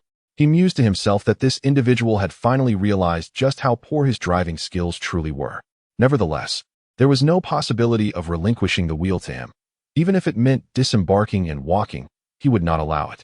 To do so would indeed signify a path devoid of the living. The off-road vehicle surged onto the highway, greeted by a broad expanse of asphalt, causing the passengers to collectively relax. While the narrow streets of the city might have demanded the vehicle yield a modicum of respect to the throngs of the undead, the highway was a different realm altogether. Here, one could place unwavering faith in the power of a four-wheel drive SUV. What about the bird, though? In the earlier chaos, its unpleasant odor had gone unnoticed, but now, the foul stench emanating from its gaping maw became evident. Zheng Tianyun sought a sip of water to calm his nerves. But before he could swallow, the noxious aroma assaulted his senses. Unable to contain himself, he inadvertently sprayed a mouthful of water onto the bird's beak. The creature, now thoroughly exasperated, could muster no response, too fatigued to even acknowledge him. Tighten it securely, lest this creature take flight. The bird, unable to comprehend human speech, misinterpreted the man's actions as an intention to set it free. This filled it with excitement, and it contemplated that once liberated, it would surely express its gratitude by biting him.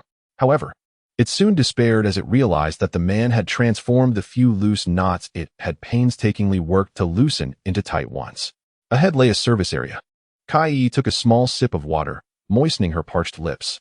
Uncle Wen, let us check if there is any food there. The group had wandered through the city for quite some time, and mealtime was fast approaching. Yet, no one voiced their hunger, likely due to the overwhelming anxiety from their harrowing escape, leaving them with little appetite. Wen Honghai nodded in acknowledgement, occasionally glancing at the road signs. Upon noticing they were just a kilometer from the service area, he gradually reduced their speed. When searching for supplies, one must act swiftly. As the vehicle slowed, Mo picked up binoculars and opened the window to glance back. At this point, there was nothing in pursuit. Lunch was resolved in the vehicle as they drove. Everyone nodded in agreement, and the car soon parked in a space at the service area. However, before Wen Honghai could fully stop the vehicle, they spotted a couple of zombies emerging ahead. Old Zheng, grab a weapon. Mo, feeling a surge of excitement, seized a metal rod and jumped out of the car. After encountering so many formidable adversaries along the way, the sight of these undead beings ignited a desire to smash their heads, a means to vent the frustrations built up during their journey. As a result, before he could rush forward, he noticed that the few zombies had actually spun around 180 degrees, wiggling their behinds as they fled. The scene was undeniably flamboyant. Just as Zheng Tianyun had unsheathed his small knife and exited the vehicle, he was taken aback to see those creatures scuttling away, leaving him in a state of bewilderment. Oldemo, did you scare them off? Zheng Tianyun asked, puzzled, glancing at his companion. He wondered how his close friend, who had shown no signs of dominance over the past 3 years, could have elicited such a reaction. Could he possibly be the fabled son of destiny? The nascent emperor of a new era? Mo waved his hand, silencing Zheng Tianyun, and turned to the side of the off-road vehicle, casting a deep gaze at the bird. The zombie bird was too apathetic to even acknowledge him. Rather, it was incapable of doing so, as its head was not even protruding outside. In this vast service area, only those 5 living souls remained amidst the few zombies. Mo and Zheng Tianyun approached the shop, which had clearly been ransacked, yet still contained a fair amount of supplies. There were numerous empty cardboard boxes left behind, likely remnants from a vendor who had not had the chance to tidy up before succumbing to the undead. The two called for the 3 others in their vehicle to come down and assist in the retrieval of items. But Oldwin pointed towards a self-service car wash nearby and decided to clean the vehicle first. The 2 young women helped the men pack items into the boxes, which the men then transported back to the car in multiple trips. Once the car was washed, the men paused their packing and joined in the transportation efforts. By the time they had filled the trunk and the last row of seats to the brim with supplies, a profound sense of satisfaction welled up within them as they beheld their bounty of provisions. "Old one, let me take the wheel from here." Mo took the keys from Wen Honghai and settled into the driver's seat, eager to accelerate. Wen Honghai nodded in agreement. He felt reassured by Mo's driving prowess and handed over the keys, thinking that this time, Zheng Tianyun would refrain from meddling. Suddenly, a shameless fellow beside him chimed in. "After he drives, let me take over. I can go faster and with more flair. What do you say, old one?" Observing the tall, swaying figure before him, Wen Honghai felt an overwhelming urge to slap him. He sensed that the composed aura he had cultivated over decades in business was being utterly dismantled by this individual. Chapter 38. Humanity as Dusk Fell. Blood-red clouds framed the waning sunlight, casting a gentle glow upon the road, as if complementing each other, accentuating the crimson stains of blood on the oil-slick pavement. An SUV traversed the oil road, accompanied by the chatter within. "Shall we stop at the gas station up ahead?" Mo glanced at the sign, gripping the steering wheel firmly, then cast a brief look at the fuel gauge. It was running low, and they needed to refuel. His mind was preoccupied with the urgency to distance themselves from the pursuing zombies, which had contributed to excessive fuel consumption. "Let me see, that should be fine."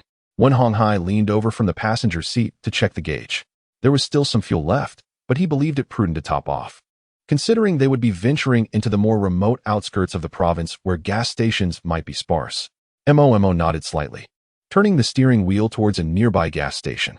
The fading light of the setting sun gently illuminated the gray concrete road, while a soft breeze stirred a few scraps of paper that drifted lazily across the pavement. This scene added an air of desolation and silence to the surroundings. There were no zombies here. Even if there were, Mo presumed he would not dare to approach them, for a formidable creature was bound within his vehicle. He parked beside the fuel pump and engaged the handbrake, contemplating retrieving a canister of gasoline from inside shortly. The group disembarked from the vehicle, with two young women intending to take a breath of fresh air by the roadside. As they approached the gas pump, they were startled to discover a figure crouched on the ground. The individual was a young man sporting a spiky haircut, adorned with a large earring. Upon noticing the two lovely ladies, his face broke into an ecstatic grin, and he sauntered tea. However, she did not relinquish her grip. Instead, she dragged the blade across the iron casing of the fuel pump, producing a dull thud as the handle struck a solid object. "Do you believe I will kill you?" The man screamed in a fit of hysteria, his gaze infused with not only desire but also a measure of rage. Yet, as he beheld Kai's enchanting visage, the young man hesitated to draw his weapon.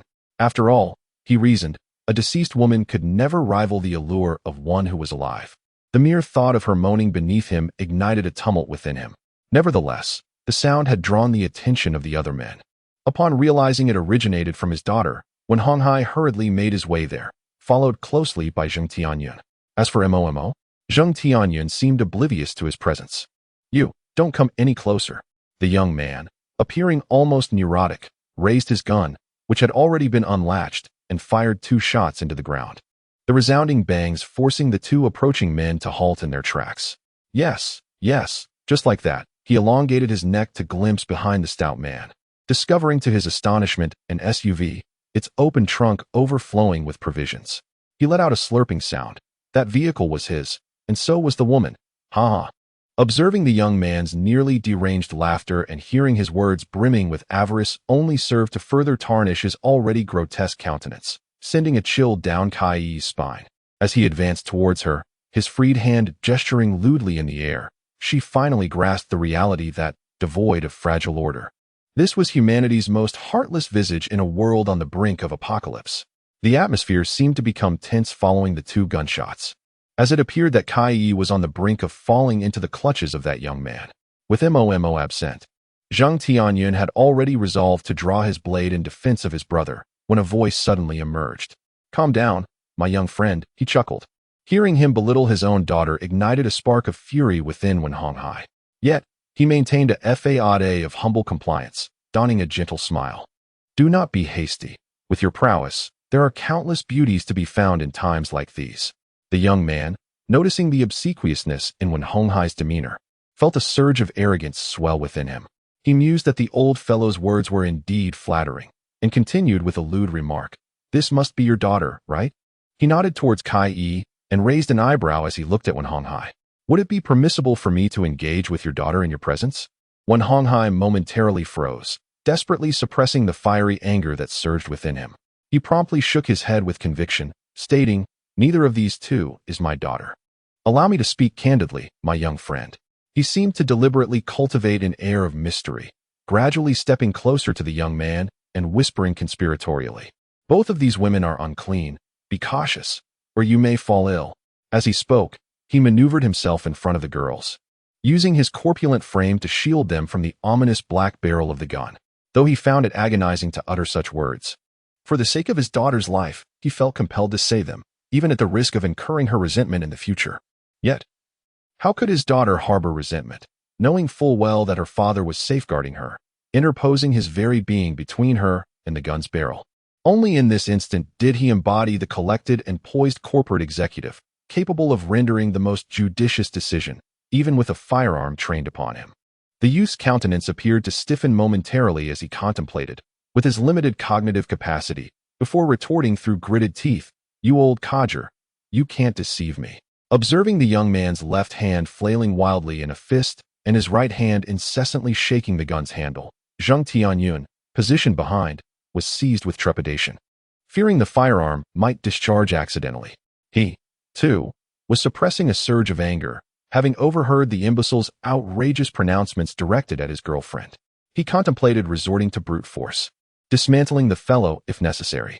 Furthermore, he found the audacity directed at Lao Mo's prospective girlfriend even more egregious. He glanced around, only to discover that Mo had genuinely vanished. Indeed, when Honghai had found it peculiar that Mo, in such a situation, would remain uncharacteristically silent and inactive. However, no sound emanated from behind him. He refrained from looking at Zheng Tianyun, knowing full well that Zheng Tianyun was unlikely to be reliable in such matters, potentially provoking the youth to discharge the firearm prematurely. Instead, he turned his gaze in other directions. This action, however, inadvertently unveiled the secret of Mo's disappearance, inciting the youth to near hysteria as he realized that one individual was missing from the scene. "You old geezer, where's the person behind you?" In a moment of excitement, he fired his weapon. "Warner, be careful." Chapter 39, Class. Mo had been trailing behind Zheng Tianyun when he noticed the deranged youth brandishing a firearm. This was a Type 77 pistol, likely a piece of equipment he had fortuitously acquired while encountering the undead.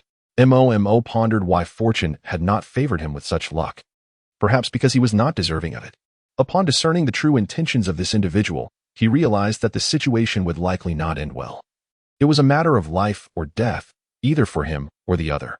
Although this neurotic fool seemed inept in combat, his pistol possessed a lethal capability, a stark reminder of the changing times.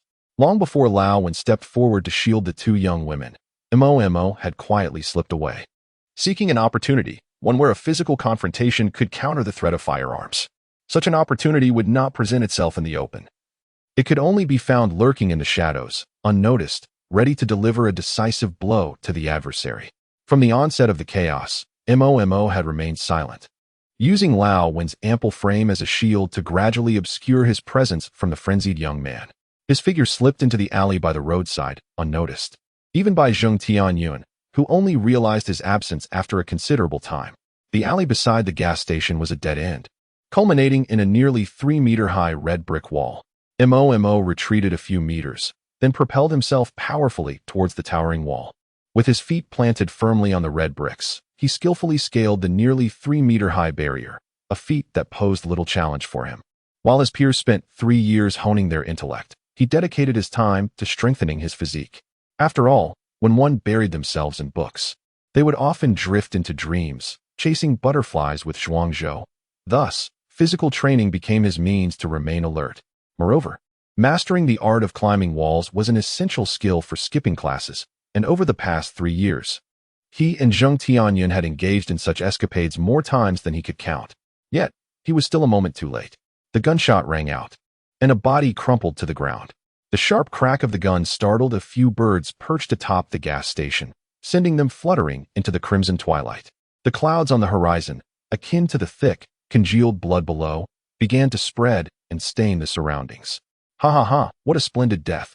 The young man aimed his gun at Zheng Tianyun, laughing maniacally. You shall die too. The woman is mine, and the car is mine. Ha ha ha. Mo, having heard the gunfire before arriving, sensed the gravity of the situation and pushed himself to sprint with a speed that would astonish any coach, swiftly circumventing the gas station and finally reaching the young man's rear. However, he was met with the sight of Wen Honghai, who had fallen in a pool of blood while attempting to shield his daughter. A bullet had torn a gaping wound in his abdomen, and blood bubbled from his mouth. Yet his dazed gaze remained fixated on his daughter, as if wishing to imprint her image in his memory for eternity. When Warner knelt beside him, pressing firmly on the wound, her delicate hands stained red with thick, oozing blood. Yet, despite this, she could not halt the rapid decline of life in the portly man before her. Witnessing this scene, Mo was momentarily taken aback, but he swiftly regained his usual composure, even more so than before, embodying an unsettling stillness born from profound fury. Observing the young man before him, who continued to laugh maniacally, Mo quietly approached. In Zheng Tianyun's line of sight, he raised an iron rod high above the young man's head and brought it crashing down with ferocity. The young man felt a searing pain erupt in his skull, a piercing agony that made him howl in distress. He attempted to grasp his firearm to retaliate against the man behind him, but before he could lift his hand, another blow struck down upon it. Gazing at his right hand, now grotesquely deformed from the repeated assaults, he found himself too weak to stand, resorting to verbal insults. Yet, his shouts were soon drowned out by the resounding clang of metal against flesh. As his vision blurred with blood, his eyes ruptured. Despair began to consume him. Despair for his fate, despair for this world, despair for the injustice he had faced. However, he had never contemplated the number of lives he had taken, nor the families he had shattered while wielding a gun. Even in the final moments before death, he remained oblivious, devoid of any remorse. In the remnants of his consciousness, the only image that lingered was that of a man, exuding a menacing aura, relentlessly shattering his skull with the iron rod, each blow sending his soul deeper into the abyss. Oldwin was dead. Once a man paralyzed by the fear of the undead, lacking even the courage to venture forth in search of his wife and daughter, ultimately sacrificed his life to protect his child. In his final moments, with blood frothing at his lips, he entrusted his daughter to Zheng Tianyun, imploring him to care for her well. In the end, he fell victim to the barrel of a gun, succumbing to the hands of humanity. Ironically, while he feared the zombies, they never harmed him. Yet, it was humankind that snatched away his life. Despite evading countless monstrous bites and hunts along the way, he could not escape the insatiable greed and desires of his own kind. How tragically lamentable is humanity. Mo picked up the handgun dropped by the youth, surveying the encroaching chaos as the growls crescendoed around him. The gunshot had drawn the undead perilously close, and even with the presence of the corpse bird perched atop the vehicle, it would be futile to quell their frenzy this time. There was no room for sorrow now. Everyone hastily boarded the vehicle. Reflecting selfishly, Mo realized that had he not learned to drive from Old One, they would surely be trapped in a dire predicament against such an onslaught of zombies. Though his time with Old One was brief, the lessons imparted, driving and the weight of responsibility, remained etched in his mind. Mo hoisted the lifeless body of Wen Honghai, disregarding the bloodstains, and unceremoniously placed it into the trunk filled with provisions. Yet, as he shut the car door, the grotesque faces of the zombies surged forth, nearly overwhelming them. The decayed visage loomed perilously close to Mo's nose, and he exerted considerable effort to slam the door shut, which was already marred by deep claw marks. With a sudden press of the accelerator, the engine of the off-road vehicle roared to life, the tires spinning rapidly as they forcefully cleared a path through the horde of zombies, barely carving out a bloody escape. As the vehicle sped along the Qinghue Expressway, the gravity of the situation weighed heavily upon the occupants, several of whom had witnessed Old Win's demise firsthand. A somber atmosphere enveloped the cabin, even affecting Zheng Tianyun, whose usually exuberant demeanor was overshadowed by disbelief. It was hard for him to accept that the person with whom he had shared laughter just yesterday was now irrevocably gone. Yet, the stark reality was embodied by the corpse in the trunk. I know.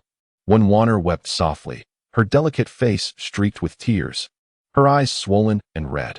Observing her pitiable state, both Zheng Tianyun and Kai Yi took turns soothing her, their voices gentle and comforting. However, the driver, Mo, remained silent, gripping the steering wheel with a cigarette clenched between his lips. Ashes fell onto his trousers, singeing the fabric, but he paid it no heed, his brow furrowed in deep contemplation. In truth, when the zombies had lunged at them, he had kicked away the frenzied attackers, yet despite his repeated attempts, he could not secure the door. Ultimately, one of the zombies had lunged at him, sinking its teeth into his arm. The wound is not particularly deep. From an external perspective, it is nearly imperceptible. Moreover, amidst the chaos of the moment, no one seemed to notice, or at least that is what Momo believed. Observing the skin around the wound, which has begun to show signs of decay, Momo is acutely aware that he has been infected. He has never been one to harbor any illusions. Upon confirming that he has indeed been bitten, he chose to accept this grim reality. However, he would not simply resign himself to fate. As the vehicle arrived at the rural homestead, it was already the stroke of midnight. The environment here is tranquil, bathed in the silvery light of the moon, which drapes a delicate veil over the serene courtyard. The young girl, having cried herself into a stupor, lay in Zheng Tianyun's arms as he ascended the steps, while Momo and Kai Yi silently followed in their wake.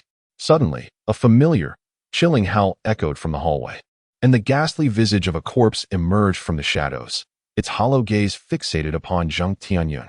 Upon noticing the young beauty cradled in his arms, it opened its maw, eager to lunge forward and rend flesh. Another one of these creatures? Zheng Tianyun felt a surge of irrational annoyance, swiftly delivering a kick that sent the abomination crashing against the wall.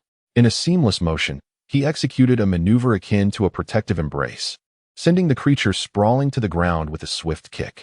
Momo stepped forward from behind, delivering 2 decisive strikes to ensure the creature's demise before rising to rejoin the others. Upon opening the door, he found the bed relatively clean, albeit dust had settled along the edges, suggesting it had not been tended to for several days, likely since the onset of the calamity. Zheng Tianyun gently laid Wanwaner upon the soft bed, tucking her in with care, before accepting her bag from Kai Yi, dusting it off, and placing it at the foot of the bed. Will you not stay here to care for her? Kai Yi gazed at the young man, tenderly caring for the girl, considering that Zheng Tianyun was still the entrusted guardian of Wenqiner. However, he shook his head, realizing that not only was Wenqiner devoid of any inclination, but he himself was as well. Moreover, a matter of greater significance awaited his attention. As the 2 young men departed the room, the tranquil atmosphere enveloped Kai Yi. She approached the edge of the bed to observe Wenqiner, letting out a faint sigh, feeling a heaviness in her heart. She turned to check the bathroom for hot water, as they had been on the road for several days. Exhaustion had consumed her by the time they reached the inn each evening, leaving her with no desire but to collapse into slumber, much less to consider bathing. The thought of enduring days without the luxury of a shower was a torment for a girl who cherished cleanliness. She yearned to linger in the bathroom, allowing the water to cleanse her body. Only then could her constricted heart experience a moment of release. Yet, she halted, for Wenqiner's delicate hand had grasped hers. In her slumber, the fragile girl cried out for her father, pleading for him to wait. Tears streamed from her eyes, soaking the pristine pillow and leaving damp stains in their wake. She was, after all, merely an 18-year-old girl who had lost her father. How could she not be heartbroken? How could she not grieve? Seeing her weep and call for her father stirred discomfort within Kai Yi. She crouched beside the bed, resting her arms on its edge, and softly spoke to the half-conscious Wenqiner. Please, give me your hand. Chapter 40. Dream Hand. Give me your hand. Zheng Tianyun fixed his anxious gaze upon the boy's eyes, his expression fraught with urgency as he reached out, eager to pull Momo's hand before him. Earlier, as they boarded the vehicle, it seemed that Momo's hand had been grazed by a zombie's bite. Sighing, Momo regarded him. Realizing that there was little left to conceal, he opened his palm and presented it to Zheng Tianyun. The wound appeared unchanged, yet the stench of decay began to permeate the air around them. Momo was uncertain about the precise timeline of human zombification, but he sensed that his own transformation was progressing at a rather languid pace. Zheng Tianyun scrutinized the injury before abruptly casting Momo's hand aside. His gaze fell to the floor, his expression dark and brooding, teeth clenched in frustration. When he finally looked up, Momo beheld a visage of indignation. Is it worth it, old Mo? He lamented, a tone of anguish emerging that had never before graced his typically jovial demeanor. Moreover, Zheng Tianyun struggled to comprehend Momo's actions. Was he truly willing to become one of the undead for the sake of a lifeless body? Just as Momo intended to respond, He was taken aback to witness the towering figure of Zheng Tianyun, standing at 6 feet tall, with reddened eyes, shedding tears. He froze, incredulous. In 3 years of high school, he had never seen this guy cry. "Old Mo, I ask you, if you become a zombie, what am I to do?" Zheng Tianyun whispered, brushing away the tears at the corners of his eyes, his sorrow laced with an air of grievance. "Do you want me to kill you? How could I possibly bring myself to do such a thing? No, listen to me." "I refuse to listen," Zheng Tianyun suddenly roared. Fortunately, this place was desolate. Otherwise, he might have attracted a horde of zombies and faced yet another demise. After his outburst, he continued to express his grievances. "Lao Mo, do you not realize that perhaps you believe there are many who would love and miss you after your death?" The more he spoke, the more agitated he became. His face flushed and his fists clenched tightly, veins on his neck bulging as if they might burst. "But what about me? You are my only brother, and I would be left to collect your remains. Tell me, could you bear that?" With a final exclamation, he struck the wall in frustration, which momentarily calmed his tumultuous emotions. Mo, witnessing his anguish, found himself at a loss for words. After a considerable pause, Zheng Tianyun pressed his forehead, the redness in his complexion gradually fading, allowing him to continue in a somewhat more tempered tone, though his expression remained pained. "Speak. What shall we do now?" He raised his gaze to Mo, whose eyelids were also slightly reddened, and wiped his nose. With a sigh, he remarked, "In any case, I cannot bring myself to harm you if you were to turn into a zombie. I would likely just wait for you to bite me." Seeing that he had regained some composure, Mo handed him a piece of paper. Zheng Tianyun wiped his face haphazardly with it before crumpling it in his hand. He then sank down onto the floor, leaning despondently against the wall. "In the end, I am left with nothing but this wretched existence, and apart from you, there is no one left to share in my madness or my chaos." After uttering these words, he even managed a self-deprecating smile, gazing hopelessly at the ceiling. Just let me say a few words." Seeing that Zheng Tianyun did not object, Mo finally spoke up. "Old Zheng, we are indeed human. Oldwin risked his life to save his daughter. He is a true man." Mo paused for a moment, continuing with a choked voice. "Can you bear to see a person like him desecrated by zombies, denied peace even in death? Moreover, Oldwin has entrusted you with a responsibility." "But what will you do?" Zheng Tianyun asked bitterly. In truth, it had only been 2 or 3 hours since he was bitten. Mo was uncertain about the exact timing of zombification, but he suspected he was among those who were infected more slowly. Therefore, there should still be time. At least his mind remained clear. "Bring me a piece of cloth and some alcohol. There's some in the car, in the medical kit. Also, get a tourniquet," Mo instructed, already rummaging through the military pack for bandages. He asked Zheng Tianyun to retrieve the items, and to also bring over Kai Yi's spring-loaded knife. Zheng Tianyun had a rough idea of Mo's intentions, but he could neither stop him nor find a way to do so, as this seemed to be the only chance of survival. Soon, Zheng Tianyun laid all the items before Mo and stepped aside, his eyes fixed intently on Mo's actions. Mo stuffed a cloth into his mouth, clenching it tightly with his molars, secured the tourniquet around his elbow, and took a deep breath. His right hand, holding the spring-loaded knife, trembled slightly, almost unconsciously. The spring knife is exceedingly sharp, yet its cutting capacity is limited, and there are no larger blades available among the weapons. He cannot simply grind an iron rod into a knife for the purpose of slicing. Even if he could, time would not permit such an endeavor. In an instant, blood gushed forth, the wound too vast to be contained even with a tourniquet. The crimson liquid drenched Zheng Tianyun's clothing, but he paid no heed, his gaze unwaveringly fixed upon Mo's condition. Mo was on the verge of losing consciousness from the pain, beads of sweat rolling down his forehead. Yet he persevered in his grim task, methodically severing his own limbs. Blood mingled with sinew, and the bone was starkly visible amidst the writhing flesh. Zheng Tianyun, unable to bear the sight any longer, yearned to snatch the spring knife from Mo's grasp. However, he was halted by a look from Mo, whose eyes, though somewhat dazed, conveyed a resolute command. Zheng Tianyun hastily poured alcohol over Mo's arm and even managed to bandage him. But the sharp surge of pain sent Mo into complete unconsciousness. Strangely, the last thought that flickered through his mind before darkness enveloped him was why he had not taken the dull knife from the restaurant kitchen. How could he be so inept at such matters? The homeroom teacher, one hand clutching a handout and the other resting on his hip, bellowed from the podium, venting his frustration over his perceived failures in vocational education. With just over a month until the college entrance examination, he questioned whether the students thought themselves akin to MOMO. His gaze was fixed intently on a student standing in shame for answering incorrectly. Yet a hint of pride graced his lips at the thought of his worthy disciple. The problem presented is indeed not difficult, yet the approach to it is rather intricate. At this moment, the entire class remained silent, as they too lack any viable solutions. MOMO, please come up and elucidate this problem for everyone, the bald teacher said, gently stroking his shiny head while handing the chalk to the student who approached the podium. His face radiated warmth, encouraging them to listen attentively. For the problem was quite simple. The boy who ascended nodded and, with his left hand grasping the chalk, began to inscribe his solution on the blackboard. He employed 3 distinct methods to resolve the problem before turning to face his classmates. Which method would you prefer to hear? The homeroom teacher, with a humble demeanor, stepped forward to verify the answers against the handout, then confidently patted his bald head, smiling at MOMO. You should present the simplest method. I fear the other 2 may be beyond their comprehension. MOMO nodded in agreement and commenced his explanation, annotating the steps with chalk. First, we will substitute this formula.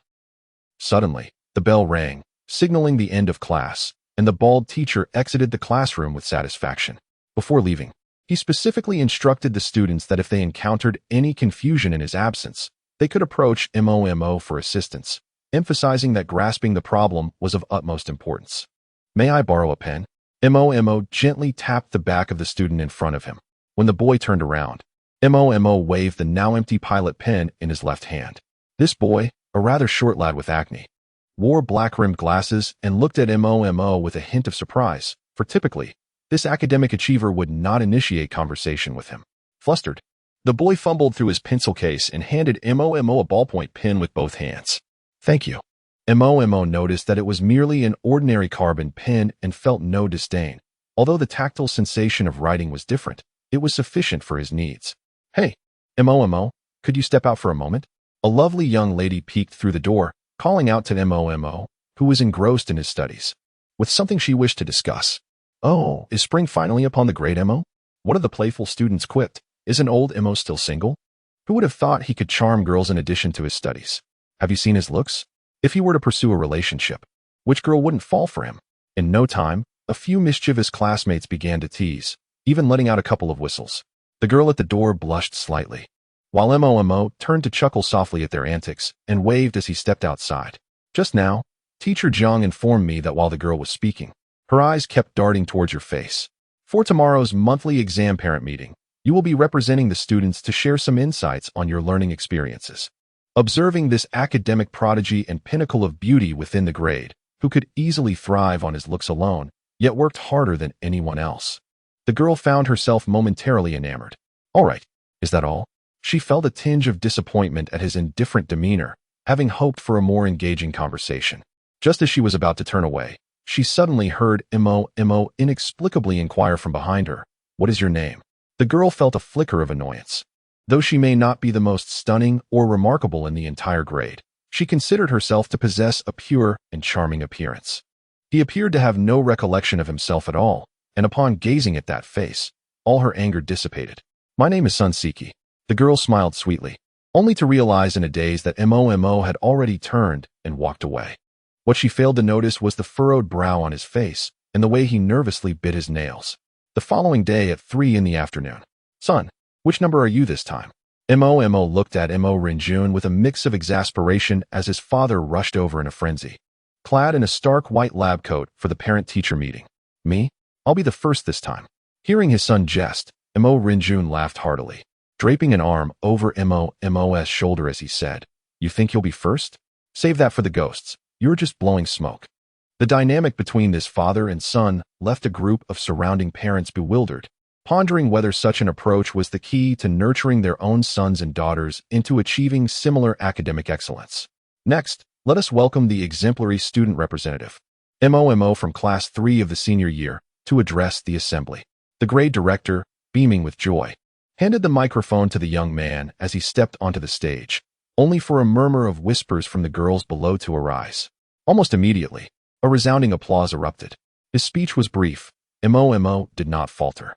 He conveyed his academic journey with simple yet earnest words, recounting his initial struggles in the first year to the ease with which he now navigated examinations. A few girls had already begun to sparkle with admiration in their eyes, while their parents, upon initial reflection, found his insights quite reasonable and diligently took notes, only to realize as they listened further that it seemed he had revealed little at all, ultimately setting their pens down in anticipation of his conclusion. Esteemed parents and faculty, I extend my gratitude for your attentiveness. The discourse delivered by young Mo, a distinguished scholar in our cohort, should prove beneficial to both his peers in their academic pursuits and to you, the guardians, in your parental guidance. While the majority of the student body remained largely unaffected, a select few young ladies were visibly moved, their hearts stirred by his words. The parents, on the other hand, were left with a sense of both hope and resignation, recognizing the potential assistance such a mind could offer, yet lamenting their own offspring's perceived lack of innate brilliance. Shortly thereafter, the assembly adjourned. In the floral passage adjacent to the auditorium, a chance encounter unfolded. "Ah, a pleasure to finally meet you, Mr. Mo," boomed Wen Honghai, clasping the hand of the somewhat disheveled gentleman before him. His gaze, filled with fervent admiration, was fixed upon the dark circles visible beneath the thick lenses of the man's spectacles. "I have often seen you featured in the news. It is an honor to meet you in person, and I must say, your son is quite exceptional as well." Mo Renjun, eyeing the portly figure before him, couldn't help but think the man was exaggerating. He hadn't reached the level of his father, the family patriarch, and had rarely been the subject of scientific news. However, pleased by the compliment directed at his son, Mo Renjun responded with a hearty laugh, deciding to reciprocate the pleasantries. "Your child is quite accomplished as well, I hear. Among the top 3 in the year, perhaps, or at least in the upper echelon." He was, in truth, entirely ignorant of Wen Wanner's academic standing, merely offering a speculative guess. When Honghai's expression faltered momentarily, realizing that both men were engaging in polite social niceties, he then turned his attention to Mo, who stood beside his father. And this must be young Mo, a true vision of talent and promise. He offered a benevolent smile, his eyes gleaming as if he had discovered a treasure. "My name is Wen Honghai, and I am Wanner's father. Wanner, come over here for a moment. Alas, where has that girl gone?" He turned his head, and, upon realizing that Wen Wanner was absent, felt a twinge of embarrassment as he awkwardly tugged at the corner of his mouth. He then extended his hand, intending to shake hands with Mo. This was merely a habitual gesture of his, one he performed almost daily during business discussions at the office. However, Mo looked puzzled, wondering why this rotund man wished to shake hands with him. Yet, Wen Honghai, observing Mo's outstretched left hand, hesitated for a moment, then fixed his gaze intently upon Mo, asking, "Your left hand is still intact?" "My left hand?" The boy glanced down at his perfectly fine hand. Before he could lift his gaze to inquire further with Wen Honghai, a sudden wave of dizziness surged from the depths of his mind. He felt as though the world before him was shattering, every image disintegrating before his eyes. In that instant, Mo was jolted awake. Curiously, this time he did not forget the dream. He could vividly recall a girl named Sun Siki from the dream, despite its complexity. Akin to the countless dreams he had experienced before, this one remained etched in his memory, particularly when Honghai's words. Yet, as real as the dream seemed, reality appeared all the more absurd. He withdrew his bandaged left hand from beneath the covers, raising it to support his slightly dazed head upon waking. It was then that he noticed Zheng Tianyun had already burst through the door and rushed to the bedside, clutching a packet of instant noodles. Upon seeing Mo awake, he tossed it to the floor and lunged toward him eagerly. The fellow, with copious tears and nasal discharge, attempted to smear it all over Mo while feigning ignorance of Mo's disgusted expression. He choked out, "Oh, Mo, you actually pulled through. I couldn't sleep a wink last night, watching you, terrified you'd pass away." Mo was utterly bewildered by the display of the 18-year-old, so much so that he didn't even catch the last nonsensical thing he said. Mo raised his left hand to pat Zheng Tianyun's shoulder, but he suddenly froze, staring dumbfoundedly at his intact left hand. It then dawned on him, and a maelstrom of emotions churned within him. "My left hand, how did it grow back?" He looked up at Zheng Tianyun in astonishment, only to find the latter staring at his left hand with equal incredulity, his mouth agape in surprise. Both had experienced the events of the previous night, ruling out the possibility of a shared hallucination, yet something even more surreal than a hallucination had transpired. A severed limb regenerated? This is the apocalypse? This is fantasy. How can one articulate this? It is outrageously preposterous, absurd beyond belief. Zheng Tianyun began. Overwhelmed by the sheer volume of information, unable to process it all, he pointed at Mo's hand, then at his own eyes. Did I go blind last night? Or am I hallucinating from lack of sleep? It was impossible for Zheng Tianyun to have gone blind, and even if he hadn't slept, Mo had. His expression was no less remarkable than Zheng Tianyun's. Give me the switchblade.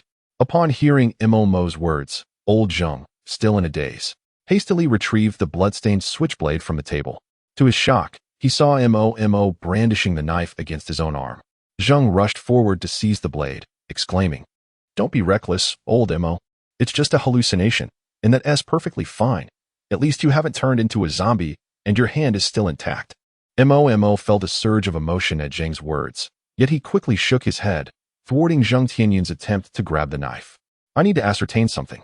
He pressed the sharp edge of the knife into the palm of his left hand, a familiar sting enveloping him as blood began to trickle down his fingers. Mere moments later, his hand returned to its original state, devoid of any scars. The few droplets of blood that continued to roll on his palm silently conveyed to the two astonished observers, "What do you think? Are you stunned? This is no illusion." As they remained in disbelief, a light footstep approached, followed by the melodic voice of a young woman. "How is he doing now?" Kai inquired. Concern etched across her weary face, her gaze fixated on Mo's miraculously restored hand. "How is this possible?" she thought. If not for the blood-soaked bandages strewn across the floor, she would have suspected he had merely donned a prosthetic. Tilting her head in contemplation, a sudden smile illuminated her delicate features. She stepped forward, grasping Mo's hand, her eyes sparkling with a newfound brilliance. "This is a miracle, isn't it?" Feeling the warmth radiating from his left hand, a fragrant breeze wafted into Mo's senses. Gazing at the girl before him, her face alight with excitement, Mo pondered. What else could it be if not a miracle? Superpower, Kai exclaimed without a moment's hesitation. She had known since the previous night that Mo had severed his own arm, a thought that tugged at her heartstrings. Yet, much like Zheng Tianyun, she could conceive of no better solution and could only watch helplessly as Mo endured his suffering. It was not that superpowers could not elucidate this phenomenon. This young lady seemed to possess an intrinsic spirit akin to a young man's chivalry, infused with the romance of martial arts. Having previously indulged in literature primarily from male perspectives, she was quite familiar with such fantastical abilities. Thus, the notion that being bitten by those undead and contracting a virus could awaken superpowers was puzzling. How then to explain the zombies still dancing in the streets? Mo himself found it impossible to clarify, his mind a chaotic whirlpool of confusion. Given the current circumstances, he could not make sense of his own situation. There was still a corpse in the SUV that required burial, and when Warner was so distressed that she could not eat. This path ahead seemed exceedingly difficult to traverse. Perhaps it would be best to linger for a couple of days before proceeding. Zheng Tianyun observed Mo, who was lost in thought, staring at his left hand. Furrowing his brow, he suggested that Mo take some time to gather his thoughts and focus on burying Old One first. Both nodded in agreement, and the group collectively decided to remain in the quaint farmhouse for an additional 2 days to monitor Mo's condition before departing. As the bright morning sun streamed into the room, the dancing motes of dust shimmered like ethereal sprites, flitting about in the breeze. When one attempted to reach out and grasp them, they vanished without a trace. As Mo sought to grasp those mischievous threads of fate, they vanished with remarkable swiftness. Chapter 42. Another Tale. As a worker in the new era, a mechanic, Zheng Tianyun always felt a profound sense of happiness in his life, even though his mother incessantly urged him to engage in blind dates. Lamenting that he brought shame to the Zheng family at the age of 27 without ever having experienced love, he steadfastly identified as a quintessentially masculine figure. However, Zheng Tianyun never shared this sentiment. In his worldview, women were non-existent, and the romance of a man lay in the intricacies of machinery. "Hey, Zheng, still fixing cars?" A jovial older man in a blue long-sleeved work uniform inquired, his hands smeared with grease as he amiably patted the gleaming hood of the car. "Ah, Uncle Lee. What brings you here? Have you eaten yet?" A voice emerged from beneath the vehicle, and soon its owner, a young man with a buzz cut, lay on a skateboard, peering out from underneath. His face, sharply defined yet marked by streaks of dark grease, bore a hearty grin that radiated from his bright eyes, a pneumatic wrench in hand. All right, just a moment. I need 2 minutes to finish up. Old Li shook his head in resignation. Well aware of Jean Deshang's mother's persistent matchmaking and understanding of the boy's nature, he was destined to grapple with machinery for a lifetime. Moreover, Old Li believed that at Jean Deshang's age, he was not particularly old. Many young people his age remained single. Soon, Jean Deshang tidied up his tools, hurried to the sink to wash his hands, and splashed his face with water. With his face still damp, he casually grabbed a towel whose owner he could not identify. Perhaps a foot cloth, to dry his face. All set, Old Li rummaged through his pocket and pulled out half a pack of cigarettes. He gently shook one out for himself, lighting it with practiced ease, while also tossing one to Jean Deshang. Jean Deshang accepted it with a nod, expressing his gratitude, to which the old man waved dismissively, indicating it was unnecessary. The duo, one old and one young, ambled toward the entrance, where the hues of dusk lingered in the air. "Ah, Old Li, what brings you here for a meal?" A voice called out. "Oh, and you have young Jean with you. Old Li, come, sit here with us." The newly opened hot pot restaurant buzzed with activity, filled predominantly with familiar faces from the repair shop, and it wasn't long before Old Li and Jean Deshang engaged in lively conversation with those around them. "Young Jean, you've been with our factory for over 4 years now. Haven't you?" After a few rounds of drinks with a hint of intoxication, Master Zhang draped an arm around Jean Deshang's shoulders, saying, "Do you have your eye on anyone? That new intern from last week seems quite nice. I heard she graduated from a prestigious university." Someone nearby chimed in. Master Zhang, a veteran of the factory and a peer of Old Li, was known for his warm-hearted nature. He often liked to mingle during busy times, bringing a lively spirit to the atmosphere. Already starting to play matchmaker for Jean Deshang. "Are we?" sighed Old Li, who sat to Jean Deshang's left, raising his glass to clink it with Master Zhang's, playfully rebuking, "Look at you, old Zhang. They're already helping him find someone. What business is it of yours?" Observing a lack of interest from Jean Deshang, Master Zhang decided not to pursue the topic further. However, feeling disgruntled by his old colleague's retort, he finished his beer in one gulp. Suddenly, a young man appeared outside the hot pot restaurant. His head tilted at an odd angle and his gait disturbingly unnatural, as if he were being dragged. The restaurant owner, assuming the man was there to cause trouble, began to reprimand him sternly. Initially, Old Li shared this sentiment, but Jean Deshang nudged his arm, prompting him to look again. What he saw startled him. The young man had somehow contorted himself through the entrance and lunged at the owner, sinking his teeth into his carotid artery. Witnessing this horrific scene, the patrons rushed to aid the fallen owner, some reaching for their phones to call the authorities. Master Zhang, who had been trying to play matchmaker, was at the forefront of the charge. Yet, no one except Old Li had noticed the bizarre nature of the situation. Jean Deshang also moved to get up and assess the situation, but Old Li grabbed his large hand, his expression turning grim. "Don't go. Something's wrong here." While others remained oblivious, Old Li was acutely aware. He had seen the young man's eyes as he approached, eyes that were devoid of life. The characteristics in that autopsy report mirrored the young man precisely. However, they had barely taken a few steps when the crowd behind them scattered in disarray, for the owner, who had just been bitten and collapsed, had risen to his feet. He was initially facing away from the crowd, yet he contorted his head through an improbable 180 degrees. His pupils were constricted and pallid, his bloodshot eyes fixedly staring at the assembly. It was only then that the realization dawned upon everyone. These were the living dead, the walking corpses. Master Zhang, already inebriated from the day's libations, had been acting out of drunken bravado. However, the proprietor's transformation instantly sobered him, leaving him paralyzed with fear. His legs trembled uncontrollably, yet he found himself unable to flee. The others, disregarding the petrified old man, jostled and shoved, attempting to circumvent the proprietor and escape through the restaurant's entrance. Some scoundrel pushed Master Zhang aside, sending him sprawling to the ground, where he was trampled and kicked. Raising his head, he beheld the young man's virtually lacerated, blood-soaked maw. Jean Deshang, leveraging his robust physique, shielded old man Li as they navigated the dense throng. After considerable exertion, they reached the rear exit. The scene outside was even more appalling. Countless ghouls roamed the streets, the sounds of explosions intermingling with the blare of horns.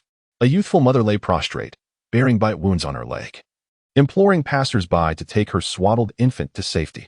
This sight stirred Jean Deshang's heart with anguish, especially as he noticed the vehicles smashed to smithereens along the roadside, wondering how long it would take to repair them. Old man Li's ears were nearly deafened by the cacophony of explosions. He strained his voice, shouting at Jean Deshang, "Run! Don't just stand there, Jean." It then dawned on Jean Deshang. He promptly carried Old Man Li on his back and dashed towards his residential complex. The old man was not heavy. Perhaps the weight of an auto part, or so Jean Deshang mused. Avoid other places. Head to the factory, the old man urged. Noticing that Jean was heading towards a zombie-infested area, adding, "Everyone's off work, fewer people there." Upon hearing this, Jean Deshang promptly hit the brakes with his right foot and steered towards the factory. He drove full throttle, barely pausing for breath, his mind fixated on the factory gate. Poor Old Man Li, nearly shaken to pieces, was forced to endure this human roller coaster at his advanced age. "You're about to rattle my bones apart." Arriving at the entrance, Old Man Li glared at Jean Deshang, who responded with a sheepish grin, unfazed by the old man's reproach. Old Li tugged at the factory's small door, relieved to find it unlocked. He cautiously opened it, peering inside. Only a few rats scurried about, otherwise nothing stirred. The old man gestured for Jean Deshang to follow, and he crouched low as he slipped through the entrance. Jean Deshang was not as fortunate. The factory's small door was only 8 meters high, and he inadvertently collided with the doorframe with a loud thud. The old man turned around, ready to berate him, only to find Jean Deshang staring intently behind him. "Something's behind me." It struggled to rise, slowly crawling up in an unnatural manner, with a few strands of rat fur clinging to its yellowed teeth. Jean Deshang abruptly leaped forward and kicked the creature with full force. Master Lu could no longer rise. Old Li glanced at the simple-minded fellow and decided it would be best to avoid provoking him in the future. He led Jean Deshang to his workshop, intending to select a few handy tools to serve as weapons. Without a moment's hesitation, Jean Deshang chose a hand hammer, an object he was particularly fond of. Old Li was already aware of this. During his idle moments, Jean Deshang often wondered about wielding a hand hammer. When he had inquired about his affinity for it, Jean Deshang had earnestly replied that it was the largest tool available and fit his large hands perfectly, although in reality, the hammer still appeared rather diminutive in his grasp. Old Li picked a sizable torque wrench. It was convenient to carry and sufficiently lethal. However, he soon noticed the look of disdain on Jean Deshang's face, as if he felt this choice made him seem somewhat effeminate. "Where are we headed now? Your home or mine?" Jean Deshang inquired, casting a glance at Old Li for guidance. In truth, he preferred the tranquil life of working with machinery over the chaos outside. But it was evident that this simple dream was slipping further from his grasp. "Let us find a vehicle first, preferably one with decent performance," Old Li contemplated. Though he had never read any apocalyptic literature, his life experience informed him of the most pressing needs in the current situation. "I recall there is a large supermarket near your neighborhood. Let us secure a vehicle and head there first." Getting a vehicle is one thing, but are we really going to the supermarket to find food? Jean Deshang blinked in confusion, questioning the plan. Not only food, but also daily necessities. "I surmise that this calamity will not be quelled in just a day or two." Lao Li replied solemnly, "By the way, is that large boss who came to you for car repairs still parked with his Jeep? Just a couple of days ago, the gentleman arrived in a modified Jeep Wrangler, reporting an issue with the engine and seeking someone to take a look. Several workshops in the factory were eager to assist, yet none could ascertain the problem upon inspection. This fellow had boasted to the boss, claiming, 'He's the one. The whole factory knows he can endure a day and night with his iron buddy.'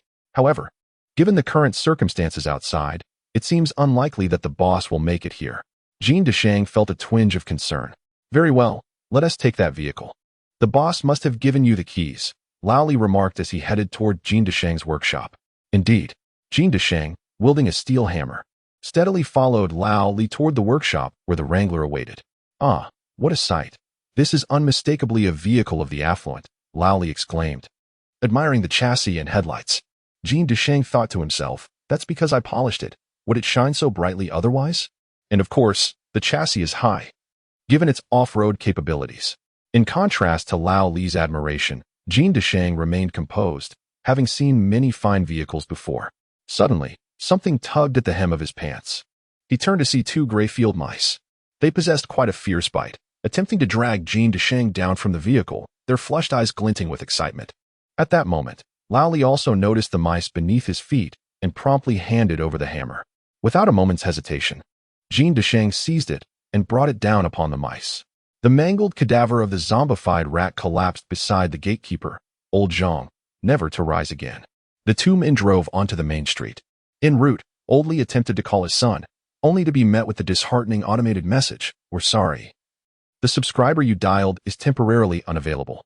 Jean Desheng also phoned his mother, receiving the same customer service response, though he mused it was preferable to her nagging about marriage. A somber mood pervaded the car, as the uncertainty of their family's fates weighed heavily on them. Navigating the streets proved challenging, with wrecked vehicles and meandering zombies strewn about. Occasionally, they spotted figures lying prone, indiscernible whether dead or feigning death. Even Old Li, a seasoned driver accustomed to long hauls and mountain roads, found the situation taxing. One moment, a zombie would be lurking by the roadside. The next, it would be charging toward the car, drawn by the engine's roar, only to be struck and sent flying. It was a true test of driving skill and mental fortitude, and Old Li felt the weight of his years. "Let me take the wheel when we reach a less infested area," Jean Desheng offered, sensing Old Li's distress. He leaned forward, adjusted the car stereo, and asked, "Old man, what would you like to hear?" Old Li, his eyes fixed on the road ahead, tapped his fingers on the steering wheel and replied, "Play something you young folks enjoy." Jean Desheng nodded and selected 500 miles. Perhaps it was his imagination, but it seemed as though the undead throng outside the car windows were swaying in unison with the music. In this world, once belonging to them and now to it, they danced together. "If you should miss the train I am aboard, you will realize that I have departed 100 miles, 100 miles, 100 miles, 100 miles. You can hear the whistle echo 100 miles away. Lord, I am 3. Lord, I am 4. Lord, I am 500 miles distant from home. Away from home, away from home." Chapter 43. The Old Woman. Old Li, awaken, Jean Desheng gently urged the slumbering elder. The flickering streetlights outside the window cast a soft glow upon his peacefully sleeping visage. How can this old man be so carefree, sleeping soundly amidst such chaos outside? Jean Desheng murmured softly, disdainfully wiping the drool-stained pillow of the elder with a piece of tissue. What Jean Desheng was unaware of was that had another person been beside Old Li, he would never have slept so soundly. Perhaps this was the damned sense of security that Jean Desheng provided, a comfort not merely physical, but psychological as well. "Cease your agitation," the old man mumbled, dazed, as he touched the corner of his mouth. "Have we arrived at the store?" Jean Desheng nodded, parking the car on the roadside and turning off the engine. Old Li, evidently fatigued from driving, rubbed his slightly reddened eyes and opened the car door. A pungent, foul odor immediately assailed his nostrils. The summer nights in Yang City were typically balmy and pleasant, that is, if a grotesque zombie weren't grinning at Old Li. "Good heavens," Old Li exclaimed, his drowsiness instantly dispelled. He grabbed a wrench, ready to strike. Seeing this, Jean Desheng, wielding a sledgehammer, leaped out of the car and dashed to Old Li's side. "Jean, strike the back of its head, quickly." Old Li was nearly pinned beneath the car as the zombie opened its bloodied maw, poised to feast upon him. Bang, bang, bang. Jean Desheng hammered the zombie's brain, splattering his face with reeking, viscous blood. Old Li swiftly shoved the creature off him, gasping for breath, still shaken. This commotion attracted the attention of nearby zombies, who began converging on the jeep like a swarm. Old Li composed himself, slammed the car door shut, and dragged Jean Desheng toward the supermarket. Hordes of zombies surged toward them like angry wasps. Jean Desheng yanked open the supermarket's glass door and pulled Old Li inside, nearly causing him to fall at the entrance. "Quick, find something to barricade the door." Old Li scrambled to his feet, searching for items to block the entrance and prevent the zombies from entering. Jean Desheng roared, using his body to brace the glass door as ghastly handprints pounded against it, as if trying to shatter the transparent barrier. Old Li found himself momentarily stunned as he observed Jean Desheng standing resolutely by the door, immovable. He was aware of the young man's considerable strength, yet he had never anticipated that he could single-handedly fend off such a multitude of zombies. "Don't move," Old Li whispered to Jean Desheng, his voice strained from being forced to lower it. The two maintained their rigid stance for what felt like an eternity, until the zombies outside the shop finally vanished. Jean Desheng cast a puzzled glance at Old Li, as if seeking an explanation. Old Li rubbed his forehead, contemplating before he spoke. "If I am not mistaken, these filthy creatures likely cannot perceive motionless objects." Jean Desheng nodded, committing this conclusion to memory. Old Li grunted softly, reflecting that if he were 20 years younger, it would be uncertain who would be protecting whom. The two of them crouched low, stealthily advancing along the shelves, with Old Li ever vigilant behind Jean Desheng. "Water, take as much as you can, and some chocolate and compressed biscuits," Oldly instructed. Recalling these snacks from what he had learned from his granddaughter, Jean de Shang, burdened with a hefty bag, swept through the aisles, collecting chocolate, compressed biscuits, bottled water, canned lunches, instant noodles, until he stumbled upon a chilling object. Most people might have screamed at such a discovery, yet Jean de Shang remained unfazed. He held little interest in the living and even less in the dead. Old Li's words trailed off as Jean de Shang had already pulled the object from the adjacent shelf. The grotesque visage was terrifyingly distorted, with cracked lips revealing only a few scattered teeth. It let out a guttural roar as it lunged at Jean de Shang, momentarily taken aback by the sight of that face. Jean de Shang swiftly swung his backpack with his left hand, toppling the creature to the ground, and brought down his iron hammer with ferocious force. "What is the matter?" Lao Li inquired, noticing Jean de Shang's furrowed brow as he fixated on the zombie sprawled on the floor.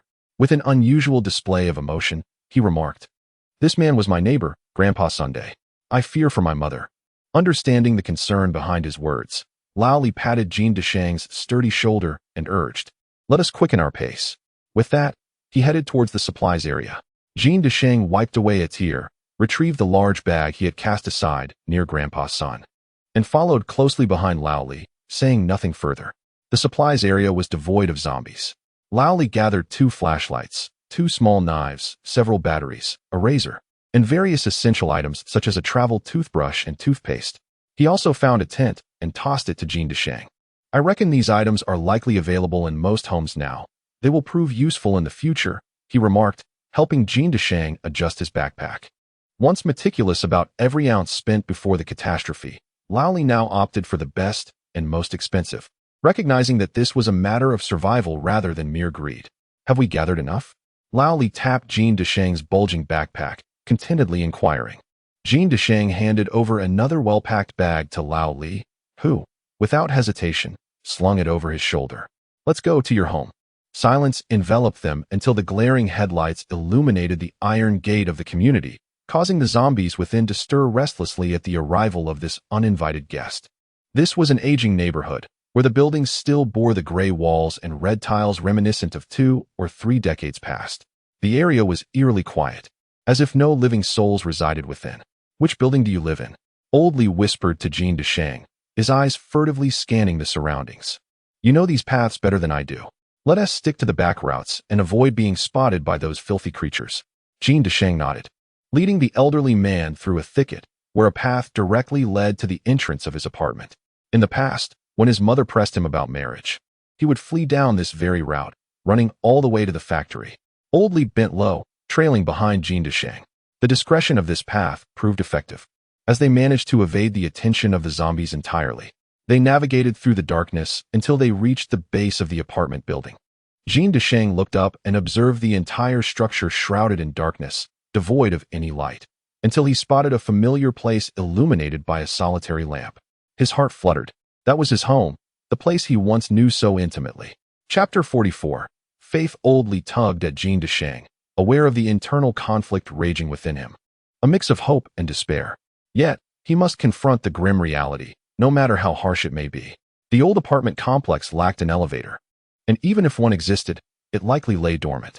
With flashlights in hand, they ascended the staircase step by step until Jean de Shang halted before a door. With a gentle knock on the door and receiving no response, Jean de Shang anxiously retrieved his key, his broad shoulders trembling slightly. This man, who had once faced zombies without a hint of fear, now appeared somewhat shaken. Lao Li grasped his icy hand and turned the key. The room was empty. As Jean de Shang clung to the hope of finding his mother in the bedroom, he instead discovered a letter resting quietly on the table. The surface of the letter bore slight creases, with evident traces of tears. "To my son, Jean de Shang. By the time you read this letter, Mother may have already departed. Do you see the light in the living room? It was left on because I feared you might struggle to find your way home, my child. You have always been a bit naive, a constant source of worry for me since you were young. Do you remember when your father passed away? You loathed going to school, preferring to stay home and dismantle the machines he left behind.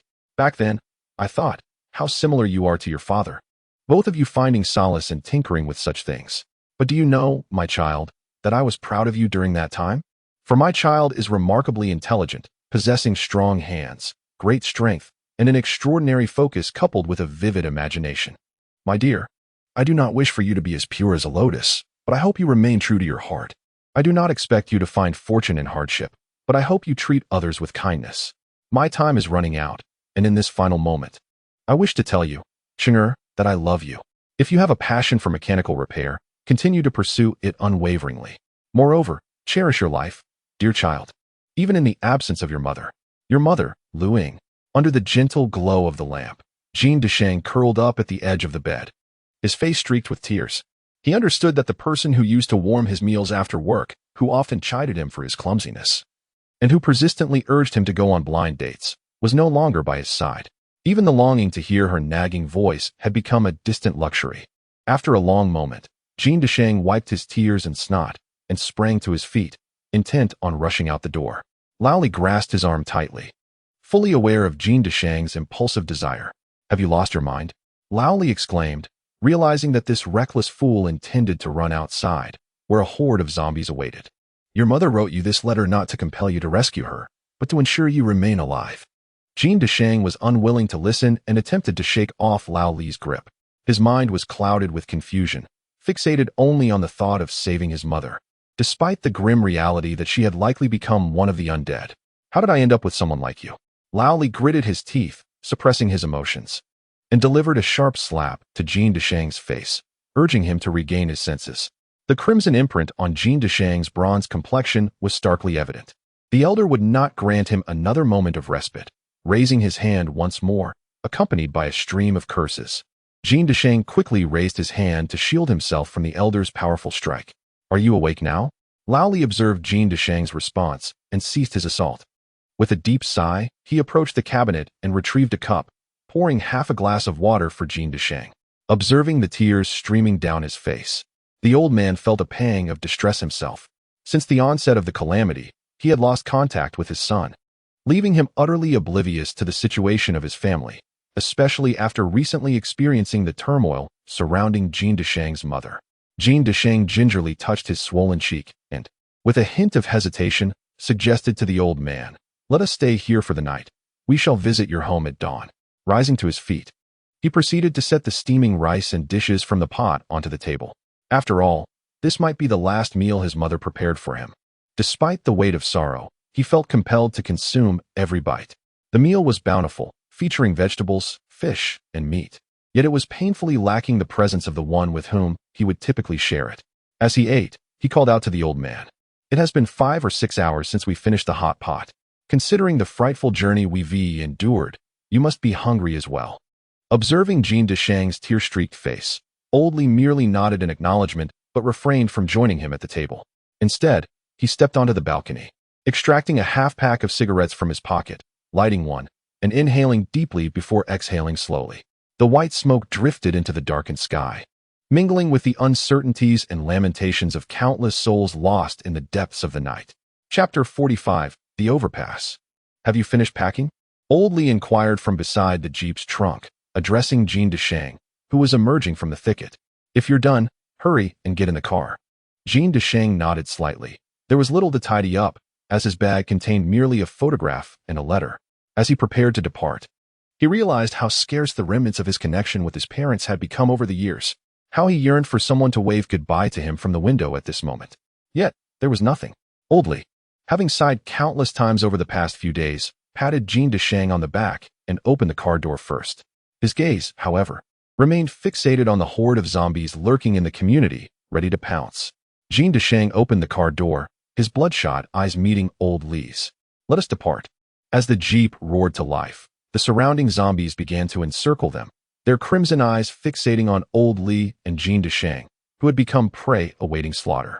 Old Li pressed the accelerator fiercely, the vehicle speeding down the street, deftly maneuvering around corners to escape the frenzy of the excited mob. After 2 arduous hours on the road, they finally ascended the Guihu Expressway. Old Li exhaled deeply, relishing the rare pleasure of driving fast. Just as he prepared to accelerate, he was startled to see a massive gridlock of vehicles ahead. Panic surged through him, causing him to slam on the brakes. Decades of driving experience seemed to vanish in an instant. "Damn it," he cursed. "Why are there so many cars?" Before him stretched an endless sea of vehicles, an undulating wave of congestion that appeared infinite. The most absurd part was that all the drivers were still alive, naturally, as zombies cannot drive. After a brief silence, Zheng Tianyun suddenly remarked, "Morning rush hour?" This left Old Li speechless. Indeed, I should not have stopped this fellow last night. Just then, someone tapped on the car window. Old Li rolled it down to find a traffic officer who was panting heavily, beads of sweat glistening on his forehead, eager to converse with the old man. His tone was slightly irritable, as his family awaited him at the end of the highway. The officer, accustomed to the frantic atmosphere, continued, "Let me be frank with you. This road is no longer passable." "Why?" the straightforward Zheng Tianyun inquired. The officer hesitated before elaborating, "Perhaps you should consider an alternate route. That area over there. The Yaoheng high-tech zone has fallen. There may be no survivors left." He refrained from detailing the reasons for the downfall, yet the implication was clear. The answer lay within his words. Old Li's son resided in the Yaoheng high-tech zone, in an era where radio waves could not be restored. Information could only be relayed through human effort.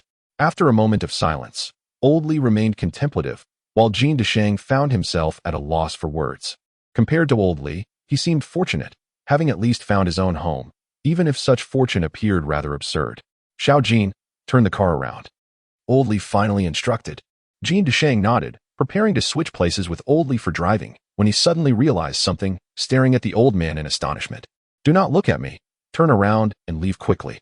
My son and granddaughter are still over there, and I must go find them," urged Old Li anxiously, pressing Zheng Tianyun to exit the vehicle. "You must live well and not let your mother down." Zheng Tianyun gazed at Old Li, his fists clenched tightly. With a slow, deliberate utterance, he replied, "I won't." This marked the first occasion in 4 years that Zheng Tianyun had rejected the old man's plea, his eyes reflecting a hint of grievance. Yet his resolve remained unwavering. "Why won't you heed my words?" Old Li exclaimed, now agitated. "What purpose is there in following this old fool to certain death?" Just as the two continued their argument inside the car, piercing screams suddenly erupted from outside. "There are infected individuals. Good grief, how can they be here as well? Who on earth dared to come here after being bitten? Are they trying to doom us all?" The traffic policeman, who had just been conversing with Old Li, was suddenly tackled to the ground by a zombie, unable to even utter a cry for help before his voice was swallowed by a chorus of growls. The situation had escalated beyond escape. No one could flee. Old Li seized a backpack and tossed it to Zheng Tianyun, urging, "Get out and run." The events unfolded with such rapidity that nearly everyone was caught unawares. By the time a zombie had sunk its teeth into them, it was already too late. As Old Li prepared to follow Zheng Tianyun into the congested throng of vehicles, Zheng Tianyun pulled him back, attempting to carry him on his back. "Young man, I do not require your assistance," the old man replied, touched by Zheng Tianyun's willingness to shoulder both his burdens and those of the many packages he carried. Yet, in contrast to his feelings of being touched, he was more fearful of being ruined by Zheng Tianyun. The individual who had been struck had no time to ponder the situation, for the filthy horde behind them was perilously close to nipping at their heels. The two men sprinted with fervor, the rapid pace leaving Old Li slightly breathless, yet his mind grew ever more astute. He contemplated that this frantic escape could not persist. While Zheng Tianyun was indeed capable of running, he also had the chance to flee. However, glancing back at the densely packed zombies, which showed no signs of fatigue, Old Li suddenly spotted a truck nearby. It was not unusual to see a truck, but this one bore a label from Xinyuan Pork Farm. Without a moment's hesitation, the old man grasped Zheng Tianyun's hand. Zheng Tianyun was wholly absorbed in his sprint. His momentum was extraordinary, and Old Li felt as though he might be swept off his feet. Zheng Tianyun was about to inquire further when Old Li silenced him with a glance and gestured for him to enter the vehicle.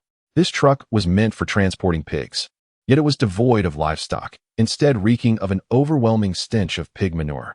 Once aboard, both men momentarily felt lightheaded, quickly followed by a wave of nausea. "Silence," Old Li urged, covering his mouth and nose as they listened to the cacophony of growls outside. In the dark confines of the truck, Old Li's voice rang clear. "No matter what you see or hear, do not move." Just as Zheng Tianyun was about to nod in agreement, he caught sight of something colliding with the truck's door. A face, nearly decomposed, leaned close to the vehicle, its eyes flickered, and its nose, marked by decay, crinkled as if it sensed something yet remained uncertain. They huddled at the edge of the truck, scarcely daring to breathe. Had it merely been a single zombie, it is likely that Zheng Tianyun would have been comfortably watching the world go by. However, the presence of countless zombies on the overpass instilled a deep sense of dread within him, rendering him motionless. In Chapter 46, titled Mechanical Heart, after thorough contemplation, he ultimately chose to vacate the carriage, missing a golden opportunity to engage with a flourishing race. As he remained still, attempting to catch his breath, the old man quietly whispered to him, conjecturing that such a multitude of zombies would take a considerable time to disperse. They decided to wait until nightfall to make their escape. The two companions spent the entire day in the company of the grotesque figure, until the cacophony of roars outside faded into silence, and the encroaching darkness seeped into the container like thick ink. Old Lee stumbled out of the container, acutely aware of his tingling and numb legs. Following closely behind, Zheng Tianyun retrieved some biscuits from his backpack. They had been ravenous, having only partaken of breakfast that day, and dared not to make a sound in the carriage for fear of attracting the zombies' attention. It was then that he noticed the frozen smile on Zheng Tianyun's face, a smile that soon morphed into a profound terror, an expression that Zheng Tianyun had never displayed before. Old Lee barely had time to scream as he slid down, his bones scraping against the ground, a searing pain swiftly enveloping his entire body. He struggled to rise, but found himself utterly powerless. Zheng Tianyun, momentarily stunned, perceived the horrifying reality more clearly than Old Lee. The image that would haunt him for eternity was before him, the pale and bloodshot eyes indicating unmistakably that this was a zombie. Yet, behind it, several enormous tentacles emerged, blood-red and pulsating subtly, yet as resilient as iron, exuding a scent reminiscent of blood. Those were bones sprouting from a human body. Old Lee pressed his hand against the ground, forcefully raising his head. He spat blood and shouted to Zheng Tianyun, "Run! Xiao Jin, quickly run!" But where could he flee? Zheng Tianyun had scarcely registered the situation when suddenly, a flash of crimson darted before him. The creature moved with astonishing speed, sinking its fangs into Zheng Tianyun's carotid artery. The imposing figure of this man, standing at 6 feet tall, collapsed into a pool of blood. In Old Lee's gradually fading vision, he beheld the crimson shadow tearing and gnawing at Zheng Tianyun. Zheng Tianyun was not dead, at least his consciousness lingered. He felt as though he stood amidst a dense fog, the surroundings obscured, yet disembodied voices echoed intermittently. They seemed to belong to Old Lee, perhaps his mother, perhaps Master Zhang, or perhaps someone else. Each time he attempted to listen closely, the ethereal voices dissipated into nothingness. "Human, are you in pain?" A familiar voice resonated, one that Zheng Tianyun could not quite place but felt inexplicably familiar. As if a multitude of voices he recognized harmonized into one. The fog around him gradually evaporated, revealing a colossal silver creature adorned with a gear-like single-eye worm. Zheng Tianyun was utterly bewildered. What on earth was this? The worm was enormous, far too large to be contained in a vehicle. An odd thought unexpectedly crossed his mind. Just as he pondered this, the great worm suddenly transformed into the likeness of Old Lee, asking once again, "Human, are you in pain?" This time, Zheng Tianyun refrained from indulging in reckless thoughts, for he recalled that not long ago, or perhaps it was an eternity past, a person, or perhaps many, had once implored him, "You must live well, little Zheng."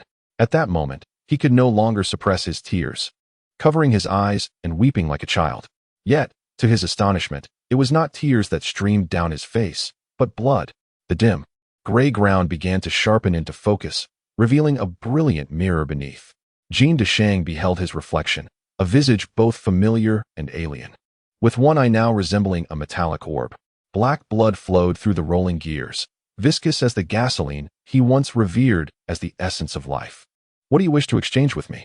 The voice seemed to have received the answer to its previous inquiry and continued to probe Zheng Tianyun. He lifted his gaze, and the illusory figure of Old Lee had vanished, gradually transforming into someone who cherished him, his mother, the very one who had once advised him to be a kind-hearted person. Mother! His vision blurred once more, and in a daze, the entire world began to shatter. Zheng Tianyun's consciousness began to awaken, until he opened his eyes to find a red-boned zombie still gnawing at him. One of its eyes lacked both sclera and pupil, filled instead with intricately patterned metallic gears. Yet from its wide-open eyelid emanated an unusual aura of tenderness. Zheng Tianyun felt a tingling sensation creeping along his back, as if a force were striving to burst forth. When he ceased to resist this sensation, a dense array of mechanical exoskeleton began to sprout from his spine, breaking through the skin and enveloping his back until it cloaked his entire being. With a single, unadorned punch, devoid of flamboyant movements or intense combat, The once dominant crimson bone zombie was obliterated upon impact, reduced to nothingness upon the ground, incapable of rising again. "You are unworthy of being gentle," echoed the familiar voice in his mind. "Only malevolence suits you." Zheng Tianyun remained unmoved. In his belief, it was only through the warmth of fortified walls that he could safeguard those he cherished and who cherished him. Tenderness had no connection to slaughter. His gentleness was reserved solely for those within those high walls. Why is this ineffective? A disgruntled voice murmured within his mind. It was then that Zheng Tianyun recalled old Li and hurriedly glanced around, only to discover that old Li, along with his lifeless body, had inexplicably vanished. Meanwhile, in a laboratory situated in a certain region of Hu province, a tall, slender man sat before a computer. One of his eyes appeared to rotate, akin to shuffling playing cards, intermittently revealing the Jack of Hearts and then the King of Hearts. Ultimately, his gaze settled upon the Ace of Hearts, and his fingers danced swiftly across the keyboard, typing a line of text. SPI 02X Mechanical Heart confirms host. Request for capture. Zheng Tianyun was unable to locate Old Li's body. Yet unbeknownst to him, Old Li was not truly dead. At least, not while he traversed 3 provinces in search of the whereabouts of Old Li's son and his family. As he and the mechanical heart engaged in their emotional drama, the erratic movements of the crimson bone zombie sent Old Li tumbling towards the edge of an overpass. Alas, the poor Old Li helplessly slipped downwards, entering a state of free fall. However, the elderly man encountered 4 individuals beneath the bridge. Among them, 2 were destined to cross paths with Zheng Tianyun in his lifetime. Notably, one of them would soon incite a tempest in this altered world. The information currently available is as follows. Host, Zheng Tianyun. Phantom insect. SPI 02X Mechanical Heart. Insect bone. Class A stomach insect bone, enveloping the entire body. Ability, unknown. Remarks. Following the transaction with the phantom insect, the host lost his emotional malice. Prologue. A century ago, in the deep of night, gray clouds enveloped the sky, and the silent city had succumbed to slumber. On the outskirts, an opulent mansion flickered with a gentle glow, adding a final touch of life to this desolate city. In stark contrast to the tightly packed, antiquated structures within the city, the mansion exuded grandeur and luxury. In this era, those residing in such estates were often either affluent or powerful. Yet, at this moment, the splendid halls were shrouded in the darkness of the night. At the stroke of 3, the mansion was devoid of light, save for the flickering warmth of the study's hearth. This was a cozy room, incongruous with the lavish estate outside. It lacked extravagant adornments and precious artifacts. Instead, it was permeated with a rich aroma of books and tea. The air was filled with the crackling sounds of burning firewood, and beside the fireplace stood a row of wooden bookshelves, neatly lined with historical tomes. In front of the inviting hearth sat an aged yellowing sofa, its time-worn creases reminiscent of the wrinkles on the forehead of the elderly man seated upon it, each fold a testament to the passage of time. The old man, with his back to the wall, appeared to be perusing something. His reading glasses perched on the tip of his slightly reddened nose. The lenses reflected the flickering glow of the hearth, when suddenly his vision was obscured, a tiny hand blocking his view. The old man chuckled with a blend of helplessness and affection, gently prying the little girl's hand away as he inquired, "What brings you here?" "Grandpa, you are so boring." The little girl pouted softly, her cheeks puffed out as she realized she had been discovered. With her arms resting on the back of the sofa, she noticed the thick journal in the old man's hands and curiously asked, "What are you reading, Grandpa?" The elder, momentarily pondering, slowly turned his head. His murky eyes, framed by thick spectacles, regarded his granddaughter as he replied in a low voice, "This is true history." "True history?" The little girl tilted her head in contemplation. She took the notebook from him, flipping through its pages casually in the light of the fire.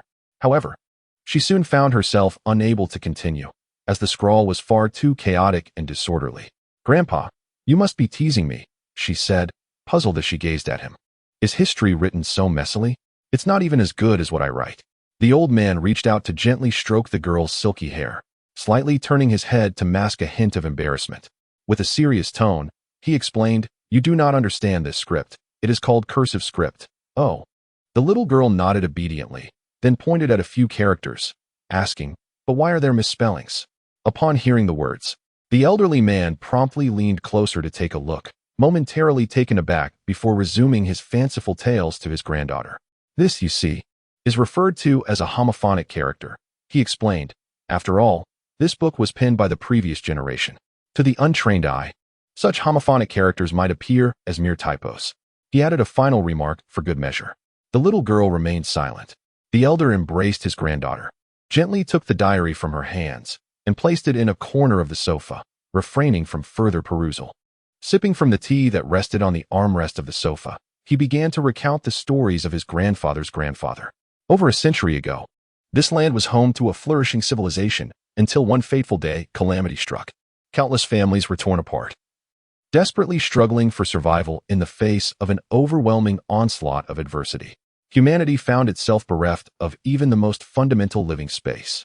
His voice resonated with a magnetic depth as he gazed intently at his granddaughter. The little girl, her bright eyes fixed upon her grandfather, listened raptly to the poignant tales he wove.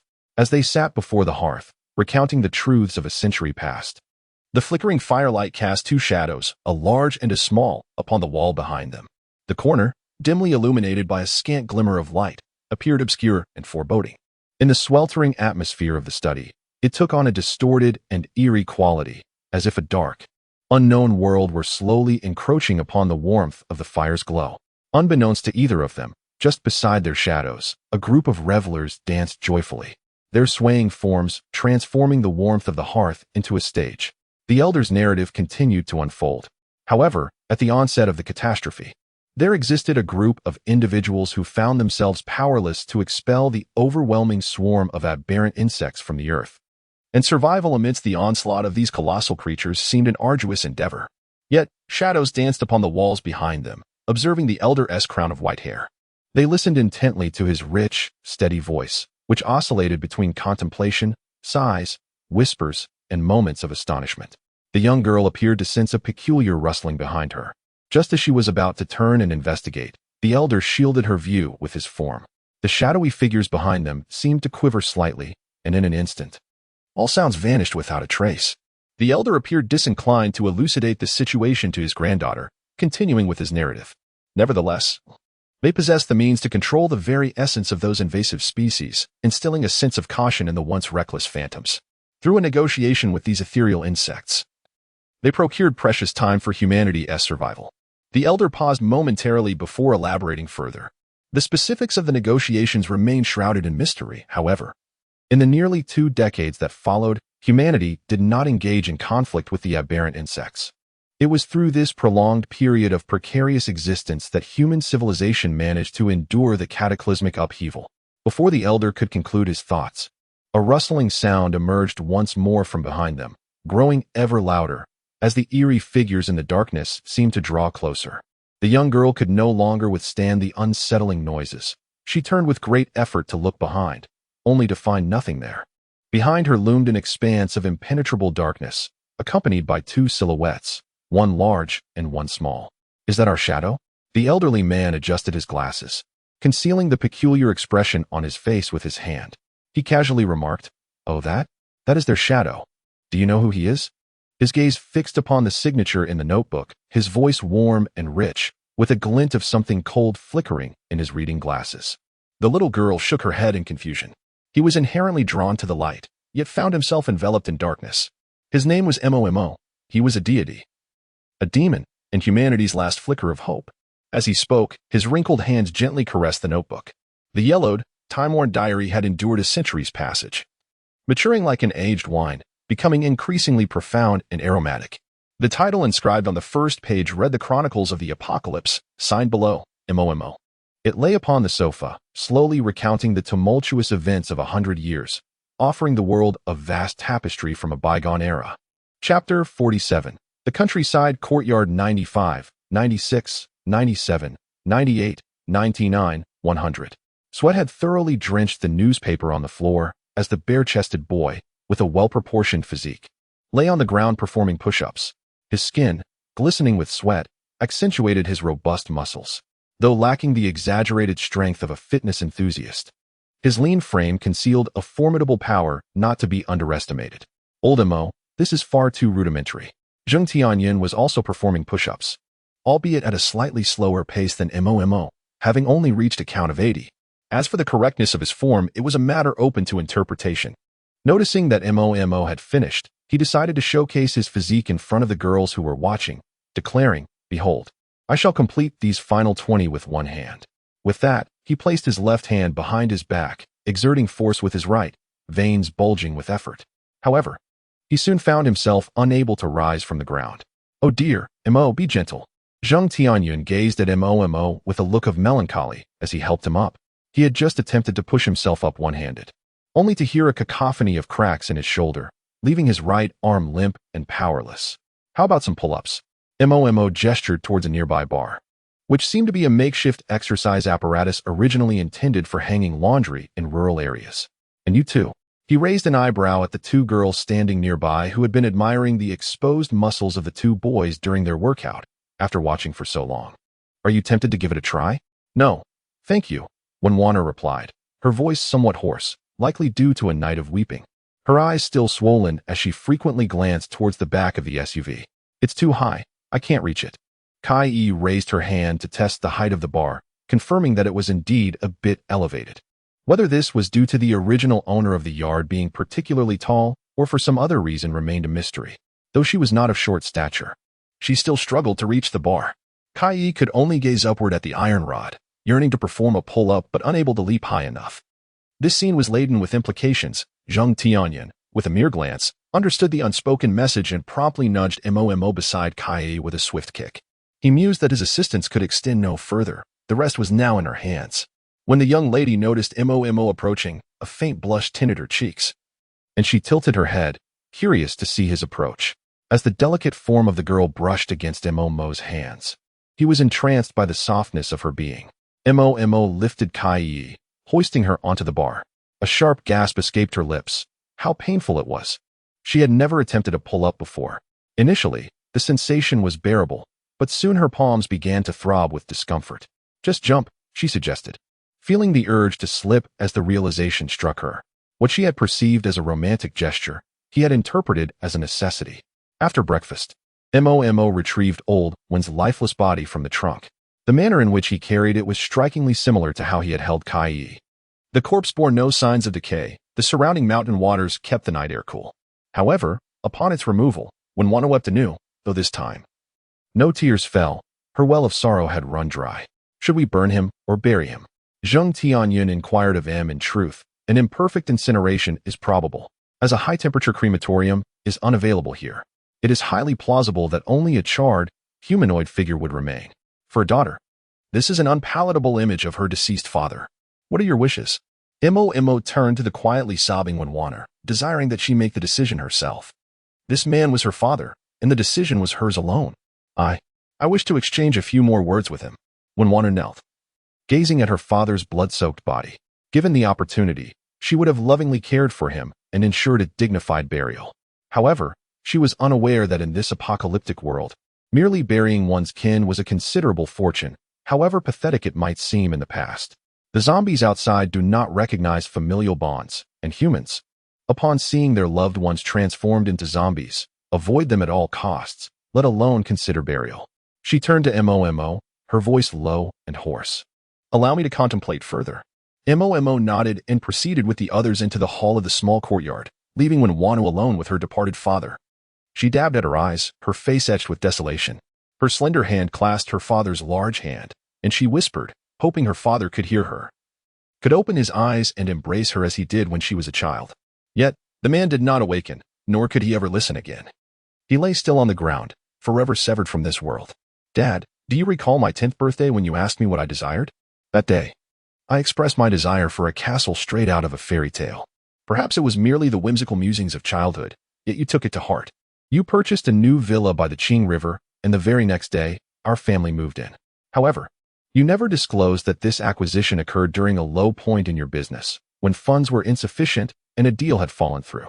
Father, these days you seem perpetually anxious that your perceived weakness might provoke my disdain. But, do you know, I have never felt that way. In my heart, you have always been my hero, my steadfast protector. Yet, it is only now, at this age, that I truly comprehend this. Father, awaken to the truth. Your daughter has grown up." She finally broke into tears, but the man who would comfort her, make her laugh, and shield her was no longer present. And he could no longer hear her cries, her grievances, her everything. Chapter 48. The grave chicken. With a sharp crack, the shovel struck something solid. Zheng Tianyun leaned closer and, using his hands, unearthed a stone, which he cast aside before returning to his laborious task. Surrounding him were bundles of weeds and heaps of soil piled together. As he gazed at the gradually forming square pit below, his creation over the past half hour. Old Mo, what about the tombstone? Zheng Tianyun, hands caked in mud and pants dusted with grime, called out to Mo, who was approaching from a distance, drenched in sweat. Did you find it? Then he stared speechlessly as Mo approached, carrying a piece of a bedboard. After a prolonged moment of silence, he could only squint at him, silently questioning his certainty. It'll do. Old one won't mind. The wooden board Mo held bore several black marks from woodworm damage. Inscribed upon it were a few elegant characters. Tomb of Wen Honghai. Ah, Old One in the heavens must have felt insulted. The inscription was certainly not penned by Mo. Had he done so, Old One would likely have pried open the coffin at midnight and tossed this fellow inside. It was simply too unsightly, even for a ghost. Mo slipped away first, leaving Zheng Tianyun to dig alone, as no one else dared to compete for this task. Given his status as Old One's prospective son-in-law, before long, the grave pit was ready, and just as Zheng Tianyun contemplated tossing Wen Honghai directly into it, he was taken aback to see Mo approaching with a wooden coffin. Old Mo, you truly are remarkable. You even pilfered a coffin? No. Mo waved his hand dismissively. I made this myself. I saw that the bed had a broken board that was no longer usable. And since I had a hammer and some nails in the house, I fashioned a coffin. In truth, the coffin was not particularly sturdy. It would likely fall apart after a few knocks. It was crafted from readily available materials and handmade, yet fortunately, it was the creation of a master craftsman, albeit under the novice hands of apprentice Mo, who had but a mere second of experience. Consequently, when it came time to place the body in the coffin, the two found themselves at odds once more. Mo wished to secure the coffin boards with nails, as this would not only enhance its aesthetic appeal but also ensure its stability. Zheng Tianyun, however, expressed his dissent, armed with his own reasoning. What if, late at night, Old One decides to step outside for some fresh air? As he mused aloud, he even began to perform an impromptu skit. Fortunately, when Warner was not present, otherwise, the young girl might never want to acknowledge him again. He gestured upward with his hand and exclaimed, just like that. Old One was taken aback, wondering why he couldn't open it. Have you ever encountered a deceased friend wandering about at midnight? Ultimately, it was not secured with nails, for as Zheng Tianyun suggested, perhaps Old One's spirit would still emerge, continuing to guide them forward and safeguard his daughter's peaceful existence. This is the most beautiful vision, yet also the most helpless longing. On the third morning, Mo was roused by the sound of roosters crowing. In his drowsy state, he caught sight of Zheng Tianyun stealthily carrying something into the kitchen. The sky outside was still dim, and had he not been familiar with Zheng Tianyun, he might have thought a thief had entered the yard, for the figure resembled that of a burglar. It struck him as odd. This fellow usually wouldn't rise until the sun was high in the sky. Could he be attempting to dissect a zombie? Though such a thing was not found in this place. What Mo did not realize was that this man only got up when Warner tugged at his ear. For since her father had departed, the young girl had not slept in. What are you doing up so early? Mo wrapped his coat tighter around himself. The humidity in the air was palpable, and there was indeed a chill in the morning breeze. In just a couple of days, they would be setting off, and restful sleep would be a luxury he would not enjoy. As he posed the query, he cast a furtive glance around, his eyes widening as he took in the scene. Feathers littered the ground, a testament to recent activity. A wooden cutting board bore traces of blood, while an iron bowl on the stove held remnants of the fowl's viscera. Well, Old Mo, what do we have here? He exclaimed, gesturing for Mo to approach the stove. Upon lifting the lid, Mo beheld a black-boned chicken nestled within the pot, its skinless form bearing a landscape of goosebumps. Courtesy of Zheng Tianyun's handiwork. Where did you procure this? Mo inquired. I ventured into the woods in the dead of night to capture it, he replied. This bird is quite wily. It eluded me last night, vanishing without a trace each day, leaving nary a feather behind. Mo was thoroughly impressed. It seemed his companion had been spending his nocturnal hours not in slumber, but in pursuit of poultry. And not just any poultry, but a black-boned chicken. If they were to remain for a few more days, the surrounding area might well be scoured clean by this intrepid hunter. Living in the woods, Zheng Tianyun mused. adjusting his apron as he stirred the chicken in the pot with a spoon. I surmise it belongs to the owner of the courtyard, a free-range, farm-raised chicken of the highest caliber. The meticulously cleaned innards lay neatly arranged nearby. You possess the skill to slaughter such a creature? Mo asked, his surprise evident. Black-boned chickens were notoriously difficult to dispatch, often resulting in a chaotic scene for the uninitiated. A wistful expression crossed his face as he spoke of his grandmother's chickens.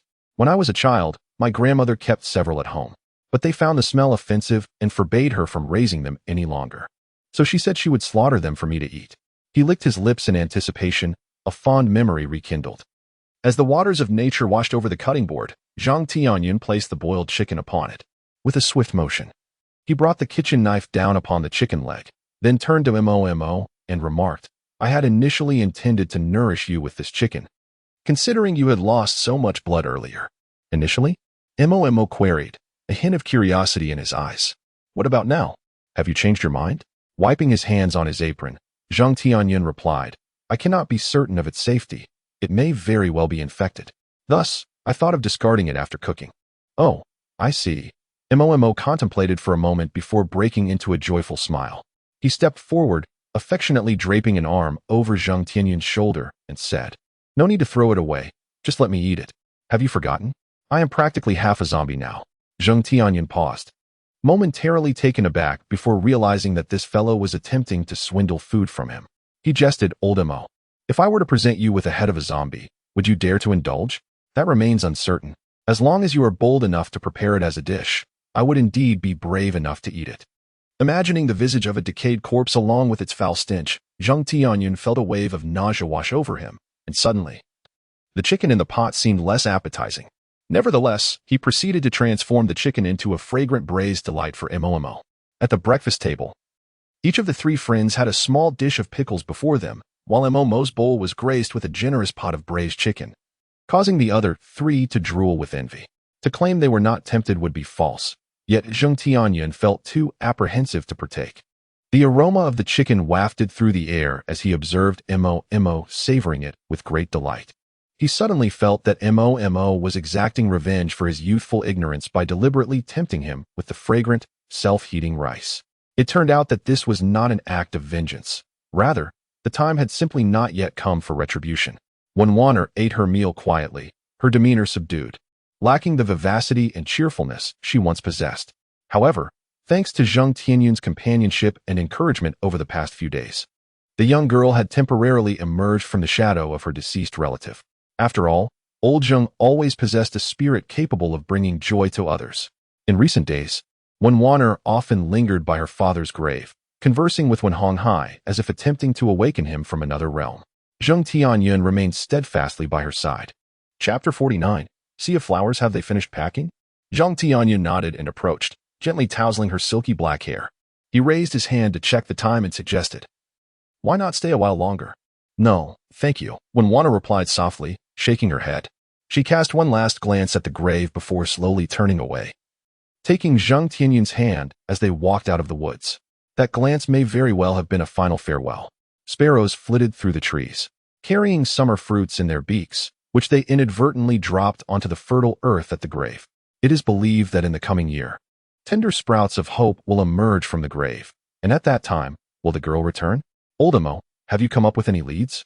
Zheng Tianyun leaned against the car door, smoking a cigarette, while watching Mo, who was busy filling a paint bucket with water and cleaning the car with a cloth. He approached and offered him a cigarette. Forget about me for now, Mo replied. The area beside the windshield wipers was caked with grime, and having neglected to wash the car in recent days, he was painstakingly scrubbing it clean with a rag. The zombie bird has descended into despair these past few days. Observing the group of humans joyfully living in the farmhouse courtyard, it finds itself bound to endure the elements, exposed to both wind and sun.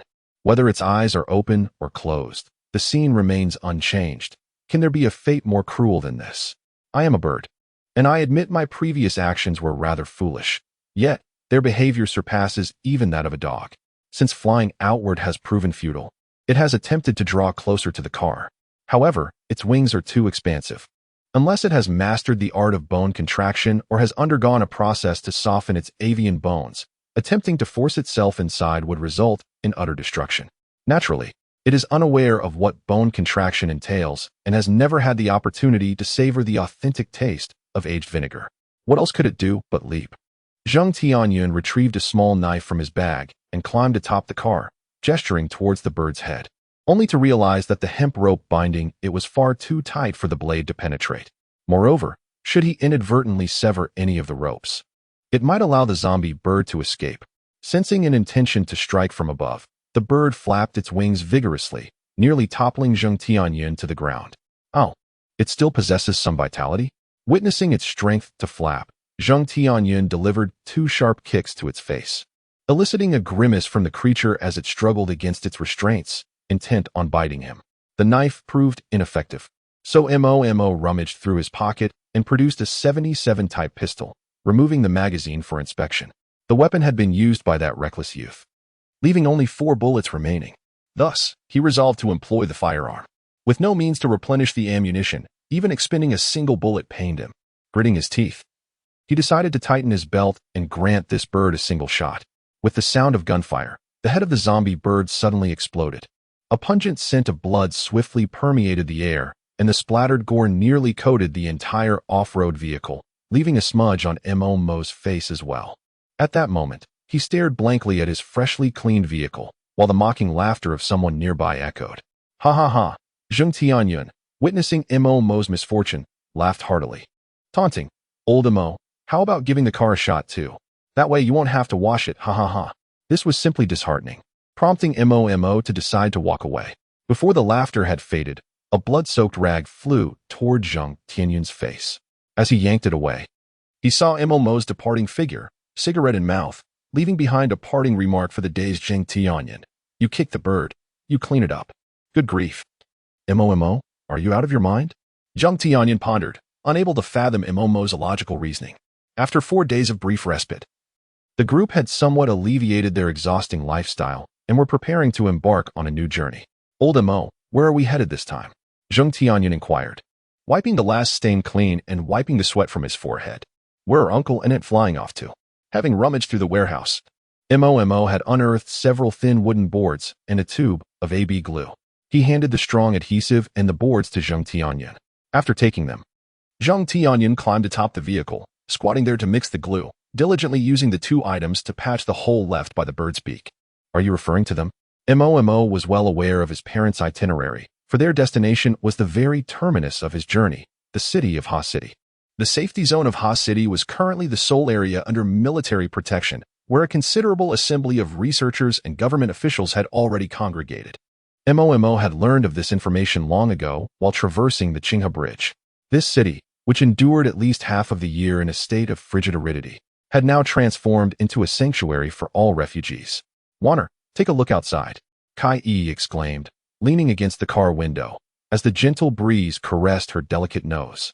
She rose to perch her head outside, smoothing her disheveled hair, her alluring gaze fixed intently on the expanse of golden blossoms beyond. Warner rested her head on her shoulder, captivated by the resplendent world outside. Strangely enough, the rapeseed flowers, which should have withered by April, were still flourishing this year, their vibrant hues dazzling under the tender sunlight. "Do you want to get out and take a closer look?" Noticing the 2 girls' eyes sparkling with excitement, Zheng Tianyun shielded his brow with his hand and glanced up at the glaring noon sun, saying, "It's just noon. We can first step out and satisfy our hunger." "Old Mo, what do you say?" He cast a sidelong glance at the boy beside him, who was diligently focused on driving. In contrast to the girl's fascination with the flowers, Mo observed the lush expanse of rapeseed fields with an inexplicable sense of unease. His perspective diverged from that of the girls, leading him to believe that this place should not appear as it did. The petals were excessively vivid, and most disturbingly, the height of the flower stalks, some reaching an astonishing 2 or 3 meters tall. Moreover, such conspicuous flowers, whether they are merely deceptive in color or inherently flawed, paired with their towering stature, are likely not a mere disguise. Nevertheless, he still yearned to observe them up close. "Very well, let us proceed to take a closer look." Mo deliberated for a moment, glancing into the rearview mirror to caution the 2 young ladies, stating, "Once we disembark, stay close behind us. This place makes me rather uneasy." Hearing his expression of discomfort, Zheng Tianyun paused, crossing his arms in skepticism as he retorted, "Old Mo, You're just exaggerating. Your awakened ability is restoration, not some fanciful psychic perception. Ignoring him, Mo parked the vehicle beside the field of rapeseed flowers, removed his sunglasses, and ensured the vicinity was devoid of any zombies before addressing the group. We shall have our lunch in the car. Remember to take your knives when we step out. Leave everything else behind. Hold on, old Mo. Zheng Tianyun observed his brooding demeanor, which began to unsettle him. He whispered, "Is there truly something amiss here?" Mo pointed towards several rapeseed flowers outside the vehicle and inquired, "Have you ever seen stalks of rapeseed this thick?" The stems of those flowers were nearly as robust as a wrist. Zheng Tianyun glanced over and shook his head. He indeed had never encountered such exaggerated roots. However, nothing is absolute. Perhaps the soil here is exceptionally fertile, leading to this anomaly. Thus, it would be prudent to wait until they disembarked for closer observation before arriving at any conclusions. Chapter 50. What sort of mischief is he up to? Just as Zheng Tianyun retrieved a pack of compressed biscuits, he spotted an elderly man emerging from the flower field across the vehicle. He quickly tapped Mo, who was rummaging through his bag, signaling him to look outside. The elderly man, likely in his 60s, wore a simple visage adorned with an unkempt stubble, suggesting he had not attended to his grooming in quite some time. His countenance did not exude youth. Rather, his dark forehead was etched with deep wrinkles. From a distance, his features were indistinct, yet he appeared to be carrying a bamboo basket. As Mo approached, he discerned that it contained an assortment of vegetables, presumably cultivated in the rapeseed fields. It seemed he bore no weapons, as the old man strode confidently towards the off-road vehicle. With a few gentle taps on the window, he awaited the glass to descend, revealing a young man inside. Momentarily taken aback, the old man soon offered a sincere smile, revealing 2 rows of neatly arranged, albeit yellowed, teeth. "Young fellow, you must be here to escape," he remarked, his voice low and raspy, as if he had not conversed with another soul for an eternity. Carrying a certain stiffness, he introduced himself, saying, "My surname is Zhou. You may call me Old Man Zhou. This expanse of rapeseed field belongs to my family." His expression flickered from surprise to a conflicted demeanor, ultimately settling into a simplicity that transpired within mere seconds. Even Zheng Tianyun failed to notice this subtle transformation. However, Mo was acutely aware, candidly observing that this old man had already secured a place on his blacklist. "Old Man Zhou, what brings you here?" Zheng Tianyun inquired, his gaze drawn to the basket overflowing with vegetables. He refrained from divulging the purpose of their visit, as he himself was uncertain. The motivations behind this seemingly spontaneous encounter with the old man remained a mystery, and the chosen pretense of chance was decidedly lackluster. This situation reveals itself almost at a glance. How could it be that as soon as the vehicle halts, people materialize? Frankly, it is far too coincidental. Alas, what business does an old man like me have here? Old Zhou stepped closer, catching sight of the 2 individuals clutching compressed biscuits, and once again displayed that characteristic honest smile. "You cannot subsist on this. Come to my home, and I shall prepare a meal for you." He rested his hand on the window ledge, seemingly attempting to discern the circumstances within the vehicle. Upon recognizing the presence of 2 young girls, a fleeting expression of discomfort crossed his face. The occupants of the vehicle remained motionless, silently observing him. Firstly, his words were rather perplexing.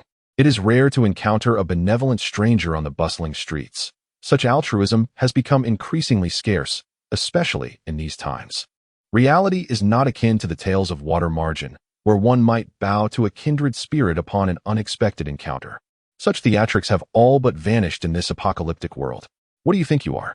Mo's retort was far from courteous, even when addressing someone much older.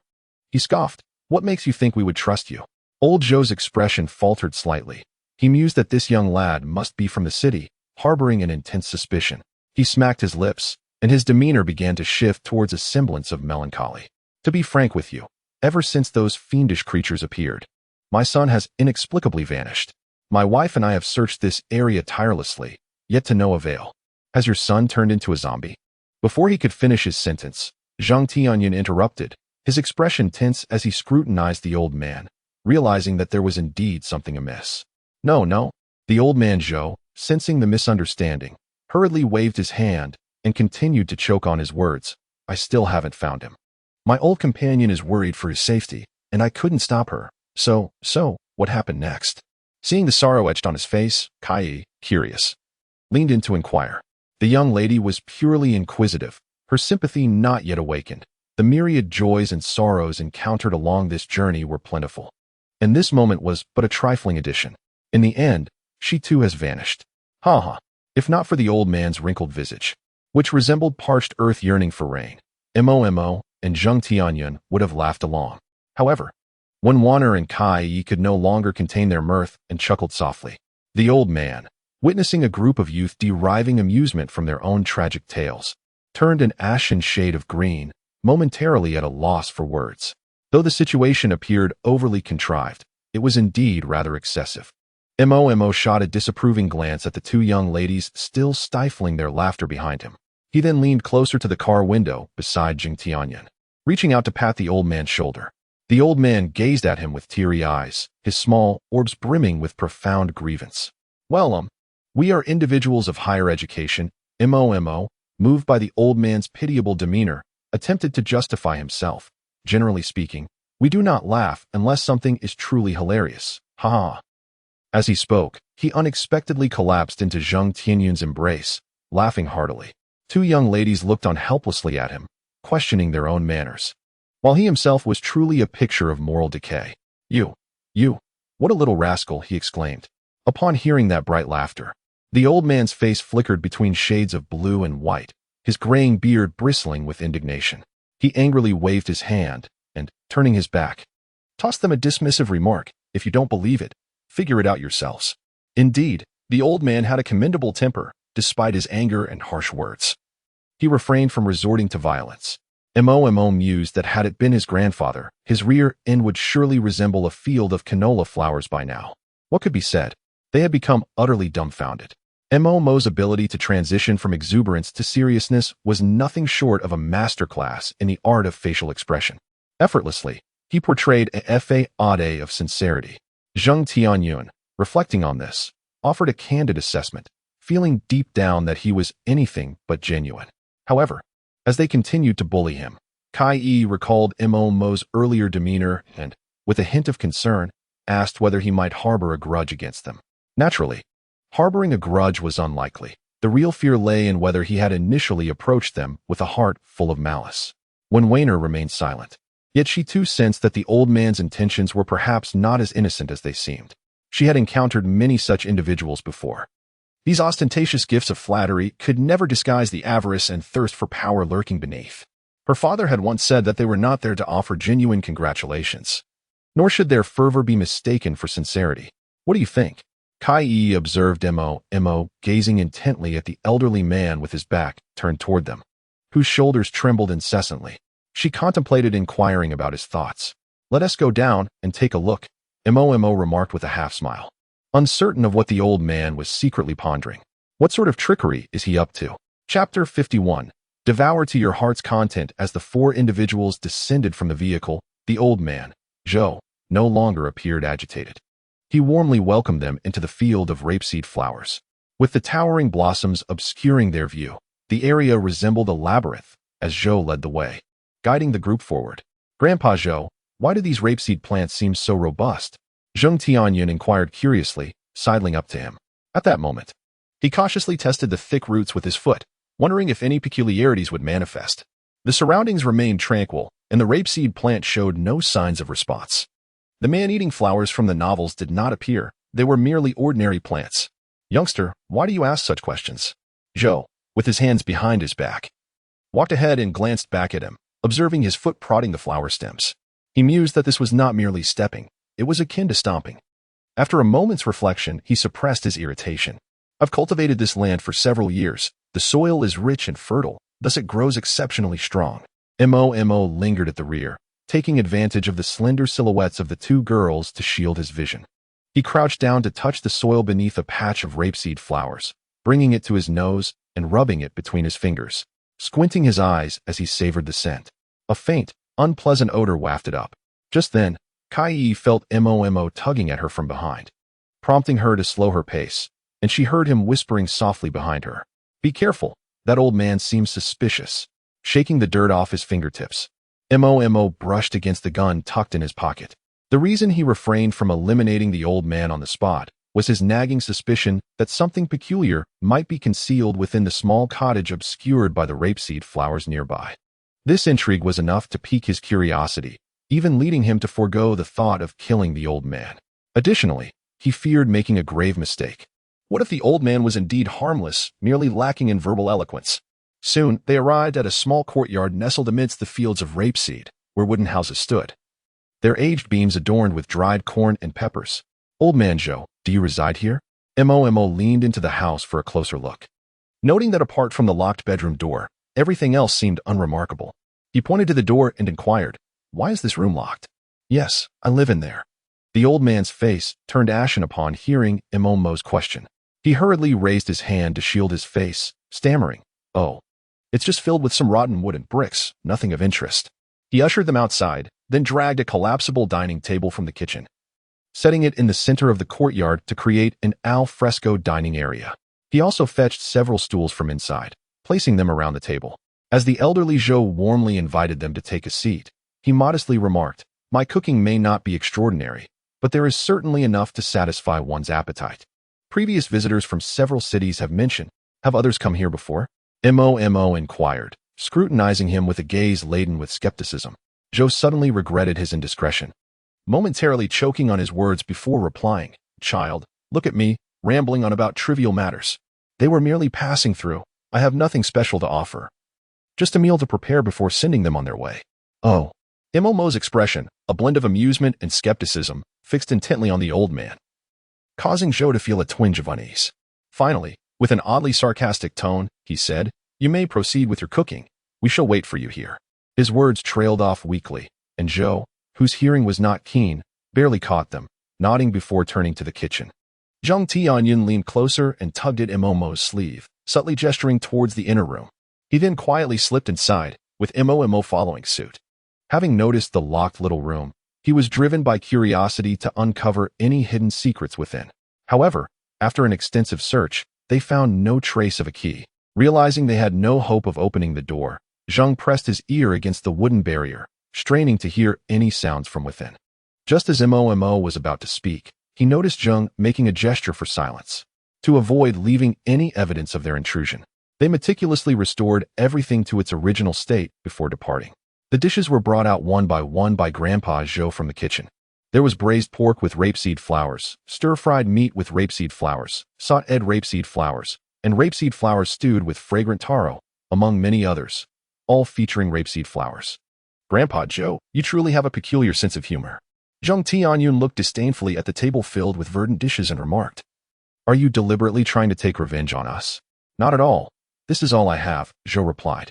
Please dig in. I've already dished out the rice for you. If it's not enough, feel free to help yourselves in the kitchen." A profound silence ensued, with no one daring to pick up their chopsticks except for Mo, who sat calmly on a wooden stool, shoveling the braised pork into his mouth, his chin dripping with the oil from the rapeseed flowers. The old man was somewhat taken aback to see Mo start eating first, especially since the three others standing nearby clearly harbored distrust towards him. Yet, how could he fathom that this ravenous individual before him was hardly a typical person? Even if he had added poison to the dishes, Mo would still brazenly consume them. After all, one could hardly die from eating, so he might as well indulge to his heart's content. Chapter 52, Rapeseed Flowers. "Heh, go on and eat," Grandpa Zhou chuckled awkwardly. Noticing that the others remained unmoved, he decided to sit down himself and attempt to serve himself some braised pork to demonstrate that the food was safe. "Look, what are you doing?" Before his bamboo chopsticks could even touch the braised pork, they were swiftly displaced by another pair of chopsticks. Mo, cheeks bulging, waved his hand dismissively, causing the entire bowl of braised pork to vanish. With his mouth full of meat, he mumbled incoherently, "Don't snatch it. It's mine." Old Zhou. He now harbors deep suspicions regarding this fellow's intentions, believing he has come merely to indulge in feasting. The way he devours his food with such fervor suggests he aims to consume everything in sight, as if he has never encountered meat before. Zhou's eyelids twitch uncontrollably, and he can only curse his misfortune under his breath. Moistening his parched lips, he remarked, "Fine, you may eat, but I shall take some of the other dishes. Only the rapeseed flowers are fair game. The rest belongs to me." Upon hearing Mo's shameless words, the two young ladies nearby stifled their laughter. Zhou nearly lost his footing, tumbling to the ground as he exclaimed, "Old Mo, this is quite unreasonable." Zheng Tianyun sniffed the red-braised pork that Mo held aloft, finding it rather aromatic, yet he hesitated to partake. He merely patted Mo's head affectionately, stating, "Such behavior only suggests that I cannot afford to support you." Mo, however, paid no heed to his tender words, his sole focus directed towards the bowl of meat before him. Zhou's culinary skills were commendable. The pork was succulent without being greasy, topped with vibrant red chili oil, making it exceptionally delightful to savor. He immersed himself in the meal, chewing and consuming with abandon until Zhou finally noticed him set down his chopsticks, his heart swelling with joy. To his dismay, the fellow promptly returned to the kitchen for another bowl, resuming his feast until he had devoured every last morsel of the red-braised pork, finally relinquishing his utensils with a satisfied belch. "Do you have a bed?" Mo, with a protruding belly, looked at old Zhou and contentedly declared, "I'll be staying here tonight. I've eaten too much and feel too lazy to leave." Old Zhou's face suddenly broke into a smile of contentment, which quickly transformed into a warm and inviting grin. He nodded eagerly, saying that they could stay and rest as they pleased. The fish had already taken the bait. At this moment, the two individuals locked eyes, each secretly harboring the same thought. They both yearned to eliminate the other. There is nothing more exquisite than finding a kindred spirit in the art of slaughter. After finishing the extra bowl of rice, Mo stood up and turned to leave the small courtyard, meandering slowly towards the fields of rapeseed flowers. In doing so, he remained oblivious to the gradually slanting corners of old Zhou's mouth, just as old Zhou was unaware of the excited smile that spread across Mo's face as he turned away. Aside from Mo, none of the others had eaten lunch. They merely prepared some instant noodles. The water was generously provided by old Zhou, and it was only after Comrade Ayun selflessly tasted it to ensure its safety that they proceeded to prepare the noodles. This task should have ideally fallen to Mo, who was immune to toxins, but in reality, he would likely not have detected any poison even if it were present. His enhanced abilities rendered him completely resistant to harm. Toxins held no power over him. He wandered through the fields of rapeseed, taking a couple of laps to survey the geographical layout. The area surrounding him was entirely obscured by the towering flowers, leaving him unable to discern anything beyond. Just as those outside, be they humans or zombies, could not perceive the scenes within, old Zhou's humble abode was thoroughly concealed amidst the crops. This was a superb natural hideout. No one outside could possibly know whether any living souls resided within. Remarkably, throughout the entire afternoon, not a single zombie had come to disrupt the veiled existence of these humans. Taking advantage of old Zhou's momentary distraction, Mo stealthily appropriated a shovel from the tool rack, a likely online purchase by old Zhou's son, resembling a firefighter's spade. He slipped away to the rapeseed field, gripping the handle firmly as he plunged the shovel into the earth, digging down several inches until he unearthed something peculiar. It was a human finger, marred with signs of decomposition. Fearing that further excavation might attract the old man's attention, Mo crouched down and sniffed. A nauseating stench of decay wafted from the finger. At that moment, old Zhou had been irrevocably removed from Mo's blacklist, inscribed instead upon the ledger of life and death. The entire afternoon passed with the group meandering through the rapeseed field while old Zhou remained hidden indoors, his activities a mystery. Upon hearing the commotion, old Zhou felt a twinge of displeasure, yet the prospect of finally apprehending his most bothersome adversary brought him a grudging sense of acceptance. Dinner consisted of rice and flour served in porcelain bowls. Observing the three young ones' reluctance to join the meal, old Zhou prepared 2 bowls instead. However, he discreetly added a touch of something to Mo's bowl, avoiding any toxic substances, for he deemed the boy of potential use. A sprinkle of organic soil found its way into the dish. "Young lads, what do they say?" Old Zhou's gaze fixated on Mo's bowl, a flicker of joy igniting within him. Finally, he could witness this troublesome fellow falter. Yet, the boy still refused to eat? "Oh, they find your food unsanitary," Mo remarked, lowering his head to sniff the rice and flour, his tone oddly composed and considerate. "I do not mind your filth." Old Zhou's hand, poised with chopsticks, hesitated. Just as he contemplated whether to take action, he noticed the boy's hand reaching out. Just moments ago, Mo caught a glimpse of the old man, who had yet to touch his chopsticks. Swiftly, he rearranged the 2 porcelain bowls, and without uttering a word, he immersed himself in his meal, completely disregarding the old man, who was left in stunned silence. The old man struggled to find his voice, attempting to lift a few strands of noodles only to find them unpalatable. He was well aware of what lay within that bowl, and as he gazed at the murky, dark broth before him, his disgust only deepened. As he continued to eat, the person across from him incessantly urged him on, slurping the noodles and mumbling indistinctly, "How delicious! Hurry up, don't be polite."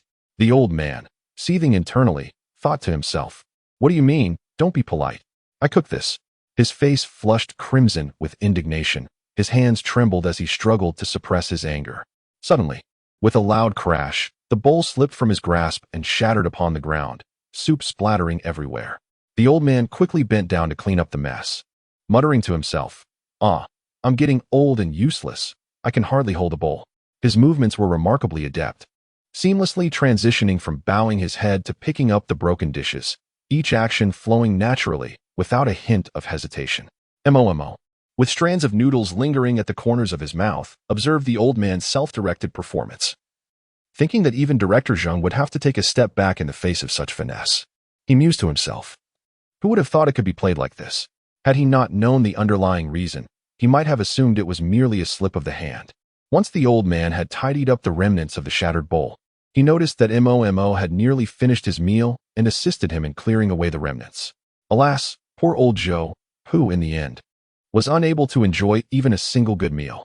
He tidied up his belongings, brushed his hand against the dining table, and then led Mo to the locked door. From the pocket of his chest, he produced a key, intending to unlock it. Mo gazed at the key in his hand, realizing that it was no wonder he and Zheng Tianyun could not find it outside. It turned out they first had to eliminate the old man to obtain the key. "Young lad, best not venture out tonight," the old man remarked, unable to suppress the gloom that shadowed his demeanor. His eyes bore into Mo with a brooding intensity as he rasped, "I will open this room for you. You shall rest here tonight." With a creak, the aged wooden door swung open, revealing an inky darkness within, the only sound being the eerie creaking. Beyond that, nothing was visible.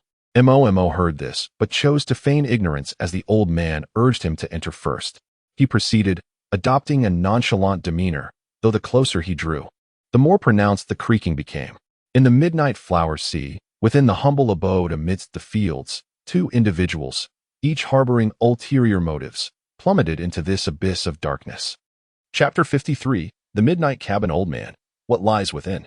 Mo inquired with a sudden chuckle, as if he could already sense the increasingly pungent stench of decay emanating from inside.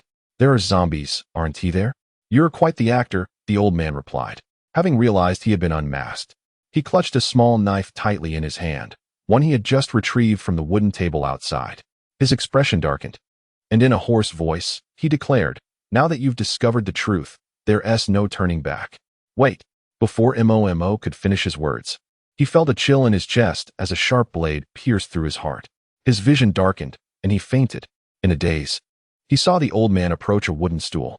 Gazing at the zombie seated upon it, he slowly knelt down. Looking up at the decayed face that had once shared a life of intimacy with him, he covered his face with his hands and began to sob quietly. However, in the darkness, the creature noticed the living person weeping before it. It desperately shook the wooden stool, producing a creaking sound, its blood-stained mouth stuffed with cloth. Eager to lunge forward and bite the old man. "My dear, you have suffered," the old man said, wiping his tears away as he gently caressed that ghastly face with his calloused hands. "You must be hungry, right? I brought you some food. Do you see that young man on the ground? His flavor is far superior to that of those old fellows from our village. Just wait. Outside there are two young girls. I will fetch them for you to savor." In that moment, he seemed to envision his beloved relishing the meals he had prepared, her face radiating joy as she praised his culinary skills. "Eat well, and perhaps you shall recover from your affliction. You're merely hungry. If you weren't, it would be a different story." The old man laughed heartily, his raucous laughter transforming into a sharp and chilling sound. As his laughter subsided, he was overtaken by a fit of coughing, tears of sorrow filling his eyes. Gradually, he pulled the cloth from the creature's mouth, which immediately emitted a horrifying sound of gnashing teeth. He forcefully pressed his foot against the wooden stool to prevent it from lunging at him, repeatedly uttering, "My dear, do not panic, it will be over soon." He swiftly leapt backward, causing the zombie to tumble to the ground, its body writhing as it attempted to rise and bite at the old man's feet. The old man took 2 steps back, intending to turn and retrieve the critically injured Mo for his wife to use. However, a hand suddenly clapped on his shoulder, nearly inducing a state of shock, and an unsettling sensation gripped his heart. Then he heard Mo's voice from behind him. "Old man, I just told you to wait a moment." The old man turned, as if confronted by a ghost, and beheld Mo standing behind him, completely unscathed, even the heart that had been pierced by a blade now miraculously healed. "Why you?" The old man's lips trembled uncontrollably, an overwhelming fear flooding his mind. He was no longer certain if the young man before him was truly human. In a fit of sheer terror and confusion, he shouted, "How could this be? How could you possibly be alive?" "Shoo, keep your voice down." Mo stepped closer, placing his hand gently over the old man's cracked lips, closing one eye while his other focused intently on the old man's murky gaze. "Let me perform a little magic." With that, he seized the blade from the old man's grasp, cutting himself deeply in the process, blood flowing freely. He frowned slightly and held his hand before the old man. The flesh around the wound seemed to writhe slowly, and before the old man's astonished eyes, it restored itself to its original state. "Isn't it remarkable?" Mo inquired with a smile. The old man, still in a daze, nodded slightly. "There is even more astonishing magic to come." As he spoke, he circled around the motionless old man and deftly used a knife to free the zombie bound to the chair. He then patted the old man's shoulder, saying, "Please, savor your wife. She brings forth a feast of love." The old man had yet to comprehend the situation when a sudden chill enveloped his shoulder, swiftly followed by an agonizing surge of pain. Struggling to turn his head, he was met with the terror-inducing visage of a familiar, grotesque face. It was poised to sink its teeth into his shoulder, his neck, his very skull, devouring his body, his soul, and all that he was. Yet, it did not achieve its desire. Noticing that the old man had succumbed to the infection, Mo did not allow the zombie to continue its assault. He advanced and plunged the knife twice into the creature's skull, effortlessly extinguishing its life. In that moment, a nearly hopeless scream escaped the old man behind him. No. The old man lay on the ground, his neck drenched in blood, the wound beginning to fester, yet he continued to crawl forward. His movements had begun to mirror those of his decaying wife. He yearned to grasp her rotting hand, and as he neared, a blissful smile slowly emerged on his face. A smile that would greet him in his final moments. However, his hand was suddenly pinned down by a foot, a crushing force rendering him nearly immobile. In despair, the old man lifted his gaze to the young man, who stood above him, smiling as he observed the old man's expression. He watched helplessly as his wife's hand lay right before him, yet he could never grasp it, not even in the final breath of life. Little did he know that even if he could hold it, at the end of his life, he would not find his gentle wife waiting for him. Instead, it is the torment of countless wronged souls and the decay of a soulless, rotting corpse. Perhaps he was once a kind-hearted old farmer, possessing a family that, while not affluent, was filled with contentment. Yet, his ignorance led him to choose an extreme path, and the harshness of reality dragged him into the dark recesses of humanity. By the time he realized his plight, he was no longer deserving of the title of human. The diverse individuals of the past have transformed into the myriad forms of the present, and the virus has distorted not only flesh, but also the very essence of the soul. Can you escape this fate, or will you be ensnared as well? Chapter 54. The love of nicotine strive to survive, at a pace that leaves death far behind, and then grasp the holy grail of life with unwavering hands. Old Mo, what lies within? Zheng Tianyun stood beside the off-road vehicle, witnessing Mo emerge from within, and hurriedly approached to inquire. Previously, they had been deliberately dismissed by Mo, as this situation was beyond their capacity to manage. Observing Mo, bloodied and in a disheveled state, he stepped forward to assist, only to be gently waved off by Mo, indicating his independence. Of course, the most crucial aspect was that they had provoked them. The debt of life was merely a hypocritical excuse, Zheng Tianyun pondered thoughtfully. Old Zheng, will you be able to drive tonight? Mo leaned against his head, retrieving a clean shirt from his bag to change into before settling into the passenger seat. I'm too weary to drive. I'm mentally exhausted. All right. Finally, it was his turn to showcase his skills. Even though he noticed Mo's apparent lack of enthusiasm, he felt a surge of excitement as he took the driver's seat, ready to perform his own display of driving prowess. The off-road vehicle traversed a pitch-black highway, where the streetlights flickered unpredictably, rendering visibility exceedingly poor. and the speed of the car was far from swift. Under the pallid moonlight, amidst a desolate sea of flowers, a shadow darted from the canola field into a quaint wooden cabin. It soon emerged, its eyes wide and bloodshot with rage, teeth clattering ominously, and its visage etched with hatred and fury. With a fierce gaze, it fixed its stare upon the departing vehicle. As a figure resembling a spider gradually materialized upon the wall behind it, its sinewy limbs writhing in a menacing display, colossal and disoriented. Inside the car, none of the occupants noticed this peculiar transformation.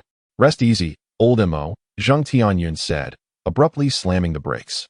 He then awkwardly addressed the dizzy M.O. beside him. "If you fall asleep, you won't feel dizzy. Just let me find a service area, all right?" M.O., eyes closed, waved his hand dismissively, urging him to focus on driving. He felt more fatigued in Zheng's vehicle than he had anticipated, his exhaustion not merely physical but profound, both in body and spirit. After all, M.O. was still relatively new to driving. Fatigue was an inevitable companion, as one's vitality could hardly be augmented by supernatural abilities. A person is not a true zombie, after all. Damn it. Zheng Tianyun slammed the brakes again, then immediately pressed the accelerator, catapulting the oncoming monster away. After the collision, he shouted at M.O., "Old M.O., you're still awake, right? My driving is quite smooth, wouldn't you say?" This time, M.O. could no longer contain himself.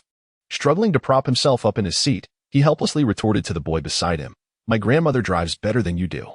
Zheng Tianyun, unfazed, retorted with habitual sarcasm. "Pray tell, how old is your grandmother this year?" As the long night dragged on, devoid of any respite, M.O. resolved to engage in a thorough conversation with the man beside her. Although she had crossed the threshold of 70, her driving prowess surpassed that of many younger individuals. Zheng Tianyun, gripping the steering wheel, mused that his own driving skills bore no relation to those of an elderly woman. Suddenly, a spark of realization ignited in his eyes, and he spoke with a tone imbued with the weight of experience, declaring, in matters of adulthood, "Old M.O., you remain oblivious." "What do you mean?" he inquired, his face a canvas of confusion. Zheng Tianyun, with a smirk, replied, "This is not something to discuss with me. You ought to consult your sister Warner." This rendered M.O. speechless. The implication that he needed to seek advice from his girlfriend regarding Zhang's driving capabilities was unmistakably clear. In the rearview mirror, when Warner's delicate face flushed crimson upon overhearing the exchange between the two men, yet she refrained from voicing any rebuttal. Observing the spectacle, Kai could hardly suppress her amusement, her eyes nearly curving into crescent shapes. Ah, how swiftly the flames of romance ignited between these two. Even before the late, when's body had grown cold. Focus on driving and refrain from banter, Kai chuckled, finding humor in M.O.'s rendered speechless state. With a teasing tone, she posed a question to Zheng Tianyun. "Can a bullet pierce through your face?" "Certainly not," Zheng Tianyun replied without hesitation. Kai paused momentarily, not due to the audacity of his words, but because she inadvertently caught M.O.'s gaze directed at her. Consequently, warmth spread to her ears as she instinctively averted her eyes. Regrettably, M.O. was entirely oblivious, presently tormented into a daze and utterly captivated by Zheng Tianyun. "Is it not permissible? An attempt may prove fatal," Zheng Tianyun quipped, immediately ceasing his speech, genuinely fearing a gunshot from the other. He mused that M.O. had indeed transformed. No longer the amiable man he once was, now seemingly inclined to murder him. Subsequently, he ceased applying the brakes altogether, thus proving that physical action often holds greater sway than mere words. Persuasion failing, coercion would suffice. The inky night cloaked the world beyond the car windows. With sparse zombies along the road, their numbers insufficient to draw significant attention to the passing SUV. "Zheng, pull over," M.O. instructed, glancing at the road signs. He noted the nearest service area was still 30 to 40 kilometers distant, and traversing the night was proving unbearable, not for the driver, but for the passenger. "We'll sleep in the car tonight." Zheng Tianyun nodded, executing a stylish drift to park, albeit nearly overturning the vehicle in the process. M.O. felt the SUV's chassis tilt precariously in that instant. "What's the arrangement for the night?" Before he could retort, he heard Zheng Tianyun beside him, speaking with grave concern.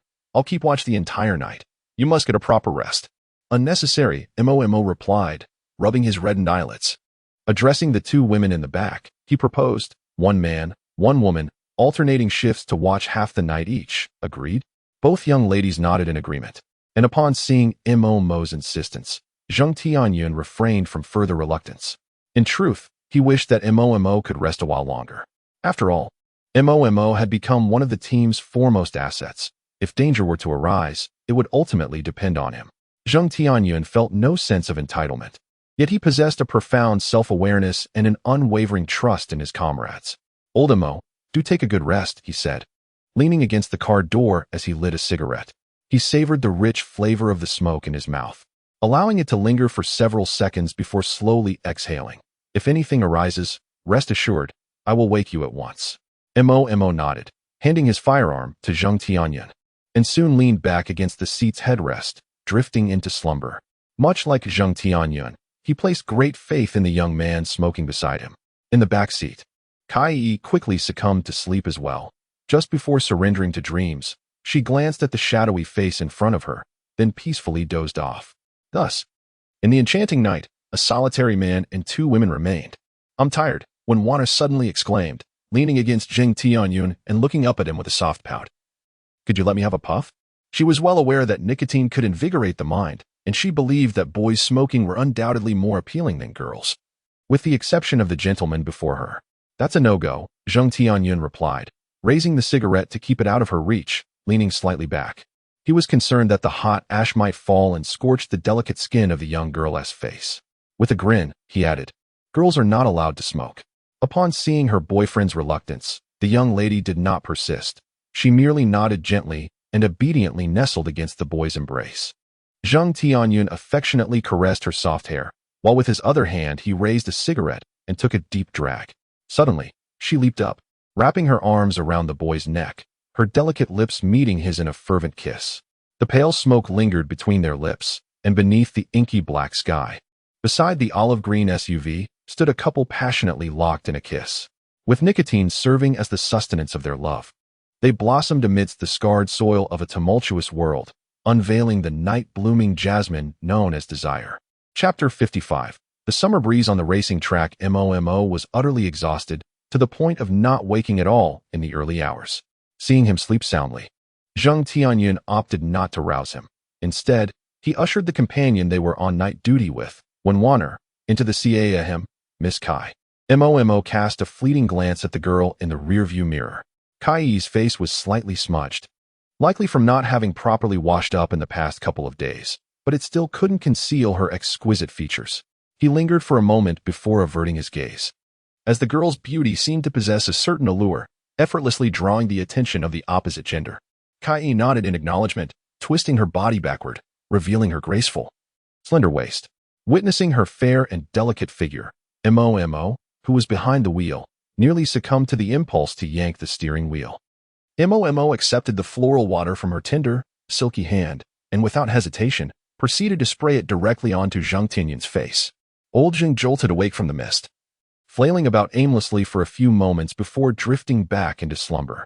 Seeing that he wasn't fully roused, Mo continued to spray, saturating him until the lingering scent of smoke dissipated, gradually replaced by a strong, refreshing fragrance. After all, he was known for liberally applying floral water to himself. So Mo's method of waking him was both familiar and logical. "Old Mo, what in the world are you doing?" Zheng Tianyun exclaimed, jolted awake by the spray. He wiped the floral water from his face, glaring at Mo with resentment. He was genuinely angered, having been roused from his peaceful slumber. "The service area is just ahead," Mo replied, wrinkling his nose to ensure that the smell of smoke was gone before straightening up and addressing him. "And besides, try to cut back on the smoking. It's not good for your health." All right, you win," Zheng Tianyun conceded. However, upon hearing that the service area was nearby, he didn't dwell on his anger. He lowered the car window, allowing the cool breeze to caress his damp face, ruffling the dark hair that fell across his forehead. Hearing those heartfelt words, the delicate Warner seated in the back row felt her cheeks flush a rosy hue, reminiscent of the red cigarettes nestled within her backpack. "Is that so?" Mo mused, contemplating the inevitable consequences of age that awaited her.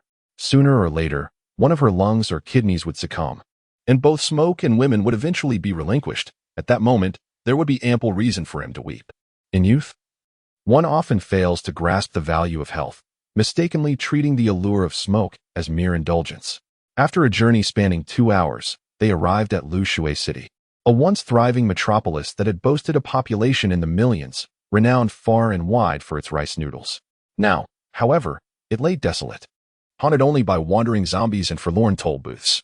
With a clang, the off-road vehicle traversed the iron plates on the ground, producing a sharp sound, which was immediately followed by a few eerie low growls emanating from the service area.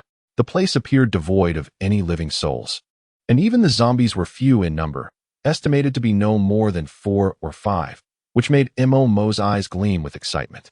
"Old Zheng, grab your weapon," Mo commanded as he halted the vehicle and rummaged through his bag to retrieve the fireman's shovel, an item he had liberated from Old Zhou's residence and found quite effective.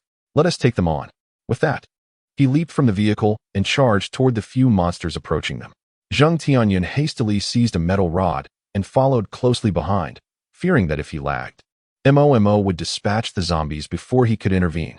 Just as they witnessed Mo poised for a direct confrontation with one of the zombies, he delivered a powerful kick to its abdomen, sending the creature off balance and toppling backward. It crashed to the ground, and the man wielding the fireman's shovel swiftly positioned himself atop it. With an exhilarating cry, he did not even take a moment to ascertain whether his blow had been fatal. Instead, he immediately propped himself up with a metal shovel and lunged toward another zombie. By the time Zheng Tianyun arrived at the battlefield, only 3 zombies remained standing. However, before he could intervene, Mo had already overturned one zombie and brought his weapon down with great force. Another creature, clad in a yellow shirt, lunged at him with bared teeth and clawed hands. Zheng Tianyun had intended to warn Mo to be cautious, but it was too late. The monster's gaping maw closed ferociously on Mo's shoulder, leaving a series of bite marks that quickly oozed blood. The crimson liquid spilled from the creature's mouth, as if it had savored a delicacy of the mortal realm, and it even licked its lips with a bloodied tongue. Infuriated by this audacity, Mo instinctively raised his shovel to strike back. Yet, before he could swing, he witnessed Zheng Tianyun, driven by a frenzy, charging toward him with reddened eyes, cursing vehemently as he swung a metal rod down upon the zombie's skull.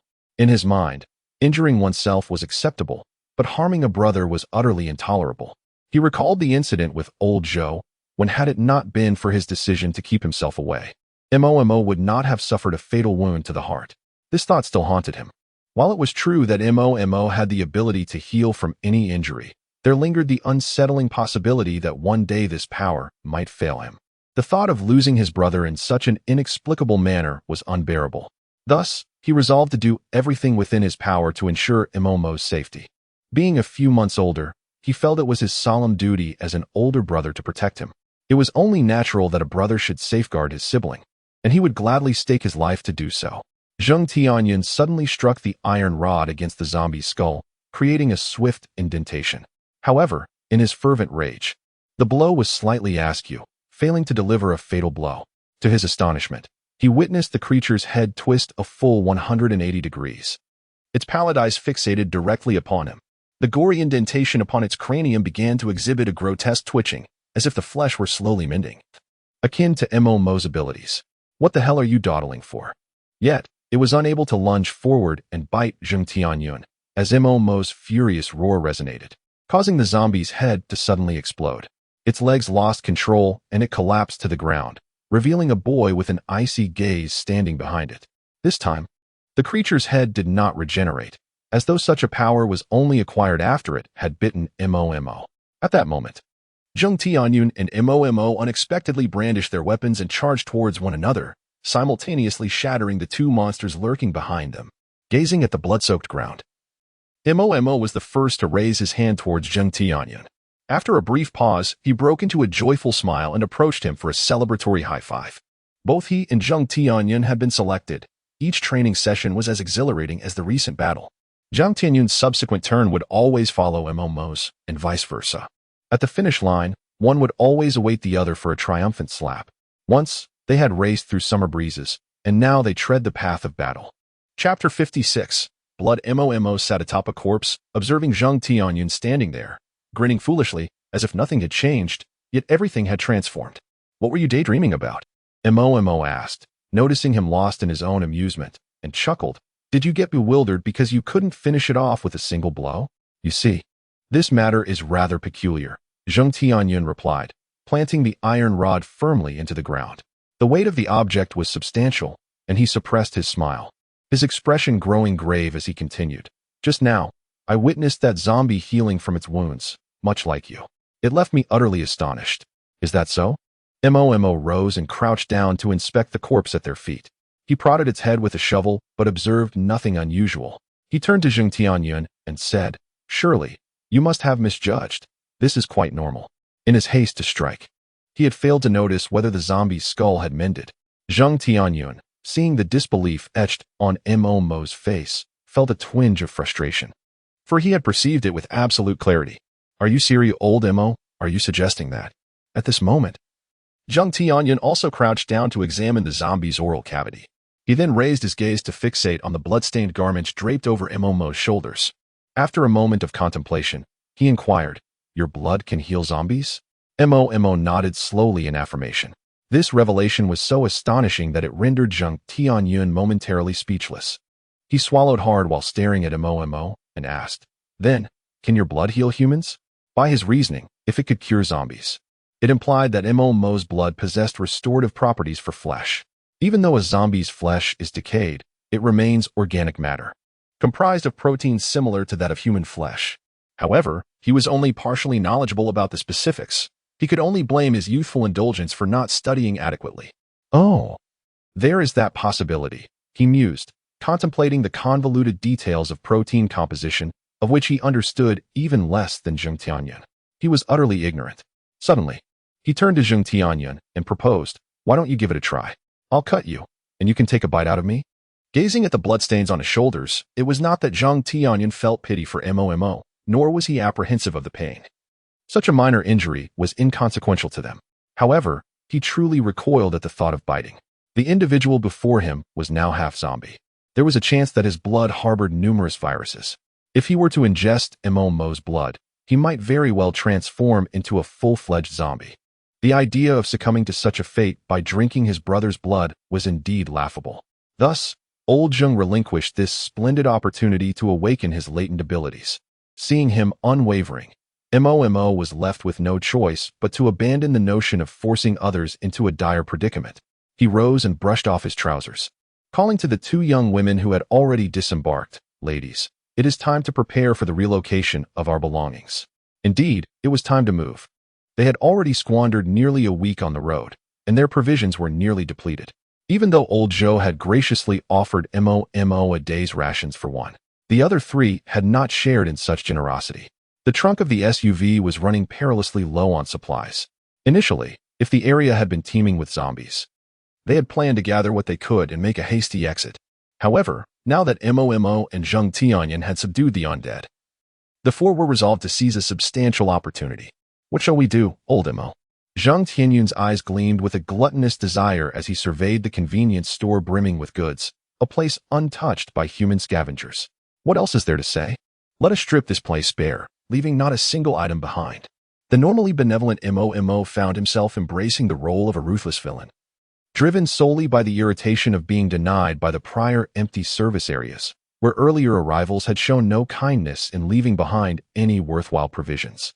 The highway lay still, the struggle between the two young men and the zombies creating little commotion. Moreover, since Mo had refrained from using his firearm, he had not attracted the attention of other zombies in the vicinity. Shall we have a meal first? I am quite hungry. When Wanner tugged at Zheng Tianyun's short-sleeved shirt, her voice sweetly coaxing. Let us see if there is anything delicious inside. What do you think? Zheng Tianyun gazed at Mo, reluctant to make a decision without his approval. Once Mo nodded in agreement, he led Wanner into the convenience store in search of sustenance. Indeed, this place offered an abundance of good provisions. He rummaged through the shelves and retrieved several boxes of self-heating meals.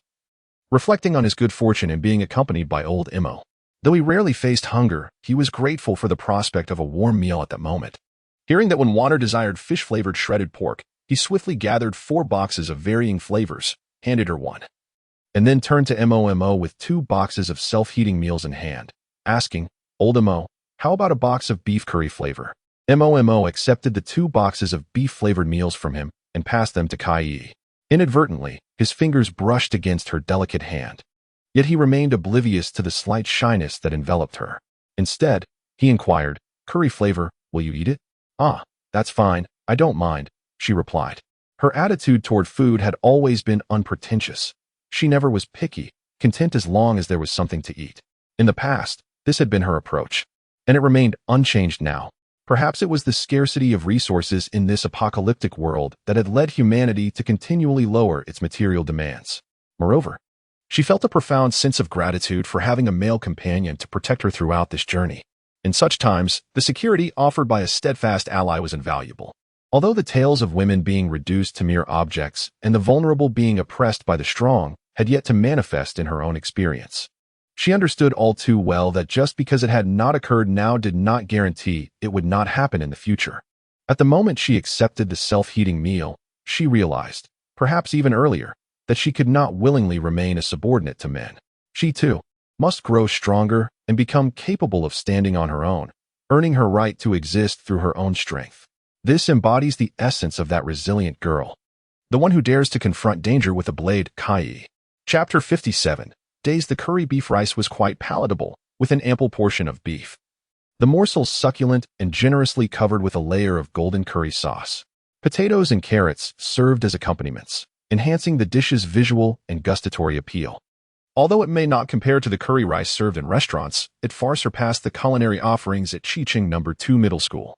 The food there was scarcely fit for human consumption. One could only wonder if the so-called school authorities had ever tasted it and whether they could stomach it.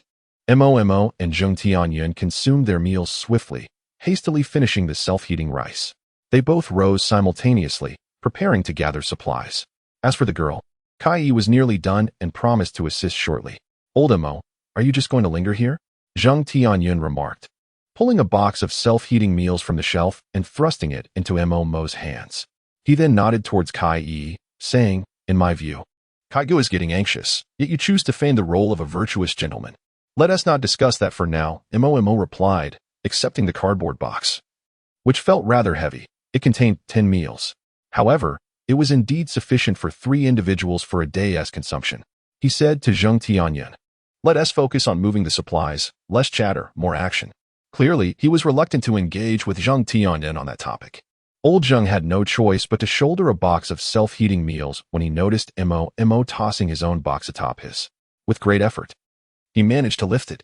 Mo also hoisted 2 boxes, and together, he and Zheng Tianyun staggered to the back of the off-road vehicle.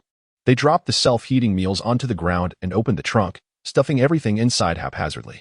"Are there any boxes left?" "I can help you carry them," said Kai, who had already finished her meal. She licked her delicate pink tongue across the grains of rice lingering at the corner of her mouth before running behind Mo, clasping her hands behind her back and standing upright. In truth, only 5 boxes remained. He calculated roughly that 1 box sufficed for a day, meaning these self-heating meals could sustain them for at least a week. Coupled with other food supplies, they could last no less than half a month. A vehicle full of provisions to support 4 individuals for half a month was indeed the most optimistic estimate. Driven by the necessities of life, Mo found himself revisiting the long-forgotten realm of mathematics. "Can you handle 1 box?" he inquired, placing a cardboard box in Kai's hands. Watching her struggle with its weight, the young girl, with her slender arms and legs, appeared to lack strength. She dismissed him with indifference, taking the box from his hands and turning away. As she did so, her hand brushed against Mo's, and she bit her lip, concealing the blush that crept to her ears. "What is going on now?" Mo sighed, shaking his head in resignation. He retrieved 2 more boxes of self-heating meals from the shelf and pursued Kai, a hint of playful arrogance in his voice. "Hey Kai, you're a bit slow, aren't you?" Yet, Kai continued to ignore him, quickening her pace to surpass him. Just as Mo caught up, his foot struck a speed bump, causing him to stumble forward. By a twist of fate, Kai found herself beneath him, yet she clung tightly to the cardboard box in her hands. Her delicate face flushed a deep crimson as she gazed into the enchanting eyes of the young man before her. However, her expression soon returned to a serene calm. For reasons unknown, she wrapped her arms around his neck, her voice sultry and playful as she softly inquired, "Are you attempting to capture my attention, dear sir?" While in most romantic dramas, it is the girl who falls into the embrace of a domineering CEO. Here it was Mo who had plunged into the arms of the assertive Kai-gu, unwittingly becoming the alluring little wife. They remained in an ambiguous standoff on the ground, neither daring to make a move, for the first to act would find themselves in an awkward position. Old Mo. Just kiss her, urged Zheng Tianyun, who had been watching for quite some time, adding fuel to the fire. Don't be intimidated by this woman. She's merely trying to scare you. With him present, the tension dissipated. Mo made a swift decision to take the initiative. I believe I shall be the one to strike first. Sensing the warmth and softness enveloping him, he feared that if this continued, he might lose his innocence. He placed his hands on the ground and addressed the enchanting young lady before him. What do you propose? Kai nodded, willingly creating space between them, displaying remarkable flexibility as she leaned back and crouched on the ground. However, upon lifting her gaze, she was met with a rather unexpected sight. Startled, she quickly covered her eyes and turned away, returning to her task of moving the cardboard boxes, thinking to herself that this day had truly spiraled into the absurd. Why didn't you seize the moment, old Mo? Zheng Tianyun lamented, feeling regret over what had been such a splendid opportunity. As Mo had come so close to winning her over, he leaned closer, a mischievous grin plastered across his face as he observed Mo, utterly oblivious to the imminent peril he faced. Just wait. Today I shall not be alone in this, he declared. Mo shot him a fierce glare. Realizing that aside from delivering a well-deserved beating, there was little else she could do with this insufferable individual. However, even that would not suffice to inflict any real harm, which was quite the nuisance. Oh dear, Lao Mo, I am so frightened. Zheng Tianyun laughed heartily, provocatively leaping back. He had noticed when Wano had finished her meal and was standing a few meters behind them, gazing at them with an adorably dazed expression. What are you doing? When Wano inquired, her hand reaching out shyly towards her boyfriend. Zheng Tianyun placed the 2 boxes of self-heating meals on the ground and gently wiped the rice from her face, smiling as he said, Little glutton, here you go. He tossed one of the boxes to Wenwaner and then turned to walk towards the trunk of the off-road vehicle with her. Thus, Mo's plan to eliminate Zheng fell through, for a solitary dog does not deserve such indulgence. The 4 of them toiled until 4 in the afternoon, and as they gazed upon the neatly stacked provisions, each felt a profound sense of accomplishment. After basking in the sun all afternoon, Wenwaner, already flushed, began to feel a bit lightheaded, exacerbated by her insufficient hydration. Before she could call out to Zheng Tianyun, she fainted. Zheng Tianyun, standing beside her, noticed her unusual state and the weakness in her body. He quickly supported her delicate frame. Quick, take her inside, Mo urged Zheng Tianyun, recognizing at once that she had succumbed to heatstroke and needed to rest. Zheng Tianyun cradled Wenwaner in his arms and dashed towards the employee dormitory. This place was devoid of any signs of life, likely because the employees had fled following the outbreak, with doors ajar all around. Since the loss of her father, the young girl had frequently suffered from insomnia, and her sleep had been insufficient. Coupled with several hours of exertion today, she had perspired profusely. Humans are not made of iron, and particularly, she being a girl, it was understandable that she fell ill. Chapter 58. Utterly absurd. Mo and Zheng Tianyun had originally intended to seek accommodation in Lushui City, but this unforeseen circumstance delayed their plans. The girl, who had persevered since her father's passing, finally succumbed to illness, plagued by a persistent high fever.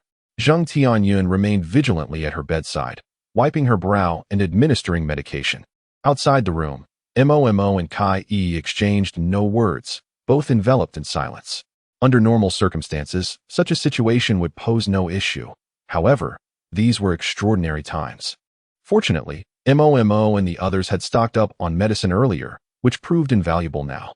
With a clatter, a silver Chevrolet Malibu rolled over the iron plate at the service area entrance, emitting a crisp sound. Inside were a family of 3 who had escaped from Yang City.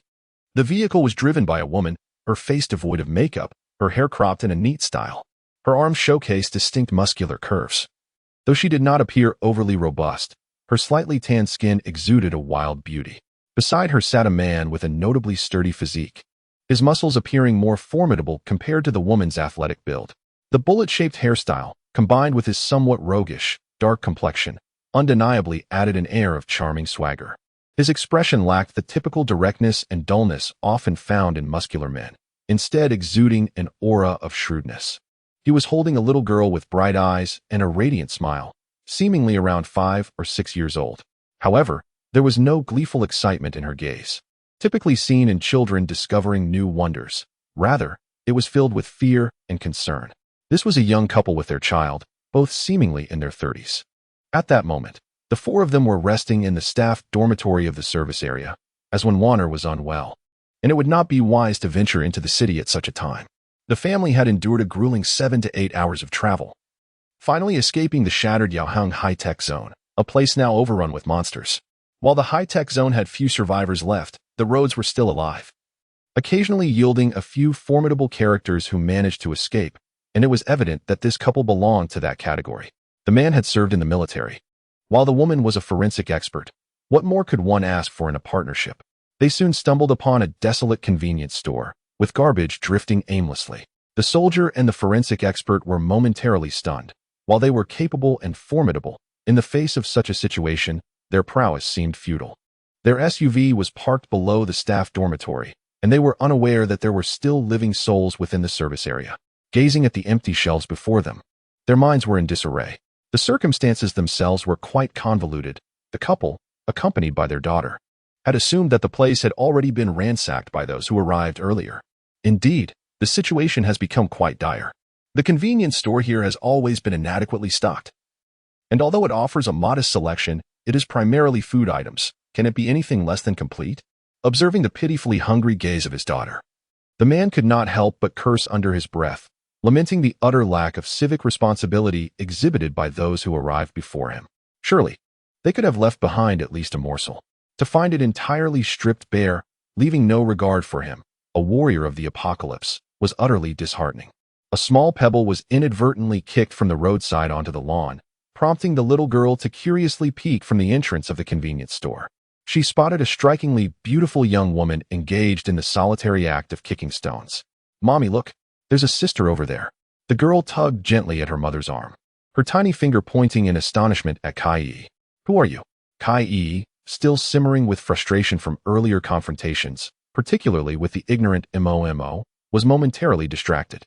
Her ire had been fueled by the recent troubles involving Wenwaner, but primarily, it was Mo who occupied her thoughts.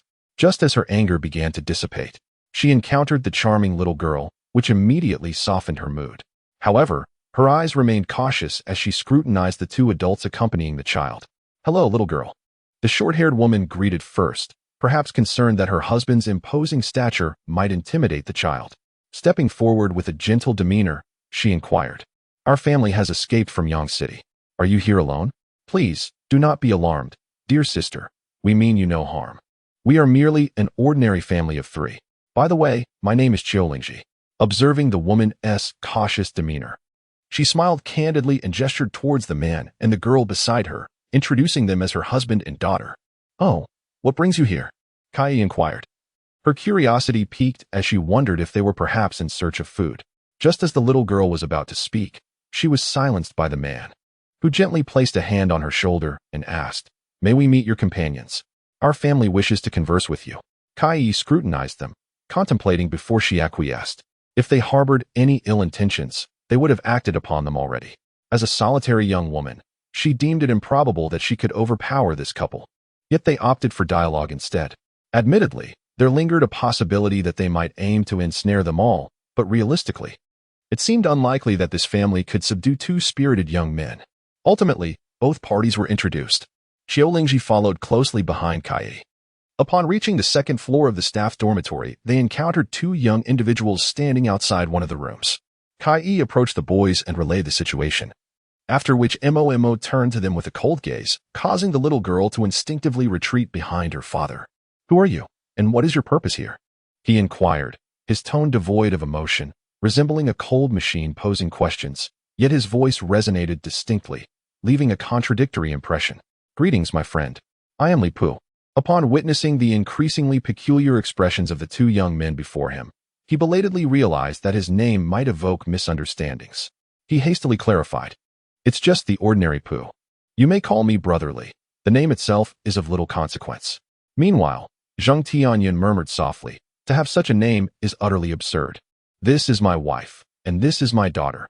We have escaped from Yangcheng," he said, gesturing toward his family, yet his gaze remained fixed on Mo, as he sensed that if conflict were to arise, this indifferent young man before him might pose the greatest threat.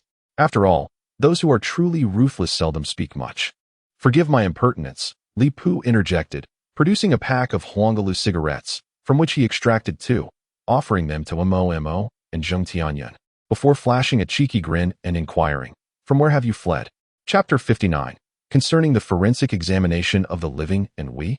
Mo accepted the cigarette, but, unlike Zheng Tianyun, did not ignite it for a deep drag.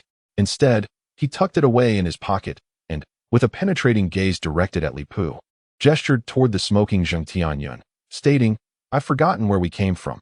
Perhaps you should ask this fellow?" Li Pu. Old Zheng's spirit had evidently returned. Upon hearing Li Pu's inquiry and being personally called out by Mo, he immediately responded with enthusiasm. "We hail from the distant WLNQ."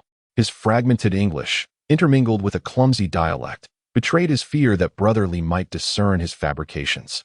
Reflecting on the absurdity of revealing one's true identity upon first meeting, Zheng Tianyun mused that the claim of hailing from Yangcheng by the gentleman opposite might well be a fabrication.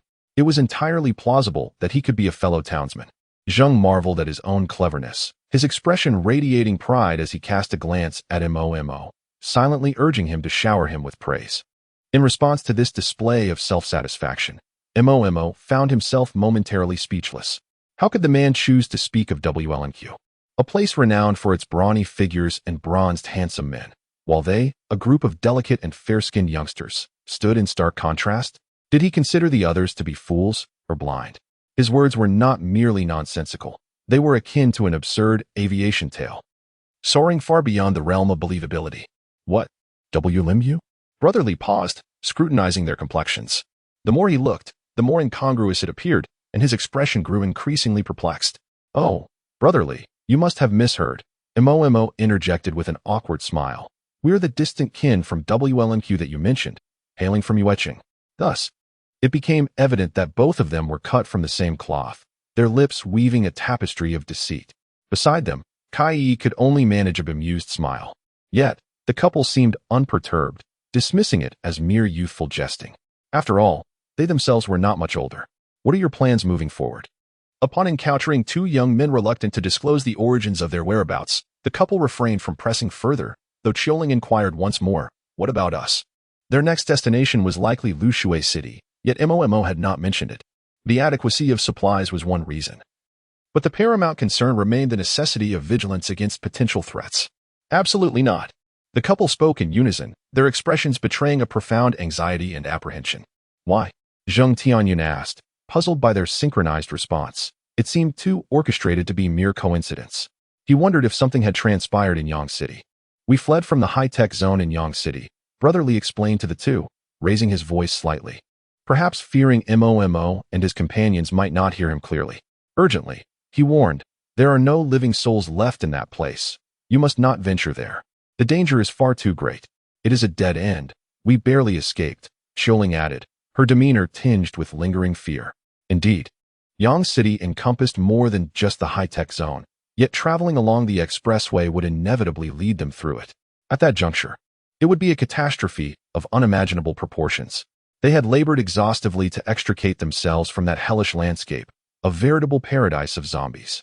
Feeling an obligation to prevent these young individuals from facing certain death, even if they were mere strangers, the couple's intentions were clear.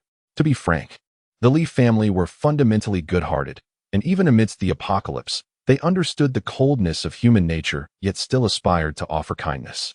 Mo gazed at the boy's roguish visage, remaining silent for a moment, when suddenly the clear rumble of a little girl's stomach echoed in his ears. Yet, despite this, the sensible child refrained from asking for food. It was not that her parents forbade her, but rather that she understood on her own. "You all come with me." Ultimately, Mo made his decision, while Wenwaner lay in a deep slumber on the bed. "Alas, my brother," he mused, upon witnessing Mo voluntarily offering him food. Li Pu appeared somewhat taken aback, beginning to view this seemingly indifferent boy in a new light. He swiftly accepted the meal with both hands, as his current circumstances did not permit him to decline, and it was a gesture of goodwill from the other party. To continue to be overly sensitive would serve no purpose. He expressed his gratitude profusely, declaring, "Thank you very much. This meal is worth its weight in gold." Bai Lingji also approached Momo to express her thanks, gently nudging her daughter forward before the child could even open her mouth to speak. The little girl, instinctively aware, chirped, "Thank you, brother." She then turned to the nearby Zheng Tianyun and added, "Thank you, uncle." As they reached the doorway, Momo abruptly turned to the couple, who were about to leave in search of sustenance, and inquired, "Do either of you have a medical background, or are you doctors?" "I am a forensic doctor." "Is anyone unwell?" "Oh, that will not be necessary." Hearing her state that her profession was to serve the deceased, Momo was about to politely decline Xiao Lingji's assistance when Zheng Tianyun interjected, Sister Qiao, can you alleviate symptoms of heat stroke?" Seeing his earnest expression, Momo felt it would be unkind to dampen his enthusiasm. However, upon further reflection, one might ponder, if a dead horse can be employed as a remedy for a living one, why should the living not serve the purpose of healing the deceased? Thus, with a spirit of audacity, the forensic expert, Qiao, ventured into the bedroom, embarking on her inaugural attempt to treat a living patient. Fortunately, heat stroke, while concerning, was not a grave ailment. The young lady primarily suffered from exhaustion, leading to her fainting and elevated fever. As Zheng Tianyun had confidently asserted, the presence of a doctor, even a forensic one, instilled a sense of reassurance. "Do you have any saline solution or green tea?" Xiao Lingji inquired while assessing Wenwanner's condition, feeling somewhat ill at ease without her dissection knife in hand. In truth, Zheng Tianyun had already administered water to Wenwanner, though she still appeared somewhat feeble. Upon hearing this, old Zheng hastened downstairs to rummage through the back seat of the off-road vehicle, ultimately uncovering a bottle of saline beverage aptly named Heart of the Ocean. He also retrieved some premium tribute tea from his bag, brewing it with hot water and allowing it to cool before transferring it into a plastic bottle. "Is this suitable, Sister Qiao?" he asked, his demeanor somewhat awkward as he sought to impress his girlfriend. The incessant mention of Sister Qiao made Xiao Lingji feel a tad embarrassed. She nodded and gently offered the plastic bottle to Wenwanner, instructing, "Ensure to feed her small sips. Do not overdo it at once." Before departing, she earnestly reminded Zheng Tianyun, waiting for him to fully grasp her advice before he picked up his self-heating meal. He then made his way downstairs to join the father and daughter for dinner. A letter to the readers. It is with great regret that I inform you all, dear readers, that it is no longer feasible for Qi Dian to sign this book. I extend my heartfelt apologies to those who have invested in and collected this work. I have made a promise to continue updating my book. Since I began writing, I have penned a total of 150,000 words without receiving a single cent from the platform, purely driven by passion. The work, The Insect Revelation, has now been successfully signed with the Tomato Novel platform, where it will continue to be published and updated until completion. I extend my heartfelt gratitude to my loyal readers for their unwavering support. A letter to readers of The Insect Revelation. I regret to inform you that this book will be temporarily paused. To those who have invested in and collected my work, I sincerely apologize. I assure you that I will persist in updating this book. Once again, thank you to my cherished readers for your support. Please be patient as I finalize the content. Refreshing the page will provide you with the latest updates. Dear readers, it is with a heavy heart that I must inform you that this book will soon cease updates. I extend my heartfelt apologies to those who have supported and invested in me. I had promised to continue updating this work, and throughout the journey of writing, which has spanned over 150,000 words, I have not received a single penny, dedicating myself entirely to this endeavor out of passion. I am pleased to announce that The Insect Revelation has successfully secured a contract with the Tomato Novel platform, where it will continue to be published and updated until its conclusion. I am profoundly grateful for the unwavering support of my longtime readers. Thank you. Yours sincerely, Wanda. In the midst of a summer rain, the novel Insect Apocalypse is currently being updated. Please be patient as we work on it. Once the content is refreshed, you can obtain the latest updates. Insect Apocalypse has successfully signed with a new platform. We welcome all readers to explore the new chapters. Wishing all our literary friends prosperity in their martial pursuits. Farewell. Please remain attentive for further updates on Insect Apocalypse, as we are diligently working on new content.